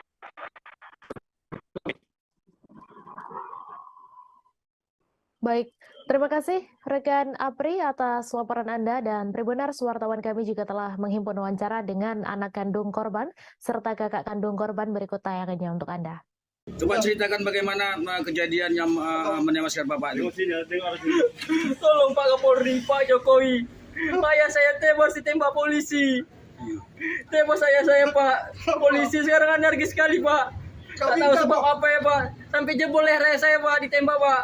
Tolong bantu kami Pak Kapolri, Pak Jokowi. Kapan kejadiannya itu, Dek? Jam 10 tadi pagi Pak. Jam 10 tadi pagi. Yang nembak siapa, Dek? Nggak tahu Pak. Fotonya ada saya, nggak tahu saya Pak. Namanya nggak polisi tahu? Pak, namanya saya nggak tahu Pak. Polisi mana, Dek? Polisi Pelabuhan Belawan Pak, Polres Pak. Ada berapa orang tadi Bang? 3 orang Pak, 3 orang. Ini yang baju Bang pegang baju apa? Baju ayah saya Pak. Baju ponakan ini, baju adik dia ini, adiknya. Nah, ini baju ayahnya. Nah, ini baju apa saya Pak? Adik saya yang gendong ayah saya ini Pak. Baju merah itu baju apa? Baju ayah saya, ini baju ayah saya, ini baju adik apa saya Pak? Adik saya Pak, gendong ayah saya tadi lah Pak. Sampai jebol lehernya Pak, ditembak. Mati di tempat atau gimana, Dek? Mati di rumah sakit Pak. Mati di rumah sakit. Mati di rumah.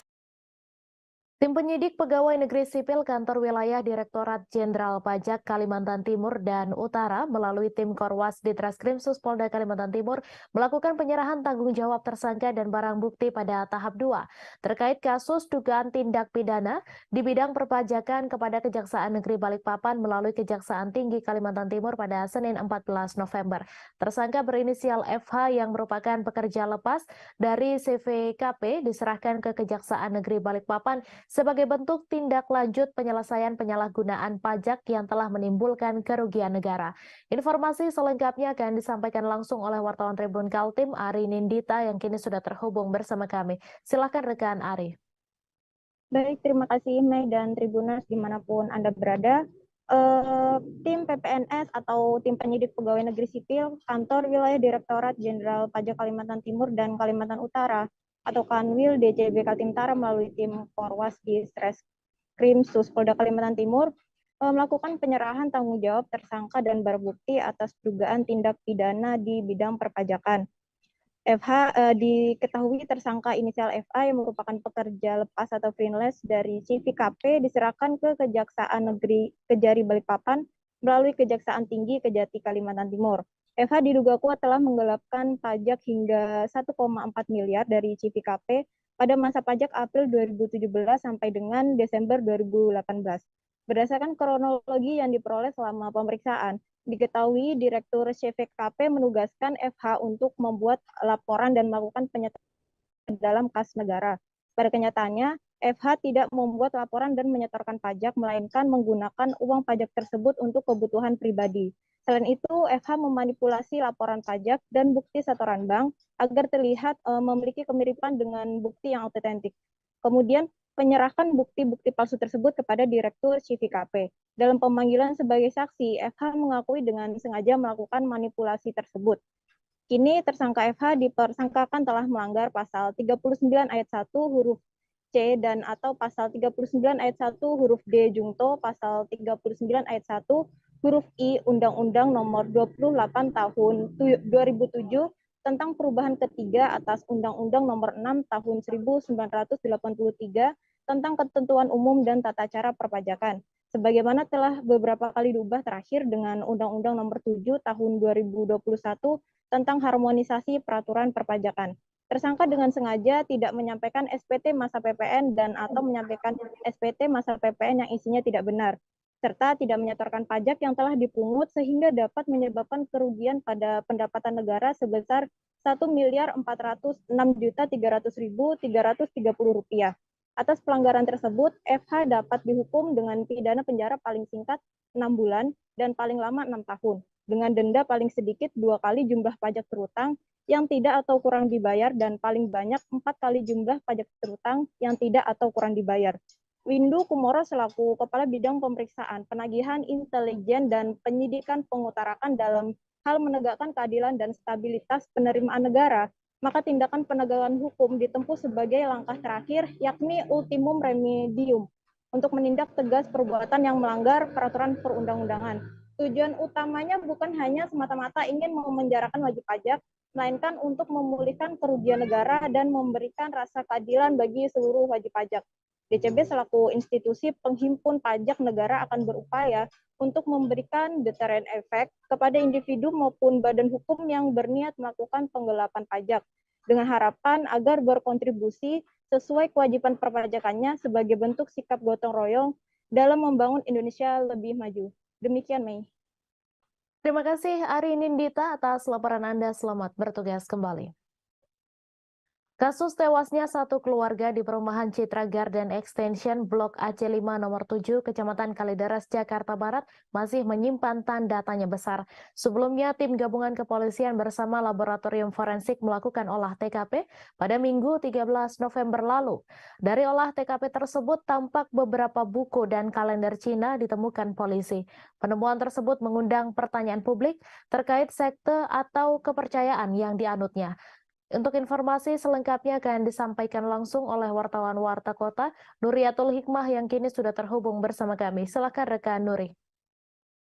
Ya, Mei dan juga pemirsa, betul sekali bahwasannya memang kasus tewasnya satu keluarga di perumahan Citra Garden Extension, Blok AC5 nomor 7, Kecamatan Kalideres, Jakarta Barat, ini masih menyimpan tanda tanya besar. Sebelumnya, tim gabungan kepolisian bersama laboratorium forensik atau tim Lab4 itu telah melakukan olah tempat kejadian perkara pada Minggu 13 November 2022 lalu. Nah, dari hasil TKP tersebut, nampak beberapa buku dan juga kalender Cina waktu itu ditemukan oleh polisi. Penemuan tersebut kemudian mengundang banyak pertanyaan publik terkait sekte atau kepercayaan yang dianutnya. Namun hal itu langsung ditampik oleh Kepala Unit ataupun Kanit Kriminal Umum Polres Metro Jakarta Barat, AKP Afrilendi, yang saat dihubungi pada Senin malam, di mana AKP Afril pada saat itu mengatakan bahwasannya tidak ada sekte-sekte dan memang ada ditemukan beberapa buku, namun memang bukan buku yang berisi tentang sekte-sekte. Namun meski begitu buku-buku tersebut pihaknya masih pelajari lebih lanjut. Kemudian juga selain buku, Afril juga mengecek beberapa hal ataupun temuan lain mengenai barang-barang yang ada di sekitar rumah tersebut, termasuk penemuan bedak bayi di kamar dan juga kapur barus. Bedak bayi yang ada di kamar itu memang ada, tapi tidak dicecerkan ke tubuh mayat. Begitu jelas Afril pada saat itu. Nah, kemudian untuk kapur barus sendiri memang ditemukan ada beberapa. Namun itu merupakan kapur barus biasa yang biasa ditempatkan di lemari seperti di rumah-rumah dan lain sebagainya. Kemudian juga Afril menyampaikan beberapa temuan barang masih dilakukan pengecekan di laboratorium dan hasilnya masih belum keluar. Lebih lanjut juga beberapa benda lain seperti struk atau bon hutang, ponsel korban, serta temuan lilin itu belum terbukti memiliki kolerasi terhadap penyebab kematian satu keluarga di Kalideres ini. Menurut April, temuan lilin itu sudah dipakai, maksudnya adalah lilinnya itu sudah lilin bekas pakai yang jumlahnya tidak disebutkan berapa, dan kemudian juga menurut April itu biasa lilin yang digunakan untuk antisipasi mati lampu. Sementara itu terkait dengan struk dan juga bon ataupun juga surat wasiat, April mengaku pihaknya tidak menemukan hal tersebut saat olah tempat kejadian perkara. Kemudian juga April kembali menjelaskan terkait dengan temuan-temuan barang saat olah TKP juga akan dikumpulkan di data serta dipilah mana saja yang berhubungan dengan kasus ini. Demikian Mei, kembali kepada Anda. Terima kasih rekan Nuriatul Hikmah atas laporan Anda. Selamat bertugas kembali. Kita beralih ke informasi selanjutnya, Tribuners. Warga Kabupaten Takalar, Sulawesi Selatan menggelar unjuk rasa di beberapa ruas jalan pada Senin 14 November. Seperti di ruas Jalan Poros Galesong, terpantau masyarakat memblokade jalan. Mereka menutup jalan imbas hasil tes bakal calon kepala desa tidak lolos. Masa aksi juga menolak keputusan hasil tes tertulis yang diselenggarakan panitia pelaksana pemilihan kepala desa Takalar. Informasi selengkapnya akan disampaikan langsung oleh wartawan Tribun Timur, Said Zulfadli, yang kini sudah terhubung bersama kami. Silakan rekan Said.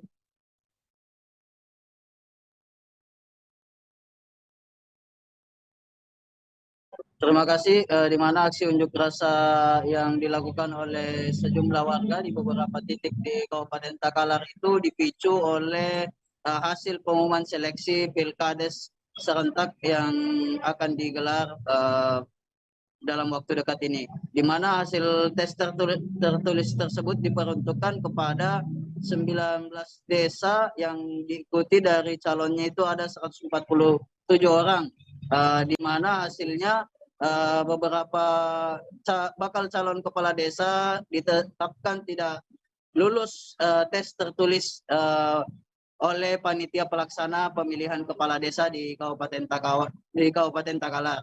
Sehingga menurut para warga atau pendukung bakal calon yang dinyatakan tidak lulus seleksi tersebut melakukan unjuk rasa, dan dari masa aksi juga mengatakan bahwa pihaknya menemukan sejumlah kecurangan yang dilakukan oleh panitia pelaksana pemilihan kepala desa di Kabupaten Takalar, di mana awalnya salah satu temuan mereka yakni pihak panitia pelaksana pemilihan calon kepala desa itu memperpanjang waktu pendaftaran Pilkades. Pasalnya di salah satu desa itu sudah ada 4 calon sebelumnya, namun akibat adanya perpanjangan pendaftaran sehingga lebih dari 5 atau sampai dengan 7 calon. Sehingga dari hasil tersebutlah masyarakat dipicu untuk melakukan unjuk rasa dan aksi protes terhadap temuan yang diduga curang yang dilakukan oleh panitia pelaksana. Dan selain di Poros Jalan Galesong, aksi unjuk rasa yang telah berlangsung selama 4 hari hingga terhitung sejak hari Sabtu kemarin hingga hari ini itu juga terjadi aksi unjuk rasa di Jalan Trans Sulawesi antara di Poros Takalar menuju Kabupaten Jeneponto dan di kantor DPRD Kabupaten Takalar, di mana pengunjuk rasa juga demikian menolak atau menuntut agar Pilkades yang akan digelar itu ditunda karena banyaknya kecurangan, karena warga atau pendukung para calon yang gagal tes ini menduga banyaknya kecurangan atau kesimpangan yang dilakukan oleh panitia pelaksana pemilihan calon kepala desa,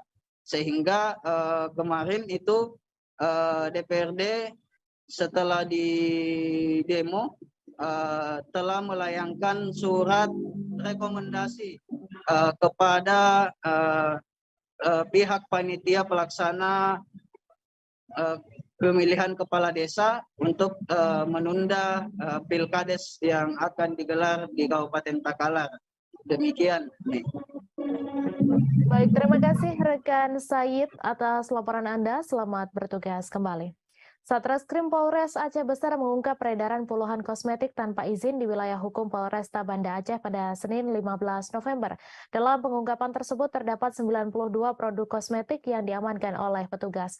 Kapolresta Banda Aceh Kombes Pol Joko Krisdianto melalui Kasatreskrim Polresta Banda Aceh Kompol Fadilah Aditya Pratama mengatakan kasus itu terungkap berawal dari Badan Pengawas Obat dan Makanan melakukan pengawasan penjualan kosmetik tanpa izin di media sosial. Informasi selengkapnya akan disampaikan langsung oleh wartawan Serambi News Indra Wijaya yang kini sudah terhubung bersama kami. Silakan rekan Indra. Baik, terima kasih rekan Mei. Selamat siang Tribuners, dapat kami sampaikan.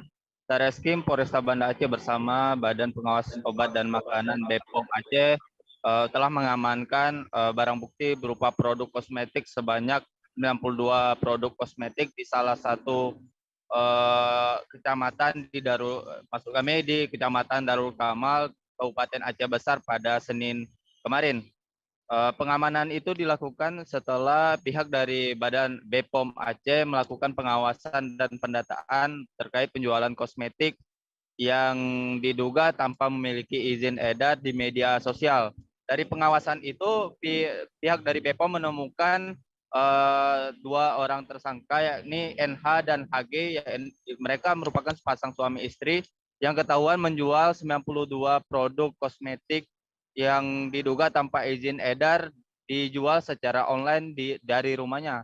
Setidaknya saat ini pihak kepolisian sudah mengamankan 92 produk kosmetik dengan dua orang tersangka yakni NH dan HG. Nah, sementara untuk HG sendiri saat ini dilakukan penahanan oleh pihak kepolisian dan istrinya NH tidak dilakukan penahanan lantaran ia masih memiliki bayi balita. Nah, menurut keterangan yang kami terima dari Kasatreskrim Polres Aceh Besar, Kompol Aditya Fadilah Aditya Pratama mengatakan dari 92 produk itu 23 diantaranya sudah dilakukan uji sampel di BPOM Aceh.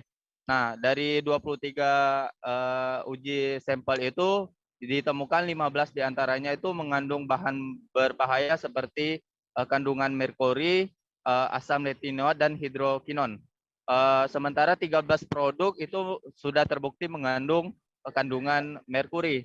Saat ini sendiri pihak kepolisian masih terus melakukan pengembangan dan penyidikan terkait kemana saja produk-produk itu dijual dan kemana saja apakah produk itu ada yang diracik sendiri atau tidak. Selain itu, berdasarkan penelusuran yang dilakukan oleh pihak kepolisian, bahwa diketahui produk yang ditemukan tanpa izin edar itu dibeli pelaku dari akun media sosial yakni Shopee yang dengan toko yang beralamat di Sumatera Utara, Medan. Nah, saat ini sendiri pihak kepolisian sudah melakukan penyitaan terhadap barang kosmetik ilegal tersebut. Akibat perbuatannya, HG dan NH terancam kurungan 15 tahun penjara dengan denda paling besar itu 1,5 miliar rupiah. Demikian rekan Mei. Halo rekan Mei.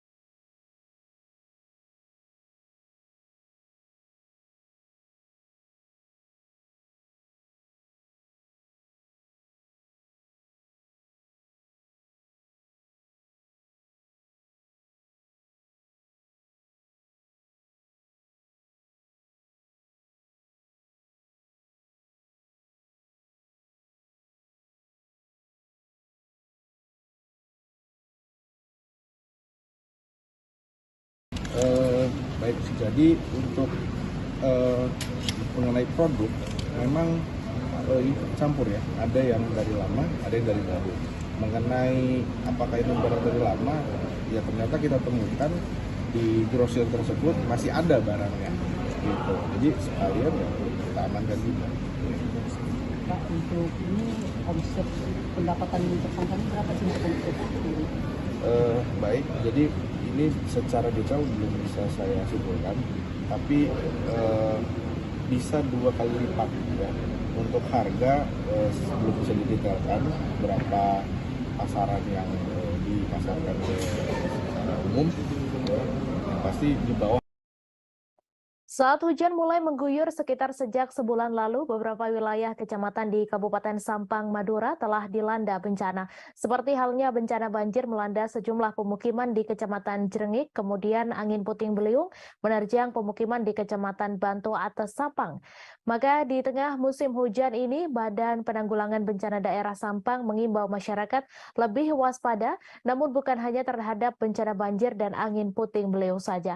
Informasi selengkapnya akan disampaikan langsung oleh wartawan Tribun Madura, Hanggara Pratama, yang kini sudah terhubung bersama kami. Silakan rekan Hanggara.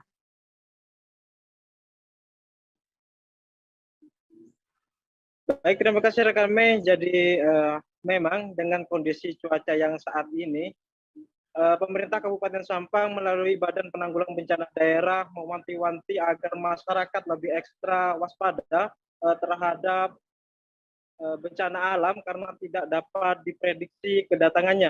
Namun BPBD Sampang menghimbau kewaspadaan bukan hanya terhadap bencana banjir dan angin puting beliung saja, melainkan juga lebih waspada terhadap bencana tanah longsor.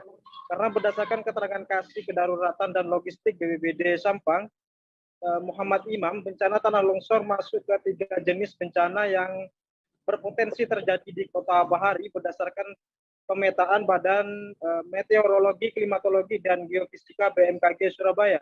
Bahkan semua kecamatan, sebanyak 14 kecamatan di Kabupaten Sampang berpotensi terjadi longsor. Tapi untuk wilayah kecamatan yang masih kategori tinggi, ada 4 kecamatan, diantaranya Kecamatan Karangpenang, Kecamatan Tampelengan, Kecamatan Kedungdung, dan Kecamatan Robetal.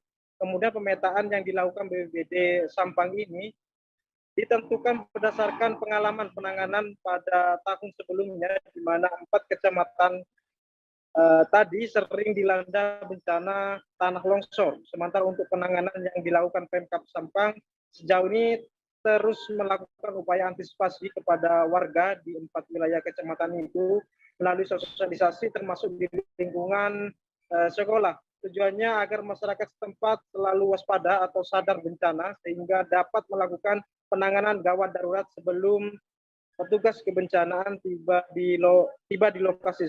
Demikian rekan Mei. Terima kasih rekan Hanggara Pratama atas laporan Anda. Selamat bertugas kembali. Kasus pencurian motor terjadi di perumahan Gria Pakistaji Asri, Kelurahan Pakistaji Wonoasih, Kota Probolinggo. Dalam sehari, sebanyak 3 unit motor milik seorang warga di wilayah itu, Fatur Rozi Raib, digondol maling. Seperti yang diceritakan ibu dari salah seorang korban, Aning Apriastuti, yang mengalami peristiwa pencurian motor pada Minggu 13 November. Ia menyebut pelaku bisa merangsek ke garasi dengan cara merusak gembok gerbang. Gembok gerbang yang telah rusak juga dibawa oleh para pelaku. Informasi selengkapnya akan disampaikan langsung oleh wartawan Surya Danendra Kusuma yang kini sudah terhubung bersama kami. Silakan rekan Danendra.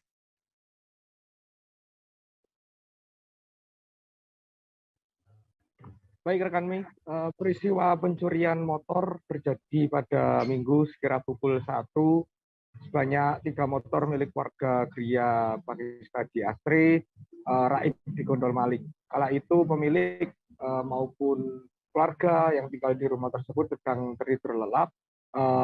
Peristiwa pencurian ini baru diketahui pada pukul 4:30 saat pemilik tengah melakukan aktivitas.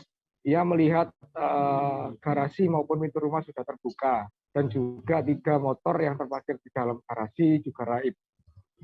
Pemilik mencurigai bila pelaku ini tergolong spesialis karena saat menjalankan aksinya para pelaku ini cukup rapi, tidak ada suara saat proses merusak gembok maupun saat proses merusak rumah kunci dengan kunci T, rumah kunci motor maksud saya. Saat ini pemilik motor sudah melaporkan kejadian ini ke polisi dan polisi sudah datang ke TKP untuk melakukan olah TKP dan meminta keterangan korban. Saat ini kasus pencurian 3 motor ini sedang diselidiki oleh pihak kepolisian. Begitu, Mei. Baik, terima kasih rekan Danendra atas laporan Anda. Selamat bertugas kembali. Pasangan suami istri bernama Randa dan Leni sudah ditetapkan tersangka atas dugaan kasus pencurian. Warga Dusun Kelekak Usang, Desa Brawas, Kecamatan Tanjung Pandan, Kabupaten Belitung tersebut dilaporkan melakukan pencurian di 2 lokasi berbeda. Di antaranya rumah yang beralamat di Perumahan Garden City, Desa Dukong, dan rumah kosong di Desa Buluh Tumbang. Informasi selengkapnya akan disampaikan langsung oleh wartawan Pos Belitung, Dede Suhendar, yang kini sudah terhubung bersama kami. Silakan rekan Dede. Ya, baik Mei dan Tribuners, semenjak ditetapkan sebagai tersangka, 2 pasangan suami istri yang diketahui bernama Randa dan Leni terus diperiksa oleh penyidik Satreskrim Polres Belitung. Berdasarkan hasil pemeriksaan sementara ini, terdapat 2 laporan kepolisian yang menjadi lokasi kejadian atas kasus pencurian tersebut.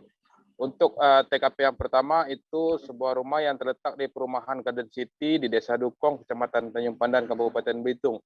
Sedangkan untuk TKP yang kedua itu sebuah rumah kosong yang terletak di Desa Buluh Tumbang, Kecamatan Tanjung Pandan, Kabupaten Belitung. Berdasarkan keterangan dari Kasubsi Penmas Humas Polres Belitung, Ibda Belipinam menjelaskan sebenarnya untuk lokasi pencurian ini memang sekitar 5-8 titik. Namun untuk korban lainnya memilih tidak melaporkan kejadian tersebut kepada pihak kepolisian, tetapi mereka hanya mengambil barang bukti yang sudah diamankan di Polres Belitung. Ia menjelaskan untuk motif pasangan suami istri ini melakukan pencurian di beberapa lokasi itu dengan alasan ekonomi untuk memenuhi kebutuhan hidup mereka sehari-hari. Sedangkan untuk deretan barang bukti yang sudah dijual itu memang baru beberapa jenis saja, terutama untuk barang-barang yang memang cepat laku dijual, seperti mesin air dan beberapa jenis besi-besi bekas. Kemudian kedua pasangan suami istri ini saat ini akan diancam dengan hukuman sesuai dengan pasal 363 ayat 1, ke-4, ke-5, dan ke-3 jungto pasal 64 KUH pidana dengan ancaman 7 tahun penjara. Maksud kami sebelumnya untuk lokasi TKP yang pertama di Perumahan Garden City itu terjadi pada tanggal 1 Oktober dengan barang bukti cukup banyak, mulai dari peralatan rumah tangga hingga barang-barang elektronik. Namun untuk TKP yang kedua itu pelaku hanya berhasil mengambil 1 unit genset karena memang TKP kedua ini merupakan rumah kosong. Untuk sementara ini kedua tersangka masih ditahan di Mapolres Belitung dan menunggu untuk proses hukum selanjutnya. Demikian, Mei. Terima kasih rekan Dede atas laporan Anda, dan Tribuners, wartawan kami juga telah menghimpun wawancara dengan Kasubsi Penmas Humas Polres Belitung. Berikut tayangannya untuk Anda. Kronologi kejadian LP1 pada hari Sabtu tanggal 01 Oktober 2022 sekira pukul 17 WIB, korban kembali dari kediaman kakak kandungnya Maringka Yadi menuju kediamannya di Perumahan Garden City, Desa Dukong, Kecamatan Tanjung Pandan, Kabupaten Belitung. Kemudian korban masuk rumahnya dan melihat bahwa jendela kamar belakang rumah sudah dalam keadaan terbuka dan menemukan bahwa kasur kamar dan lemari baju sudah dalam keadaan berantakan. Kemudian korban mengecek lagi ke bagian dapur dan menemukan perabotan rumah tangga sudah hilang. Atas kejadian tersebut, korban melaporkan ke SPKT Polres Belitung untuk ditindaklanjuti. Salah satu rumah di Desa Sungai Ketapi RT 3 Kecamatan Paringin Kabupaten Balangan menjadi viral saat pemiliknya yakni Ardiansyah mengunggah bagian dalam rumah ke akun TikTok dan akun Instagram serta YouTube miliknya pada beberapa waktu lalu. Ardiansyah yang juga merupakan selebgram di Balangan sekaligus seleb TikTok dengan pengikut mencapai puluhan ribu tersebut sukses menggait penontonnya pada bagian isi rumahnya yang dihuni sang ayah. Bangunan rumahnya tidak banyak berbeda dibanding rumah pada umumnya. Namun yang menjadi keunikan tersendiri ialah adanya pohon nangka yang tertanam di tanah berada pada bagian ruang tamu rumah tersebut. Informasi selengkapnya akan disampaikan langsung oleh wartawan Banjarmasin Post, Isti Rohayanti yang kini sudah terhubung bersama kami. Silakan rekan Isti. Baik, terima kasih rekan Mei. Jadi pada beberapa waktu lalu memang ada berita viral tentang pohon yang tumbuh di dalam rumah warga, tepatnya di Desa Sungai Ketapi, Kecamatan Paringin, Kabupaten Balangan. Dan di dalam rumah ini sebelumnya adalah kebun. Jadi sebelum rumah itu dibangun, tempat tersebut merupakan kebun yang dimiliki oleh Ardiansyah.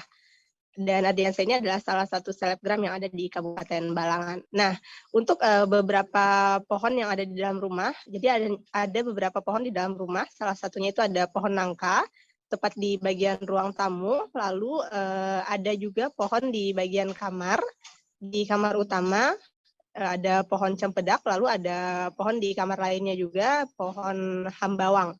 Dan setiap musimnya, pohon ini akan selalu berbuah, dan juga ada kalanya pohonnya matang dan berguguran di rumah.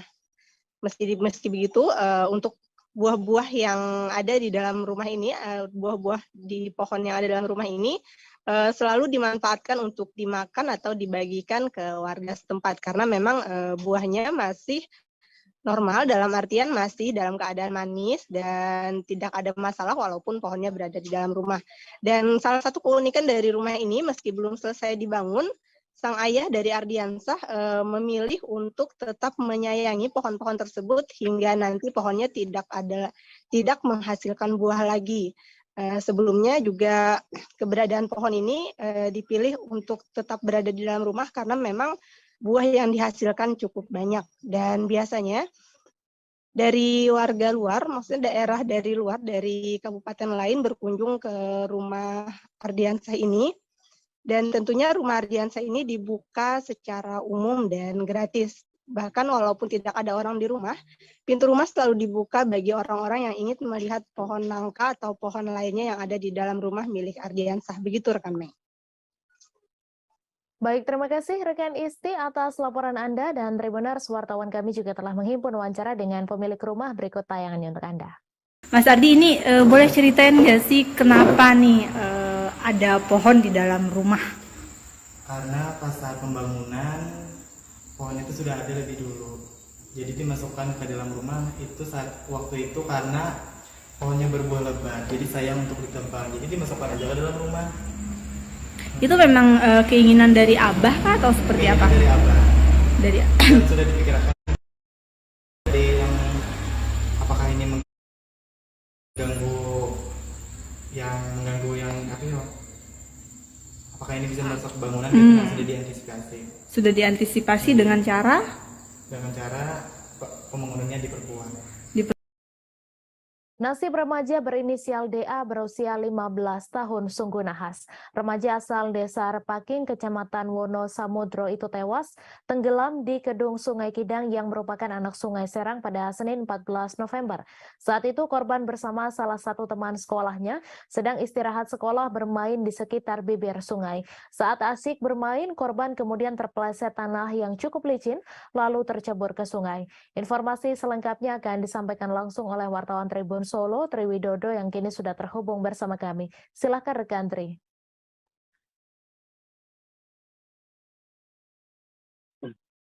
Ya, Mei dan Tribuners dapat kami laporkan dari PLN di mana pada hari Senin kemarin tanggal 14 November tahun 2022 telah terjadi kecelakaan.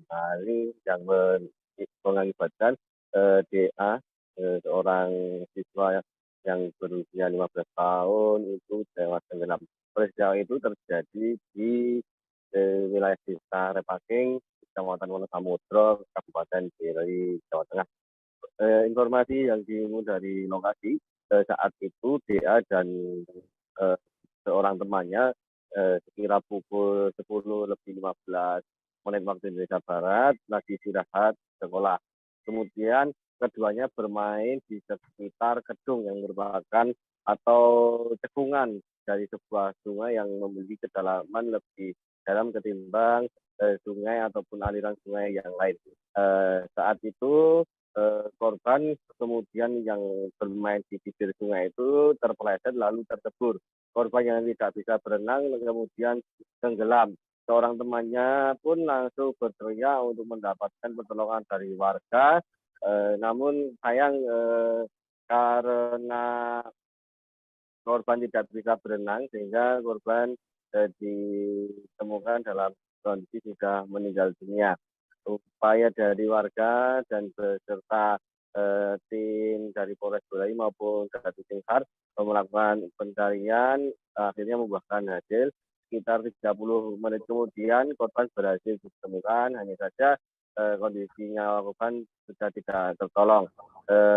Melihat kejadian ini, Suherman selaku Kabid Kedaruratan dan Logistik BPBD Boyolali mengimbau kepada seluruh warga masyarakat untuk saat ini tidak bermain di bibir sungai karena mengingat intensitas hujan yang terus mengguyur menjadikan kawasan ataupun tanah di sekitar bibir sungai menjadi licin dan beresiko untuk terjadinya kecelakaan air. Dari hasil pemeriksaan kepada korban, kecelakaan air ini langsung mendapat respon dari jajaran Polsek Wonosegoro yang masih menaungi wilayah Wonosamudro, tidak menemukan adanya tanda-tanda penganiayaan pada tubuh korban. Korban diduga murni mengalami kecelakaan. Baik, terima kasih rekan Triwidodo atas laporan Anda. Selamat bertugas kembali. Dua pekerja tambang pasir Timah Parit 9 Desa Gadung, Kecamatan Tobo Ali, Bangka Selatan mengalami laka tambang di kolong mekanik Desa Keposang. Kejadian laka tambang tersebut terjadi pada Senin 14 November pagi ketika pekerja tambang sedang melakukan aktivitas di lokasi kejadian. Akibat dari laka tambang, satu pekerja meninggal dunia dan satu orang dilarikan ke Rumah Sakit Bangka Selatan. Informasi selengkapnya akan disampaikan langsung oleh wartawan Bangka Pos Adi Saputra yang kini sudah terhubung bersama kami. Silakan rekan Adi. Ya, rekan Me Tribun News dimanapun berada, selamat siang. Saya akan menyampaikan informasi terkait kronologis dua orang pekerja tambang timah yang ada di Desa Parit 9, Desa Gadung, Kecamatan Tobo Ali, Kabupaten Bangka Selatan, yang mana pada hari Senin 14 November 2022, keduanya ini sedang melakukan aktivitas pertambangan di daerah kolong mekanik Desa Keposang, Kecamatan Tobo Ali, Kabupaten Bangka Selatan. Keduanya ini merupakan pekerja tambang, yaitu Saudara Jumardin alias Mardin, usia 35 tahun, dan Rizal, usia 42 tahun. Keduanya ini tertimpa tanah longsor, yang mana ketika tanah itu longsor, keduanya sedang melakukan aktivitas pertambangan di kolong mekanik.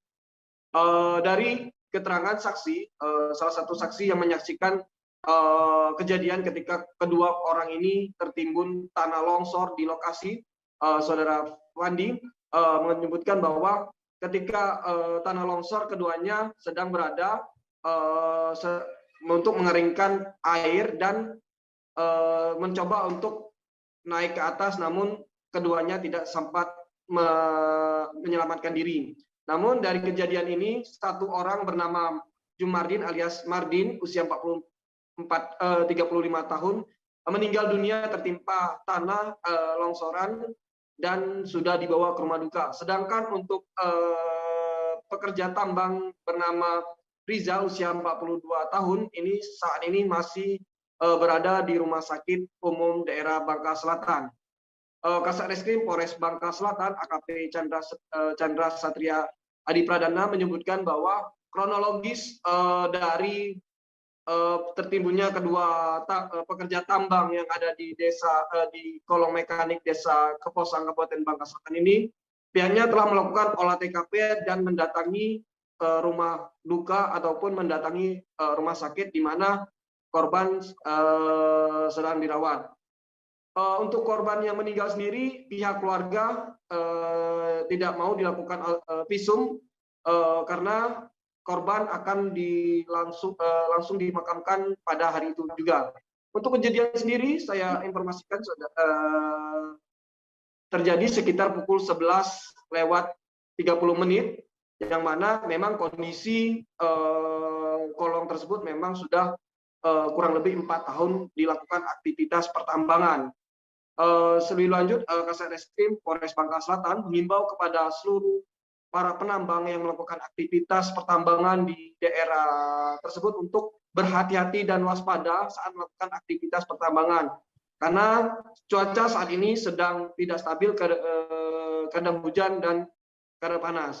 Untuk mengantisipasi terjadinya laka tambang lagi, aktivitas pertambangan di lokasi tersebut dihentikan untuk sementara.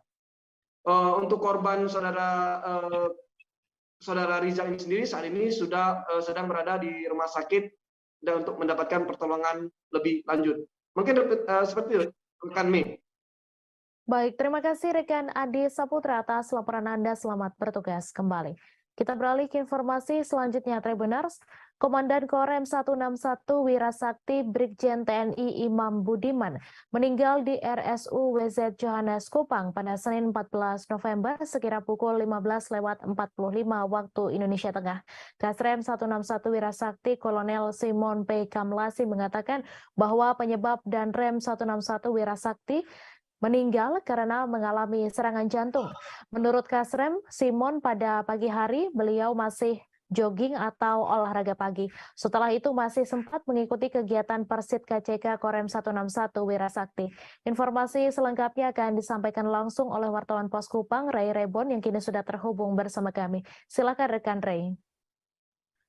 Baik rekan Mei, selamat sore Tribuners. Dari Kupang, Nusa Tenggara Timur, dapat saya laporkan bahwa Komandan Korem 161 Wirasakti Kupang, Brigjen TNI Imam Budiman telah menghembuskan nafas terakhir di Rumah Sakit Umum WZ Johannes Kupang pada hari Senin 14 November 2022 atau kemarin sekira pukul 15:45 WITA atau pukul 3 sore waktu Indonesia Tengah.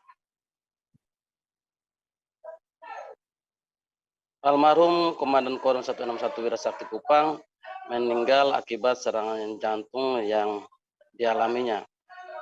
Kepada awak media, Kasrem 161 Wirasakti Kupang Kolonel Simon P. Kamlasi mengatakan bahwa penyebab dan Rem 161 Wirasakti Kupang Imam Budiman meninggal akibat serangan jantung yang dialaminya. Menurut Kasrem Simon, pada pagi hari almarhum masih sempatkan diri untuk melakukan kegiatan olahraga yakni jogging atau olahraga pagi. Setelah kegiatan olahraga pagi, almarhum masih menyempatkan diri untuk mengikuti kegiatan Persit KCK Korem 161 Wirasakti Kupang. Almarhum masih sempat memberikan pengarahan saat kegiatan Persit dan kondisinya sehat bugar, tambah dia. Ia melanjutkan bahwa pada siang harinya almarhum mengeluh sakit. Kemudian ia berpikir bahwa apa yang dialaminya hanya mengalami masuk angin. Sehingga kemudian menjalani perawatan di rumah sakit hingga mengembuskan nafas terakhirnya di rumah sakit RSU WZ Johannes Kupang. Selain itu, berdasarkan pantauan jenazah almarhum Imam Budiman dari rumah sakit menuju Makorem 161 Wirasakti Kupang. Sampai di Aula Sudirman Korem 161 Wirasakti Kupang, jenazah Danrem Iman Budiman langsung diletakkan dan ditutup menggunakan bendera merah putih. Selain itu, para anggota Korem 161 Wirasakti Kupang melakukan sholat jenazah terhadap almarhum Danrem 161 Wirasakti. Setelah itu, almarhum pun akan diberangkatkan menggunakan pesawat dari Bandara El Tarik Kupang ke Jakarta. Sebelum memberangkatkan jenazah almarhum Danrem, anggota melakukan upacara persembahyaan. Sekira pukul 23 WITA, jenazah almarhum langsung dibawa ke Bandara El Tarik Kupang untuk dikirim menggunakan pesawat yang sudah disiapkan oleh anggota TNI Korem 161 Wirasakti Kupang. Demikian rekan Mei. Baik, terima kasih rekan Ray atas laporan Anda. Selamat bertugas kembali. Kita beralih ke informasi selanjutnya, Tribuners. Fernando Rodriguez Ortega menunjukkan kerja kerasnya dalam laga uji coba Johor Darul Ta'zim versus Persisolo di Stadion Sultan Ibrahim pada Sabtu 12 November. Ia tak hanya berurusan soal mencetak gol, namun juga membantu pertahanan Persisolo. Momen pressing Fernando terjadi saat JDT mencoba membangun serangan dari kiper atau lini belakang mereka sejak menit pertama babak pertama, misalnya saat menit ke-1. Informasi selengkapnya akan disampaikan langsung oleh wartawan Tribun Solo, Adi Surya Samudra, yang kini sudah terhubung bersama kami. Silakan rekan Adi. Ya, baik rekan, seperti yang disebutkan sebelumnya, memang Fernando Rodriguez memiliki peran yang cukup vital di bagian Persisolo, khususnya dalam membangun serangan dan membantu pertahanan Persis sendiri, dan itu juga sudah dia perlihatkan pada saat laga uji coba kemarin melawan Johor Darul Ta'zim di Stadion Sultan Ibrahim Sabtu 12 November 2022. Dan di sana memang terlihat Fernando sering naik turun untuk membantu pertahanan, bahkan juga menjadi salah satu pusat serangan dari Persisolo. Dan dengan pergerakannya tersebut sendiri, Fernando pun juga berhasil menceploskan 1 gol ke gawang JDT. Dan itu juga berkat umpan yang dilepaskan dari Alexis Mesidoro kepadanya. Adapun Rasiman itu mengapresiasi kerja keras yang dilakukan oleh Fernando Rodriguez sendiri. Dia mengatakan bahwa Fernando itu merupakan salah satu aset penting yang dimiliki Persisolo saat ini. Dan mungkin bisa saya sampaikan kembali ke rekan Mei. Baik, terima kasih rekan Adi Surya atas laporan Anda. Selamat bertugas kembali. Kita beralih ke informasi selanjutnya, Tribuners. Pembangunan Sungai Sekanak Lambi Daro Palembang tak sesuai target akibat banyak hambatan karena progresnya masih rendah. Diketahui progres pembangunan proyek tersebut akan rampung di akhir tahun 2022 yang telah menelan dana hingga 70 miliar rupiah. Usai penuntasan proyek Sungai Sekanak Lambi Daro tahap pertama dengan panjang 2,5 km, kali ini pemerintah Kota Palembang kembali melanjutkan proyek Sungai Sekanak Lambi Daro untuk tahap kedua, yakni dari Palembang Indah Mall hingga ke kantor DPRD Sumatera Selatan. Informasi selengkapnya akan disampaikan langsung oleh wartawan Tribun Sumsel, Widya, yang kini sudah terhubung bersama kami. Silahkan rekan Widya. Baik, terima kasih rekan Mei. Ini pembangunan Sungai Sekanak Lambi Daro Kota Palembang pada tahap kedua itu tidak sesuai dengan target karena banyak hambatan dikarenakan progresnya yaitu juga masih rendah. Diketahui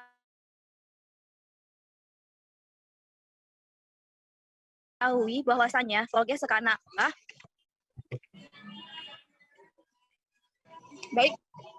diketahui bahwasannya progres pembangunan proyek tersebut akan rampung di akhir tahun 2022 yang telah menelan dana besar sebesar 70-an miliar.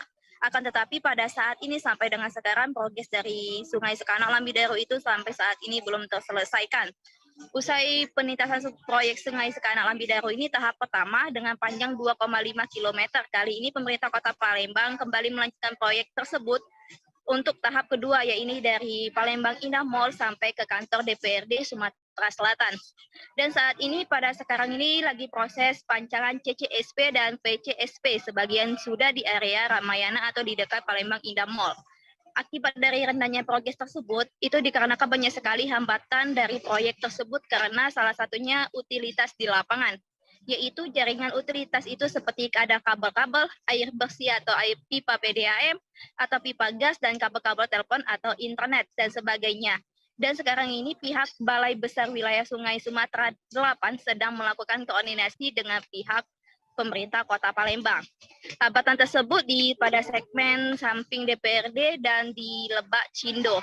Kalau sesuai dengan kontrak dari Sungai Sekanak Lambidaro ini akan rampung di akhir tahun ini, tapi masih banyak hambatan. Mungkin ditambahkan oleh pihak kontraktor itu sebanyak 3 bulan. Jadi akan rampungnya itu sekitar di akhir bulan Februari tahun 2023. Hal tersebut telah disampaikan juga secara langsung oleh Wali Kota Palembang, Haji Harnojoyo, saat meninjau langsung lokasi Sungai Sekanak Lambidaro di Radial Palembang belakang Hotel Satika Kota Palembang. Baik rekan Mei, inilah laporan yang bisa dapat saya sampaikan. Terima kasih rekan Widya atas laporan Anda. Selamat bertugas kembali. Balai Pelaksana Jalan Nasional Kaltara mengungkapkan alasan perbaikan jalan poros Berau Bulungan. Perbaikan jalan dilakukan untuk memastikan keamanan dan kenyamanan pengendara. Sebelum diperbaiki, kondisi jalan menyulitkan pengendara karena tingkat kemiringan dan kelandaian di sejumlah titik jalan melebihi standar dari Kementerian PUPR. Informasi selengkapnya akan disampaikan langsung oleh wartawan Tribun Kaltara, Ilhami Faudi, yang kini sudah terhubung bersama kami. Silakan rekan Faudi. Baik rekan Mei dan Tribuners, dapat disampaikan bahwa progres pembangunan perbaikan jalan nasional, jalan poros Berau Bulungan masih dalam tahapan pengerjaan. Menurut pihak BPJN Kaltara, progres pengerjaan hingga bulan November kali ini sudah mencapai angka 52%. Diharapkan nantinya di bulan April mendatang proses perbaikan sepanjang 11,6 km dan khusus untuk di 10 titik pemotongan jalan sepanjang 3,11 km sudah dapat dirampungkan. Menurut PPK 11 Satker PJN Kaltara, Mezak Ruhulesin, perbaikan proses jalan karena sebelumnya kondisi jalan di Jalan Poros Berau Bulungan ini belum memenuhi standar dari Kementerian PUPR. Mengingat ada beberapa titik yang tingkat kecuraman dan kelandaiannya ini melebihi ambang batas dari standar yang ditetapkan oleh Kementerian PUPR. Dengan adanya perbaikan jalan ini dengan metode geometrik atau pemangkasan badan jalan menjadi lebih landai dan sesuai, sehingga diharapkan nantinya para pengendara jalan dapat lebih aman dan nyaman dalam berkendara. Menurut pihak BPJN Kaltara sendiri, selama proses perbaikan jalan, pihaknya memastikan arus lalu lintas dan distribusi logistik dan juga mobilitas orang dan barang dipastikan tetap berjalan. Menurutnya, tidak pernah ada proses penutupan jalan sehingga mengganggu kelancaran arus mobilitas dan juga distribusi logistik. Menurutnya, pihaknya juga sudah menyiapkan sejumlah alat berat di sejumlah titik pengerjaan sehingga nantinya dapat membantu apabila diperlukan saat kondisi cuaca di lokasi proyek perbaikan tersebut tengah turun hujan. Namun sampai saat ini pihaknya memastikan distribusi logistik seperti truk muatan barang dan juga truk tangki BBM masih bisa melewati jalan poros tersebut. Demikian rekan Mei laporan yang dapat disampaikan. Terima kasih rekan Faudi atas laporan Anda. Dan Tribuners, wartawan kami juga telah menghimpun wawancara dengan PPK 11 Satker PJN Kaltara. Berikut tayangannya untuk Anda. Rencana progres. Sudah 52% Pak ya? 52%. Kalau melihat kondisi pengerjaan jalan yang sekarang ini Pak, masih ada titik-titik berat yang akan diselesaikan? Iya, perlu disampaikan bahwa tujuan pembangunan jalan, peningkatan jalan ini ada untuk persepasi ini ada dua. Yang pertama kita perbaikan geometrik, yang kedua kita melakukan peningkatan terhadap kondisi jalan existing yang sudah rusak. Jadi yang pertama perbaikan geometrik itu adalah karena ada lokasi-lokasi tertentu sekitar 10 lokasi yang kondisi existingnya itu kelandaiannya tidak memenuhi di atas 12% standar geometri kita di Kementerian PUPR. Iya, selama ini kan kenyamanan dan keamanan melewati jalan existing dengan kelandaian yang lebih dari 12% itu tidak aman dan tidak nyaman bagi pengendara. Sehingga sesuai dengan program kami itu dilakukan perbaikan geometrik. Jadi ada 10 titik perbaikan geometrik dengan total panjang 3,11 km. Memiliki keterbatasan tak membuat Sobirin menyerah berjuang untuk hidup. Penyandang disabilitas asal pelosok Klaten Kediri ini tetap melakoni keseharian tanpa putus asa. Ia yang divonis lumpuh akibat kecelakaan yang dialami pada 2012 silam tak menyerah untuk bertahan hidup dari hasil keringatnya sendiri. Sobirin mencoba membuat kerajinan dari bahan bambu yang kini bernilai jutaan rupiah. Informasi selengkapnya akan disampaikan langsung oleh wartawan Tribun Jatim, Lutfi Husnika yang kini sudah terhubung bersama kami. Silakan rekan Lutfi. Baik, terima kasih rekan Mei. Tribuners, Sobirin merupakan seorang pria 38 tahun asal Kecamatan Pelosok Klaten, Kabupaten Kediri yang divonis lumpuh akibat kecelakaan yang dialaminya pada tahun 2012. Sobirin kemudian menjalani kehidupan sebagai penyandang disabilitas dan harus menggunakan alat bantu gerak untuk mobilitas sehari-harinya. Namun, di tengah keterbatasan yang ia miliki, Sobirin terus berusaha untuk bertahan hidup dan memperoleh pendapatan dari hasil keringatnya sendiri. Kini, Sobirin menjadi seorang pengrajin miniatur kapal yang terbuat dari bambu dan mampu menghasilkan jutaan rupiah setiap bulannya. Apa yang dimiliki Sobirin saat ini tidak serta-merta ia raih dalam waktu yang instan. Sebab pada saat pertama Sobirin mengalami kecelakaan di 2012 lalu, ia sempat merasa down dan putus asa. Kemudian Sobirin mencoba bangkit dengan mengikuti berbagai latihan keterampilan untuk mengupgrade skill yang ia miliki. Salah satunya Sobirin mengikuti latihan keterampilan di kota Solo. Ia kemudian bertekad ketika kembali ke kampung halaman, ia harus bisa menciptakan suatu produk bernilai jual tinggi. Sobirin kemudian mencoba mengolah apa yang ada di lingkungan sekitarnya, yakni bambu, kemudian ia olah menjadi kapal pinisi, miniatur kapal pinisi, yang kemudian ia jual untuk menafkahi hidupnya dan keluarganya sehari-hari.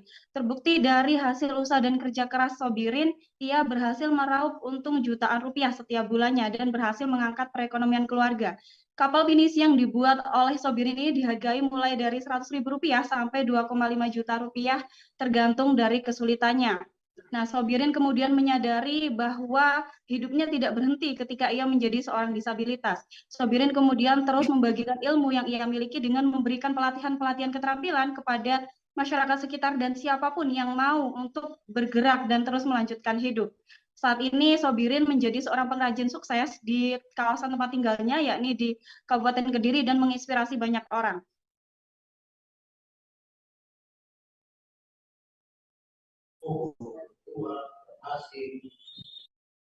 Baik, terima kasih rekan Lutfi atas laporan Anda. Selamat bertugas kembali. Tim film dengan pesan toleransi beragama dan edukasi kearifan Indonesia berjudul Uti Dengkeke mengunjungi Tribun Manado pada Senin 14 November. Kunjungan mereka kali ini untuk menghadiri podcast Tribun Manado. Adapun tim film yang hadir yaitu produser eksekutif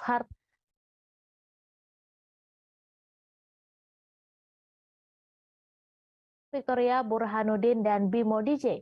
Kedatangan mereka disambut langsung pemimpin perusahaan Tribun Manado, Riyadianto Tunandi. Informasi selengkapnya akan disampaikan langsung oleh wartawan Tribun Manado, Randy Umar, yang kini sudah terhubung bersama kami. Silakan rekan Randy.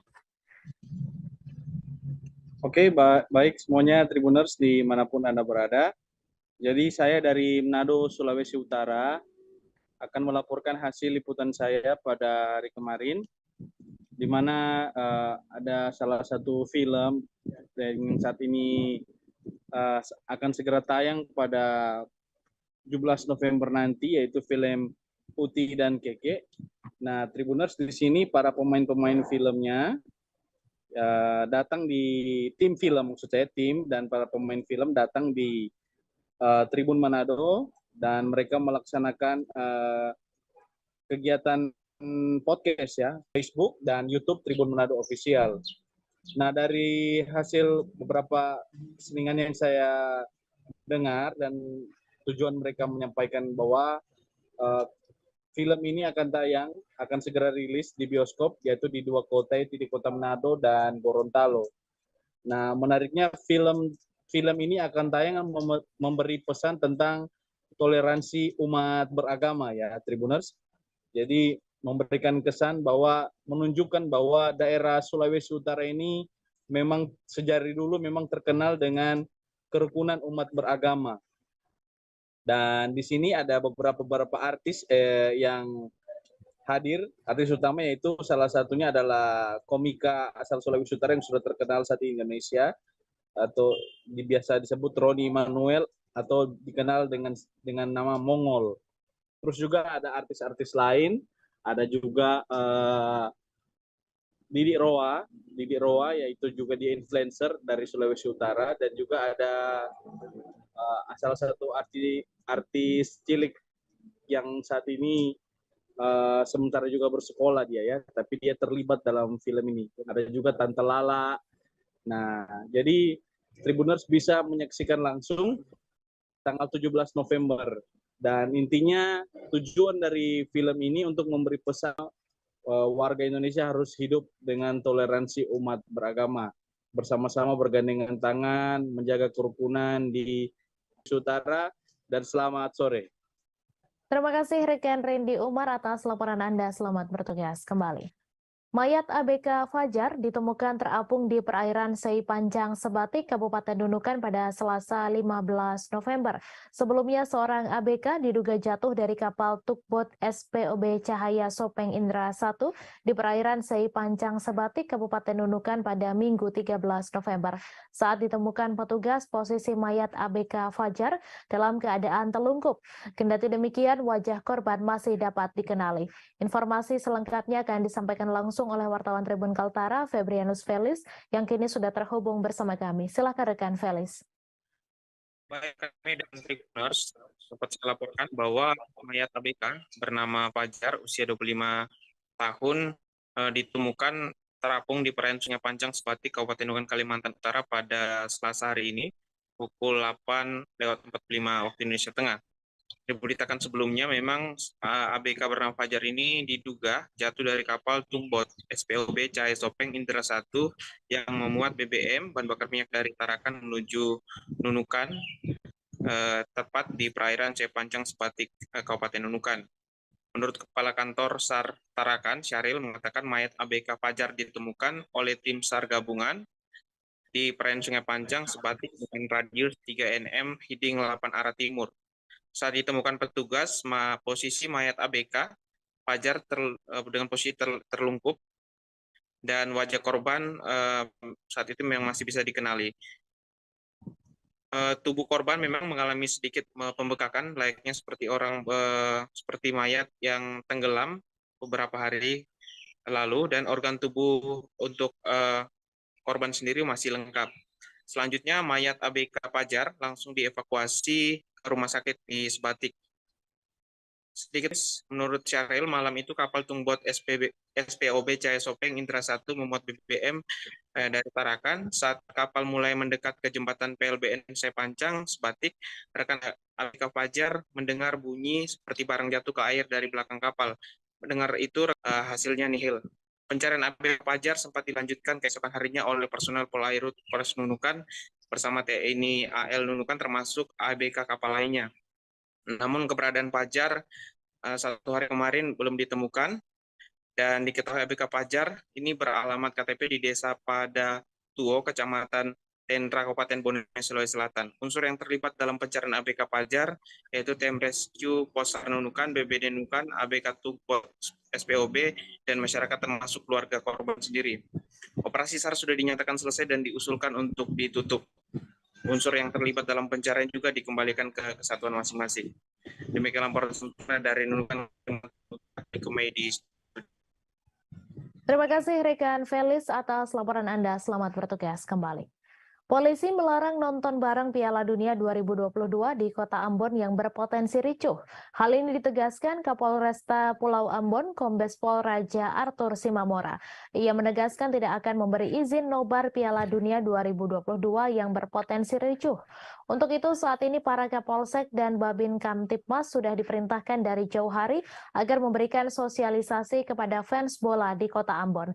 Informasi selengkapnya akan disampaikan langsung oleh wartawan Tribun Ambon, Alvin Risanto, yang kini sudah terhubung bersama kami. Silakan rekan Alvin.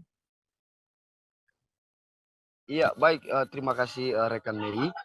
Jadi pihak kepolisian Polresta Pulau Ambon saat ini tengah melakukan sosialisasi terhadap para fans-fans bola yang ada di Kota Ambon maupun supporter-supporter bola yang ada di Kota Ambon. Hal ini menunjukkan bahwa sebentar lagi akan diadakan Piala Dunia ya pada tanggal 20 nanti. Ini mencegah ada terjadinya perkalian-perkalian antar supporter di Kota Ambon.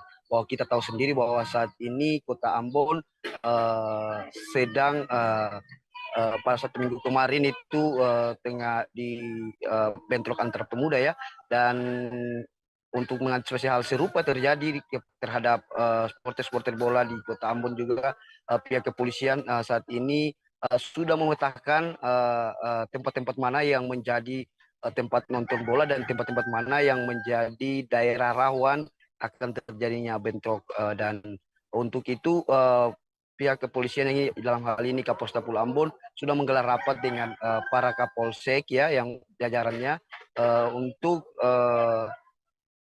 menyuruhkan kepada para Kapolsek, kepada Babin Kaptimas agar memberikan sosialisasi kepada fans-fans bola untuk tidak melakukan hal-hal yang tak diinginkan.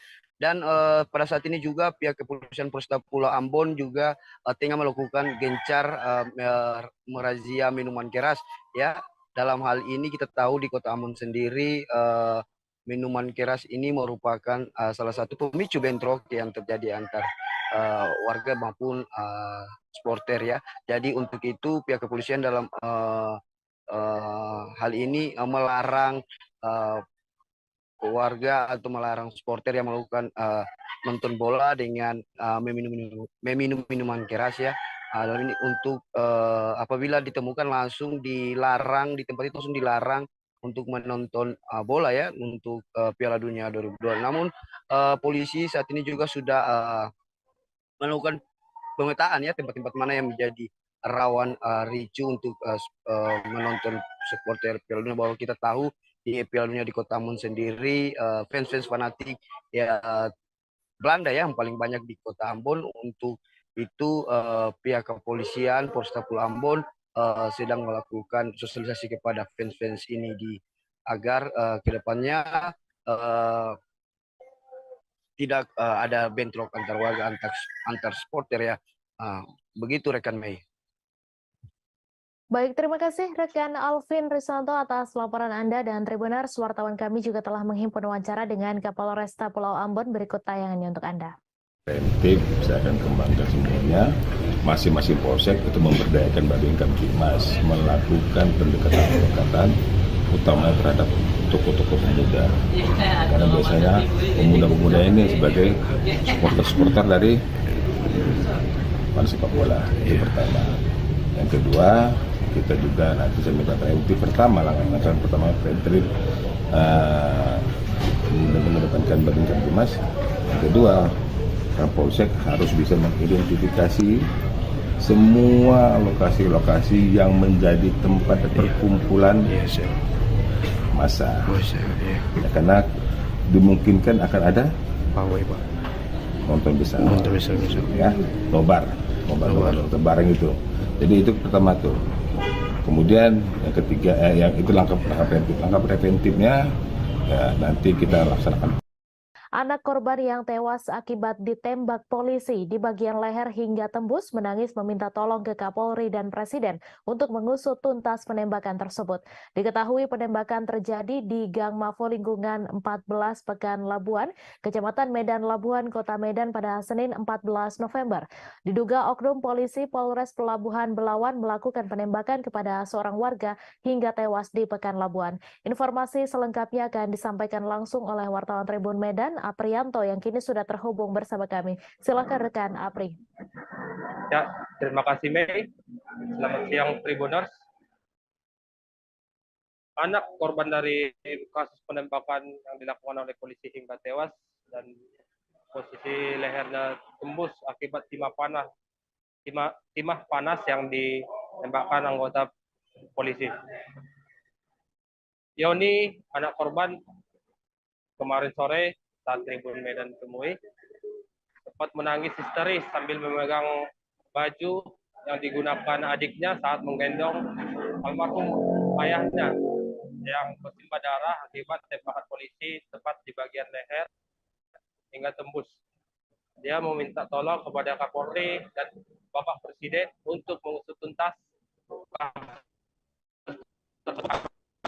atas kasus dan terpisah dari abang korban yang menjadi korban tersebut. Abdullah mengatakan pada saat kejadian itu sekitar pukul 9.30 WIB, dia sempat menyaksikan kedatangan 3 oknum polisi dengan berpakaian rapi, berbaju putih, datang ke kediamannya di Jalan Mako, lingkungan 14, Kelurahan Pekan Labuan, Medan Labuan, Kecamatan Medan. Ketiga polisi itu saat itu langsung mendatangi korban yang bernama Iwan alias Nasib, yang saat itu sedang duduk di depan rumahnya, yang baru saja selesai mandi. Dari keterangan Hasbullah, polisi itu sempat cekcok dengan korban dan sempat melakukan mempiting di bagian leher si korban.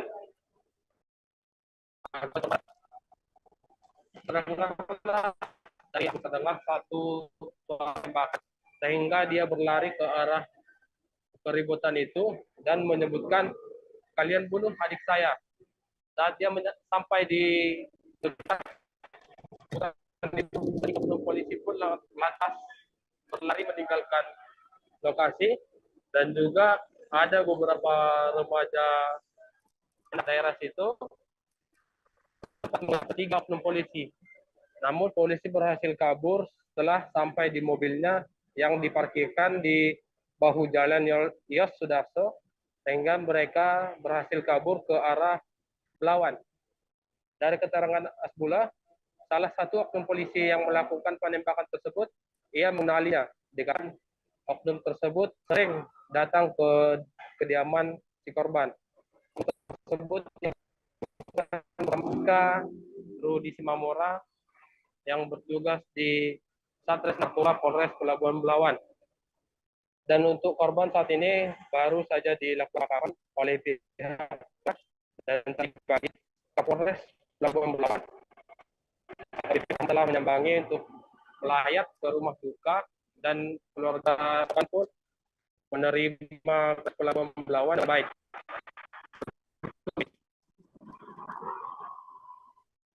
Baik, terima kasih rekan Apri atas laporan Anda, dan Tribuners, wartawan kami juga telah menghimpun wawancara dengan anak kandung korban serta kakak kandung korban. Berikut tayangannya untuk Anda. Coba ceritakan bagaimana kejadian yang menewaskan Bapak itu. Tolong Pak Kapolri, Pak Jokowi. Ayah saya tewas ditembak polisi. Tewas saya Pak. Polisi sekarang anarkis sekali Pak. Tak tahu sebab apa ya Pak. Sampai jebol leher saya Pak, ditembak Pak. Tolong bantu kami Pak Kapolri, Pak Jokowi. Kapan kejadiannya itu, Dek? Jam 10 tadi pagi, Pak. Jam 10 tadi pagi. Yang nembak siapa, Dek? Nggak tahu, Pak. Fotonya ada saya, nggak tahu saya, Pak. Namanya nggak polisi, tahu? Pak. Namanya saya nggak tahu, Pak. Polisi mana, Dek? Polisi Pelabuhan Belawan, Pak. Polres, Pak. Ada berapa orang tadi, Bang? 3 orang, Pak. 3 orang. Ini yang baju Bang pegang baju apa? Baju ayah saya, Pak. Baju adik ponakan ini. Baju adik dia ini. Adiknya. Nah, ini baju ayahnya.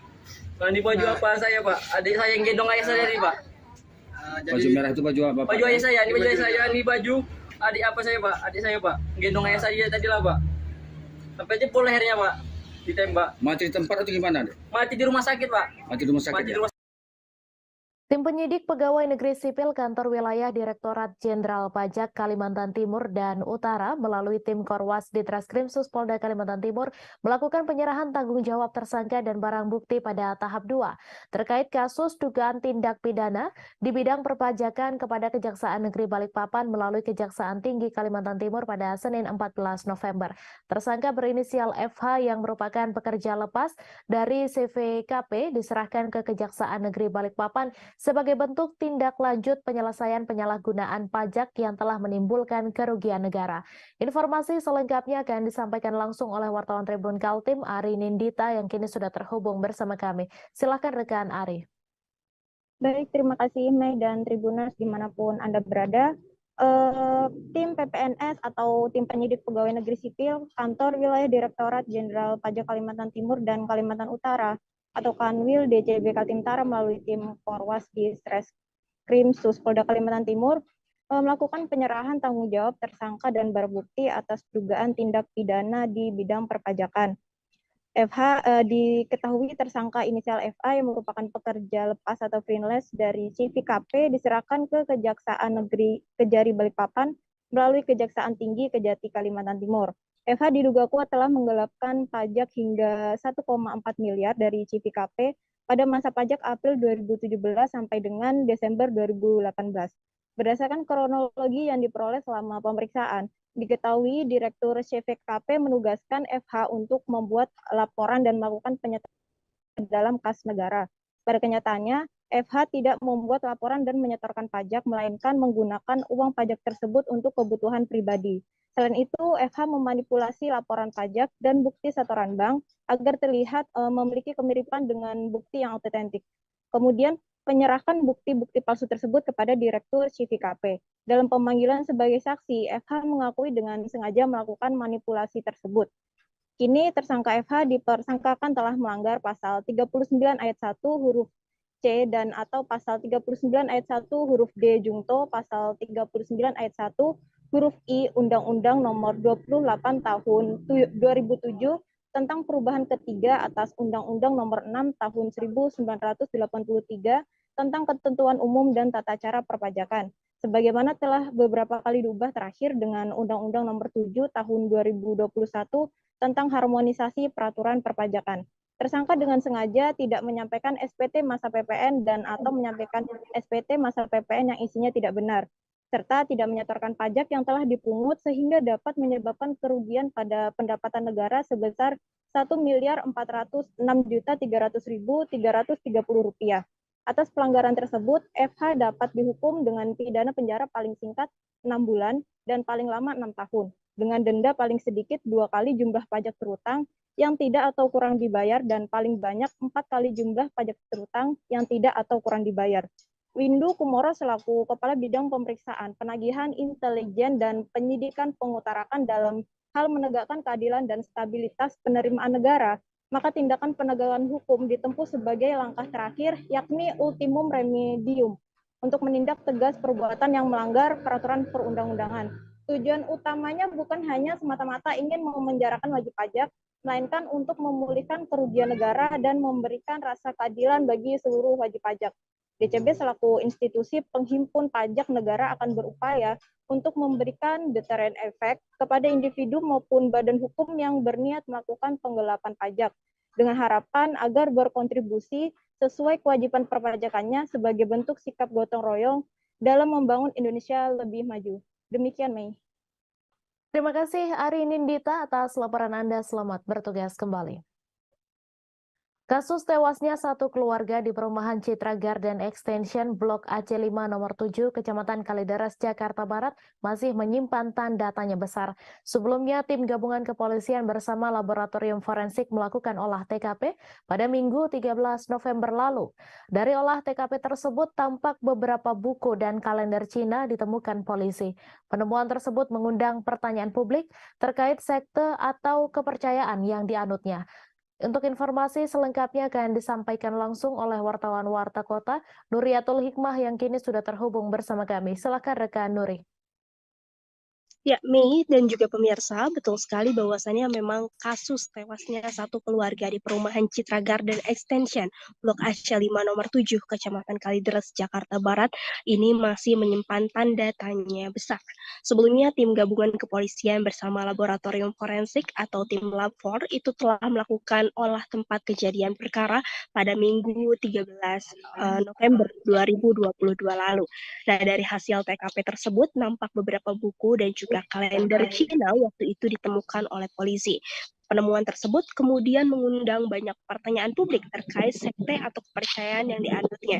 Namun hal itu langsung ditampik oleh Kepala Unit ataupun Kanit Kriminal Umum Polres Metro Jakarta Barat, AKP Afrilendi, yang saat dihubungi pada Senin malam, di mana AKP Afril pada saat itu mengatakan bahwa tidak ada sekte-sekte dan memang ada ditemukan beberapa buku, namun memang bukan buku yang berisi tentang sekte-sekte.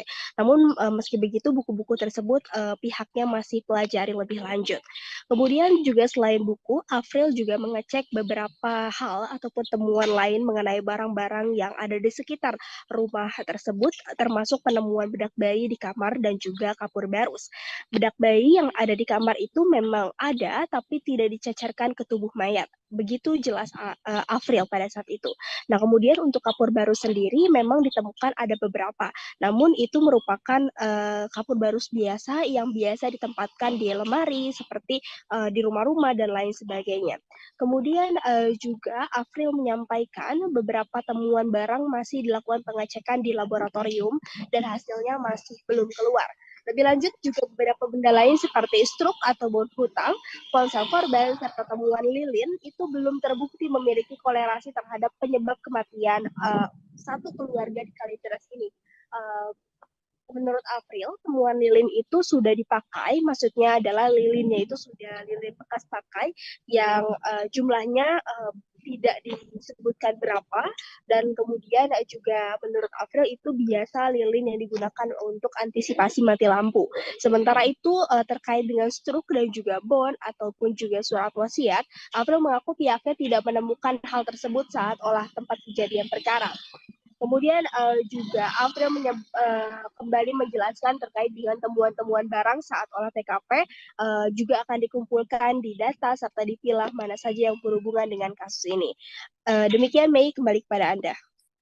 Terima kasih rekan Nuriatul Hikmah atas laporan Anda. Selamat bertugas kembali. Kita beralih ke informasi selanjutnya, Tribuners. Warga Kabupaten Takalar, Sulawesi Selatan menggelar unjuk rasa di beberapa ruas jalan pada Senin 14 November.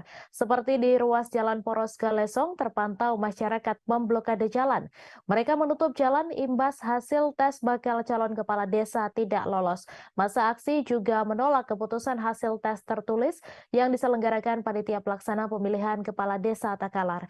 Informasi selengkapnya akan disampaikan langsung oleh wartawan Tribun Timur, Said Zulfadli, yang kini sudah terhubung bersama kami. Silakan rekan Said.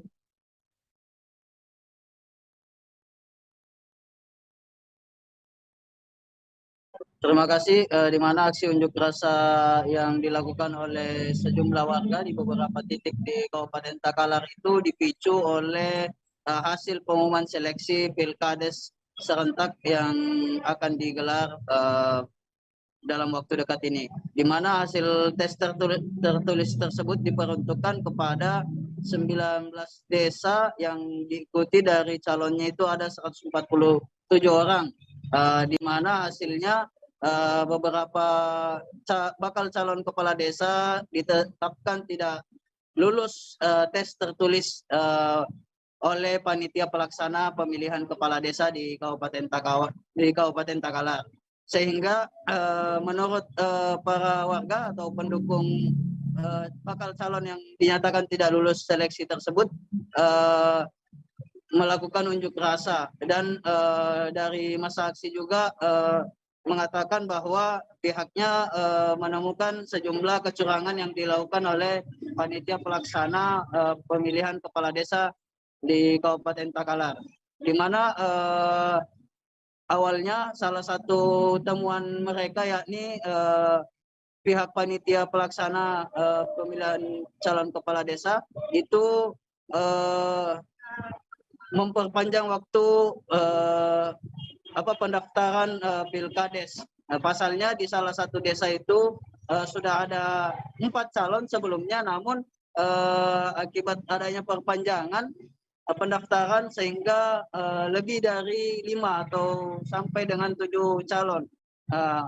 Sehingga dari hasil tersebutlah masyarakat dipicu untuk melakukan unjuk rasa dan aksi protes terhadap temuan yang diduga curang yang dilakukan oleh Panitia Pelaksana. Dan selain di Poros Jalan Galesong, aksi unjuk rasa yang telah berlangsung selama 4 hari hingga terhitung sejak hari Sabtu kemarin hingga hari ini itu juga terjadi aksi unjuk rasa di Jalan Trans Sulawesi antara di Poros Takalar menuju Kabupaten Jeneponto dan di kantor DPRD Kabupaten Takalar, di mana pengunjuk rasa juga demikian menolak atau menuntut agar pilkades yang akan digelar itu ditunda karena banyaknya kecurangan karena warga atau pendukung para calon yang gagal tes ini menduga banyaknya kecurangan atau kesimpangan yang dilakukan oleh panitia pelaksana pemilihan calon kepala desa. Sehingga kemarin itu DPRD setelah di demo telah melayangkan surat rekomendasi kepada pihak panitia pelaksana pemilihan kepala desa untuk menunda pilkades yang akan digelar di Kabupaten Takalar. Demikian. Baik, terima kasih rekan Said atas laporan Anda. Selamat bertugas kembali. Satreskrim Polres Aceh Besar mengungkap peredaran puluhan kosmetik tanpa izin di wilayah hukum Polresta Banda Aceh pada Senin 15 November. Dalam pengungkapan tersebut terdapat 92 produk kosmetik yang diamankan oleh petugas. Kapolresta Banda Aceh Kombes Pol Joko Krisdianto melalui Kasatreskrim Polresta Banda Aceh Kompol Fadilah Aditya Pratama mengatakan kasus itu terungkap berawal dari Badan Pengawas Obat dan Makanan melakukan pengawasan penjualan kosmetik tanpa izin di media sosial. Informasi selengkapnya akan disampaikan langsung oleh wartawan Serambi News Indra Wijaya yang kini sudah terhubung bersama kami. Silakan rekan Indra. Baik, terima kasih rekan Mei. Selamat siang Tribuners, dapat kami sampaikan.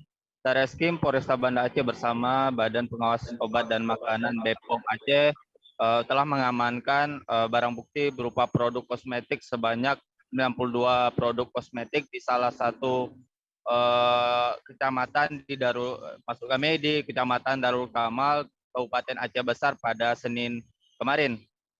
Pengamanan itu dilakukan setelah pihak dari Badan BPOM Aceh melakukan pengawasan dan pendataan terkait penjualan kosmetik yang diduga tanpa memiliki izin edar di media sosial. Dari pengawasan itu, pihak dari BPOM menemukan dua orang tersangka yakni NH dan HG.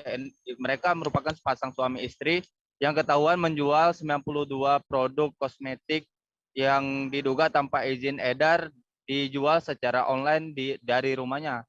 Setidaknya saat ini pihak kepolisian sudah mengamankan 92 produk kosmetik dengan dua orang tersangka yakni NH dan HG. Nah, sementara untuk HG sendiri saat ini dilakukan penahanan oleh pihak kepolisian dan istrinya NH tidak dilakukan penahanan lantaran ia masih memiliki bayi balita.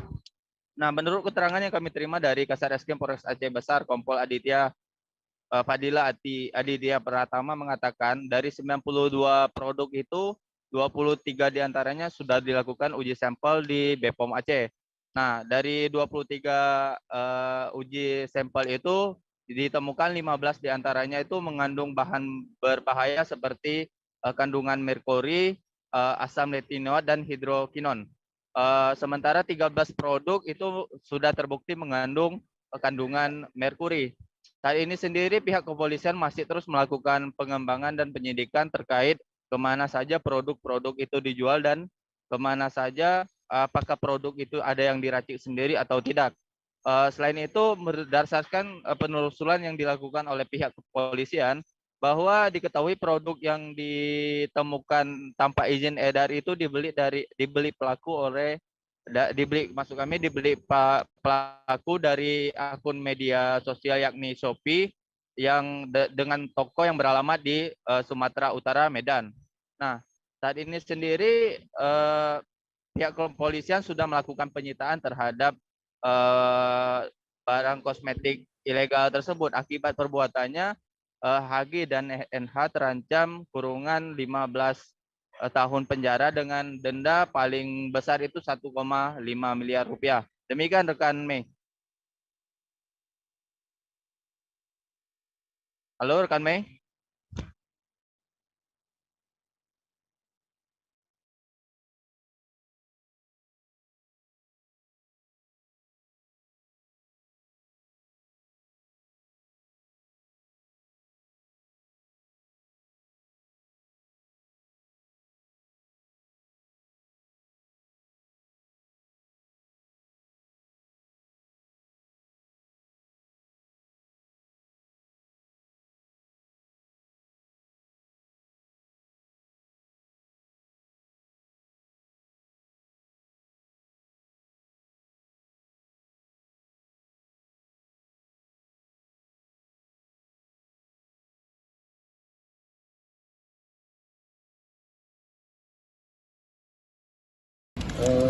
Baik, jadi untuk mengenai produk memang campur ya, ada yang dari lama, ada yang dari baru. Mengenai apakah itu barang dari lama, ya ternyata kita temukan di grosir tersebut masih ada barangnya, gitu. Jadi sekalian ya kita amankan juga. Pak, untuk ini omset pendapatan tersangka ini berapa sih untuk baik, jadi ini secara detail belum bisa saya simpulkan, tapi bisa 2 kali lipat ya. Untuk harga belum bisa didetailkan berapa pasaran yang dipasarkan secara umum, yang pasti di bawah. Saat hujan mulai mengguyur sekitar sejak sebulan lalu, beberapa wilayah kecamatan di Kabupaten Sampang, Madura telah dilanda bencana. Seperti halnya bencana banjir melanda sejumlah pemukiman di Kecamatan Jrengik, kemudian angin puting beliung menerjang pemukiman di Kecamatan Banto Atas Sampang. Maka di tengah musim hujan ini, Badan Penanggulangan Bencana Daerah Sampang mengimbau masyarakat lebih waspada, namun bukan hanya terhadap bencana banjir dan angin puting beliung saja. Informasi selengkapnya akan disampaikan langsung oleh wartawan Tribun Madura, Hanggara Pratama, yang kini sudah terhubung bersama kami. Silakan rekan Hanggara.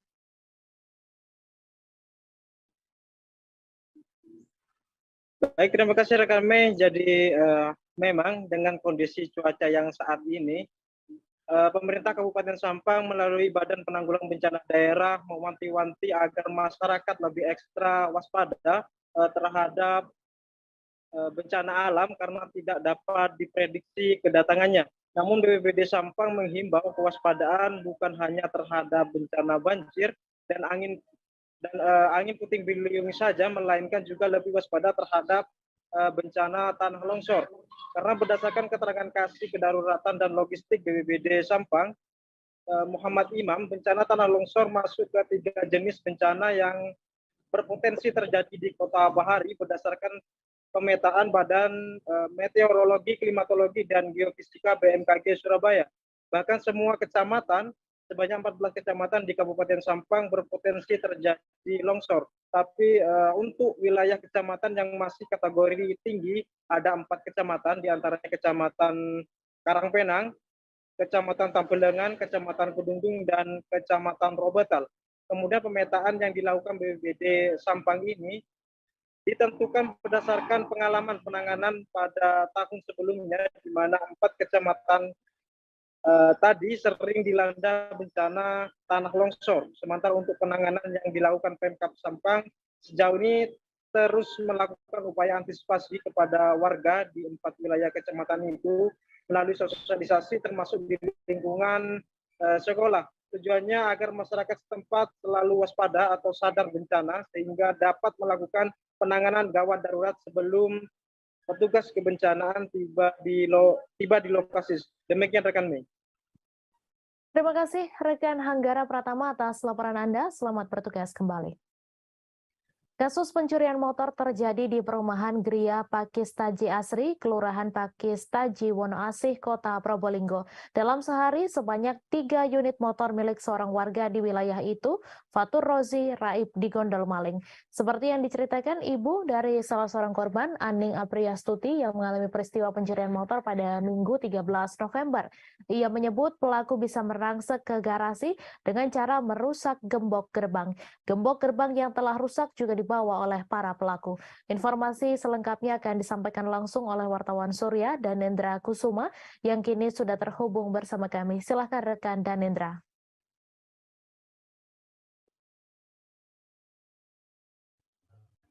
Baik rekan Mei, peristiwa pencurian motor terjadi pada Minggu sekira pukul 1. Sebanyak 3 motor milik warga Gria Pakistaji Asri, raib digondol maling. Kala itu pemilik maupun keluarga yang tinggal di rumah tersebut sedang tertidur lelap. Peristiwa pencurian ini baru diketahui pada pukul 4:30 saat pemilik tengah melakukan aktivitas. Ia melihat garasi maupun pintu rumah sudah terbuka dan juga 3 motor yang terparkir di dalam garasi juga raib. Pemilik mencurigai bila pelaku ini tergolong spesialis karena saat menjalankan aksinya para pelaku ini cukup rapi, tidak ada suara saat proses merusak gembok maupun saat proses merusak rumah kunci dengan kunci T, rumah kunci motor maksud saya. Saat ini pemilik motor sudah melaporkan kejadian ini ke polisi dan polisi sudah datang ke TKP untuk melakukan olah TKP dan meminta keterangan korban. Saat ini kasus pencurian 3 motor ini sedang diselidiki oleh pihak kepolisian. Begitu, Mei. Baik, terima kasih rekan Danendra atas laporan Anda. Selamat bertugas kembali. Pasangan suami istri bernama Randa dan Leni sudah ditetapkan tersangka atas dugaan kasus pencurian. Warga Dusun Kelekak Usang, Desa Brawas, Kecamatan Tanjung Pandan, Kabupaten Belitung tersebut dilaporkan melakukan pencurian di 2 lokasi berbeda. Di antaranya rumah yang beralamat di Perumahan Garden City, Desa Dukong, dan rumah kosong di Desa Buluh Tumbang. Informasi selengkapnya akan disampaikan langsung oleh wartawan Pos Belitung, Dede Suhendar, yang kini sudah terhubung bersama kami. Silakan rekan Dede.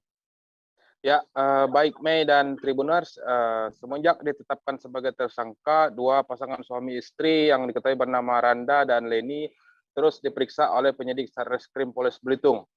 Berdasarkan hasil pemeriksaan sementara ini, terdapat 2 laporan kepolisian yang menjadi lokasi kejadian atas kasus pencurian tersebut. Untuk TKP yang pertama itu sebuah rumah yang terletak di Perumahan Garden City di Desa Dukong, Kecamatan Tanjung Pandan, Kabupaten Belitung. Sedangkan untuk TKP yang kedua itu sebuah rumah kosong yang terletak di Desa Buluh Tumbang, Kecamatan Tanjung Pandan, Kabupaten Belitung. Berdasarkan keterangan dari Kasubsi Penmas Humas Polres Belitung, Ibda Beli Pindam menjelaskan sebenarnya untuk lokasi pencurian ini memang sekitar 5-8 titik.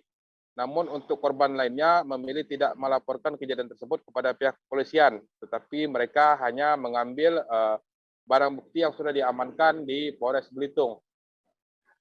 Ia menjelaskan untuk motif pasangan suami istri ini melakukan pencurian di beberapa lokasi itu dengan alasan ekonomi untuk memenuhi kebutuhan hidup mereka sehari-hari. Sedangkan untuk deretan barang bukti yang sudah dijual itu memang baru beberapa jenis saja, terutama untuk barang-barang yang memang cepat laku dijual, seperti mesin air dan beberapa jenis besi-besi bekas. Kemudian kedua pasangan suami istri ini saat ini akan diancam dengan hukuman sesuai dengan pasal 363 ayat 1, ke-4, ke-5, dan ke-3 jungto pasal 64 KUH pidana dengan ancaman 7 tahun penjara. Maksud kami sebelumnya untuk lokasi TKP yang pertama di Perumahan Garden City itu terjadi pada tanggal 1 Oktober dengan barang bukti cukup banyak, mulai dari peralatan rumah tangga hingga barang-barang elektronik. Namun untuk TKP yang kedua itu pelaku hanya berhasil mengambil 1 unit genset karena memang TKP kedua ini merupakan rumah kosong. Untuk sementara ini kedua tersangka masih ditahan di Mapolres Belitung dan menunggu untuk proses hukum selanjutnya. Demikian, Mei. Terima kasih rekan Dede atas laporan Anda, dan Tribuners, wartawan kami juga telah menghimpun wawancara dengan Kasubsi Penmas Humas Polres Belitung. Berikut tayangannya untuk Anda. Kronologi kejadian LP1 pada hari Sabtu tanggal 01 Oktober 2022 sekira pukul 17 WIB, korban kembali dari kediaman kakak kandungnya Maringka Yadi menuju kediamannya di Perumahan Garden City, Desa Dukong, Kecamatan Tanjung Pandan, Kabupaten Belitung. Kemudian korban masuk rumahnya dan melihat bahwa jendela kamar belakang rumah sudah dalam keadaan terbuka dan menemukan bahwa kasur kamar dan lemari baju sudah dalam keadaan berantakan. Kemudian korban mengecek lagi ke bagian dapur dan menemukan perabotan rumah tangga sudah hilang. Atas kejadian tersebut, korban melaporkan ke SPKT Polres Belitung untuk ditindaklanjuti. Salah satu rumah di Desa Sungai Ketapi RT 3 Kecamatan Paringin Kabupaten Balangan menjadi viral saat pemiliknya yakni Ardiansyah mengunggah bagian dalam rumah ke akun TikTok dan akun Instagram serta YouTube miliknya pada beberapa waktu lalu. Ardiansyah yang juga merupakan selebgram di Balangan sekaligus seleb TikTok dengan pengikut mencapai puluhan ribu tersebut sukses menggait penontonnya pada bagian isi rumahnya yang dihuni sang ayah. Bangunan rumahnya tidak banyak berbeda dibanding rumah pada umumnya. Namun yang menjadi keunikan tersendiri ialah adanya pohon nangka yang tertanam di tanah berada pada bagian ruang tamu rumah tersebut. Informasi selengkapnya akan disampaikan langsung oleh wartawan Banjarmasin Pos, Isti Rohayanti yang kini sudah terhubung bersama kami. Silakan rekan Isti. Baik, terima kasih rekan Mei.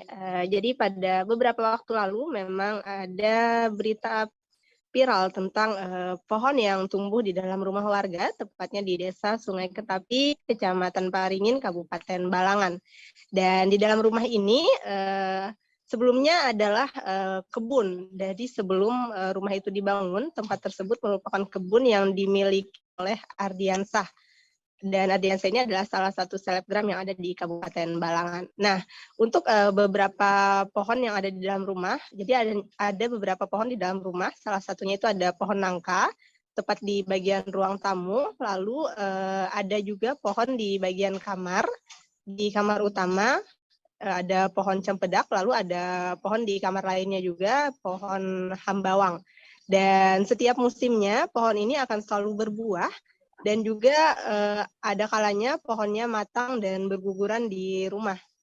Meski begitu, untuk buah-buah yang ada di dalam rumah ini, buah-buah di pohon yang ada dalam rumah ini, selalu dimanfaatkan untuk dimakan atau dibagikan ke warga setempat. Karena memang buahnya masih normal, dalam artian masih dalam keadaan manis dan tidak ada masalah walaupun pohonnya berada di dalam rumah. Dan salah satu keunikan dari rumah ini, meski belum selesai dibangun, sang ayah dari Ardiansyah memilih untuk tetap menyayangi pohon-pohon tersebut hingga nanti pohonnya tidak menghasilkan buah lagi. Sebelumnya juga keberadaan pohon ini dipilih untuk tetap berada di dalam rumah karena memang buah yang dihasilkan cukup banyak. Dan biasanya dari warga luar, maksudnya daerah dari luar, dari kabupaten lain berkunjung ke rumah Ardiansyah ini. Dan tentunya rumah Ardiansyah ini dibuka secara umum dan gratis. Bahkan walaupun tidak ada orang di rumah, pintu rumah selalu dibuka bagi orang-orang yang ingin melihat pohon nangka atau pohon lainnya yang ada di dalam rumah milik Ardiansyah. Begitu rekan Mei. Baik, terima kasih rekan Isti atas laporan Anda dan Tribuners, wartawan kami juga telah menghimpun wawancara dengan pemilik rumah, berikut tayangannya untuk Anda. Mas Ardi, ini boleh ceritain nggak sih kenapa nih ada pohon di dalam rumah? Karena pas saat pembangunan pohon itu sudah ada lebih dulu. Jadi dimasukkan ke dalam rumah itu saat waktu itu karena pohonnya berbuah lebat. Jadi sayang untuk ditebang. Jadi dimasukkan aja ke dalam rumah. Itu memang keinginan dari Abah kah atau seperti apa? Dari Abah. Dari sudah dipikirkan dari yang apakah ini mengganggu yang apa ya? Apakah ini bisa merusak bangunan? Itu sudah diantisipasi. Sudah diantisipasi dengan cara? Dengan cara pembangunannya diperkuat. Nasib remaja berinisial DA berusia 15 tahun sungguh nahas. Remaja asal Desa Repaking, Kecamatan Wonosamudro itu tewas tenggelam di Kedung Sungai Kidang yang merupakan anak Sungai Serang pada Senin 14 November. Saat itu korban bersama salah satu teman sekolahnya sedang istirahat sekolah bermain di sekitar bibir sungai. Saat asik bermain, korban kemudian terpeleset tanah yang cukup licin lalu tercebur ke sungai. Informasi selengkapnya akan disampaikan langsung oleh wartawan Tribun Solo, Triwidodo yang kini sudah terhubung bersama kami. Silakan rekan Tri.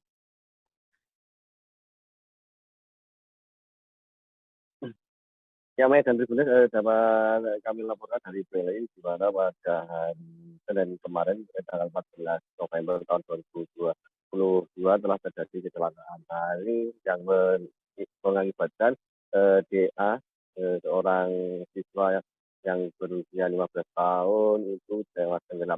Peristiwa itu terjadi di wilayah Desa Repaking, Kecamatan Wonosamudro, Kabupaten Piri, Jawa Tengah. Informasi yang dihimpun dari lokasi, saat itu DA dan seorang temannya sekira pukul 10:15 waktu Indonesia Barat lagi istirahat sekolah. Kemudian keduanya bermain di sekitar gedung yang merupakan atau cekungan dari sebuah sungai yang memiliki kedalaman lebih dalam ketimbang sungai ataupun aliran sungai yang lain. Saat itu korban kemudian yang bermain di bibir sungai itu terpeleset lalu tercebur. Korban yang tidak bisa berenang kemudian tenggelam. Seorang temannya pun langsung berteriak untuk mendapatkan pertolongan dari warga. Namun sayang karena korban tidak bisa berenang sehingga korban ditemukan dalam kondisi sudah meninggal dunia. Upaya dari warga dan beserta tim dari Polres Boyolali maupun dari tim SAR melakukan pencarian akhirnya membuahkan hasil. Sekitar 30 menit kemudian korban berhasil ditemukan, hanya saja kondisinya korban sudah tidak tertolong. Melihat kejadian ini, Suherman selaku Kabid Kedaruratan dan Logistik BPBD Boyolali mengimbau kepada seluruh warga masyarakat untuk saat ini tidak bermain di bibir sungai karena mengingat intensitas hujan yang terus mengguyur menjadikan kawasan ataupun tanah di sekitar bibir sungai menjadi licin dan beresiko untuk terjadinya kecelakaan air.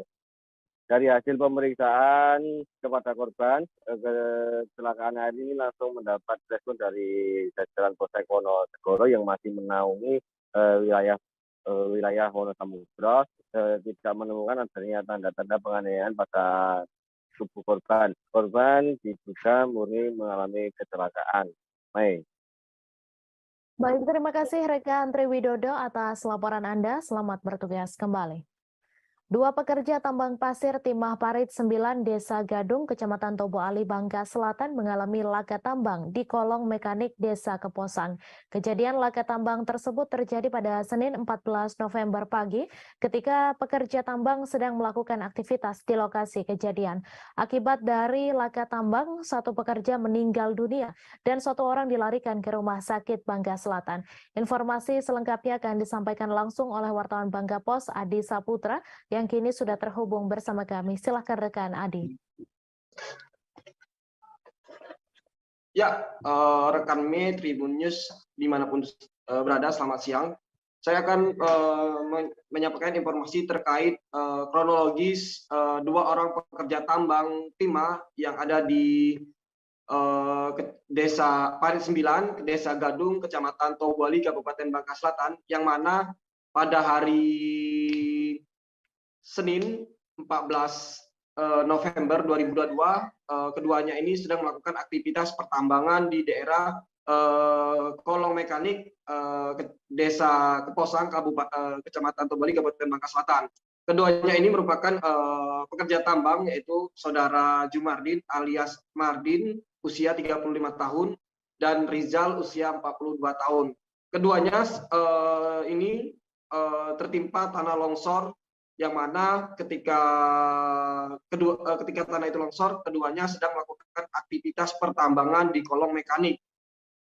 Dari keterangan saksi, salah satu saksi yang menyaksikan kejadian ketika kedua orang ini tertimbun tanah longsor di lokasi, Saudara Wandi menyebutkan bahwa ketika tanah longsor, keduanya sedang berada untuk mengeringkan air dan mencoba untuk naik ke atas, namun keduanya tidak sempat menyelamatkan diri.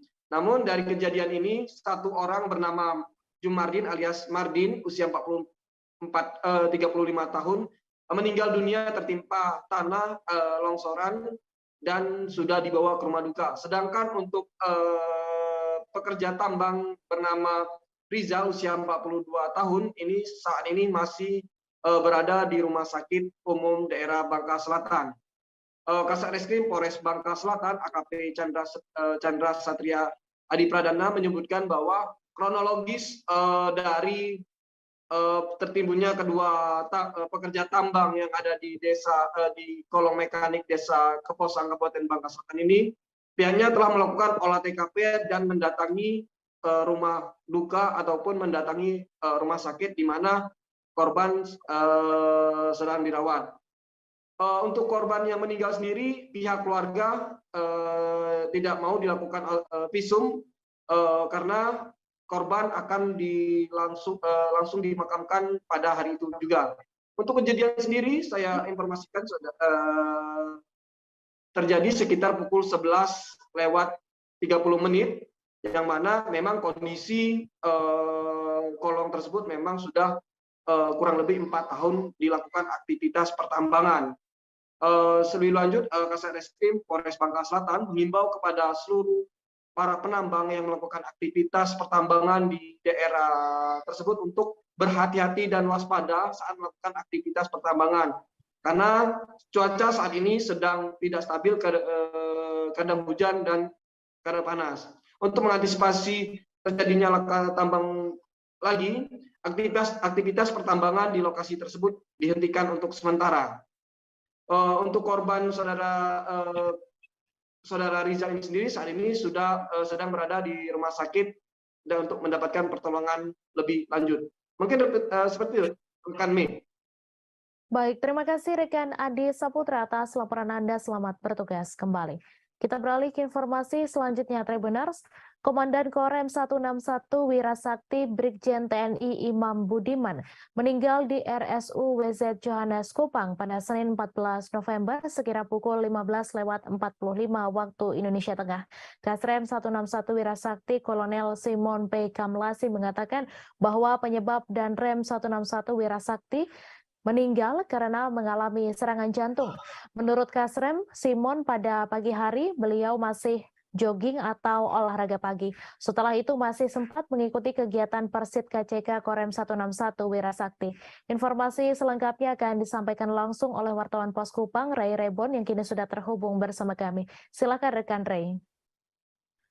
Baik rekan Mei, selamat sore Tribuners. Dari Kupang, Nusa Tenggara Timur, dapat saya laporkan bahwa Komandan Korem 161 Wirasakti Kupang, Brigjen TNI Imam Budiman telah menghembuskan nafas terakhir di Rumah Sakit Umum WZ Johannes Kupang pada hari Senin 14 November 2022 atau kemarin sekira pukul 15:45 WITA atau pukul 3 sore waktu Indonesia Tengah.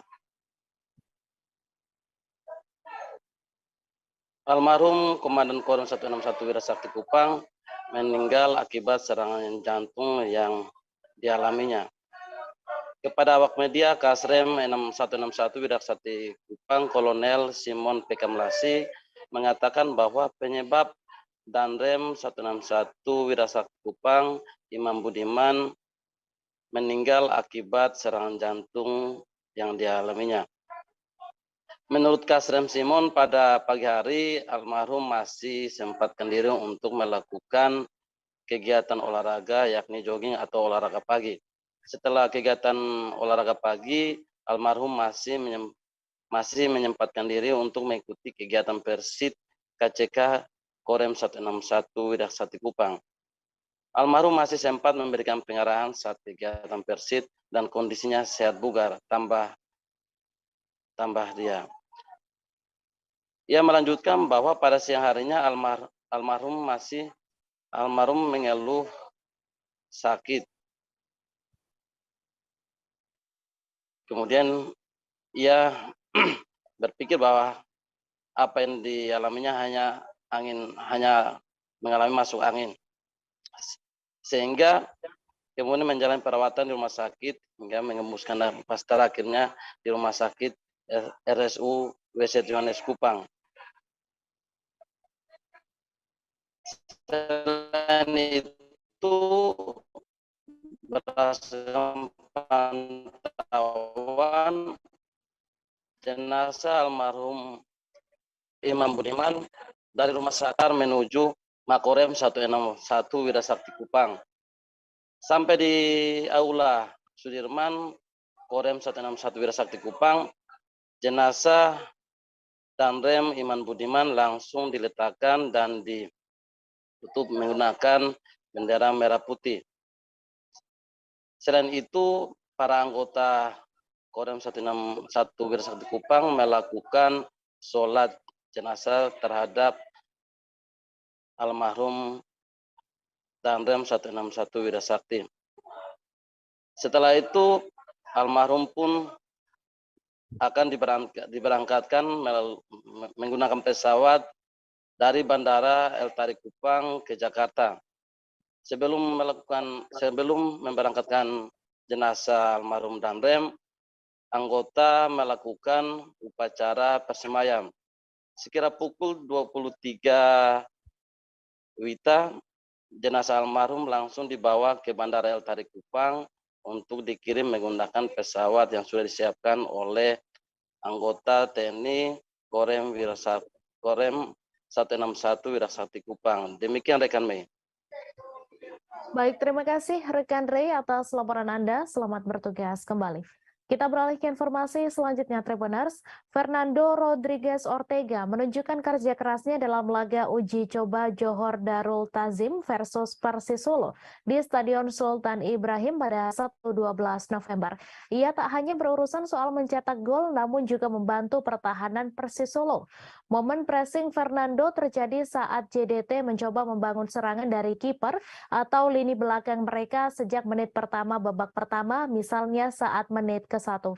Informasi selengkapnya akan disampaikan langsung oleh wartawan Tribun Solo, Adi Surya Samudra, yang kini sudah terhubung bersama kami. Silakan rekan Adi. Ya, baik rekan, seperti yang disebutkan sebelumnya, memang Fernando Rodriguez memiliki peran yang cukup vital di bagian Persis Solo, khususnya dalam membangun serangan dan membantu pertahanan Persis sendiri, dan itu juga sudah dia perlihatkan pada saat laga uji coba kemarin melawan Johor Darul Ta'zim di Stadion Sultan Ibrahim Sabtu 12 November 2022. Dan di sana memang terlihat Fernando sering naik turun untuk membantu pertahanan, bahkan juga menjadi salah satu pusat serangan dari Persis Solo. Dan dengan pergerakannya tersebut sendiri, Fernando pun juga berhasil menceploskan 1 gol ke gawang JDT. Dan itu juga berkat umpan yang dilepaskan dari Alexis Mesidoro kepadanya. Adapun Rasiman itu mengapresiasi kerja keras yang dilakukan oleh Fernando Rodriguez sendiri. Dia mengatakan bahwa Fernando itu merupakan salah satu aset penting yang dimiliki Persis Solo saat ini. Dan mungkin bisa saya sampaikan kembali ke rekan Mei. Baik, terima kasih rekan Adi Surya atas laporan Anda. Selamat bertugas kembali. Kita beralih ke informasi selanjutnya, Tribuners. Pembangunan Sungai Sekanak Lambi Daro Palembang tak sesuai target akibat banyak hambatan karena progresnya masih rendah. Diketahui progres pembangunan proyek tersebut akan rampung di akhir tahun 2022 yang telah menelan dana hingga 70 miliar rupiah. Usai penuntasan proyek Sungai Sekanak Lambi Daro tahap pertama dengan panjang 2,5 km, kali ini pemerintah Kota Palembang kembali melanjutkan proyek Sungai Sekanak Lambi Daro untuk tahap kedua, yakni dari Palembang Indah Mall hingga ke kantor DPRD Sumatera Selatan. Informasi selengkapnya akan disampaikan langsung oleh wartawan Tribun Sumsel, Widya, yang kini sudah terhubung bersama kami. Silahkan rekan Widya. Baik, terima kasih rekan Mei. Ini pembangunan Sungai Sekanak Lambi Daro Kota Palembang pada tahap kedua itu tidak sesuai dengan target karena banyak hambatan dikarenakan progresnya yaitu juga masih rendah.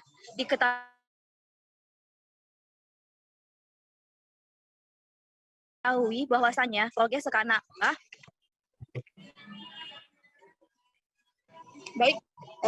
diketahui bahwasannya progres pembangunan proyek tersebut akan rampung di akhir tahun 2022 yang telah menelan dana besar sebesar 70-an miliar.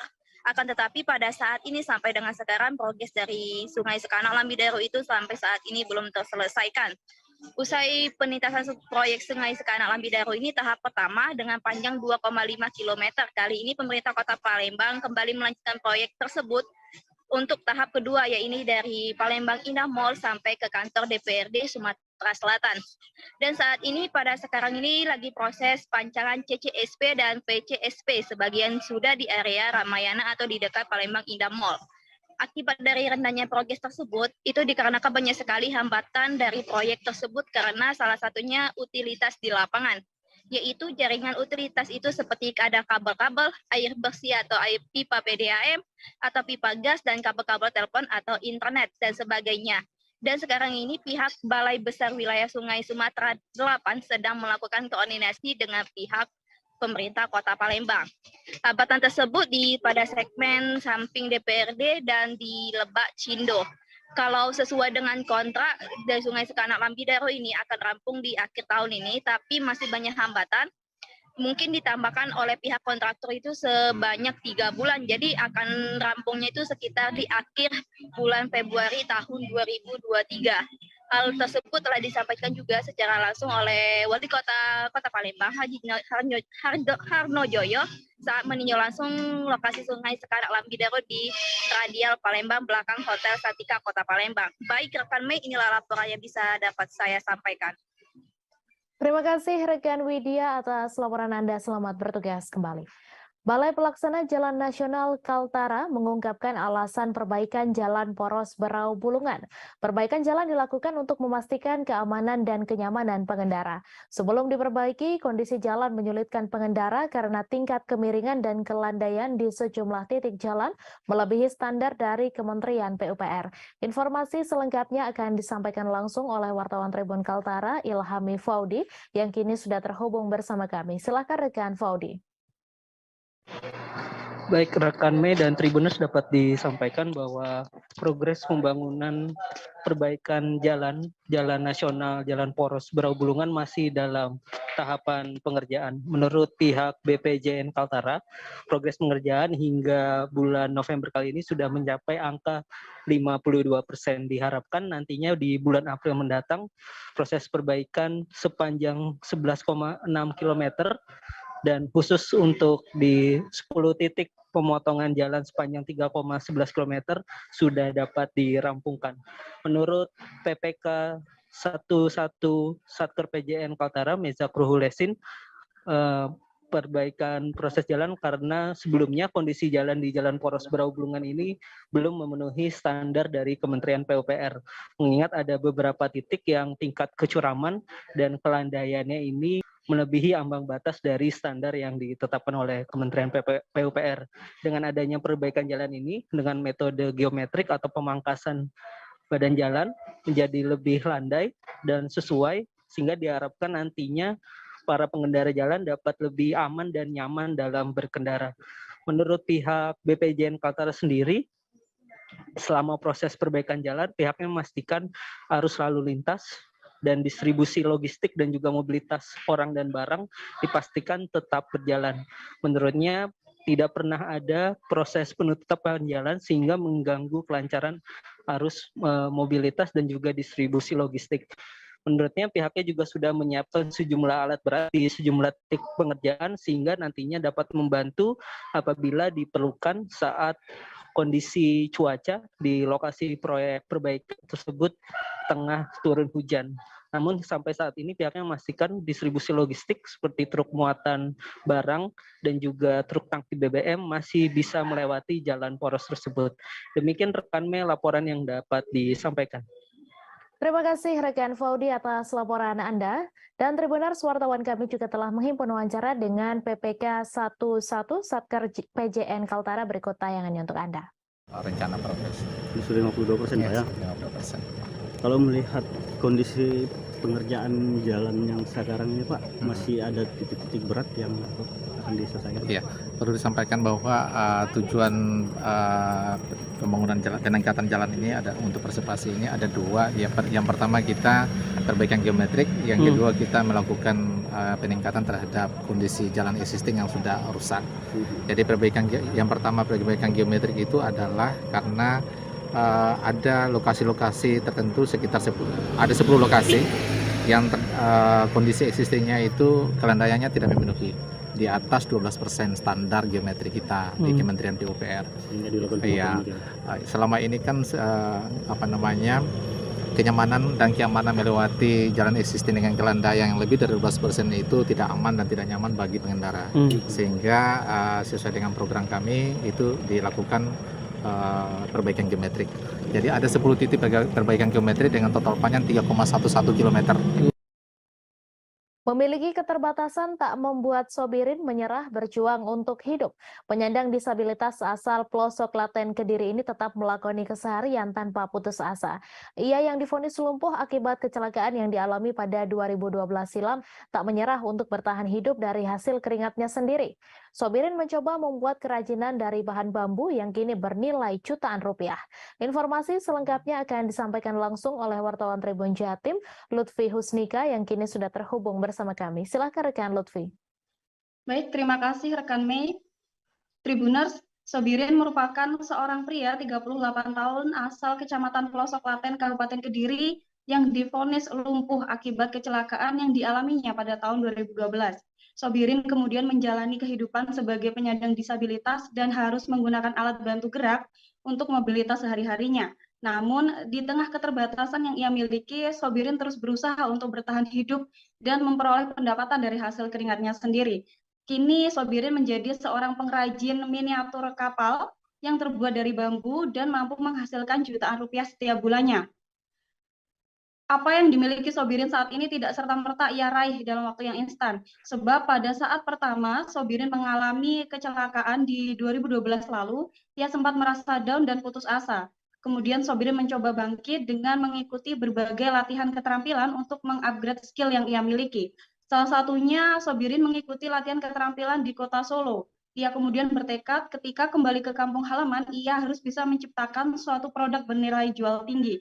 Sobirin kemudian mencoba mengolah apa yang ada di lingkungan sekitarnya, yakni bambu, kemudian ia olah menjadi kapal pinisi, miniatur kapal pinisi, yang kemudian ia jual untuk menafkahi hidupnya dan keluarganya sehari-hari.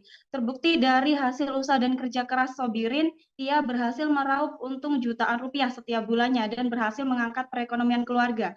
Kapal pinisi yang dibuat oleh Sobirin ini dihargai mulai dari Rp100.000 sampai 2,5 juta rupiah tergantung dari kesulitannya. Nah, Sobirin kemudian menyadari bahwa hidupnya tidak berhenti ketika ia menjadi seorang disabilitas. Sobirin kemudian terus membagikan ilmu yang ia miliki dengan memberikan pelatihan-pelatihan keterampilan kepada masyarakat sekitar dan siapapun yang mau untuk bergerak dan terus melanjutkan hidup. Saat ini Sobirin menjadi seorang pengrajin sukses di kawasan tempat tinggalnya, yakni di Kabupaten Kediri, dan menginspirasi banyak orang.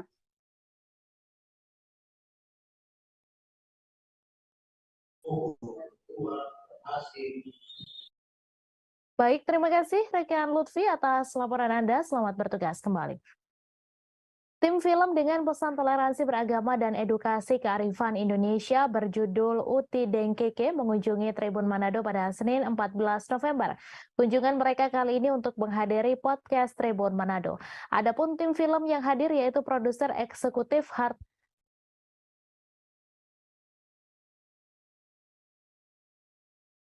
Victoria Burhanuddin dan Bimo DJ. Kedatangan mereka disambut langsung pemimpin perusahaan Tribun Manado, Riyadianto Tunandi.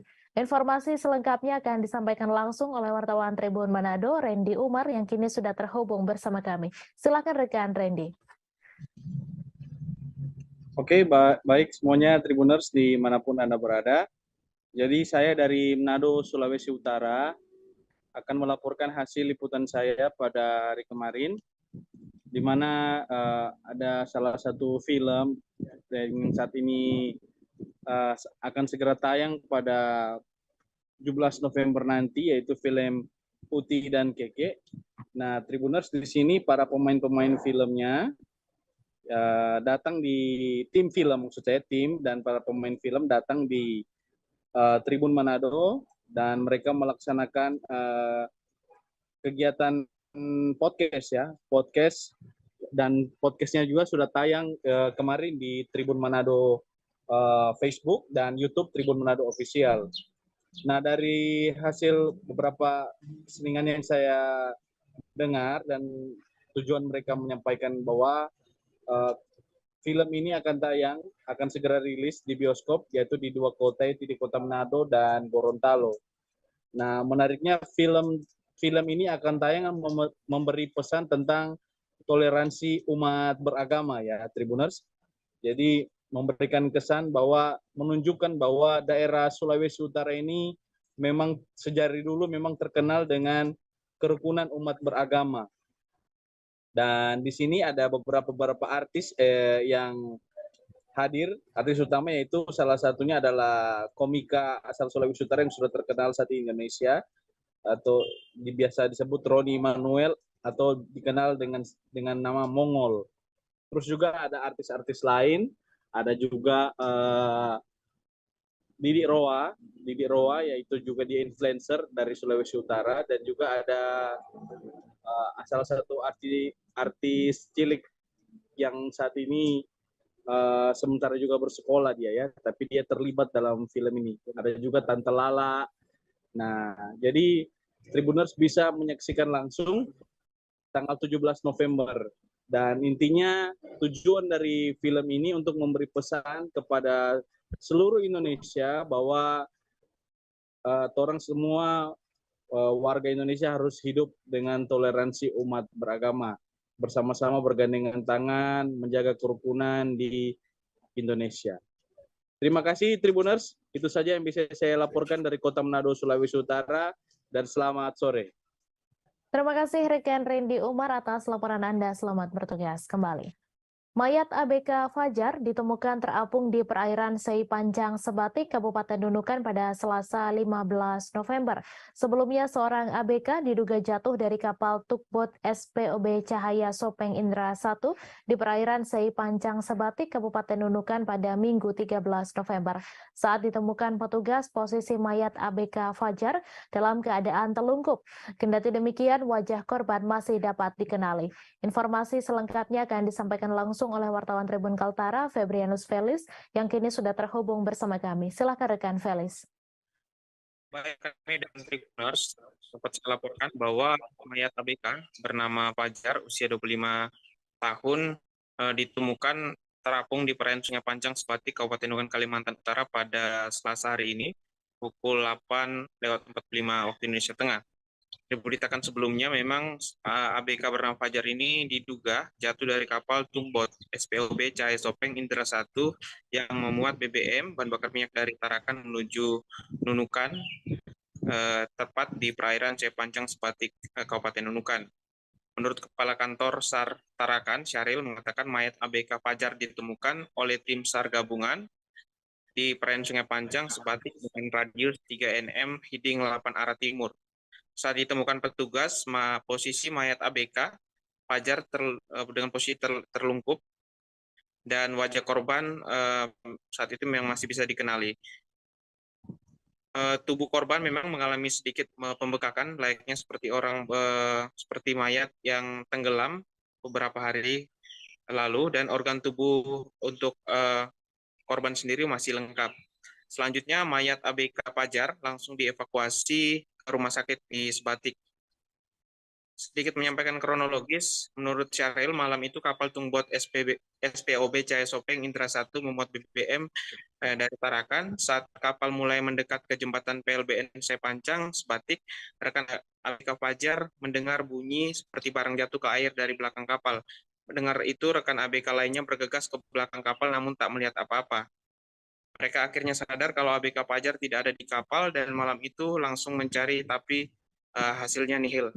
Pencarian ABK Fajar sempat dilanjutkan keesokan harinya oleh personel Polairut Polres Nunukan bersama TNI AL Nunukan, termasuk ABK kapal lainnya.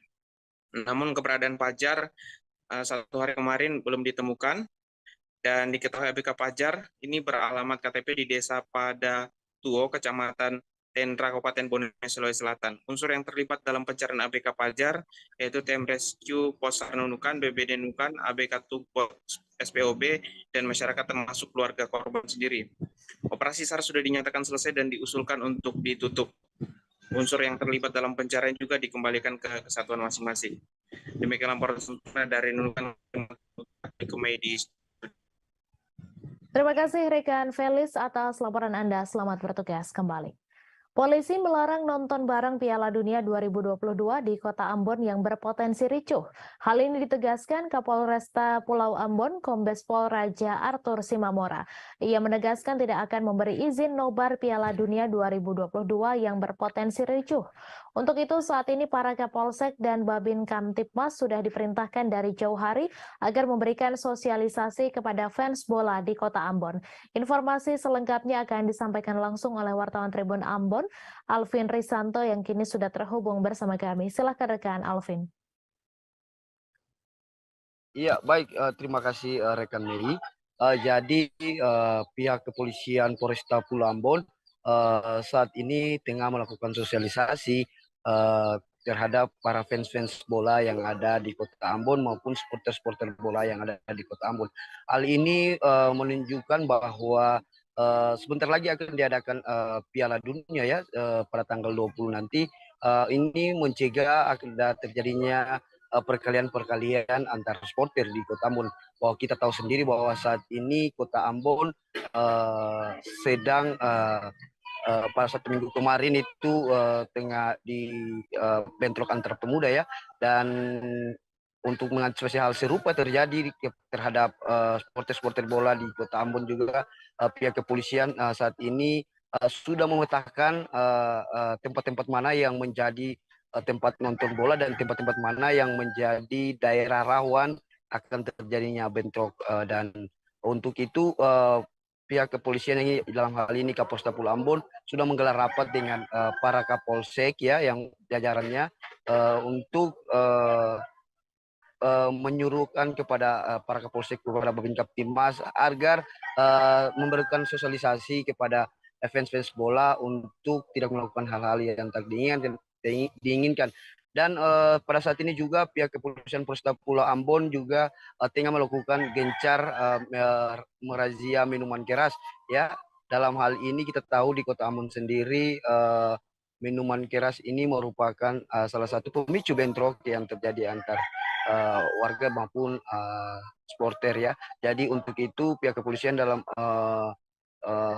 hal ini melarang warga atau melarang supporter yang melakukan nonton bola dengan meminum minuman keras ya. Dan ini untuk apabila ditemukan langsung dilarang di tempat itu, langsung dilarang untuk menonton bola ya untuk Piala Dunia 2022. Namun polisi saat ini juga sudah melakukan pemetaan ya tempat-tempat mana yang menjadi rawan ricu untuk menonton supporter Piala Dunia. Bahwa kita tahu di Piala Dunia di Kota Ambon sendiri fans-fans fanatik ya Belanda ya yang paling banyak di Kota Ambon. Untuk itu pihak kepolisian Polresta Pulau Ambon sedang melakukan sosialisasi kepada fans-fans ini agar kedepannya tidak ada bentrok antar warga antar supporter ya. Begitu rekan Mei. Baik, terima kasih rekan Alvin Risanto atas laporan Anda, dan Tribuners, wartawan kami juga telah menghimpun wawancara dengan Kapolresta Pulau Ambon. Berikut tayangannya untuk Anda. Preventif saya akan kembangkan semuanya. Masing-masing polsek itu memberdayakan Babin Kamtipmas melakukan pendekatan utama terhadap tokoh-tokoh pemuda. Karena biasanya pemuda-pemuda ini sebagai supporter dari sepak bola. Itu pertama. Yang kedua, kita juga nanti saya minta preventif langkah pertama preventif mengedepankan Babin Kamtipmas. Yang kedua, Kapolsek harus bisa mengidentifikasi semua lokasi-lokasi yang menjadi tempat perkumpulan massa. Ya, karena dimungkinkan akan ada nonton besar. Ya, nobar bareng itu. Jadi itu pertama tuh. Kemudian yang ketiga yang itu langkah preventifnya ya nanti kita laksanakan. Anak korban yang tewas akibat ditembak polisi di bagian leher hingga tembus menangis meminta tolong ke Kapolri dan Presiden untuk mengusut tuntas penembakan tersebut.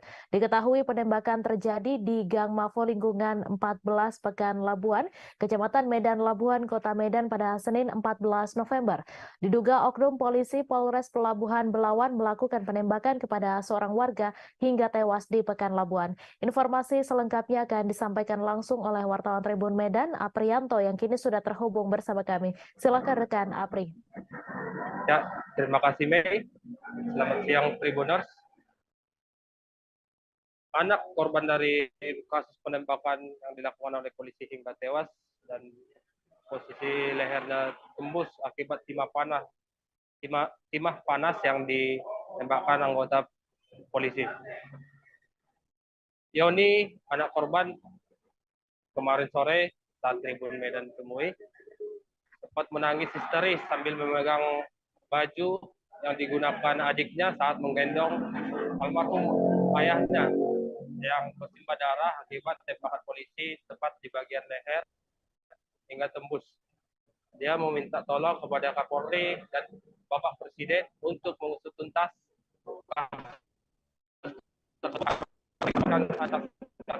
dan terpisah dari abang korban yang menjadi korban tersebut. Abdullah mengatakan pada saat kejadian itu sekitar pukul 9.30 WIB, dia sempat menyaksikan kedatangan 3 oknum polisi dengan berpakaian rapi, berbaju putih, datang ke kediamannya di Jalan Mafo, Lingkungan 14, Kelurahan Pekan Labuan, Medan Labuan, Kecamatan Medan. Ketiga polisi itu saat itu langsung mendatangi korban yang bernama Iwan alias Nasib, yang saat itu sedang duduk di depan rumahnya, yang baru saja selesai mandi. Dari keterangan Asbullah, polisi itu sempat cekcok dengan korban dan sempat melakukan mempiting di bagian leher si korban.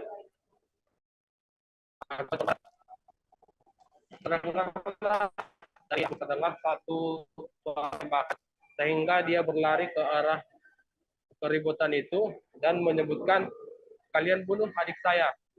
Saat dia sampai di dekat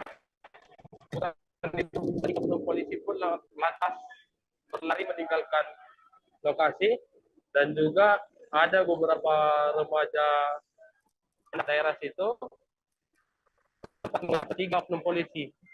Namun polisi berhasil kabur setelah sampai di mobilnya yang diparkirkan di bahu jalan Yos Sudarso, sehingga mereka berhasil kabur ke arah Belawan. Dari keterangan Asbullah, salah satu oknum polisi yang melakukan penembakan tersebut, ia mengenalinya dengan oknum tersebut sering datang ke kediaman si korban. Tersebut Rudi Simamora yang bertugas di Satres Narkoba Polres Pelabuhan Belawan. Dan untuk korban saat ini baru saja dilakukan oleh pihak dan tadi pagi Kapolres Pelabuhan Belawan telah menyambangi untuk melayat ke rumah duka, dan keluarga pun menerima Pelabuhan Belawan baik.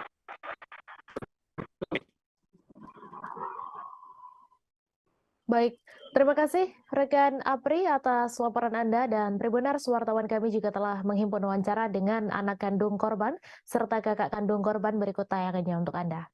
Coba ceritakan bagaimana kejadian yang menewaskan Bapak itu. Tolong Pak Kapolri, Pak Jokowi. Ayah saya tewas ditembak polisi. Tewas saya Pak. Polisi sekarang anarkis sekali Pak. Tak tahu sebab apa ya Pak. Sampai jebol leher saya Pak, ditembak Pak. Tolong bantu kami Pak Kapolri, Pak Jokowi. Kapan kejadiannya itu, Dek? Jam 10 tadi pagi Pak. Jam 10 tadi pagi. Yang nembak siapa, Dek? Nggak tahu Pak. Fotonya ada saya, nggak tahu saya Pak. Namanya nggak polisi tahu? Pak, namanya saya nggak tahu Pak. Polisi mana, Dek? Polisi Pelabuhan Belawan Pak, Polres Pak. Ada berapa orang tadi Bang? 3 orang Pak, 3 orang. Ini yang baju Abang pegang baju apa? Baju ayah saya Pak. Baju adik ponakan ini, baju adik dia ini, adiknya. Baju ayah. Nah, ini baju ayahnya. Ini baju apa saya Pak? Adik saya yang gendong ayah saya tadi Pak. Baju merah itu baju apa, Pak? Baju ayah saya, ini baju ayah saya, ini baju adik apa saya, Pak? Adik saya, Pak. Gendong ayah saya tadi lah, Pak. Sampai jempol lehernya, Pak. Ditembak. Mati di tempat atau gimana? Mati di rumah sakit, Pak. Mati di rumah sakit. Mati di rumah Tim penyidik Pegawai Negeri Sipil Kantor Wilayah Direktorat Jenderal Pajak Kalimantan Timur dan Utara melalui tim Korwas Ditreskrim Suspolda Kalimantan Timur melakukan penyerahan tanggung jawab tersangka dan barang bukti pada tahap 2 terkait kasus dugaan tindak pidana di bidang perpajakan kepada Kejaksaan Negeri Balikpapan melalui Kejaksaan Tinggi Kalimantan Timur pada Senin 14 November. Tersangka berinisial FH yang merupakan pekerja lepas dari CVKP diserahkan ke Kejaksaan Negeri Balikpapan sebagai bentuk tindak lanjut penyelesaian penyalahgunaan pajak yang telah menimbulkan kerugian negara. Informasi selengkapnya akan disampaikan langsung oleh wartawan Tribun Kaltim Ari Nindita yang kini sudah terhubung bersama kami. Silakan rekan Ari. Baik, terima kasih Mei dan Tribuners dimanapun Anda berada. Tim PPNS atau tim penyidik pegawai negeri sipil Kantor Wilayah Direktorat Jenderal Pajak Kalimantan Timur dan Kalimantan Utara atau Kanwil DJB Kaltim Utara melalui tim Korwas Ditreskrim Suspolda Kalimantan Timur melakukan penyerahan tanggung jawab tersangka dan barang bukti atas dugaan tindak pidana di bidang perpajakan. FH diketahui tersangka inisial FA yang merupakan pekerja lepas atau freelance dari CVKP diserahkan ke Kejaksaan Negeri Kejari Balikpapan melalui Kejaksaan Tinggi Kejati Kalimantan Timur. FH diduga kuat telah menggelapkan pajak hingga 1,4 miliar dari CVKP pada masa pajak April 2017 sampai dengan Desember 2018. Berdasarkan kronologi yang diperoleh selama pemeriksaan, diketahui Direktur CVKP menugaskan FH untuk membuat laporan dan melakukan penyetoran dalam kas negara. Pada kenyataannya, FH tidak membuat laporan dan menyetorkan pajak, melainkan menggunakan uang pajak tersebut untuk kebutuhan pribadi. Selain itu, FH memanipulasi laporan pajak dan bukti setoran bank agar terlihat memiliki kemiripan dengan bukti yang otentik. Kemudian, menyerahkan bukti-bukti palsu tersebut kepada Direktur CVKP. Dalam pemanggilan sebagai saksi, FH mengakui dengan sengaja melakukan manipulasi tersebut. Kini, tersangka FH dipersangkakan telah melanggar pasal 39 ayat 1 huruf C dan atau pasal 39 ayat 1 huruf D jungto, pasal 39 ayat 1 huruf I Undang-Undang Nomor 28 Tahun 2007 tentang perubahan ketiga atas Undang-Undang Nomor 6 Tahun 1983 tentang ketentuan umum dan tata cara perpajakan.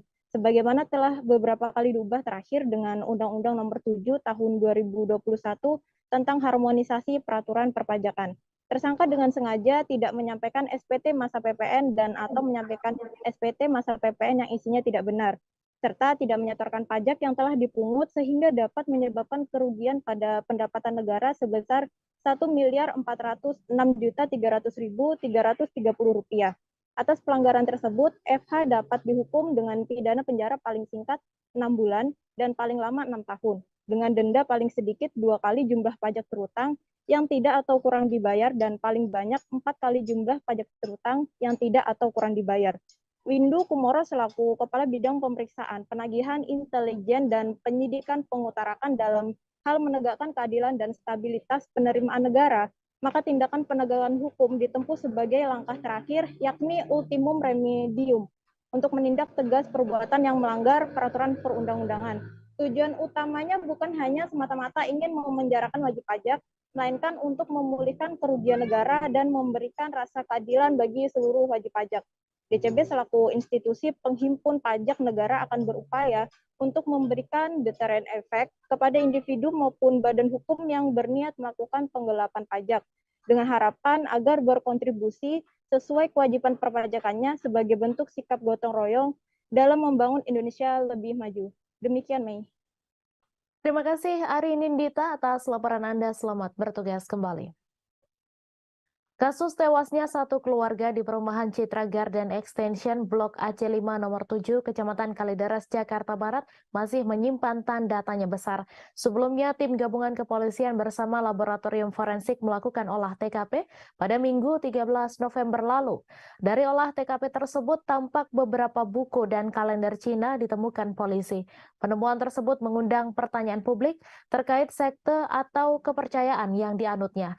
Untuk informasi selengkapnya akan disampaikan langsung oleh wartawan Warta Kota, Nuriatul Hikmah yang kini sudah terhubung bersama kami. Silakan rekan Nuri.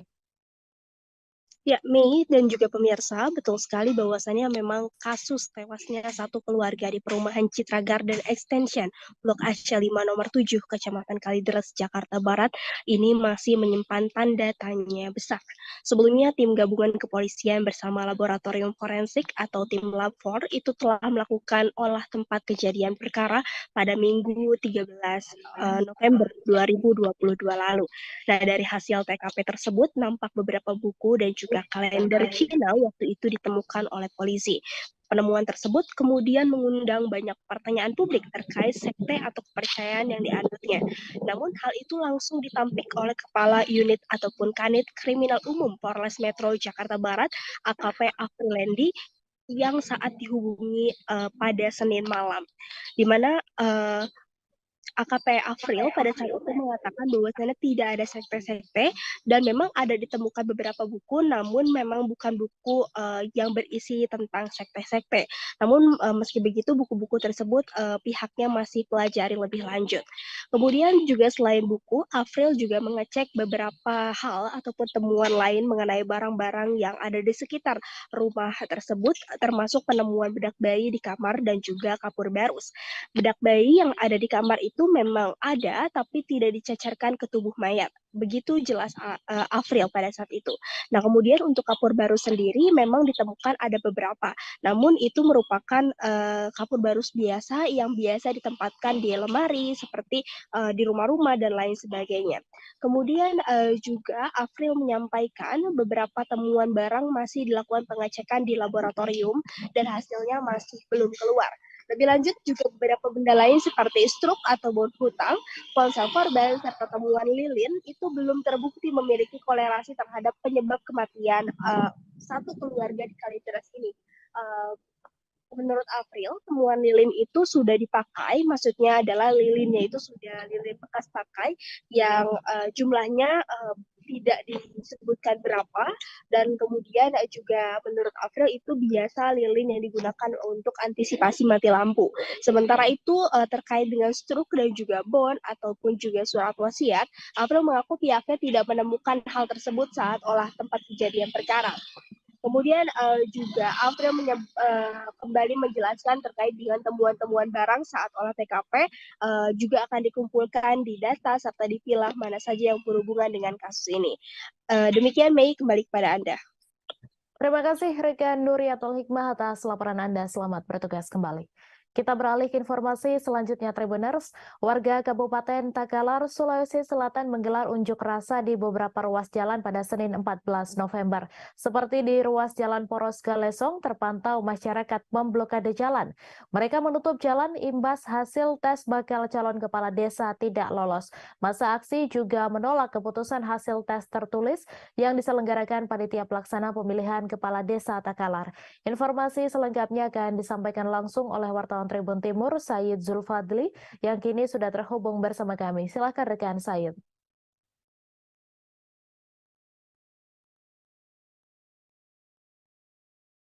Terima kasih. Di mana aksi unjuk rasa yang dilakukan oleh sejumlah warga di beberapa titik di Kabupaten Takalar itu dipicu oleh hasil pengumuman seleksi Pilkades serentak yang akan digelar dalam waktu dekat ini, di mana hasil tes tertulis tersebut diperuntukkan kepada 19 desa yang diikuti dari calonnya itu ada 147 orang, di mana hasilnya beberapa bakal calon kepala desa ditetapkan tidak lulus tes tertulis oleh panitia pelaksana pemilihan kepala desa di Kabupaten Takalar.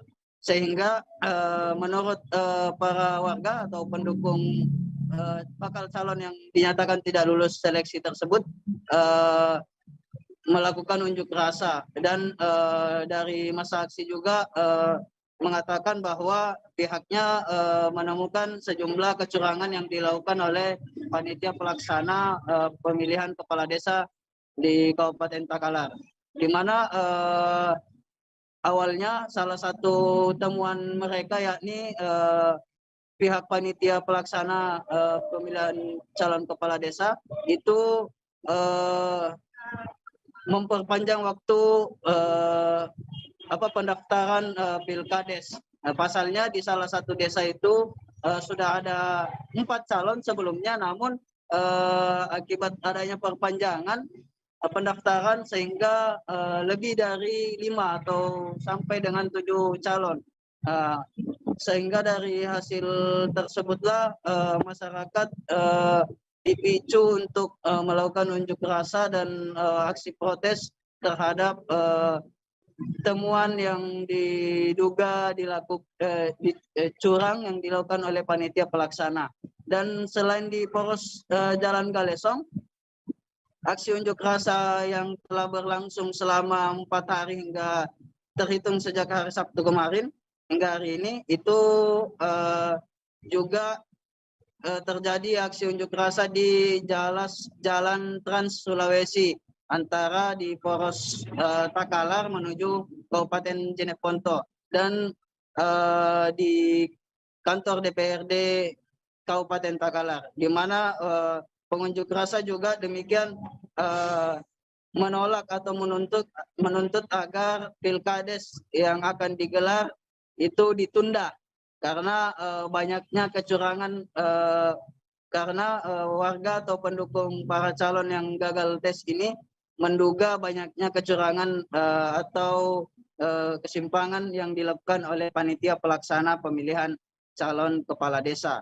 Sehingga kemarin itu DPRD setelah di demo telah melayangkan surat rekomendasi kepada pihak panitia pelaksana pemilihan kepala desa untuk menunda Pilkades yang akan digelar di Kabupaten Takalar. Demikian. Baik, terima kasih rekan Said atas laporan Anda. Selamat bertugas kembali. Satreskrim Polres Aceh Besar mengungkap peredaran puluhan kosmetik tanpa izin di wilayah hukum Polresta Banda Aceh pada Senin 15 November. Dalam pengungkapan tersebut terdapat 92 produk kosmetik yang diamankan oleh petugas. Kapolresta Banda Aceh Kombes Pol Joko Krisdianto melalui Kasatreskrim Polresta Banda Aceh Kompol Fadilah Aditya Pratama mengatakan kasus itu terungkap berawal dari Badan Pengawas Obat dan Makanan melakukan pengawasan penjualan kosmetik tanpa izin di media sosial. Informasi selengkapnya akan disampaikan langsung oleh wartawan Serambi News Indra Wijaya yang kini sudah terhubung bersama kami. Silakan rekan Indra. Baik, terima kasih rekan Mei. Selamat siang Tribuners, dapat kami sampaikan. Satreskrim Polresta Banda Aceh bersama Badan Pengawas Obat dan Makanan BPOM Aceh telah mengamankan barang bukti berupa produk kosmetik sebanyak 92 produk kosmetik di salah satu kecamatan di Kecamatan Darul Kamal, Kabupaten Aceh Besar pada Senin kemarin.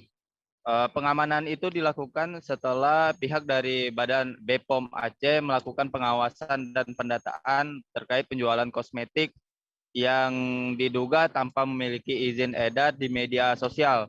Dari pengawasan itu, pihak dari BPOM menemukan 2 orang tersangka yakni NH dan HG. Mereka merupakan sepasang suami istri yang ketahuan menjual 92 produk kosmetik yang diduga tanpa izin edar dijual secara online dari rumahnya.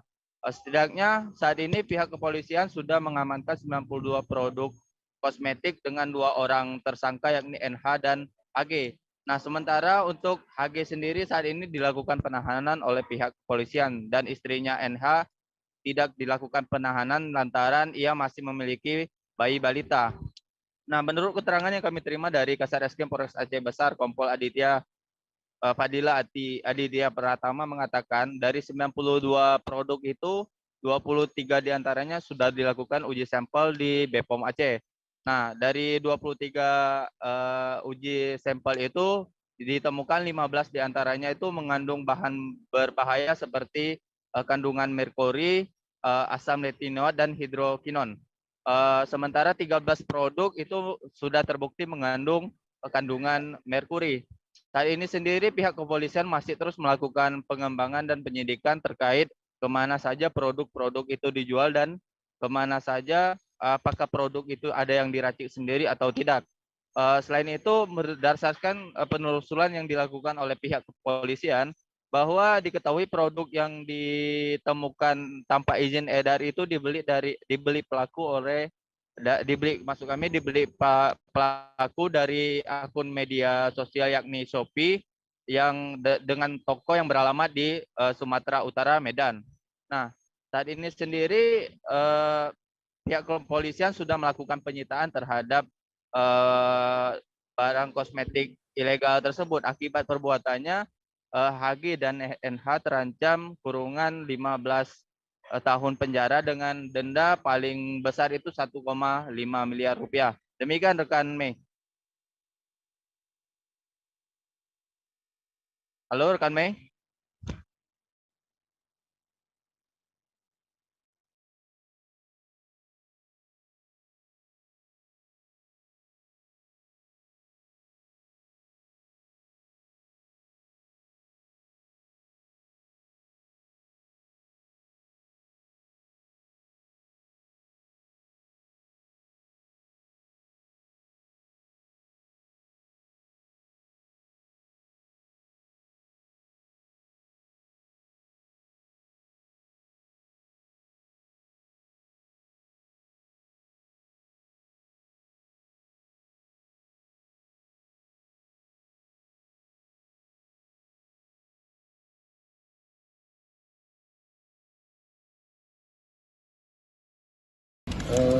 Baik, jadi untuk mengenai produk memang ini campur ya, ada yang dari lama, ada yang dari baru.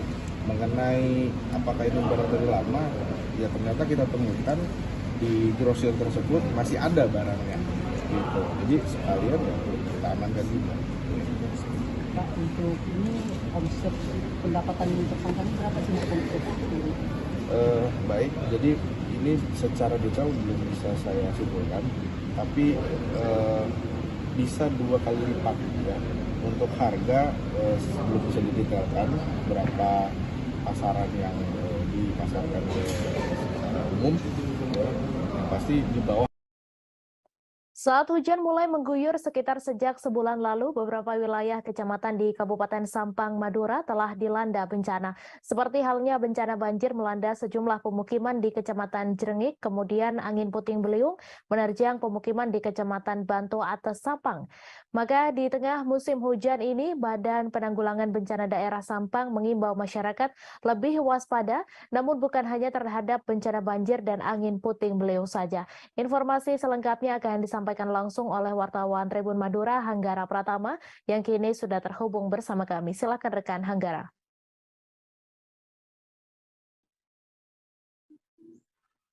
Baik, terima kasih rekan Mei. Jadi memang dengan kondisi cuaca yang saat ini, pemerintah Kabupaten Sampang melalui Badan Penanggulangan Bencana Daerah mewanti-wanti agar masyarakat lebih ekstra waspada terhadap bencana alam karena tidak dapat diprediksi kedatangannya. Namun BPBD Sampang menghimbau kewaspadaan bukan hanya terhadap bencana banjir dan angin puting beliung saja, melainkan juga lebih waspada terhadap bencana tanah longsor.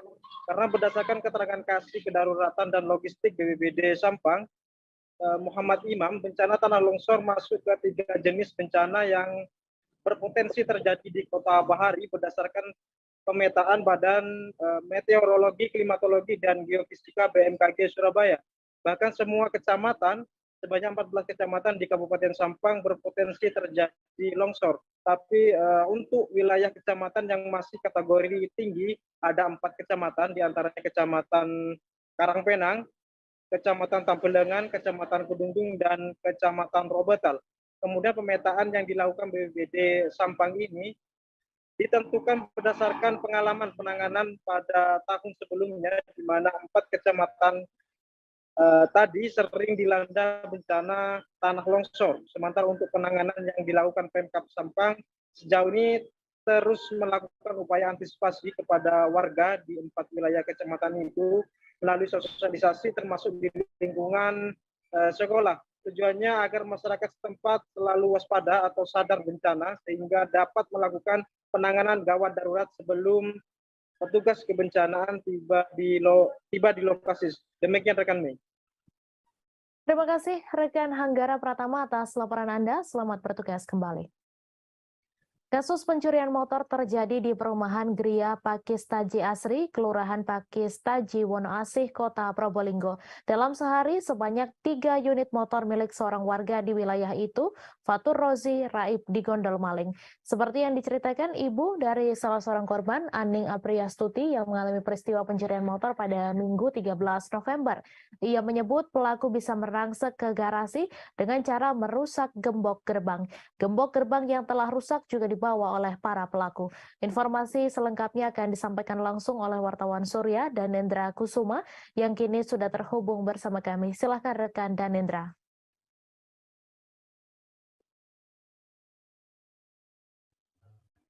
Baik rekan Mei, peristiwa pencurian motor terjadi pada Minggu sekira pukul 1. Sebanyak 3 motor milik warga Gria Pakistaji Asri, Raib digondol maling. Kala itu pemilik maupun keluarga yang tinggal di rumah tersebut sedang tertidur lelap. Peristiwa pencurian ini baru diketahui pada pukul 4:30 saat pemilik tengah melakukan aktivitas. Ia melihat garasi maupun pintu rumah sudah terbuka dan juga 3 motor yang terparkir di dalam garasi juga raib. Pemilik mencurigai bila pelaku ini tergolong spesialis karena saat menjalankan aksinya para pelaku ini cukup rapi, tidak ada suara saat proses merusak gembok maupun saat proses merusak rumah kunci dengan kunci T, rumah kunci motor maksud saya. Saat ini pemilik motor sudah melaporkan kejadian ini ke polisi dan polisi sudah datang ke TKP untuk melakukan olah TKP dan meminta keterangan korban. Saat ini kasus pencurian 3 motor ini sedang diselidiki oleh pihak polisian. Begitu, Mei. Baik, terima kasih rekan Danendra atas laporan Anda. Selamat bertugas kembali. Pasangan suami istri bernama Randa dan Leni sudah ditetapkan tersangka atas dugaan kasus pencurian. Warga Dusun Kelekak Usang, Desa Perawas, Kecamatan Tanjung Pandan, Kabupaten Belitung tersebut dilaporkan melakukan pencurian di 2 lokasi berbeda. Di antaranya rumah yang beralamat di Perumahan Garden City, Desa Dukong, dan rumah kosong di Desa Buluh Tumbang. Informasi selengkapnya akan disampaikan langsung oleh wartawan Pos Belitung, Dede Suhendar, yang kini sudah terhubung bersama kami. Silakan rekan Dede. Ya, baik Mei dan Tribuners, semenjak ditetapkan sebagai tersangka 2 pasangan suami istri yang diketahui bernama Randa dan Leni terus diperiksa oleh penyidik Satreskrim Polres Belitung. Berdasarkan hasil pemeriksaan sementara ini, terdapat 2 laporan kepolisian yang menjadi lokasi kejadian atas kasus pencurian tersebut. Untuk TKP yang pertama itu sebuah rumah yang terletak di Perumahan Garden City di Desa Dukong, Kecamatan Tanjung Pandan, Kabupaten Belitung. Sedangkan untuk TKP yang kedua itu sebuah rumah kosong yang terletak di Desa Bulu Tumbang, Kecamatan Tanjung Pandan, Kabupaten Belitung. Berdasarkan keterangan dari Kasubsi Penmas Humas Polres Belitung, Ibda Belipinam menjelaskan sebenarnya untuk lokasi pencurian ini memang sekitar 5-8 titik. Namun untuk korban lainnya memilih tidak melaporkan kejadian tersebut kepada pihak kepolisian, tetapi mereka hanya mengambil barang bukti yang sudah diamankan di Polres Belitung. Ia menjelaskan untuk motif pasangan suami istri ini melakukan pencurian di beberapa lokasi itu dengan alasan ekonomi untuk memenuhi kebutuhan hidup mereka sehari-hari. Sedangkan untuk deretan barang bukti yang sudah dijual itu memang baru beberapa jenis saja, terutama untuk barang-barang yang memang cepat laku dijual, seperti mesin air dan beberapa jenis besi-besi bekas. Kemudian kedua pasangan suami istri ini saat ini akan diancam dengan hukuman sesuai dengan pasal 363 ayat 1, ke-4, ke-5, dan ke-3 jungto pasal 64 KUH pidana dengan ancaman 7 tahun penjara. Maksud kami sebelumnya untuk lokasi TKP yang pertama di perumahan Garden City itu terjadi pada tanggal 1 Oktober dengan barang bukti yang cukup banyak, mulai dari peralatan rumah tangga hingga barang-barang elektronik. Namun untuk TKP yang kedua itu pelaku hanya berhasil mengambil 1 unit genset karena memang TKP kedua ini merupakan rumah kosong. Untuk sementara ini kedua tersangka masih ditahan di Mapolres Belitung dan menunggu untuk proses hukum selanjutnya. Demikian, Mei. Terima kasih rekan Dede atas laporan Anda, dan Tribunars, wartawan kami juga telah menghimpun wawancara dengan Kasubsi Penmas Humas Polres Belitung. Berikut tayangannya untuk Anda. Kronologi kejadian LP1 pada hari Sabtu tanggal 01 Oktober 2022 sekira pukul 17 WIB, korban kembali dari kediaman kakak kandungnya Maringka Yadi menuju kediamannya di perumahan Garden City, Desa Dukong, Kecamatan Tanjung Pandan, Kabupaten Belitung. Kemudian korban masuk ke rumahnya dan melihat bahwa jendela kamar belakang rumah sudah dalam keadaan terbuka dan menemukan bahwa kasur kamar dan lemari baju sudah dalam keadaan berantakan. Kemudian korban mengecek lagi ke bagian dapur dan menemukan perabotan rumah tangga sudah hilang. Atas kejadian tersebut, korban melaporkan ke SPKT Polres Belitung untuk ditindaklanjuti. Salah satu rumah di Desa Sungai Ketapi RT 3 Kecamatan Paringin Kabupaten Balangan menjadi viral saat pemiliknya yakni Ardiansyah mengunggah bagian dalam rumah ke akun TikTok dan akun Instagram serta YouTube miliknya pada beberapa waktu lalu. Ardiansyah yang juga merupakan selebgram di Balangan sekaligus seleb TikTok dengan pengikut mencapai puluhan ribu tersebut sukses menggait penontonnya pada bagian isi rumahnya yang dihuni sang ayah. Bangunan rumahnya tidak banyak berbeda dibanding rumah pada umumnya. Namun yang menjadi keunikan tersendiri ialah adanya pohon nangka yang tertanam di tanah berada pada bagian ruang tamu rumah tersebut. Informasi selengkapnya akan disampaikan langsung oleh wartawan Banjarmasin Pos, Isti Rohayanti yang kini sudah terhubung bersama kami. Silakan rekan Isti. Baik, terima kasih rekan Mei. Jadi pada beberapa waktu lalu memang ada berita viral tentang pohon yang tumbuh di dalam rumah warga, tepatnya di Desa Sungai Ketapi, Kecamatan Paringin, Kabupaten Balangan. Dan di dalam rumah ini sebelumnya adalah kebun. Jadi sebelum rumah itu dibangun, tempat tersebut merupakan kebun yang dimiliki oleh Ardiansyah. Dan Ardiansyah ini adalah salah satu selebgram yang ada di Kabupaten Balangan. Nah, untuk beberapa pohon yang ada di dalam rumah, jadi ada beberapa pohon di dalam rumah, salah satunya itu ada pohon nangka, tepat di bagian ruang tamu, lalu ada juga pohon di bagian kamar, di kamar utama, ada pohon cempedak, lalu ada pohon di kamar lainnya juga, pohon hambawang. Dan setiap musimnya, pohon ini akan selalu berbuah, dan juga ada kalanya pohonnya matang dan berguguran di rumah. Meski begitu, untuk buah-buah yang ada di dalam rumah ini, buah-buah di pohon yang ada dalam rumah ini selalu dimanfaatkan untuk dimakan atau dibagikan ke warga setempat karena memang buahnya masih normal, dalam artian masih dalam keadaan manis dan tidak ada masalah walaupun pohonnya berada di dalam rumah. Dan salah satu keunikan dari rumah ini, meski belum selesai dibangun, sang ayah dari Ardiansyah memilih untuk tetap menyayangi pohon-pohon tersebut hingga nanti pohonnya tidak menghasilkan buah lagi. Sebelumnya juga keberadaan pohon ini dipilih untuk tetap berada di dalam rumah karena memang buah yang dihasilkan cukup banyak, dan biasanya dari warga luar, maksudnya daerah dari luar, dari kabupaten lain berkunjung ke rumah Ardiansyah ini, dan tentunya rumah Ardiansyah ini dibuka secara umum dan gratis. Bahkan walaupun tidak ada orang di rumah, pintu rumah selalu dibuka bagi orang-orang yang ingin melihat pohon nangka atau pohon lainnya yang ada di dalam rumah milik Ardiansyah. Begitu rekan Mei. Baik, terima kasih rekan Isti atas laporan Anda, dan Tribunars, wartawan kami juga telah menghimpun wawancara dengan pemilik rumah. Berikut tayangannya untuk Anda. Mas Ardi, ini boleh ceritain nggak sih kenapa nih ada pohon di dalam rumah? Karena pas saat pembangunan pohon itu sudah ada lebih dulu. Jadi dimasukkan ke dalam rumah itu waktu itu karena pohonnya berbuah lebat, jadi sayang untuk ditebang. Jadi dimasukkan aja ke dalam rumah. Itu memang keinginan dari Abah kah atau seperti apa? Dari Abah. Dari Dan sudah dipikirkan dari yang apakah ini mengganggu yang apa ya? Apakah ini bisa merusak bangunan? Sudah diantisipasi. Sudah diantisipasi dengan cara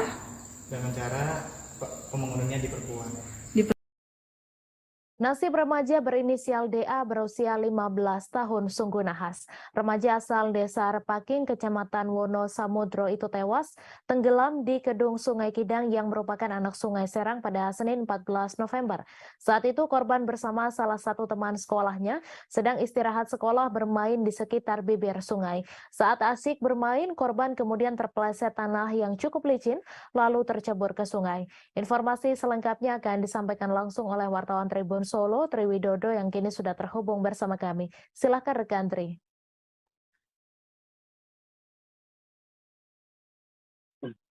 Ya, Mei dan Tribuners, dapat kami laporkan dari PLI di mana pada hari Senin kemarin tanggal 14 November tahun 2022 telah terjadi kecelakaan.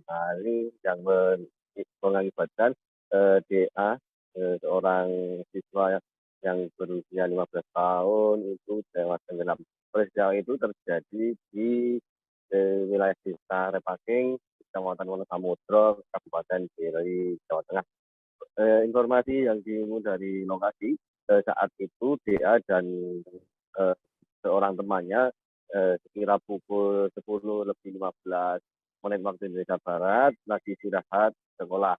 Kemudian keduanya bermain di sekitar kedung yang merupakan atau cekungan dari sebuah sungai yang memiliki kedalaman lebih dalam ketimbang sungai ataupun aliran sungai yang lain.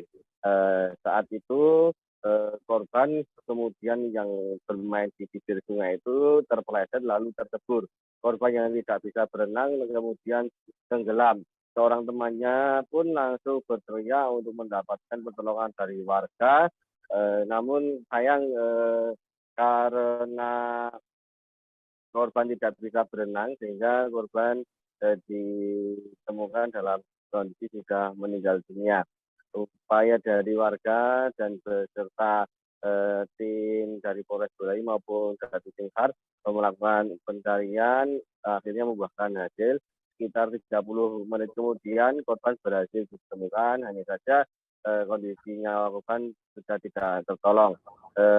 Melihat kejadian ini, Suherman selaku Kabid Kedaruratan dan Logistik BPBD Boyolali mengimbau kepada seluruh warga masyarakat untuk saat ini tidak bermain di bibir sungai karena mengingat intensitas hujan yang terus mengguyur menjadikan kawasan ataupun tanah di sekitar bibir sungai menjadi licin dan beresiko untuk terjadinya kecelakaan air.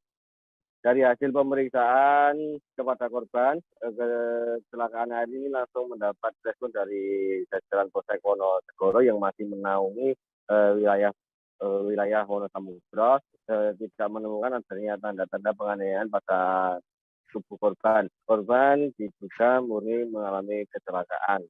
Baik. Baik, terima kasih rekan Tri Widodo atas laporan Anda. Selamat bertugas kembali. Dua pekerja tambang pasir Timah Parit 9 Desa Gadung, Kecamatan Tobo Ali, Bangka Selatan mengalami laka tambang di kolong mekanik Desa Keposang.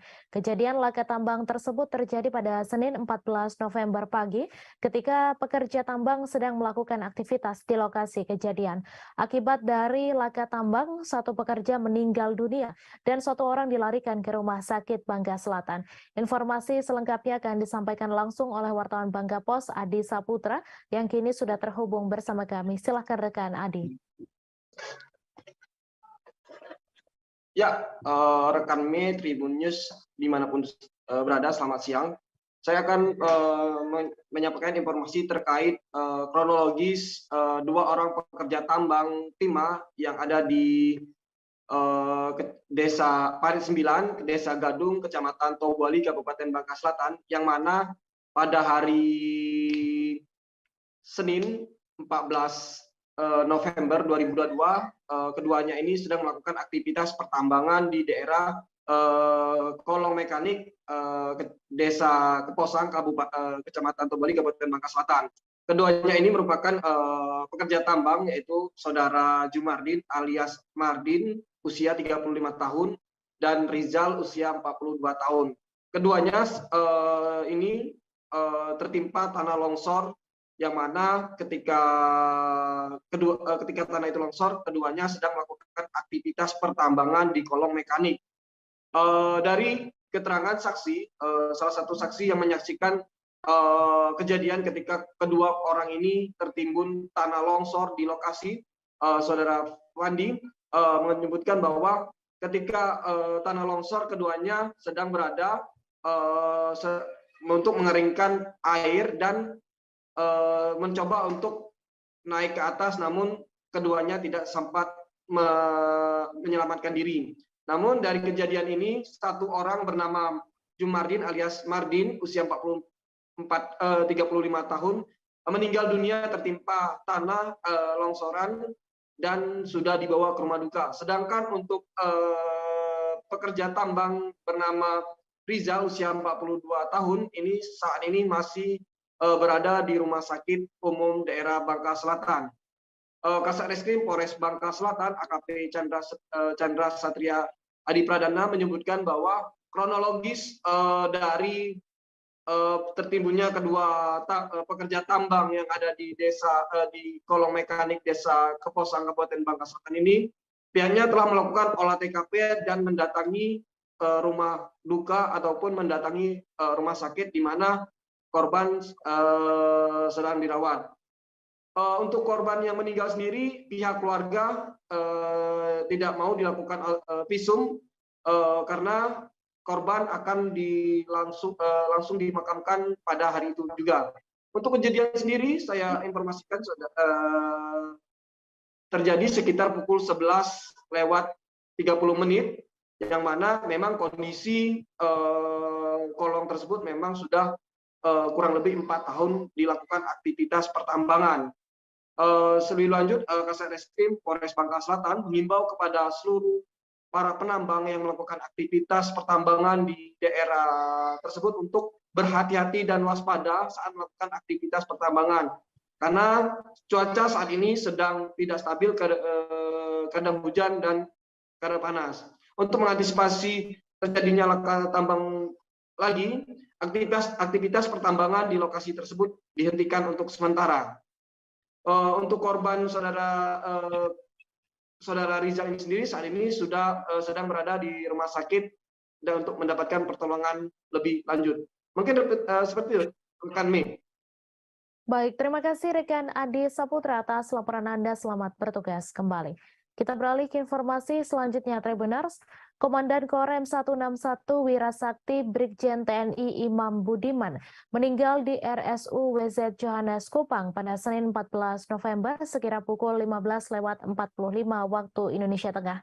Kasrem 161 Wirasakti Kolonel Simon P. Kamlasi mengatakan bahwa penyebab dan Rem 161 Wirasakti meninggal karena mengalami serangan jantung. Menurut Kasrem Simon, pada pagi hari beliau masih jogging atau olahraga pagi. Setelah itu masih sempat mengikuti kegiatan Persit KCK Korem 161 Wirasakti. Informasi selengkapnya akan disampaikan langsung oleh wartawan Pos Kupang, Ray Rebon, yang kini sudah terhubung bersama kami. Silakan rekan Ray. Baik rekan Mei, selamat sore Tribuners. Dari Kupang, Nusa Tenggara Timur, dapat saya laporkan bahwa Komandan Korem 161 Wirasakti Kupang, Brigjen TNI Imam Budiman telah menghembuskan nafas terakhir di Rumah Sakit Umum WZ Johannes Kupang pada hari Senin 14 November 2022 atau kemarin sekira pukul 15:45 WITA atau pukul 3 sore waktu Indonesia Tengah. Almarhum Komandan Korem 161 Wirasakti Kupang meninggal akibat serangan jantung yang dialaminya. Kepada awak media, Kasrem 161 Wirasakti Kupang Kolonel Simon P. Kamlasi mengatakan bahwa penyebab Danrem 161 Wirasakti Kupang, Imam Budiman, meninggal akibat serangan jantung yang dialaminya. Menurut Kasrem Simon, pada pagi hari almarhum masih sempatkan diri untuk melakukan kegiatan olahraga yakni jogging atau olahraga pagi. Setelah kegiatan olahraga pagi, almarhum masih menyempatkan diri untuk mengikuti kegiatan Persit KCK Korem 161 Wirasakti Kupang. Almarhum masih sempat memberikan pengarahan saat kegiatan Persit dan kondisinya sehat bugar, tambah dia. Ia melanjutkan bahwa pada siang harinya almarhum mengeluh sakit. Kemudian ia berpikir bahwa apa yang dialaminya hanya mengalami masuk angin. Sehingga kemudian menjalani perawatan di rumah sakit hingga mengembuskan nafas terakhirnya di rumah sakit RSU WC Johannes Kupang. Selain itu, berdasarkan pantauan jenazah almarhum Imam Budiman dari rumah sakit menuju Makorem 161 Wirasakti Kupang. Sampai di Aula Sudirman, Korem 161 Wirasakti Kupang, jenazah Danrem Imam Budiman langsung diletakkan dan ditutup menggunakan bendera merah putih. Selain itu, para anggota Korem 161 Wirasakti Kupang melakukan sholat jenazah terhadap almarhum Danrem 161 Wirasakti. Setelah itu, almarhum pun akan diberangkatkan menggunakan pesawat dari Bandara El Tarik Kupang ke Jakarta.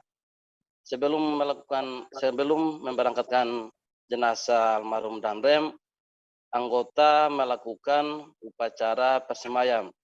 Sekira pukul 23 WITA, jenazah almarhum langsung dibawa ke Bandara El Tarik Kupang untuk dikirim menggunakan pesawat yang sudah disiapkan oleh anggota TNI Korem 161 Wirasakti Kupang. Demikian rekan Mei. Baik, terima kasih rekan Rey atas laporan Anda. Selamat bertugas kembali. Kita beralih ke informasi selanjutnya, Tribuners. Fernando Rodriguez Ortega menunjukkan kerja kerasnya dalam laga uji coba Johor Darul Ta'zim versus Persisolo di Stadion Sultan Ibrahim pada Sabtu 12 November. Ia tak hanya berurusan soal mencetak gol, namun juga membantu pertahanan Persisolo. Momen pressing Fernando terjadi saat JDT mencoba membangun serangan dari kiper atau lini belakang mereka sejak menit pertama babak pertama, misalnya saat menit ke-1. Informasi selengkapnya akan disampaikan langsung oleh wartawan Tribun Solo, Adi Surya Samudra, yang kini sudah terhubung bersama kami. Silakan rekan Adi. Ya, baik rekan, seperti yang disebutkan sebelumnya, memang Fernando Rodriguez memiliki peran yang cukup vital di bagian Persisolo, khususnya dalam membangun serangan dan membantu pertahanan Persis sendiri, dan itu juga sudah dia perlihatkan pada saat laga uji coba kemarin melawan Johor Darul Ta'zim di Stadion Sultan Ibrahim Sabtu 12 November 2022. Dan di sana memang terlihat Fernando sering naik turun untuk membantu pertahanan, bahkan juga menjadi salah satu pusat serangan dari Persisolo. Dan dengan pergerakannya tersebut sendiri, Fernando pun juga berhasil menceploskan satu gol ke gawang JDT. Dan itu juga berkat umpan yang dilepaskan dari Alexis Mesidoro kepadanya. Adapun Rasiman itu mengapresiasi kerja keras yang dilakukan oleh Fernando Rodriguez sendiri. Dia mengatakan bahwa Fernando itu merupakan salah satu aset penting yang dimiliki Persisolo saat ini. Dan mungkin yang bisa saya sampaikan kembali ke rekan Mei. Baik, terima kasih rekan Adi Surya atas laporan Anda. Selamat bertugas kembali. Kita beralih ke informasi selanjutnya, Tribuners. Pembangunan Sungai Sekanak Lambi Daro Palembang tak sesuai target akibat banyak hambatan karena progresnya masih rendah. Diketahui progres pembangunan proyek tersebut akan rampung di akhir tahun 2022 yang telah menelan dana hingga 70 miliar rupiah. Usai penuntasan proyek Sungai Sekanak Lambidaro tahap pertama dengan panjang 2,5 km, kali ini pemerintah Kota Palembang kembali melanjutkan proyek Sungai Sekanak Lambidaro untuk tahap kedua, yakni dari Palembang Indah Mall hingga ke kantor DPRD Sumatera Selatan. Informasi selengkapnya akan disampaikan langsung oleh wartawan Tribun Sumsel, Widya, yang kini sudah terhubung bersama kami. Silahkan rekan Widya. Baik, terima kasih rekan Mei. Ini pembangunan Sungai Sekanak Lambidaro Kota Palembang pada tahap kedua itu tidak sesuai dengan target karena banyak hambatan dikarenakan progresnya yaitu juga masih rendah. Diketahui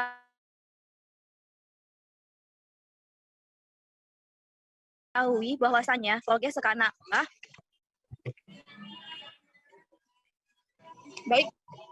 diketahui bahwasannya progres pembangunan proyek tersebut akan rampung di akhir tahun 2022 yang telah menelan dana besar sebesar 70-an miliar. Akan tetapi pada saat ini sampai dengan sekarang progres dari Sungai Sekanak Lambidaro itu sampai saat ini belum terselesaikan.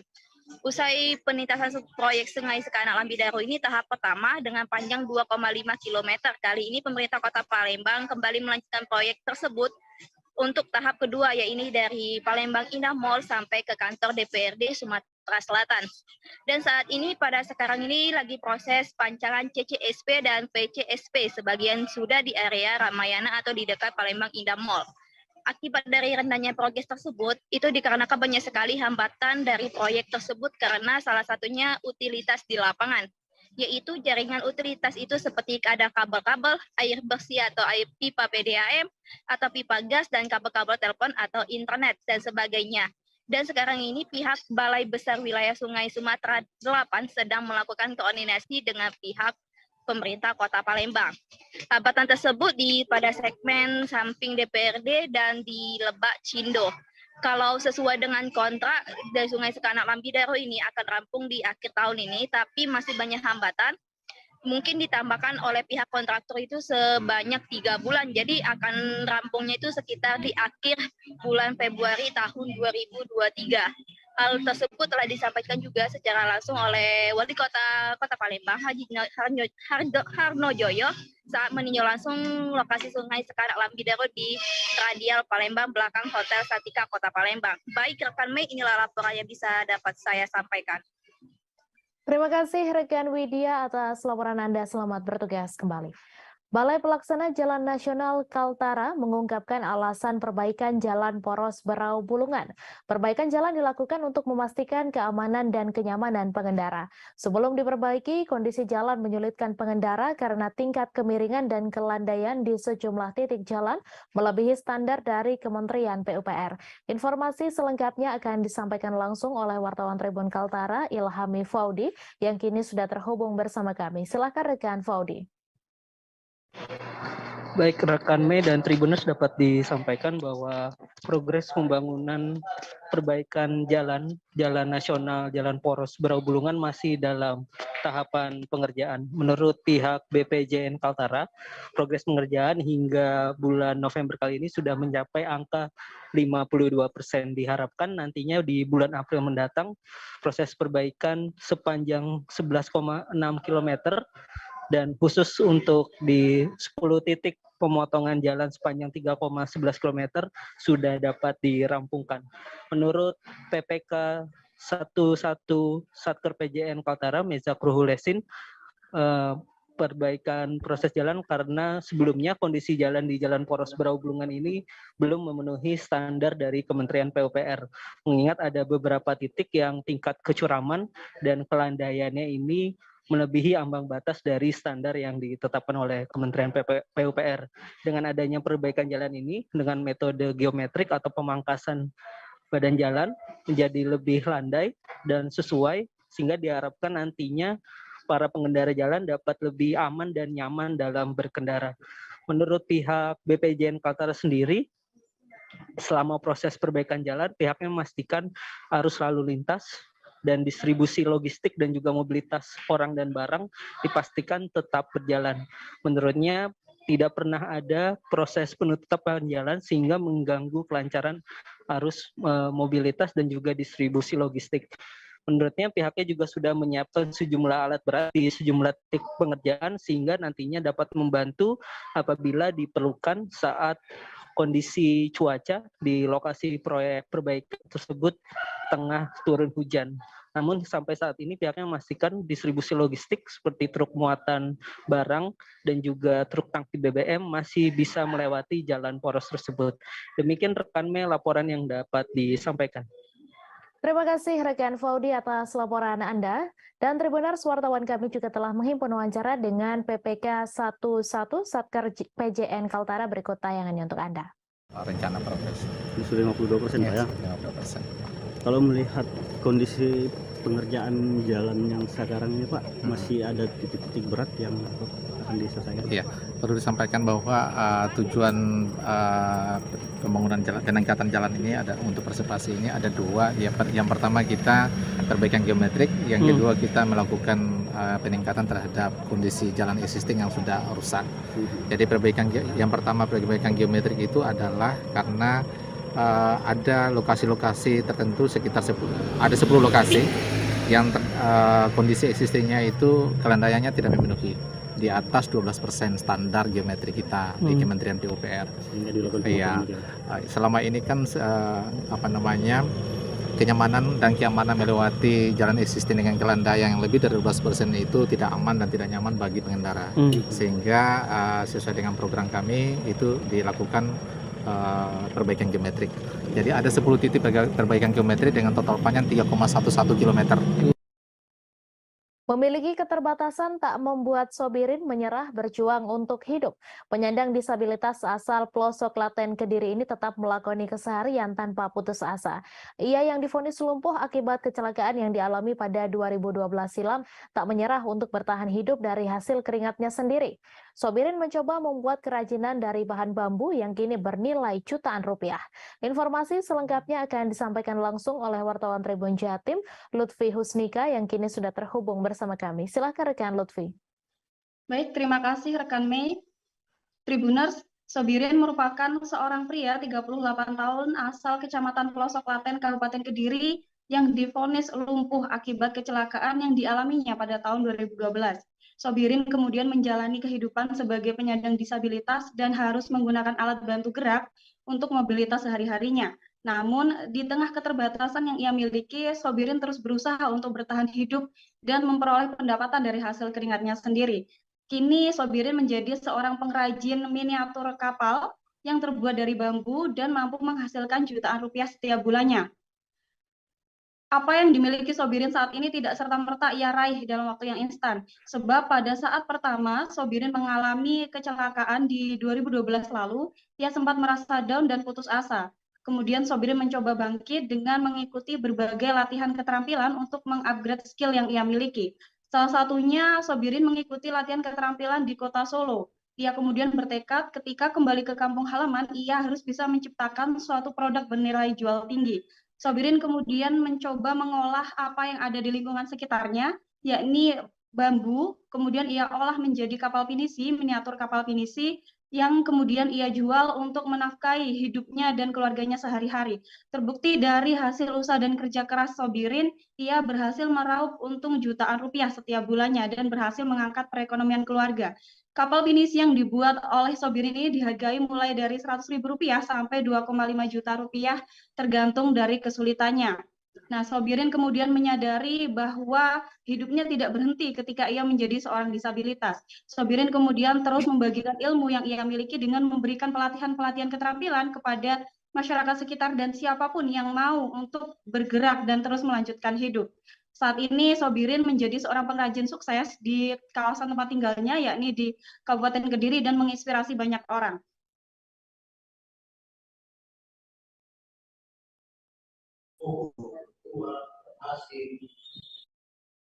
Baik, terima kasih rekan Lutfi atas laporan Anda. Selamat bertugas kembali. Tim film dengan pesan toleransi beragama dan edukasi kearifan Indonesia berjudul Uti Dengkeke mengunjungi Tribun Manado pada Senin 14 November. Kunjungan mereka kali ini untuk menghadiri podcast Tribun Manado.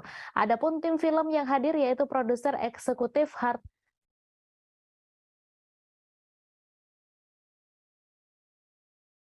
Victoria Burhanuddin dan Bimo DJ. Kedatangan mereka disambut langsung pemimpin perusahaan Tribun Manado, Riyadianto Tunandi. Informasi selengkapnya akan disampaikan langsung oleh wartawan Tribun Manado, Randy Umar, yang kini sudah terhubung bersama kami. Silakan rekan Randy. Oke, baik semuanya Tribuners dimanapun Anda berada. Jadi saya dari Manado, Sulawesi Utara, akan melaporkan hasil liputan saya pada hari kemarin, di mana ada salah satu film yang saat ini akan segera tayang pada 17 November nanti, yaitu film Putih dan Keke. Nah, Tribuners, di sini para pemain-pemain filmnya datang di tim film, maksud saya tim dan para pemain film datang di Tribun Manado, dan mereka melaksanakan kegiatan podcast ya, podcast, dan podcastnya juga sudah tayang kemarin di Tribun Manado Facebook dan YouTube Tribun Manado Official. Nah, dari hasil beberapa selingan yang saya dengar dan tujuan mereka menyampaikan bahwa film ini akan tayang, akan segera rilis di bioskop, yaitu di 2 kota, yaitu di Kota Manado dan Gorontalo. Nah, menariknya film ini akan tayang memberi pesan tentang toleransi umat beragama ya, Tribuners. Jadi memberikan kesan bahwa menunjukkan bahwa daerah Sulawesi Utara ini memang sejak dulu memang terkenal dengan kerukunan umat beragama. Dan di sini ada beberapa artis yang hadir. Artis utama yaitu salah satunya adalah komika asal Sulawesi Utara yang sudah terkenal saat di Indonesia, atau biasa disebut Roni Manuel atau dikenal dengan nama Mongol. Terus juga ada artis-artis lain, ada juga Didik Roa yaitu juga dia influencer dari Sulawesi Utara, dan juga ada salah satu artis cilik yang saat ini sementara juga bersekolah dia ya, tapi dia terlibat dalam film ini. Ada juga Tante Lala. Nah, jadi Tribuners bisa menyaksikan langsung tanggal 17 November. Dan intinya tujuan dari film ini untuk memberi pesan kepada seluruh Indonesia bahwa orang semua warga Indonesia harus hidup dengan toleransi umat beragama, bersama-sama bergandengan tangan menjaga kerukunan di Indonesia. Terima kasih Tribuners, itu saja yang bisa saya laporkan dari Kota Manado, Sulawesi Utara, dan selamat sore. Terima kasih rekan Randy Umar atas laporan Anda. Selamat bertugas kembali. Mayat ABK Fajar ditemukan terapung di perairan Sei Panjang Sebatik, Kabupaten Nunukan pada Selasa 15 November. Sebelumnya seorang ABK diduga jatuh dari kapal tugboat SPOB Cahaya Sopeng Indra 1 di perairan Sei Panjang Sebatik, Kabupaten Nunukan pada Minggu 13 November. Saat ditemukan petugas, posisi mayat ABK Fajar dalam keadaan telungkup. Kendati demikian, wajah korban masih dapat dikenali. Informasi selengkapnya akan disampaikan langsung oleh wartawan Tribun Kaltara, Febrianus Felis, yang kini sudah terhubung bersama kami. Silakan rekan Felis. Baik, kami dan Tribuners dapat saya laporkan bahwa mayat ABK bernama Fajar, usia 25 tahun, ditemukan terapung di perairan Sungai Panjang Sebatik, Kabupaten Nunukan, Kalimantan Utara pada Selasa hari ini, pukul 8:45 waktu Indonesia Tengah. Diberitakan sebelumnya memang ABK bernama Fajar ini diduga jatuh dari kapal tugboat SPOB Cahaya Sopeng Indra 1 yang memuat BBM, bahan bakar minyak dari Tarakan menuju Nunukan, tepat di perairan Sei Panjang Sebatik, Kabupaten Nunukan. Menurut Kepala Kantor SAR Tarakan, Syahril mengatakan mayat ABK Fajar ditemukan oleh tim SAR gabungan di perairan Sungai Panjang Sebatik dengan radius 3 nm heading 8 arah timur. Saat ditemukan petugas, posisi mayat ABK Fajar dengan posisi terlungkup, dan wajah korban saat itu memang masih bisa dikenali. Tubuh korban memang mengalami sedikit pembekakan, layaknya seperti mayat yang tenggelam beberapa hari lalu, dan organ tubuh untuk korban sendiri masih lengkap. Selanjutnya, mayat ABK Fajar langsung dievakuasi ke rumah sakit di Sebatik. sedikit menyampaikan kronologis, menurut Syahril malam itu kapal tungboat SPOB Cahaya Sopeng Intra 1 memuat BBM dari Tarakan. Saat kapal mulai mendekat ke jembatan PLBN Sepancang, Sebatik, rekan ABK Fajar mendengar bunyi seperti barang jatuh ke air dari belakang kapal. Mendengar itu, rekan ABK lainnya bergegas ke belakang kapal namun tak melihat apa-apa. Mereka akhirnya sadar kalau ABK Fajar tidak ada di kapal dan malam itu langsung mencari tapi hasilnya nihil. Pencarian ABK Fajar sempat dilanjutkan keesokan harinya oleh personel Polairut Polres Nunukan bersama TNI AL Nunukan termasuk ABK kapal lainnya. Namun keberadaan Fajar 1 hari kemarin belum ditemukan dan diketahui ABK Fajar ini beralamat KTP di Desa Padatuo, Kecamatan Tendra, Kabupaten Bone, Sulawesi Selatan. Unsur yang terlibat dalam pencarian ABK Fajar yaitu Tim Rescue Posar Nunukan, BBD Nunukan, ABK Tugboat SPOB, dan masyarakat termasuk keluarga korban sendiri. Operasi SAR sudah dinyatakan selesai dan diusulkan untuk ditutup. Unsur yang terlibat dalam pencarian juga dikembalikan ke kesatuan masing-masing. Demikian laporan sempurna dari Nunukan ke Medis. Terima kasih rekan Felis atas laporan Anda. Selamat bertugas kembali. Polisi melarang nonton bareng Piala Dunia 2022 di Kota Ambon yang berpotensi ricuh. Hal ini ditegaskan Kapolresta Pulau Ambon, Kombes Pol Raja Arthur Simamora. Ia menegaskan tidak akan memberi izin nobar Piala Dunia 2022 yang berpotensi ricuh. Untuk itu saat ini para Kapolsek dan Babin Kamtipmas sudah diperintahkan dari jauh hari agar memberikan sosialisasi kepada fans bola di Kota Ambon. Informasi selengkapnya akan disampaikan langsung oleh wartawan Tribun Ambon, Alvin Risanto yang kini sudah terhubung bersama kami. Silakan rekan Alvin. Iya, baik. Terima kasih rekan Mary. Jadi pihak kepolisian Polresta Pulau Ambon saat ini tengah melakukan sosialisasi terhadap para fans-fans bola yang ada di Kota Ambon maupun supporter-supporter bola yang ada di Kota Ambon. Hal ini menunjukkan bahwa sebentar lagi akan diadakan Piala Dunia ya pada tanggal 20 nanti. Ini mencegah ada terjadinya perkalian-perkalian antar supporter di Kota Ambon. Bahwa kita tahu sendiri bahwa saat ini Kota Ambon sedang pada 1 minggu kemarin itu tengah di bentrok antar pemuda ya, dan untuk mengantisipasi hal serupa terjadi terhadap supporter-supporter bola di Kota Ambon juga pihak kepolisian saat ini sudah memetakan tempat-tempat mana yang menjadi tempat nonton bola dan tempat-tempat mana yang menjadi daerah rawan akan terjadinya bentrok, dan untuk itu pihak kepolisian yang dalam hal ini Kapolresta Pulau Ambon sudah menggelar rapat dengan para Kapolsek ya yang jajarannya untuk menyuruhkan kepada para Kapolsek, kepada Babin Kamtipmas agar memberikan sosialisasi kepada fans-fans bola untuk tidak melakukan hal-hal yang tak diinginkan. Dan pada saat ini juga pihak kepolisian Polresta Pulau Ambon juga tengah melakukan gencar merazia minuman keras ya. Dalam hal ini kita tahu di Kota Ambon sendiri minuman keras ini merupakan salah satu pemicu bentrok yang terjadi antar warga maupun supporter ya. Jadi untuk itu pihak kepolisian dalam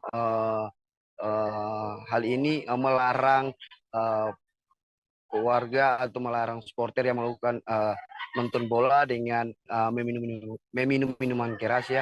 Dan ini untuk apabila ditemukan langsung dilarang di tempat itu, langsung dilarang untuk menonton bola ya untuk Piala Dunia 2022. Namun polisi saat ini juga sudah melakukan pemetaan ya tempat-tempat mana yang menjadi rawan ricu untuk menonton supporter Piala Dunia. Bahwa kita tahu di Piala Dunia di Kota Ambon sendiri fans-fans fanatik ya Belanda ya yang paling banyak di Kota Ambon. Untuk itu pihak kepolisian Polresta Pulau Ambon sedang melakukan sosialisasi kepada fans-fans ini agar kedepannya tidak ada bentrok antar warga antar supporter ya. Begitu rekan Mei. Baik, terima kasih rekan Alvin Risanto atas laporan Anda, dan Tribuners, wartawan kami juga telah menghimpun wawancara dengan Kapolresta Pulau Ambon. Berikut tayangannya untuk Anda. Preventif, saya akan kembangkan semuanya.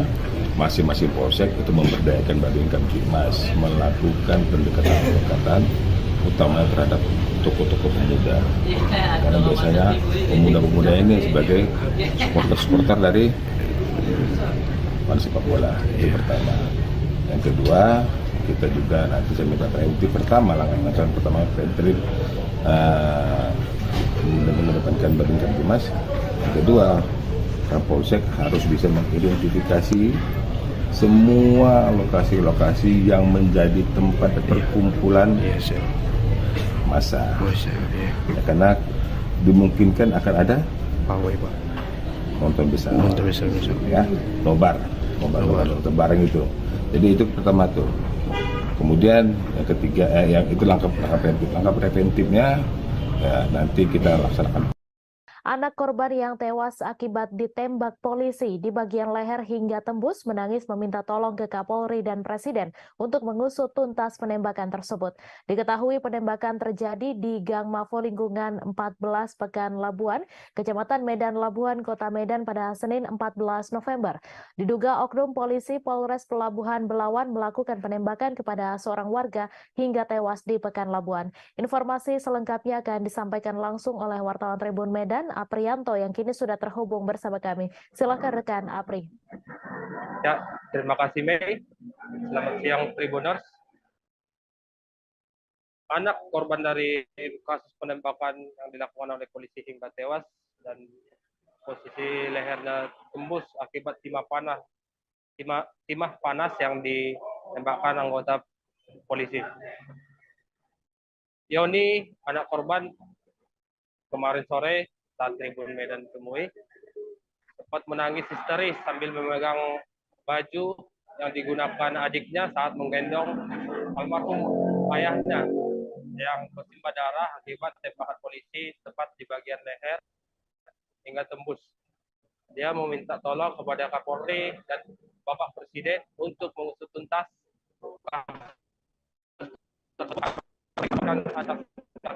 dan terpisah dari abang korban yang menjadi korban tersebut. Abdullah mengatakan pada saat kejadian itu sekitar pukul 9.30 WIB, dia sempat menyaksikan kedatangan 3 oknum polisi dengan berpakaian rapi, berbaju putih, datang ke kediamannya di Jalan Mafo, Lingkungan 14, Kelurahan Pekan Labuan, Medan Labuan, Kecamatan Medan. Ketiga polisi itu saat itu langsung mendatangi korban yang bernama Iwan alias Nasib, yang saat itu sedang duduk di depan rumahnya, yang baru saja selesai mandi. Dari keterangan Asbullah, polisi itu sempat cekcok dengan korban dan sempat melakukan mempiting di bagian leher si korban.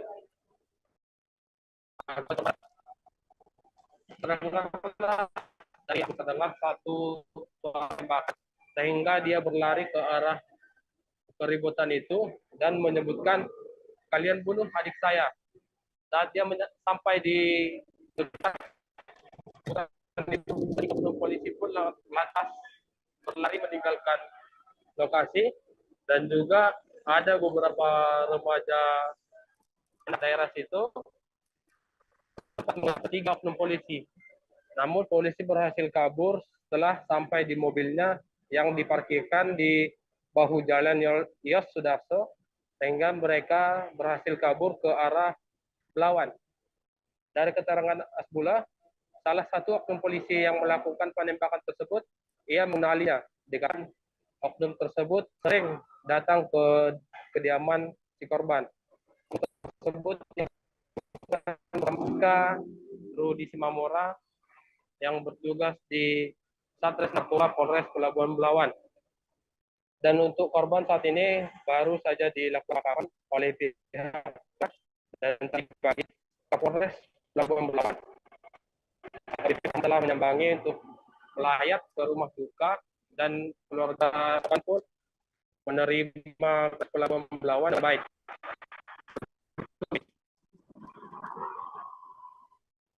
Baik, terima kasih rekan Apri atas laporan Anda, dan Tribuners, wartawan kami juga telah menghimpun wawancara dengan anak kandung korban serta kakak kandung korban. Berikut tayangannya untuk Anda. Coba ceritakan bagaimana kejadian yang menewaskan Bapak itu. Tolong Pak Kapolri, Pak Jokowi. Ayah saya tewas ditembak polisi. Tewas saya Pak. Polisi sekarang anarkis sekali Pak. Tak tahu sebab apa ya Pak. Sampai jebol leher saya Pak ditembak Pak. Tolong bantu kami Pak Kapolri, Pak Jokowi. Kapan kejadiannya itu, Dek? Jam 10 tadi pagi Pak. Jam 10 tadi pagi. Yang nembak siapa, Dek? Nggak tahu Pak. Fotonya ada saya, nggak tahu saya Pak. Namanya nggak polisi tahu? Pak, namanya saya nggak tahu Pak. Polisi mana, Dek? Polisi Pelabuhan Belawan Pak, Polres Pak. Ada berapa orang tadi Bang? 3 orang Pak, 3 orang. Ini yang baju Abang pegang baju apa? Baju ayah saya Pak.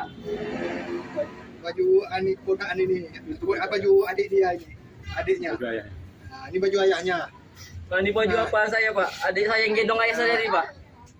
Baju merah itu baju apa, Pak? Baju ayah saya, ini baju ayah saya, ini baju adik apa saya Pak? Adik saya Pak, gendong ayah saya tadi lah Pak.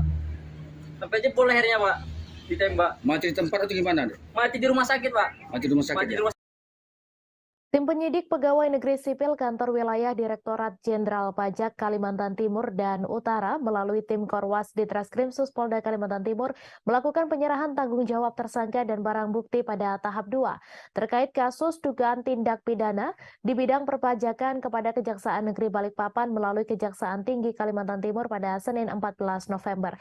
Tersangka berinisial FH yang merupakan pekerja lepas dari CVKP diserahkan ke Kejaksaan Negeri Balikpapan sebagai bentuk tindak lanjut penyelesaian penyalahgunaan pajak yang telah menimbulkan kerugian negara. Informasi selengkapnya akan disampaikan langsung oleh wartawan Tribun Kaltim Ari Nindita yang kini sudah terhubung bersama kami. Silakan rekan Ari. Baik, terima kasih Mei dan Tribuners dimanapun Anda berada. Tim PPNS atau tim penyidik pegawai negeri sipil Kantor Wilayah Direktorat Jenderal Pajak Kalimantan Timur dan Kalimantan Utara atau Kanwil DJB Kaltim Utara melalui tim Korwas Ditreskrim Suspolda Kalimantan Timur melakukan penyerahan tanggung jawab tersangka dan barang bukti atas dugaan tindak pidana di bidang perpajakan. FH diketahui tersangka inisial FA yang merupakan pekerja lepas atau freelance dari CVKP diserahkan ke Kejaksaan Negeri Kejari Balikpapan melalui Kejaksaan Tinggi Kejati Kalimantan Timur. FH diduga kuat telah menggelapkan pajak hingga 1,4 miliar dari CVKP pada masa pajak April 2017 sampai dengan Desember 2018.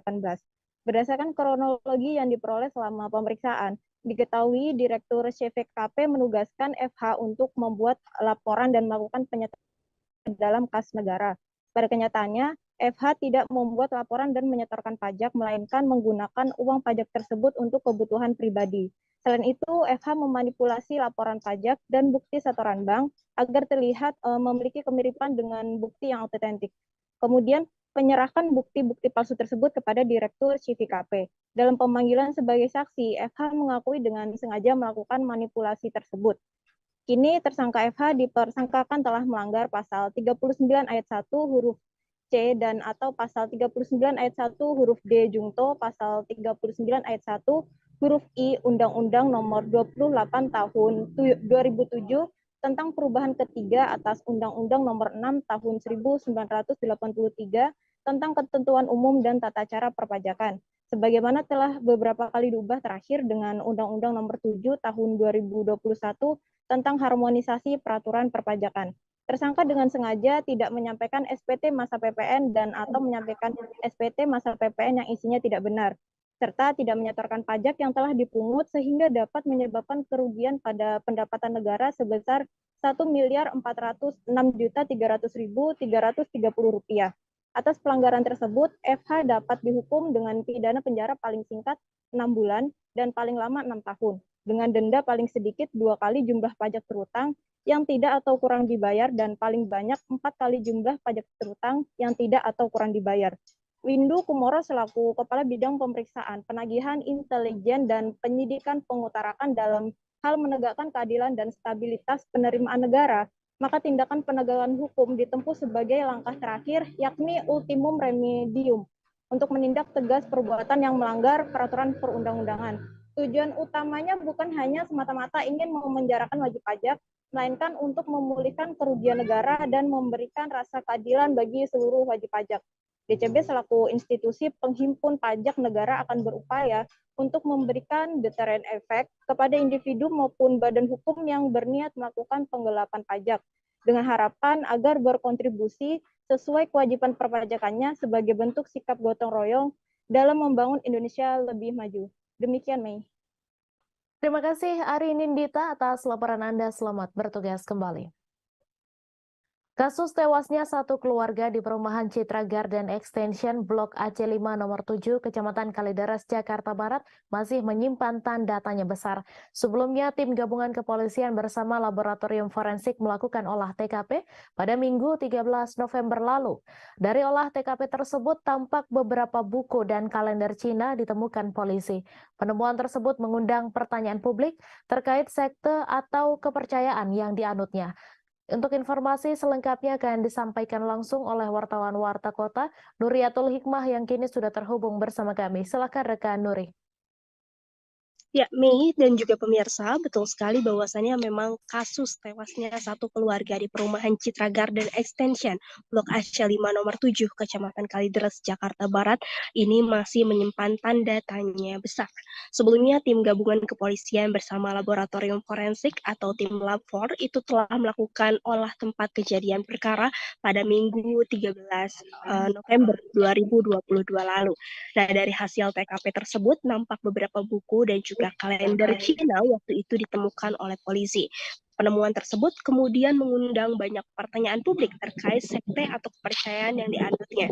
Namun hal itu langsung ditampik oleh Kepala Unit ataupun Kanit Kriminal Umum Polres Metro Jakarta Barat, AKP Afrilendi, yang saat dihubungi pada Senin malam, di mana AKP Afril pada saat itu mengatakan bahwasannya tidak ada sekte-sekte dan memang ada ditemukan beberapa buku, namun memang bukan buku yang berisi tentang sekte-sekte.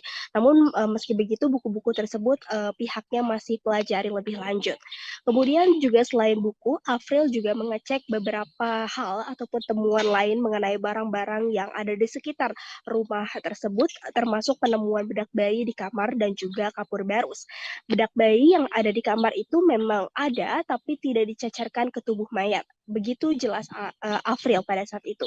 Nah, kemudian untuk kapur barus sendiri memang ditemukan ada beberapa. Namun itu merupakan kapur barus biasa yang biasa ditempatkan di lemari seperti di rumah-rumah dan lain sebagainya. Kemudian juga Afril menyampaikan beberapa temuan barang masih dilakukan pengecekan di laboratorium dan hasilnya masih belum keluar. Lebih lanjut juga beberapa benda lain seperti struk atau bon hutang, ponsel korban, serta temuan lilin itu belum terbukti memiliki kolerasi terhadap penyebab kematian satu keluarga di Kalideres ini. Menurut April, temuan lilin itu sudah dipakai, maksudnya adalah lilinnya itu sudah lilin bekas pakai yang jumlahnya tidak disebutkan berapa, dan kemudian juga menurut April itu biasa lilin yang digunakan untuk antisipasi mati lampu. Sementara itu terkait dengan struk dan juga bon ataupun juga surat wasiat, April mengaku pihaknya tidak menemukan hal tersebut saat olah tempat kejadian perkara. Kemudian juga April kembali menjelaskan terkait dengan temuan-temuan barang saat olah TKP juga akan dikumpulkan di data serta dipilah mana saja yang berhubungan dengan kasus ini. Demikian Mei, kembali kepada Anda. Terima kasih rekan Nuriatul Hikmah atas laporan Anda. Selamat bertugas kembali.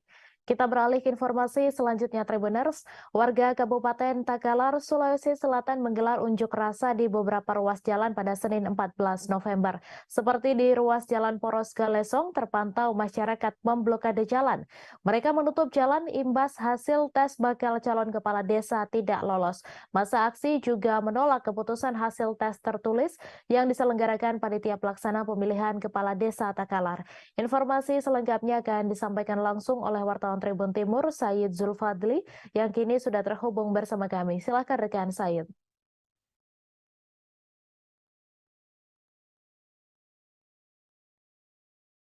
Terima kasih. Di mana aksi unjuk rasa yang dilakukan oleh sejumlah warga di beberapa titik di Kabupaten Takalar itu dipicu oleh hasil pengumuman seleksi Pilkades serentak yang akan digelar dalam waktu dekat ini, di mana hasil tes tertulis tersebut diperuntukkan kepada 19 desa yang diikuti dari calonnya itu ada 147 orang, di mana hasilnya beberapa bakal calon kepala desa ditetapkan tidak lulus tes tertulis oleh panitia pelaksana pemilihan kepala desa di Kabupaten Takalar. Sehingga menurut para warga atau pendukung bakal calon yang dinyatakan tidak lulus seleksi tersebut melakukan unjuk rasa, dan dari masa aksi juga mengatakan bahwa pihaknya menemukan sejumlah kecurangan yang dilakukan oleh panitia pelaksana pemilihan kepala desa di Kabupaten Takalar, di mana awalnya salah satu temuan mereka yakni pihak panitia pelaksana pemilihan calon kepala desa itu memperpanjang waktu pendaftaran Pilkades.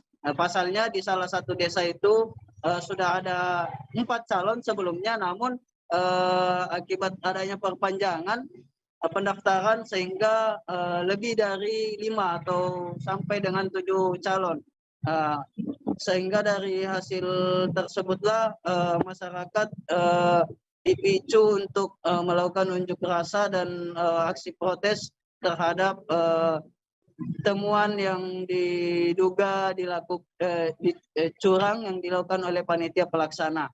Dan selain di Poros Jalan Galesong, aksi unjuk rasa yang telah berlangsung selama 4 hari hingga terhitung sejak hari Sabtu kemarin hingga hari ini itu juga terjadi aksi unjuk rasa di Jalan Trans Sulawesi antara di Poros Takalar menuju Kabupaten Jeneponto dan di kantor DPRD Kabupaten Takalar, di mana pengunjuk rasa juga demikian menolak atau menuntut agar Pilkades yang akan digelar itu ditunda karena banyaknya kecurangan, karena warga atau pendukung para calon yang gagal tes ini menduga banyaknya kecurangan atau kesimpangan yang dilakukan oleh panitia pelaksana pemilihan calon kepala desa. Sehingga kemarin itu DPRD setelah di demo telah melayangkan surat rekomendasi kepada pihak panitia pelaksana pemilihan kepala desa untuk menunda Pilkades yang akan digelar di Kabupaten Takalar. Demikian. Baik, terima kasih rekan Said atas laporan Anda. Selamat bertugas kembali. Satreskrim Polres Aceh Besar mengungkap peredaran puluhan kosmetik tanpa izin di wilayah hukum Polresta Banda Aceh pada Senin 15 November. Dalam pengungkapan tersebut terdapat 92 produk kosmetik yang diamankan oleh petugas. Kapolresta Banda Aceh Kombes Pol Joko Krisdianto melalui Kasatreskrim Polresta Banda Aceh Kompol Fadilah Aditya Pratama mengatakan kasus itu terungkap berawal dari Badan Pengawas Obat dan Makanan melakukan pengawasan penjualan kosmetik tanpa izin di media sosial. Informasi selengkapnya akan disampaikan langsung oleh wartawan Serambi News Indra Wijaya yang kini sudah terhubung bersama kami. Silakan rekan Indra. Baik, terima kasih rekan Mei. Selamat siang Tribuners, dapat kami sampaikan. Satreskrim Polresta Banda Aceh bersama Badan Pengawas Obat dan Makanan BPOM Aceh telah mengamankan barang bukti berupa produk kosmetik sebanyak 92 produk kosmetik di salah satu kecamatan di Kecamatan Darul Kamal, Kabupaten Aceh Besar pada Senin kemarin. Pengamanan itu dilakukan setelah pihak dari Badan BPOM Aceh melakukan pengawasan dan pendataan terkait penjualan kosmetik yang diduga tanpa memiliki izin edar di media sosial. Dari pengawasan itu, pihak dari BPOM menemukan 2 orang tersangka yakni NH dan HG. Mereka merupakan sepasang suami istri yang ketahuan menjual 92 produk kosmetik yang diduga tanpa izin edar dijual secara online dari rumahnya. Setidaknya saat ini pihak kepolisian sudah mengamankan 92 produk kosmetik dengan 2 orang tersangka yakni NH dan HG. Nah, sementara untuk HG sendiri saat ini dilakukan penahanan oleh pihak kepolisian dan istrinya NH tidak dilakukan penahanan lantaran ia masih memiliki bayi balita. Nah, menurut keterangan yang kami terima dari Kasat Reskrim Polres Aceh Besar, Kompol Aditya Fadila Aditya Pratama mengatakan dari 92 produk itu 23 diantaranya sudah dilakukan uji sampel di BPOM Aceh. Nah, dari 23 uji sampel itu ditemukan 15 diantaranya itu mengandung bahan berbahaya seperti kandungan merkuri, asam retinoat, dan hidrokinon. Sementara 13 produk itu sudah terbukti mengandung kandungan merkuri. Saat ini sendiri pihak kepolisian masih terus melakukan pengembangan dan penyidikan terkait kemana saja produk-produk itu dijual dan kemana saja apakah produk itu ada yang diracik sendiri atau tidak. Selain itu berdasarkan penelusuran yang dilakukan oleh pihak kepolisian bahwa diketahui produk yang ditemukan tanpa izin edar itu dibeli pelaku dibeli pelaku dari akun media sosial yakni Shopee yang dengan toko yang beralamat di Sumatera Utara, Medan. Nah, saat ini sendiri pihak kepolisian sudah melakukan penyitaan terhadap barang kosmetik ilegal tersebut. Akibat perbuatannya, HG dan NH terancam kurungan 15 tahun penjara dengan denda paling besar itu 1,5 miliar rupiah. Demikian rekan Mei. Halo rekan Mei.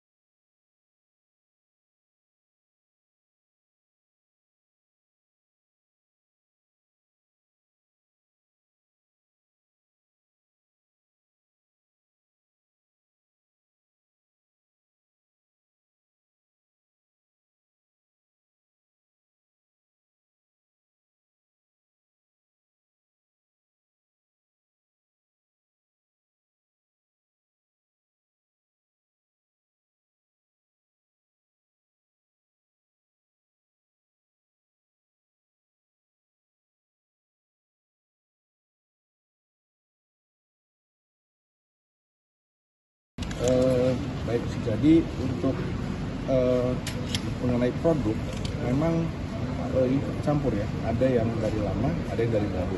Mengenai apakah itu barang dari lama, ya ternyata kita temukan di grosir tersebut masih ada barangnya, gitu. Jadi sekalian ya kita amankan juga.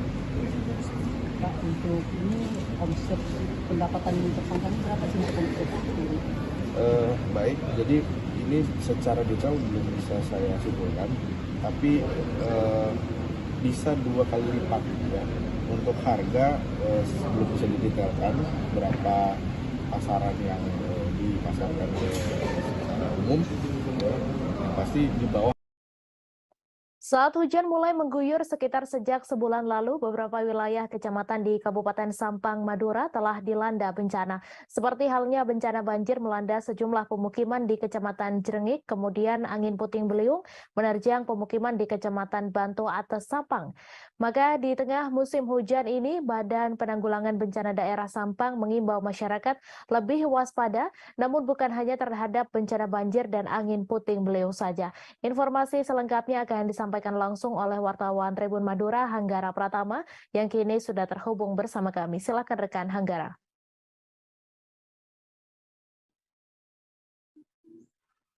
Baik, terima kasih rekan Mei. Jadi memang dengan kondisi cuaca yang saat ini, pemerintah Kabupaten Sampang melalui Badan Penanggulangan Bencana Daerah mewanti-wanti agar masyarakat lebih ekstra waspada terhadap bencana alam karena tidak dapat diprediksi kedatangannya.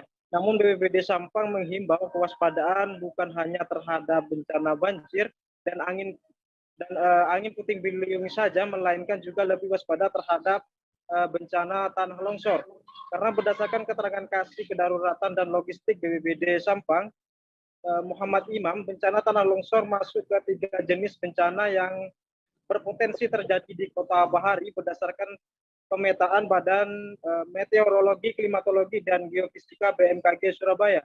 Bahkan semua kecamatan, sebanyak 14 kecamatan di Kabupaten Sampang berpotensi terjadi longsor. Tapi untuk wilayah kecamatan yang masih kategori tinggi, ada 4 kecamatan, diantaranya Kecamatan Karangpenang, Kecamatan Tambelangan, Kecamatan Kedungdung, dan Kecamatan Robetal.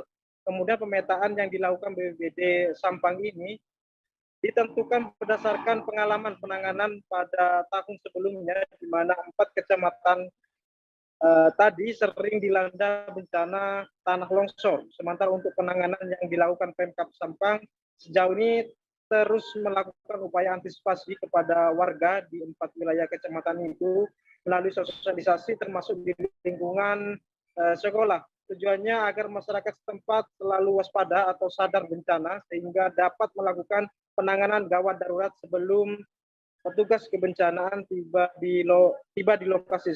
Demikian rekan Mei. Terima kasih rekan Hanggara Pratama atas laporan Anda. Selamat bertugas kembali. Kasus pencurian motor terjadi di perumahan Gria Pakistaji Asri, Kelurahan Pakistaji Wonoasih, Kota Probolinggo. Dalam sehari, sebanyak 3 unit motor milik seorang warga di wilayah itu, Fatur Rozi Raib, digondol maling. Seperti yang diceritakan ibu dari salah seorang korban, Aning Apriastuti, yang mengalami peristiwa pencurian motor pada Minggu 13 November. Ia menyebut pelaku bisa merangsek ke garasi dengan cara merusak gembok gerbang. Gembok gerbang yang telah rusak juga dibawa oleh para pelaku.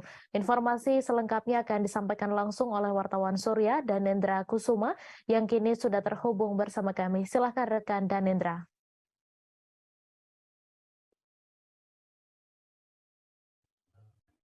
Baik rekan Mi, peristiwa pencurian motor terjadi pada Minggu sekira pukul 1.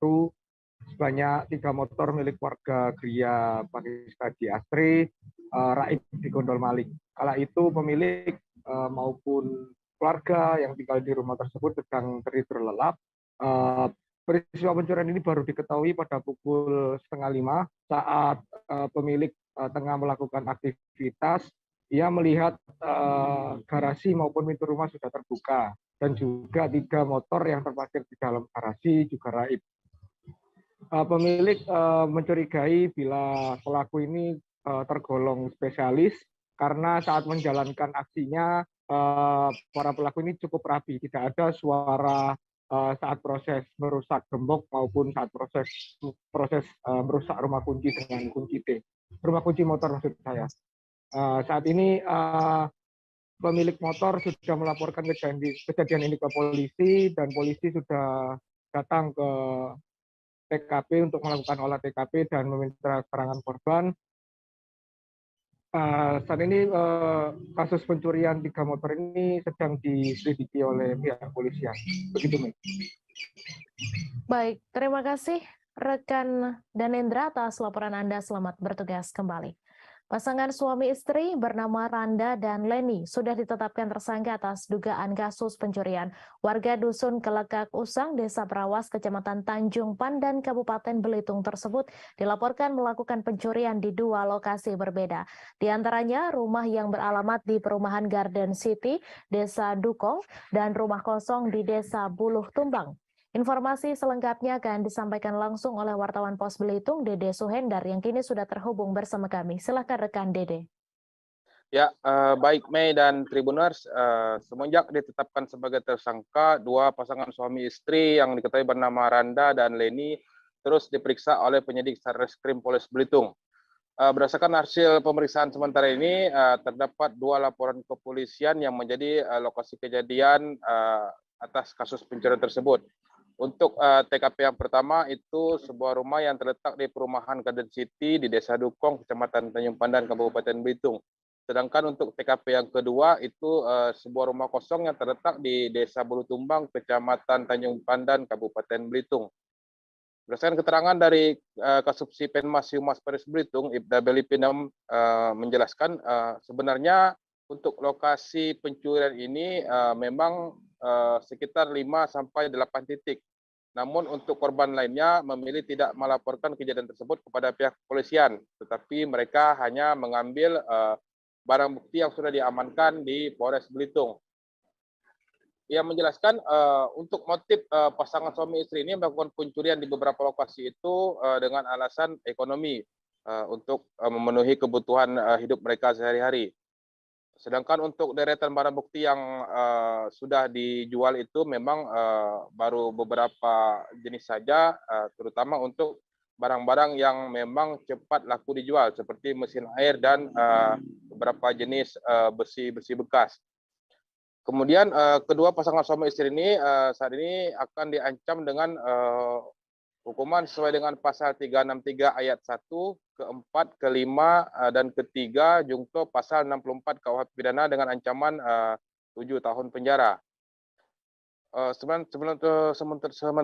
Maksud kami sebelumnya untuk lokasi TKP yang pertama di perumahan Garden City itu terjadi pada tanggal 1 Oktober dengan barang bukti cukup banyak mulai dari peralatan rumah tangga hingga barang-barang elektronik. Namun untuk TKP yang kedua itu pelaku hanya berhasil mengambil 1 unit genset karena memang TKP kedua ini merupakan rumah kosong. Untuk sementara ini kedua tersangka masih ditahan di Mapolres Belitung dan menunggu untuk proses hukum selanjutnya. Demikian, Mei. Terima kasih rekan Dede atas laporan Anda, dan Tribuners, wartawan kami juga telah menghimpun wawancara dengan Kasubsi Penmas Si Humas Polres Belitung. Berikut tayangannya untuk Anda.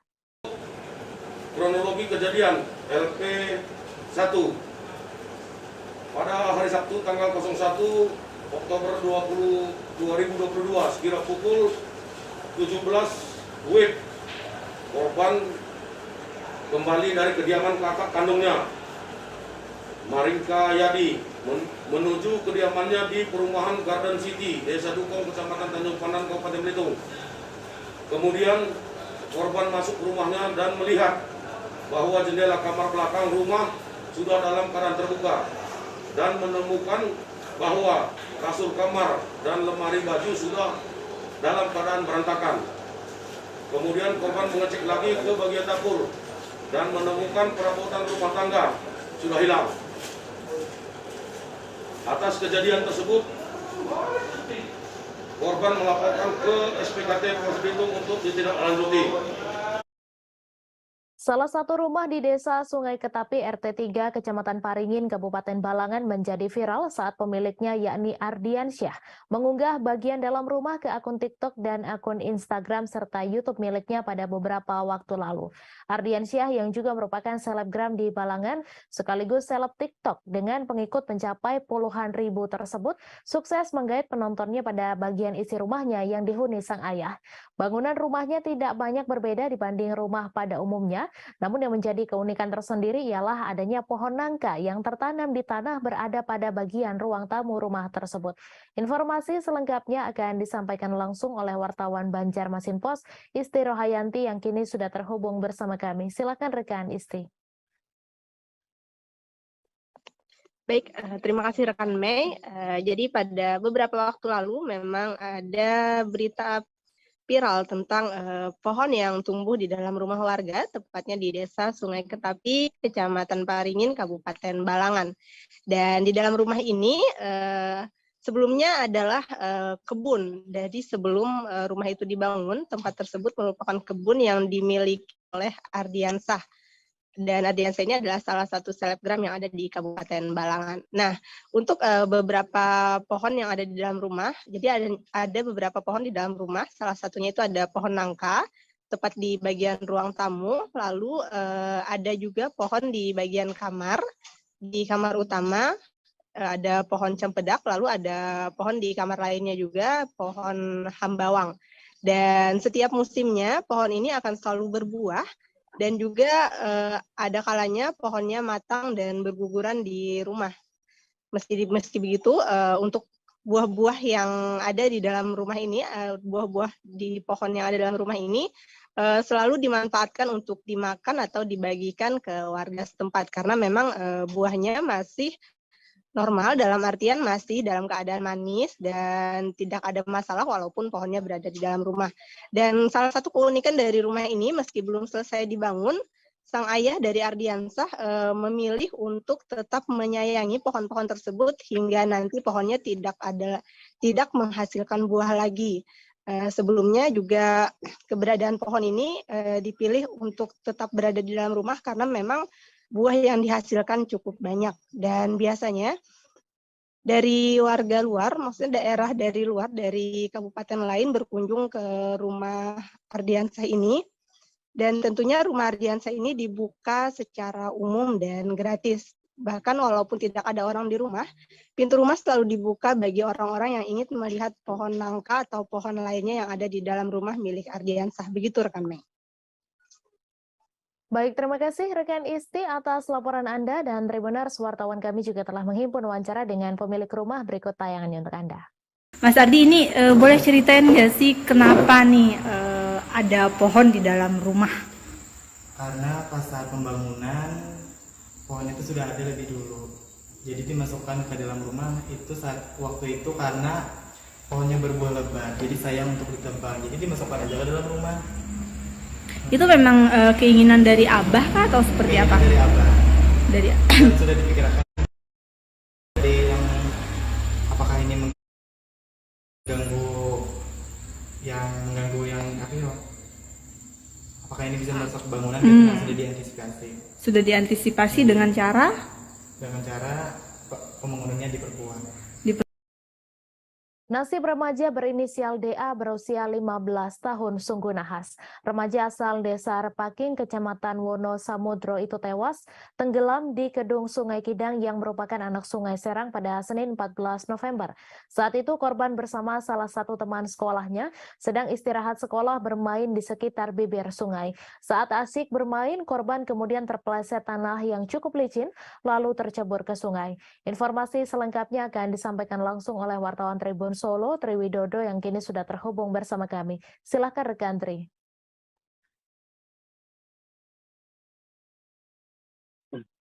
Ya, Mei dan Tribuners, dapat kami laporkan dari PLI di mana pada hari Senin kemarin tanggal 14 November tahun 2022 telah terjadi kecelakaan.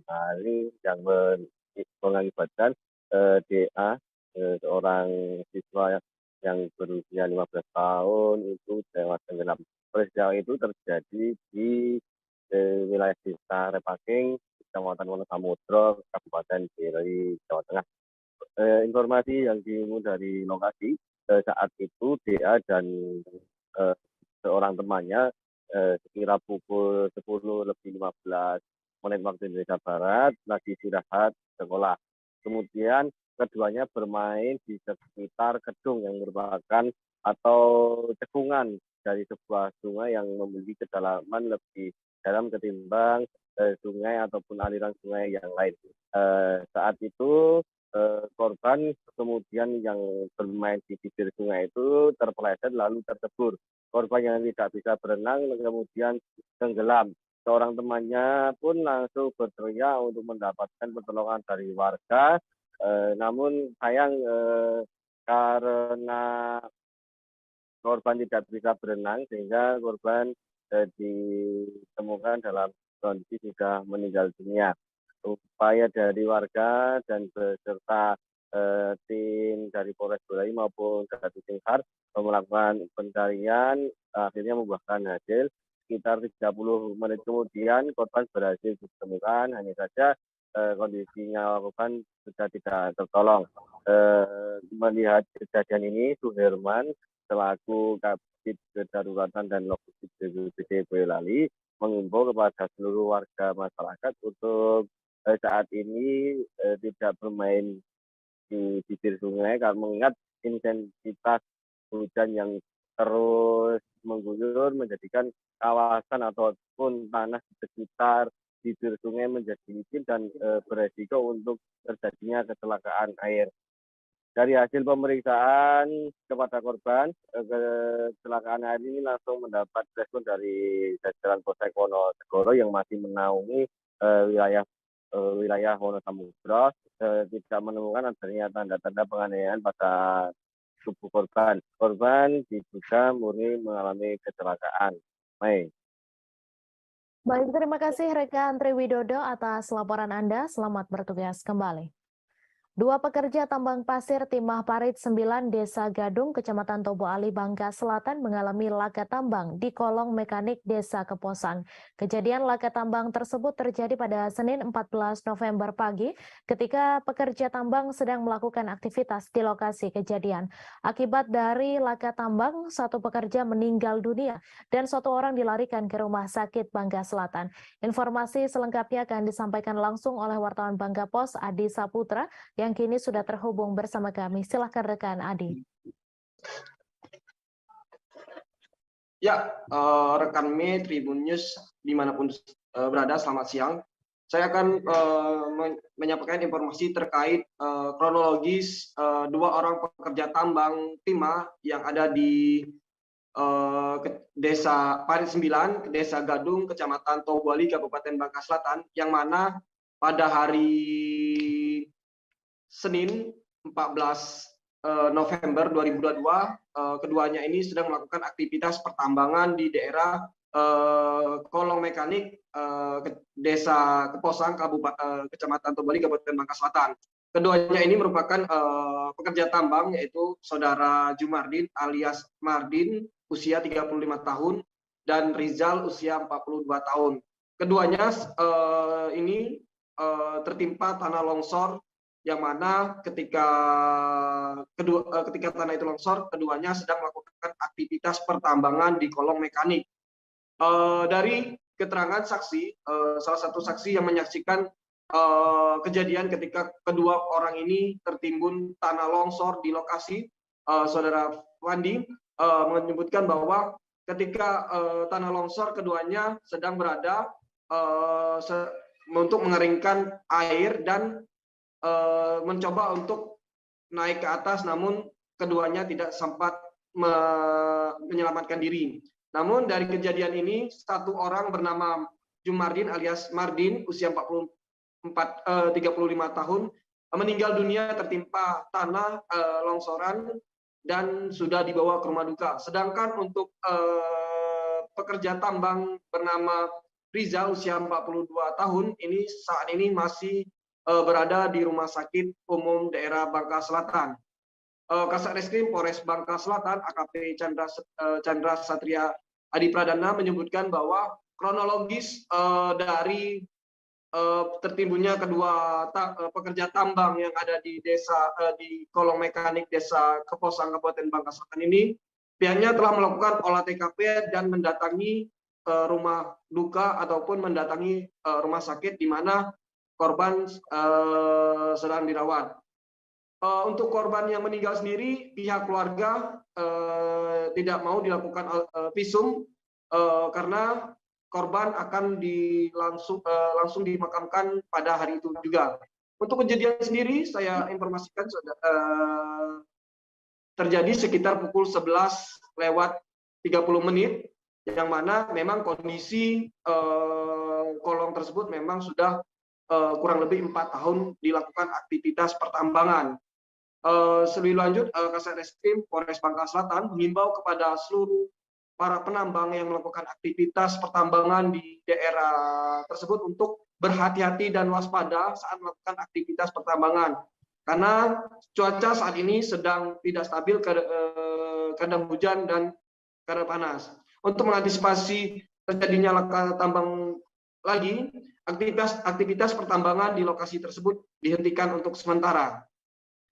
Untuk korban saudara Rizal ini sendiri saat ini sudah sedang berada di rumah sakit dan untuk mendapatkan pertolongan lebih lanjut. Mungkin seperti itu, rekan Me. Baik, terima kasih rekan Adi Saputra atas laporan Anda. Selamat bertugas kembali. Kita beralih ke informasi selanjutnya, Tribuners. Komandan Korem 161 Wirasakti Brigjen TNI Imam Budiman meninggal di RSU WZ Johannes Kupang pada Senin 14 November sekira pukul 15:45 waktu Indonesia Tengah. Kasrem 161 Wirasakti Kolonel Simon P. Kamlasi mengatakan bahwa penyebab dan Rem 161 Wirasakti meninggal karena mengalami serangan jantung. Menurut Kasrem Simon, pada pagi hari beliau masih jogging atau olahraga pagi. Setelah itu masih sempat mengikuti kegiatan Persit KCK Korem 161 Wirasakti. Informasi selengkapnya akan disampaikan langsung oleh wartawan Pos Kupang, Ray Rebon, yang kini sudah terhubung bersama kami. Silakan rekan Ray.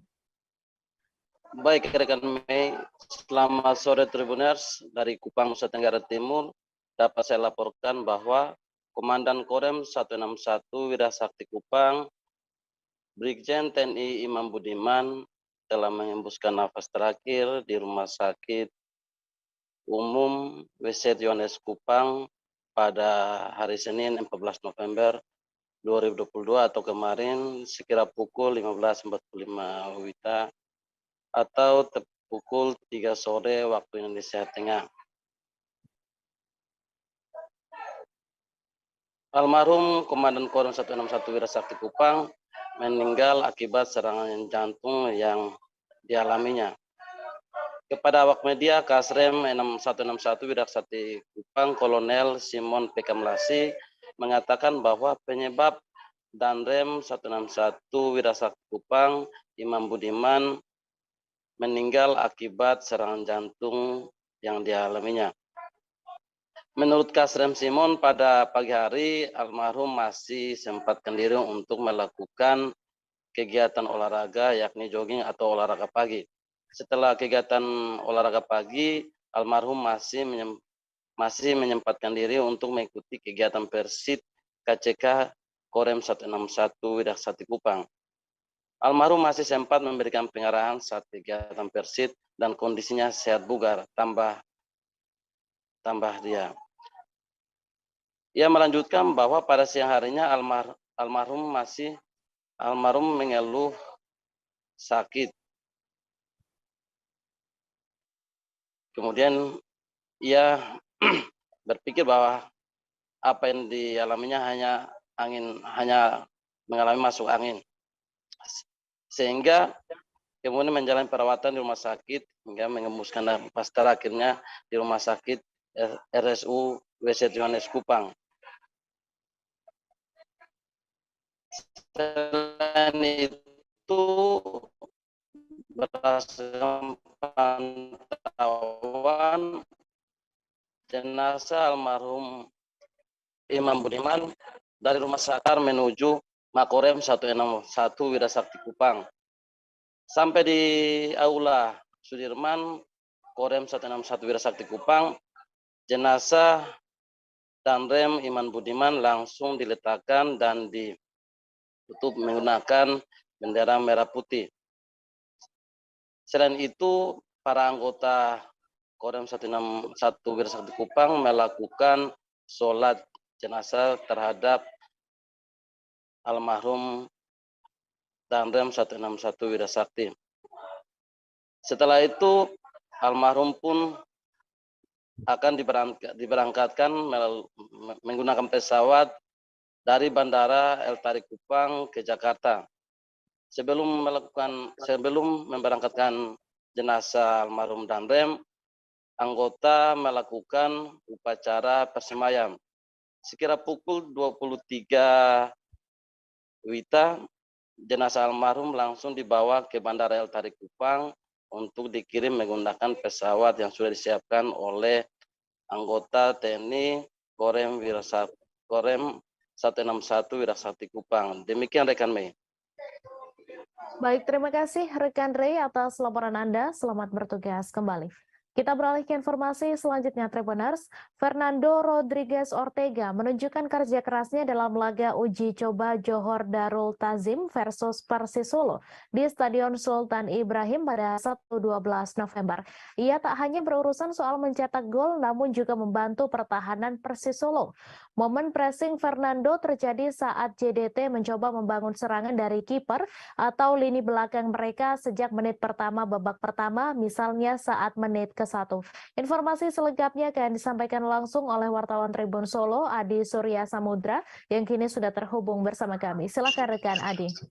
Ya, baik rekan, seperti yang disebutkan sebelumnya, memang Fernando Rodriguez memiliki peran yang cukup vital di bagian Persis Solo, khususnya dalam membangun serangan dan membantu pertahanan Persis sendiri, dan itu juga sudah dia perlihatkan pada saat laga uji coba kemarin melawan Johor Darul Takzim di Stadion Sultan Ibrahim Sabtu 12 November 2022. Dan di sana memang terlihat Fernando sering naik turun untuk membantu pertahanan, bahkan juga menjadi salah satu pusat serangan dari Persis Solo. Dan dengan pergerakannya tersebut sendiri, Fernando pun juga berhasil menceploskan 1 gol ke gawang JTT. Dan itu juga berkat umpan yang dilepaskan dari Alexis Mesidoro kepadanya. Adapun Rasiman itu mengapresiasi kerja keras yang dilakukan oleh Fernando Rodriguez sendiri. Dia mengatakan bahwa Fernando itu merupakan salah satu aset penting yang dimiliki Persis Solo saat ini. Dan mungkin yang bisa saya sampaikan kembali ke rekan Mei.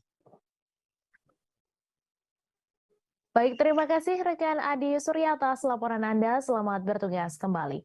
Kita beralih ke informasi selanjutnya, Tribuners.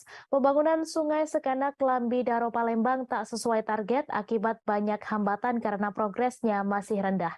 Diketahui progres pembangunan proyek tersebut akan rampung di akhir tahun 2022 yang telah menelan dana hingga 70 miliar rupiah.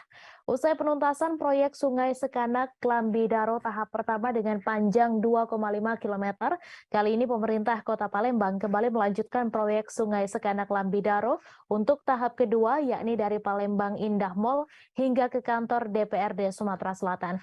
Informasi selengkapnya akan disampaikan langsung oleh wartawan Tribun Sumsel, Widya, yang kini sudah terhubung bersama kami. Silahkan rekan Widya. Baik, terima kasih rekan Mei. Ini pembangunan Sungai Sekanak Lambi Daro Kota Palembang pada tahap kedua itu tidak sesuai dengan target karena banyak hambatan dikarenakan progresnya yaitu juga masih rendah. Diketahui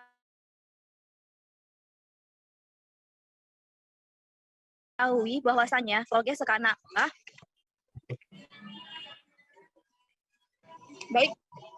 diketahui bahwasannya progres pembangunan proyek tersebut akan rampung di akhir tahun 2022 yang telah menelan dana besar sebesar 70-an miliar. Akan tetapi pada saat ini sampai dengan sekarang progres dari Sungai Sekanak Lambi Daro itu sampai saat ini belum terselesaikan. Usai penuntasan proyek Sungai Sekanak Lambi Daro ini tahap pertama dengan panjang 2,5 km. Kali ini pemerintah Kota Palembang kembali melanjutkan proyek tersebut untuk tahap kedua, yaitu dari Palembang Indah Mall sampai ke kantor DPRD Sumatera Selatan. Dan saat ini pada sekarang ini lagi proses pancaran CCSP dan PCSP, sebagian sudah di area Ramayana atau di dekat Palembang Indah Mall. Akibat dari rendahnya progres tersebut, itu dikarenakan banyak sekali hambatan dari proyek tersebut karena salah satunya utilitas di lapangan, yaitu jaringan utilitas itu seperti ada kabel-kabel, air bersih atau air pipa PDAM, atau pipa gas, dan kabel-kabel telepon atau internet, dan sebagainya. Dan sekarang ini pihak Balai Besar Wilayah Sungai Sumatera 8 sedang melakukan koordinasi dengan pihak pemerintah Kota Palembang. Hambatan tersebut pada segmen samping DPRD dan di Lebak Cindo. Kalau sesuai dengan kontrak dari Sungai Sekanak Lambi Daro ini akan rampung di akhir tahun ini, tapi masih banyak hambatan. Mungkin ditambahkan oleh pihak kontraktor itu sebanyak 3 bulan, jadi akan rampungnya itu sekitar di akhir bulan Februari tahun 2023. Hal tersebut telah disampaikan juga secara langsung oleh Wali Kota Palembang, Haji Harnojoyo, saat meninjau langsung lokasi Sungai Sekanak Lambi Daro di Radial Palembang belakang Hotel Satika Kota Palembang. Baik rekan Mei, inilah laporan yang bisa dapat saya sampaikan. Terima kasih rekan Widya atas laporan Anda. Selamat bertugas kembali. Balai Pelaksana Jalan Nasional Kaltara mengungkapkan alasan perbaikan Jalan Poros Berau Bulungan. Perbaikan jalan dilakukan untuk memastikan keamanan dan kenyamanan pengendara. Sebelum diperbaiki, kondisi jalan menyulitkan pengendara karena tingkat kemiringan dan kelandaian di sejumlah titik jalan melebihi standar dari Kementerian PUPR. Informasi selengkapnya akan disampaikan langsung oleh wartawan Tribun Kaltara, Ilhami Faudi, yang kini sudah terhubung bersama kami. Silakan rekan Faudi. Baik rekan Mei dan Tribuners, dapat disampaikan bahwa progres pembangunan perbaikan jalan nasional, jalan poros Berau Bulungan masih dalam tahapan pengerjaan. Menurut pihak BPJN Kaltara, progres pengerjaan hingga bulan November kali ini sudah mencapai angka 52%. Diharapkan nantinya di bulan April mendatang proses perbaikan sepanjang 11,6 km dan khusus untuk di 10 titik pemotongan jalan sepanjang 3,11 km sudah dapat dirampungkan. Menurut PPK 11 Satker PJN Kaltara, Meza Kruhulesin, perbaikan proses jalan karena sebelumnya kondisi jalan di Jalan Poros Berau Bulungan ini belum memenuhi standar dari Kementerian PUPR. Mengingat ada beberapa titik yang tingkat kecuraman dan kelandaiannya ini melebihi ambang batas dari standar yang ditetapkan oleh Kementerian PUPR. Dengan adanya perbaikan jalan ini dengan metode geometrik atau pemangkasan badan jalan menjadi lebih landai dan sesuai, sehingga diharapkan nantinya para pengendara jalan dapat lebih aman dan nyaman dalam berkendara. Menurut pihak BPJN Kaltara sendiri, selama proses perbaikan jalan, pihaknya memastikan arus lalu lintas dan distribusi logistik dan juga mobilitas orang dan barang dipastikan tetap berjalan. Menurutnya, tidak pernah ada proses penutupan jalan sehingga mengganggu kelancaran arus mobilitas dan juga distribusi logistik. Menurutnya, pihaknya juga sudah menyiapkan sejumlah alat berat di sejumlah titik pengerjaan sehingga nantinya dapat membantu apabila diperlukan saat kondisi cuaca di lokasi proyek perbaikan tersebut tengah turun hujan. Namun sampai saat ini pihaknya memastikan distribusi logistik seperti truk muatan barang dan juga truk tangki BBM masih bisa melewati jalan poros tersebut. Demikian rekan Mei laporan yang dapat disampaikan. Terima kasih rekan Faudi atas laporan Anda. Dan Tribuners, wartawan kami juga telah menghimpun wawancara dengan PPK 11 Satker PJN Kaltara. Berikut tayangannya untuk Anda. Rencana progres. Sudah 52% Pak ya? 52%. Kalau melihat kondisi pengerjaan jalan yang sekarang ini Pak, masih ada titik-titik berat yang akan diselesaikan? Iya, perlu disampaikan bahwa tujuan pembangunan jalan, peningkatan jalan ini ada untuk persepasi ini ada dua. Yang pertama kita perbaikan geometrik, yang kedua kita melakukan peningkatan terhadap kondisi jalan existing yang sudah rusak. Jadi yang pertama perbaikan geometrik itu adalah karena ada lokasi-lokasi tertentu sekitar 10 lokasi yang kondisi existingnya itu kelandaiannya tidak memenuhi di atas 12% standar geometri kita di Kementerian PUPR. Iya, selama ini kan kenyamanan dan keamanan melewati jalan existing dengan kelandaian yang lebih dari 12% itu tidak aman dan tidak nyaman bagi pengendara. Sehingga sesuai dengan program kami itu dilakukan perbaikan geometrik. Jadi ada 10 titik perbaikan geometrik dengan total panjang 3,11 km.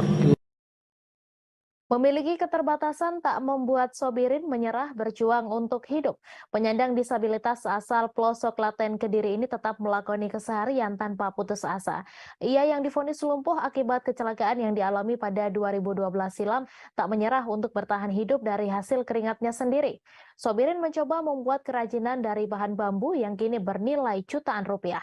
Informasi selengkapnya akan disampaikan langsung oleh wartawan Tribun Jatim, Lutfi Husnika, yang kini sudah terhubung bersama kami. Silakan rekan Lutfi. Baik, terima kasih rekan Mei. Tribuners, Sobirin merupakan seorang pria 38 tahun asal Kecamatan Pelosok Klaten, Kabupaten Kediri yang divonis lumpuh akibat kecelakaan yang dialaminya pada tahun 2012. Sobirin kemudian menjalani kehidupan sebagai penyandang disabilitas dan harus menggunakan alat bantu gerak untuk mobilitas sehari-harinya. Namun, di tengah keterbatasan yang ia miliki, Sobirin terus berusaha untuk bertahan hidup dan memperoleh pendapatan dari hasil keringatnya sendiri. Kini, Sobirin menjadi seorang pengrajin miniatur kapal yang terbuat dari bambu dan mampu menghasilkan jutaan rupiah setiap bulannya.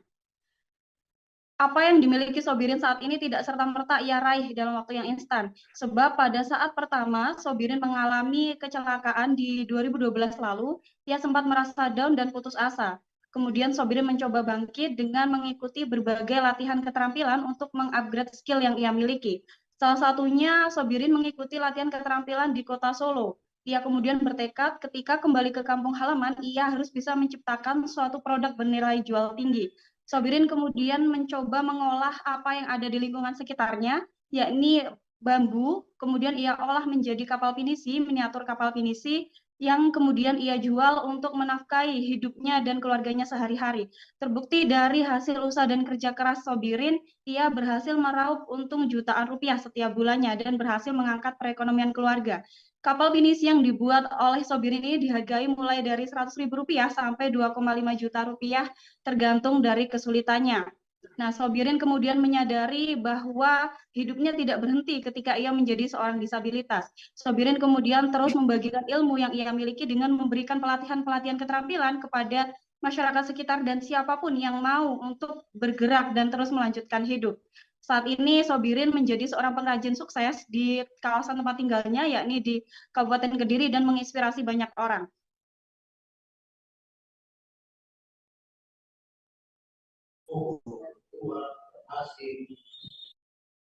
Baik, terima kasih rekan Lutfi atas laporan Anda. Selamat bertugas kembali. Tim film dengan pesan toleransi beragama dan edukasi kearifan Indonesia berjudul Uti Dengkeke mengunjungi Tribun Manado pada Senin 14 November. Kunjungan mereka kali ini untuk menghadiri podcast Tribun Manado. Adapun tim film yang hadir yaitu produser eksekutif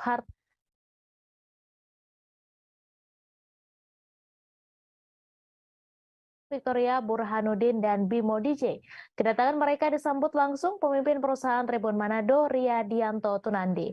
Informasi selengkapnya akan disampaikan langsung oleh wartawan Tribun Manado, Randy Umar, yang kini sudah terhubung bersama kami. Silakan rekan Randy. Oke, baik semuanya Tribuners dimanapun Anda berada. Jadi saya dari Manado, Sulawesi Utara akan melaporkan hasil liputan saya pada hari kemarin, di mana ada salah satu film yang saat ini akan segera tayang pada 17 November nanti, yaitu film Uti dan Keke. Nah, Tribuners di sini para pemain-pemain filmnya datang di tim film, maksud saya tim dan para pemain film datang di Tribun Manado dan mereka melaksanakan kegiatan podcast ya, podcast, dan podcastnya juga sudah tayang kemarin di Tribun Manado Facebook dan YouTube Tribun Manado Official. Nah, dari hasil beberapa selingan yang saya dengar dan tujuan mereka menyampaikan bahwa film ini akan tayang, akan segera rilis di bioskop, yaitu di dua kota, yaitu di Kota Manado dan Gorontalo. Nah, menariknya film ini akan tayang memberi pesan tentang toleransi umat beragama ya, Tribuners. Jadi memberikan kesan bahwa menunjukkan bahwa daerah Sulawesi Utara ini memang sejak dulu memang terkenal dengan kerukunan umat beragama. Dan di sini ada beberapa artis yang hadir. Artis utama yaitu salah satunya adalah komika asal Sulawesi Utara yang sudah terkenal saat ini Indonesia, atau biasa disebut Roni Manuel atau dikenal dengan nama Mongol. Terus juga ada artis-artis lain, ada juga Didi Roa yaitu juga dia influencer dari Sulawesi Utara, dan juga ada salah satu artis cilik yang saat ini sementara juga bersekolah dia ya, tapi dia terlibat dalam film ini. Ada juga Tante Lala. Nah, jadi Tribuners bisa menyaksikan langsung tanggal 17 November. Dan intinya tujuan dari film ini untuk memberi pesan kepada seluruh Indonesia bahwa orang semua warga Indonesia harus hidup dengan toleransi umat beragama. Bersama-sama bergandengan tangan, menjaga kerukunan di Indonesia. Terima kasih Tribuners, itu saja yang bisa saya laporkan dari Kota Manado, Sulawesi Utara, dan selamat sore. Terima kasih rekan Randy Umar atas laporan Anda. Selamat bertugas kembali. Mayat ABK Fajar ditemukan terapung di perairan Sei Panjang Sebatik, Kabupaten Nunukan pada Selasa 15 November. Sebelumnya seorang ABK diduga jatuh dari kapal tugboat SPOB Cahaya Sopeng Indra 1 di perairan Sei Panjang Sebatik, Kabupaten Nunukan pada Minggu 13 November. Saat ditemukan petugas, posisi mayat ABK Fajar dalam keadaan telungkup. Kendati demikian, wajah korban masih dapat dikenali. Informasi selengkapnya akan disampaikan langsung oleh wartawan Tribun Kaltara, Febrianus Felis, yang kini sudah terhubung bersama kami. Silakan rekan Felis. Baik, kami dan Tribuners dapat saya laporkan bahwa mayat ABK bernama Fajar, usia 25 tahun, ditemukan terapung di perairan Sungai Panjang Sebatik, Kabupaten Nunukan, Kalimantan Utara pada Selasa hari ini, pukul 8:45 waktu Indonesia Tengah. Diberitakan sebelumnya memang ABK bernama Fajar ini diduga jatuh dari kapal tugboat SPOB Cahaya Sopeng Indra 1 yang memuat BBM bahan bakar minyak dari Tarakan menuju Nunukan, tepat di perairan Sei Panjang Sebatik, Kabupaten Nunukan. Menurut Kepala Kantor SAR Tarakan, Syahril mengatakan mayat ABK Fajar ditemukan oleh tim SAR gabungan di perairan Sungai Panjang Sebatik dengan radius 3 nm heading 8 arah timur. Saat ditemukan petugas, posisi mayat ABK Fajar dengan posisi terlungkup dan wajah korban saat itu memang masih bisa dikenali. Tubuh korban memang mengalami sedikit pembekakan, layaknya seperti mayat yang tenggelam beberapa hari lalu, dan organ tubuh untuk korban sendiri masih lengkap. Selanjutnya, mayat ABK Fajar langsung dievakuasi ke rumah sakit di Sebatik. Sedikit menyampaikan kronologis, menurut Syahril, malam itu kapal tugboat SPOB Cahaya Sopeng Indra 1 memuat BBM dari Tarakan. Saat kapal mulai mendekat ke jembatan PLBN Sei Panjang Sebatik, rekan ABK Fajar mendengar bunyi seperti barang jatuh ke air dari belakang kapal. Mendengar itu, rekan ABK lainnya bergegas ke belakang kapal namun tak melihat apa-apa. Mereka akhirnya sadar kalau ABK Fajar tidak ada di kapal dan malam itu langsung mencari, tapi hasilnya nihil. Pencarian ABK Fajar sempat dilanjutkan keesokan harinya oleh personel Polairut Polres Nunukan bersama TNI AL Nunukan termasuk ABK kapal lainnya. Namun keberadaan Fajar satu hari kemarin belum ditemukan dan diketahui ABK Fajar ini beralamat KTP di Desa Padatuo, Kecamatan Tendra, Kabupaten Bone, Sulawesi Selatan. Unsur yang terlibat dalam pencarian ABK Fajar yaitu Tim Rescue Posar Nunukan, BBD Nunukan, ABK Tugboat SPOB, dan masyarakat termasuk keluarga korban sendiri. Operasi SAR sudah dinyatakan selesai dan diusulkan untuk ditutup. Unsur yang terlibat dalam pencarian juga dikembalikan ke kesatuan masing-masing. Demikian laporan sempurna dari Nunukan ke Medis. Terima kasih rekan Felis atas laporan Anda. Selamat bertugas kembali. Polisi melarang nonton bareng Piala Dunia 2022 di Kota Ambon yang berpotensi ricuh. Hal ini ditegaskan Kapolresta Pulau Ambon, Kombes Pol Raja Arthur Simamora. Ia menegaskan tidak akan memberi izin nobar Piala Dunia 2022 yang berpotensi ricuh. Untuk itu saat ini para Kapolsek dan Babin Kamtipmas sudah diperintahkan dari jauh hari agar memberikan sosialisasi kepada fans bola di Kota Ambon. Informasi selengkapnya akan disampaikan langsung oleh wartawan Tribun Ambon, Alvin Risanto, yang kini sudah terhubung bersama kami. Silakan rekan Alvin. Iya, baik. Terima kasih rekan Mary. Jadi pihak kepolisian Polresta Pulau Ambon saat ini tengah melakukan sosialisasi terhadap para fans-fans bola yang ada di Kota Ambon maupun supporter-supporter bola yang ada di Kota Ambon. Hal ini menunjukkan bahwa sebentar lagi akan diadakan Piala Dunia ya pada tanggal 20 nanti. Ini mencegah ada terjadinya perkalian-perkalian antar supporter di Kota Ambon.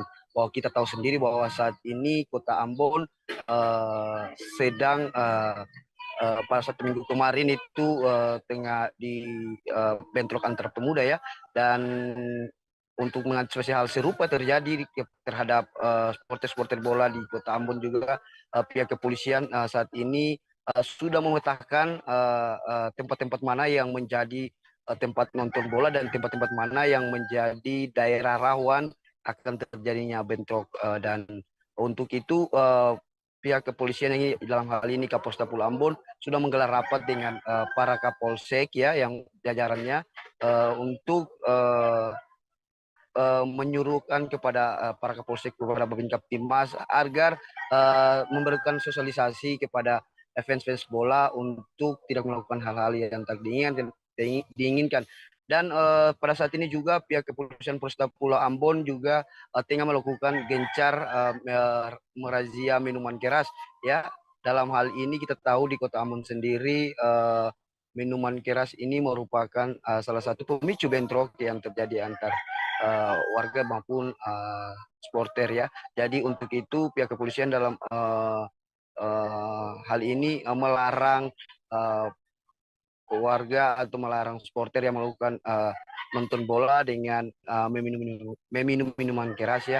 Dalam ini untuk apabila ditemukan langsung dilarang di tempat itu langsung dilarang untuk menonton bola ya untuk Piala Dunia 2022. Namun polisi saat ini juga sudah melakukan pemetaan ya tempat-tempat mana yang menjadi rawan ricu untuk menonton supporter Piala Dunia. Bahwa kita tahu di Piala Dunia di Kota Ambon sendiri fans fanatik ya Belanda ya yang paling banyak di Kota Ambon. Untuk itu pihak kepolisian Polresta Pulau Ambon sedang melakukan sosialisasi kepada fans ini agar kedepannya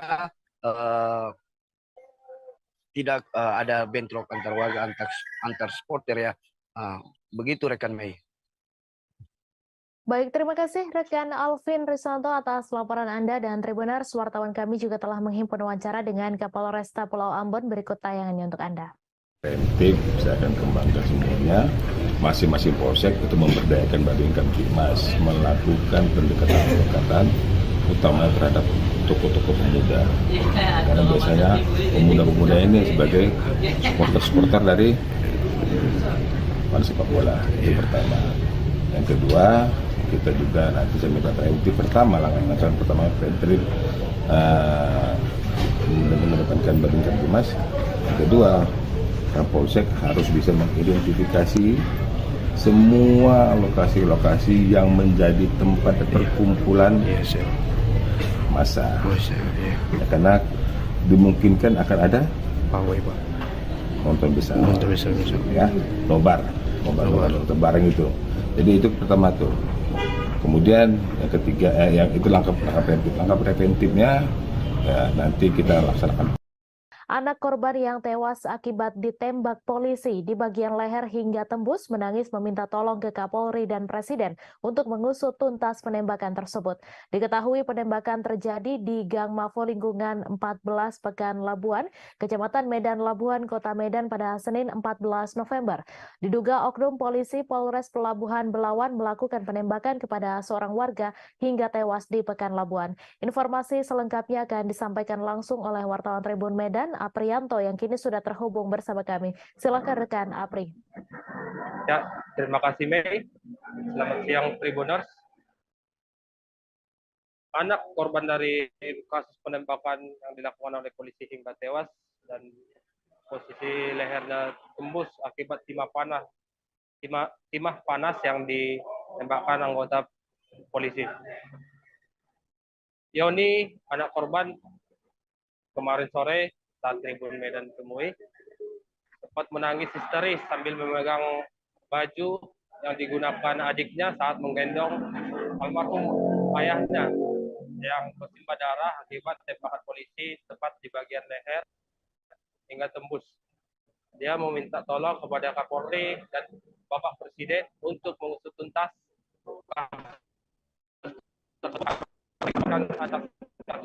dan terpisah dari abang korban yang menjadi korban tersebut. Abdullah mengatakan pada saat kejadian itu sekitar pukul 9.30 WIB, dia sempat menyaksikan kedatangan 3 oknum polisi dengan berpakaian rapi, berbaju putih, datang ke kediamannya di Jalan Mafo, lingkungan 14, Kelurahan Pekan Labuan, Medan Labuan, Kecamatan Medan. Ketiga polisi itu saat itu langsung mendatangi korban yang bernama Iwan alias Nasib, yang saat itu sedang duduk di depan rumahnya, yang baru saja selesai mandi. Dari keterangan Abdullah, polisi itu sempat cekcok dengan korban dan sempat melakukan mempiting di bagian leher si korban.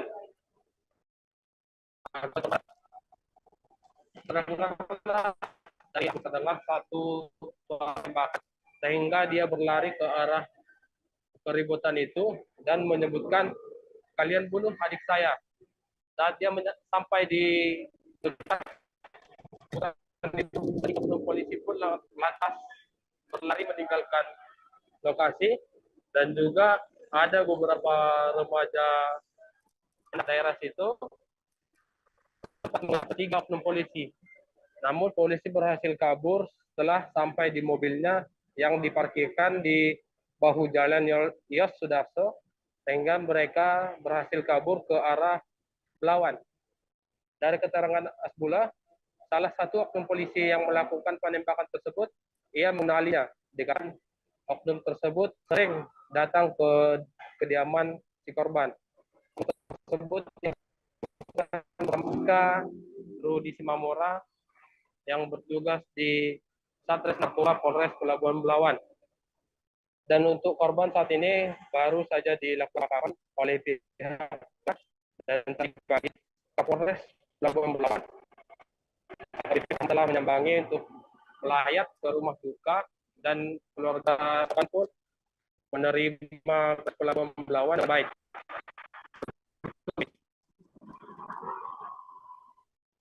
Baik, terima kasih rekan Apri atas laporan Anda, dan Tribuners, wartawan kami juga telah menghimpun wawancara dengan anak kandung korban serta kakak kandung korban. Berikut tayangannya untuk Anda. Coba ceritakan bagaimana kejadian yang menewaskan Bapak itu. Tolong Pak Kapolri, Pak Jokowi. Ayah saya tewas ditembak polisi. Tewas saya Pak. Polisi sekarang anarkis sekali Pak. Tak tahu sebab apa ya Pak. Sampai jebol leher saya Pak, ditembak Pak. Tolong bantu kami Pak Kapolri, Pak Jokowi. Kapan kejadiannya itu, Dek? Jam 10 tadi pagi Pak. Jam 10 tadi pagi. Yang nembak siapa, Dek? Nggak tahu Pak. Fotonya ada saya, nggak tahu saya Pak. Namanya nggak polisi tahu? Pak, namanya saya nggak tahu Pak. Polisi mana, Dek? Polisi Pelabuhan Belawan Pak, Polres Pak. Ada berapa orang tadi Bang? 3 orang Pak, 3 orang. Ini yang baju Abang pegang baju apa? Baju ayah saya Pak.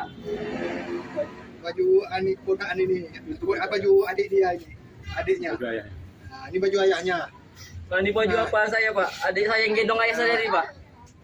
Baju merah itu baju apa, Pak? Baju ayah saya, ini baju ayah saya, ini baju adik apa saya Pak? Adik saya Pak, gendong ayah saya tadi lah Pak. Sampai jebol lehernya Pak, ditembak. Mati di tempat atau gimana, Dek? Mati di rumah sakit Pak. Mati di rumah sakit. Mati di rumah. Tim penyidik Pegawai Negeri Sipil Kantor Wilayah Direktorat Jenderal Pajak Kalimantan Timur dan Utara melalui tim Korwas Ditreskrim Suspolda Kalimantan Timur melakukan penyerahan tanggung jawab tersangka dan barang bukti pada tahap 2 terkait kasus dugaan tindak pidana di bidang perpajakan kepada Kejaksaan Negeri Balikpapan melalui Kejaksaan Tinggi Kalimantan Timur pada Senin 14 November. Tersangka berinisial FH yang merupakan pekerja lepas dari CVKP diserahkan ke Kejaksaan Negeri Balikpapan sebagai bentuk tindak lanjut penyelesaian penyalahgunaan pajak yang telah menimbulkan kerugian negara. Informasi selengkapnya akan disampaikan langsung oleh wartawan Tribun Kaltim Ari Nindita yang kini sudah terhubung bersama kami. Silakan rekan Ari. Baik, terima kasih Mei dan Tribuners dimanapun Anda berada. Tim PPNS atau tim penyidik pegawai negeri sipil Kantor Wilayah Direktorat Jenderal Pajak Kalimantan Timur dan Kalimantan Utara atau Kanwil DJB Kaltim Utara melalui tim Korwas Ditreskrim Suspolda Kalimantan Timur melakukan penyerahan tanggung jawab tersangka dan barang bukti atas dugaan tindak pidana di bidang perpajakan. FH diketahui tersangka inisial FA yang merupakan pekerja lepas atau freelance dari CVKP diserahkan ke Kejaksaan Negeri Kejari Balikpapan melalui Kejaksaan Tinggi Kejati Kalimantan Timur. FH diduga kuat telah menggelapkan pajak hingga 1,4 miliar dari CVKP pada masa pajak April 2017 sampai dengan Desember 2018. Berdasarkan kronologi yang diperoleh selama pemeriksaan, diketahui Direktur CVKP menugaskan FH untuk membuat laporan dan melakukan penyertaan dalam kas negara. Pada kenyataannya, FH tidak membuat laporan dan menyetorkan pajak, melainkan menggunakan uang pajak tersebut untuk kebutuhan pribadi. Selain itu, FH memanipulasi laporan pajak dan bukti setoran bank agar terlihat memiliki kemiripan dengan bukti yang otentik. Kemudian, menyerahkan bukti-bukti palsu tersebut kepada Direktur CVKP. Dalam pemanggilan sebagai saksi, FH mengakui dengan sengaja melakukan manipulasi tersebut. Kini tersangka FH dipersangkakan telah melanggar pasal 39 ayat 1 huruf C dan atau pasal 39 ayat 1 huruf D jungto, pasal 39 ayat 1 huruf I Undang-Undang Nomor 28 Tahun 2007 tentang perubahan ketiga atas Undang-Undang Nomor 6 Tahun 1983 tentang ketentuan umum dan tata cara perpajakan. Sebagaimana telah beberapa kali diubah terakhir dengan Undang-Undang Nomor 7 Tahun 2021 tentang harmonisasi peraturan perpajakan. Tersangka dengan sengaja tidak menyampaikan SPT masa PPN dan atau menyampaikan SPT masa PPN yang isinya tidak benar, serta tidak menyetorkan pajak yang telah dipungut sehingga dapat menyebabkan kerugian pada pendapatan negara sebesar Rp1.406.300.330. Atas pelanggaran tersebut, FH dapat dihukum dengan pidana penjara paling singkat 6 bulan dan paling lama 6 tahun, dengan denda paling sedikit 2 kali jumlah pajak terutang yang tidak atau kurang dibayar dan paling banyak 4 kali jumlah pajak terutang yang tidak atau kurang dibayar. Windu Kumoro selaku Kepala Bidang Pemeriksaan, Penagihan Intelijen dan Penyidikan mengutarakan dalam hal menegakkan keadilan dan stabilitas penerimaan negara, maka tindakan penegakan hukum ditempuh sebagai langkah terakhir, yakni ultimum remedium, untuk menindak tegas perbuatan yang melanggar peraturan perundang-undangan. Tujuan utamanya bukan hanya semata-mata ingin memenjarakan wajib pajak, melainkan untuk memulihkan kerugian negara dan memberikan rasa keadilan bagi seluruh wajib pajak. DCB selaku institusi penghimpun pajak negara akan berupaya untuk memberikan deterrent efek kepada individu maupun badan hukum yang berniat melakukan penggelapan pajak, dengan harapan agar berkontribusi sesuai kewajiban perpajakannya sebagai bentuk sikap gotong royong dalam membangun Indonesia lebih maju. Demikian, Mei. Terima kasih Ari Nindita atas laporan Anda. Selamat bertugas kembali. Kasus tewasnya satu keluarga di perumahan Citra Garden Extension Blok AC5 nomor 7 Kecamatan Kalideres, Jakarta Barat masih menyimpan tanda tanya besar. Sebelumnya tim gabungan kepolisian bersama laboratorium forensik melakukan olah TKP pada Minggu 13 November lalu. Dari olah TKP tersebut tampak beberapa buku dan kalender Cina ditemukan polisi. Penemuan tersebut mengundang pertanyaan publik terkait sekte atau kepercayaan yang dianutnya. Untuk informasi selengkapnya akan disampaikan langsung oleh wartawan Warta Kota, Nuriatul Hikmah yang kini sudah terhubung bersama kami. Silakan rekan Nuri. Ya, Mei dan juga pemirsa, betul sekali bahwasannya memang kasus tewasnya satu keluarga di perumahan Citra Garden Extension, Blok AC5 nomor 7, Kecamatan Kalideres, Jakarta Barat, ini masih menyimpan tanda tanya besar. Sebelumnya, tim gabungan kepolisian bersama laboratorium forensik atau tim Lab4 itu telah melakukan olah tempat kejadian perkara pada Minggu 13 November 2022 lalu.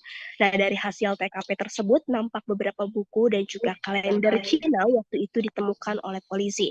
Penemuan tersebut kemudian mengundang banyak pertanyaan publik terkait sekte atau kepercayaan yang dianutnya. Namun hal itu langsung ditampik oleh Kepala Unit ataupun Kanit Kriminal Umum Polres Metro Jakarta Barat, AKP Afrilendi, yang saat dihubungi pada Senin malam, di mana AKP Afril pada saat itu mengatakan bahwasannya tidak ada sekte-sekte dan memang ada ditemukan beberapa buku, namun memang bukan buku yang berisi tentang sekte-sekte. Namun meski begitu buku-buku tersebut pihaknya masih pelajari lebih lanjut. Kemudian juga selain buku, Afril juga mengecek beberapa hal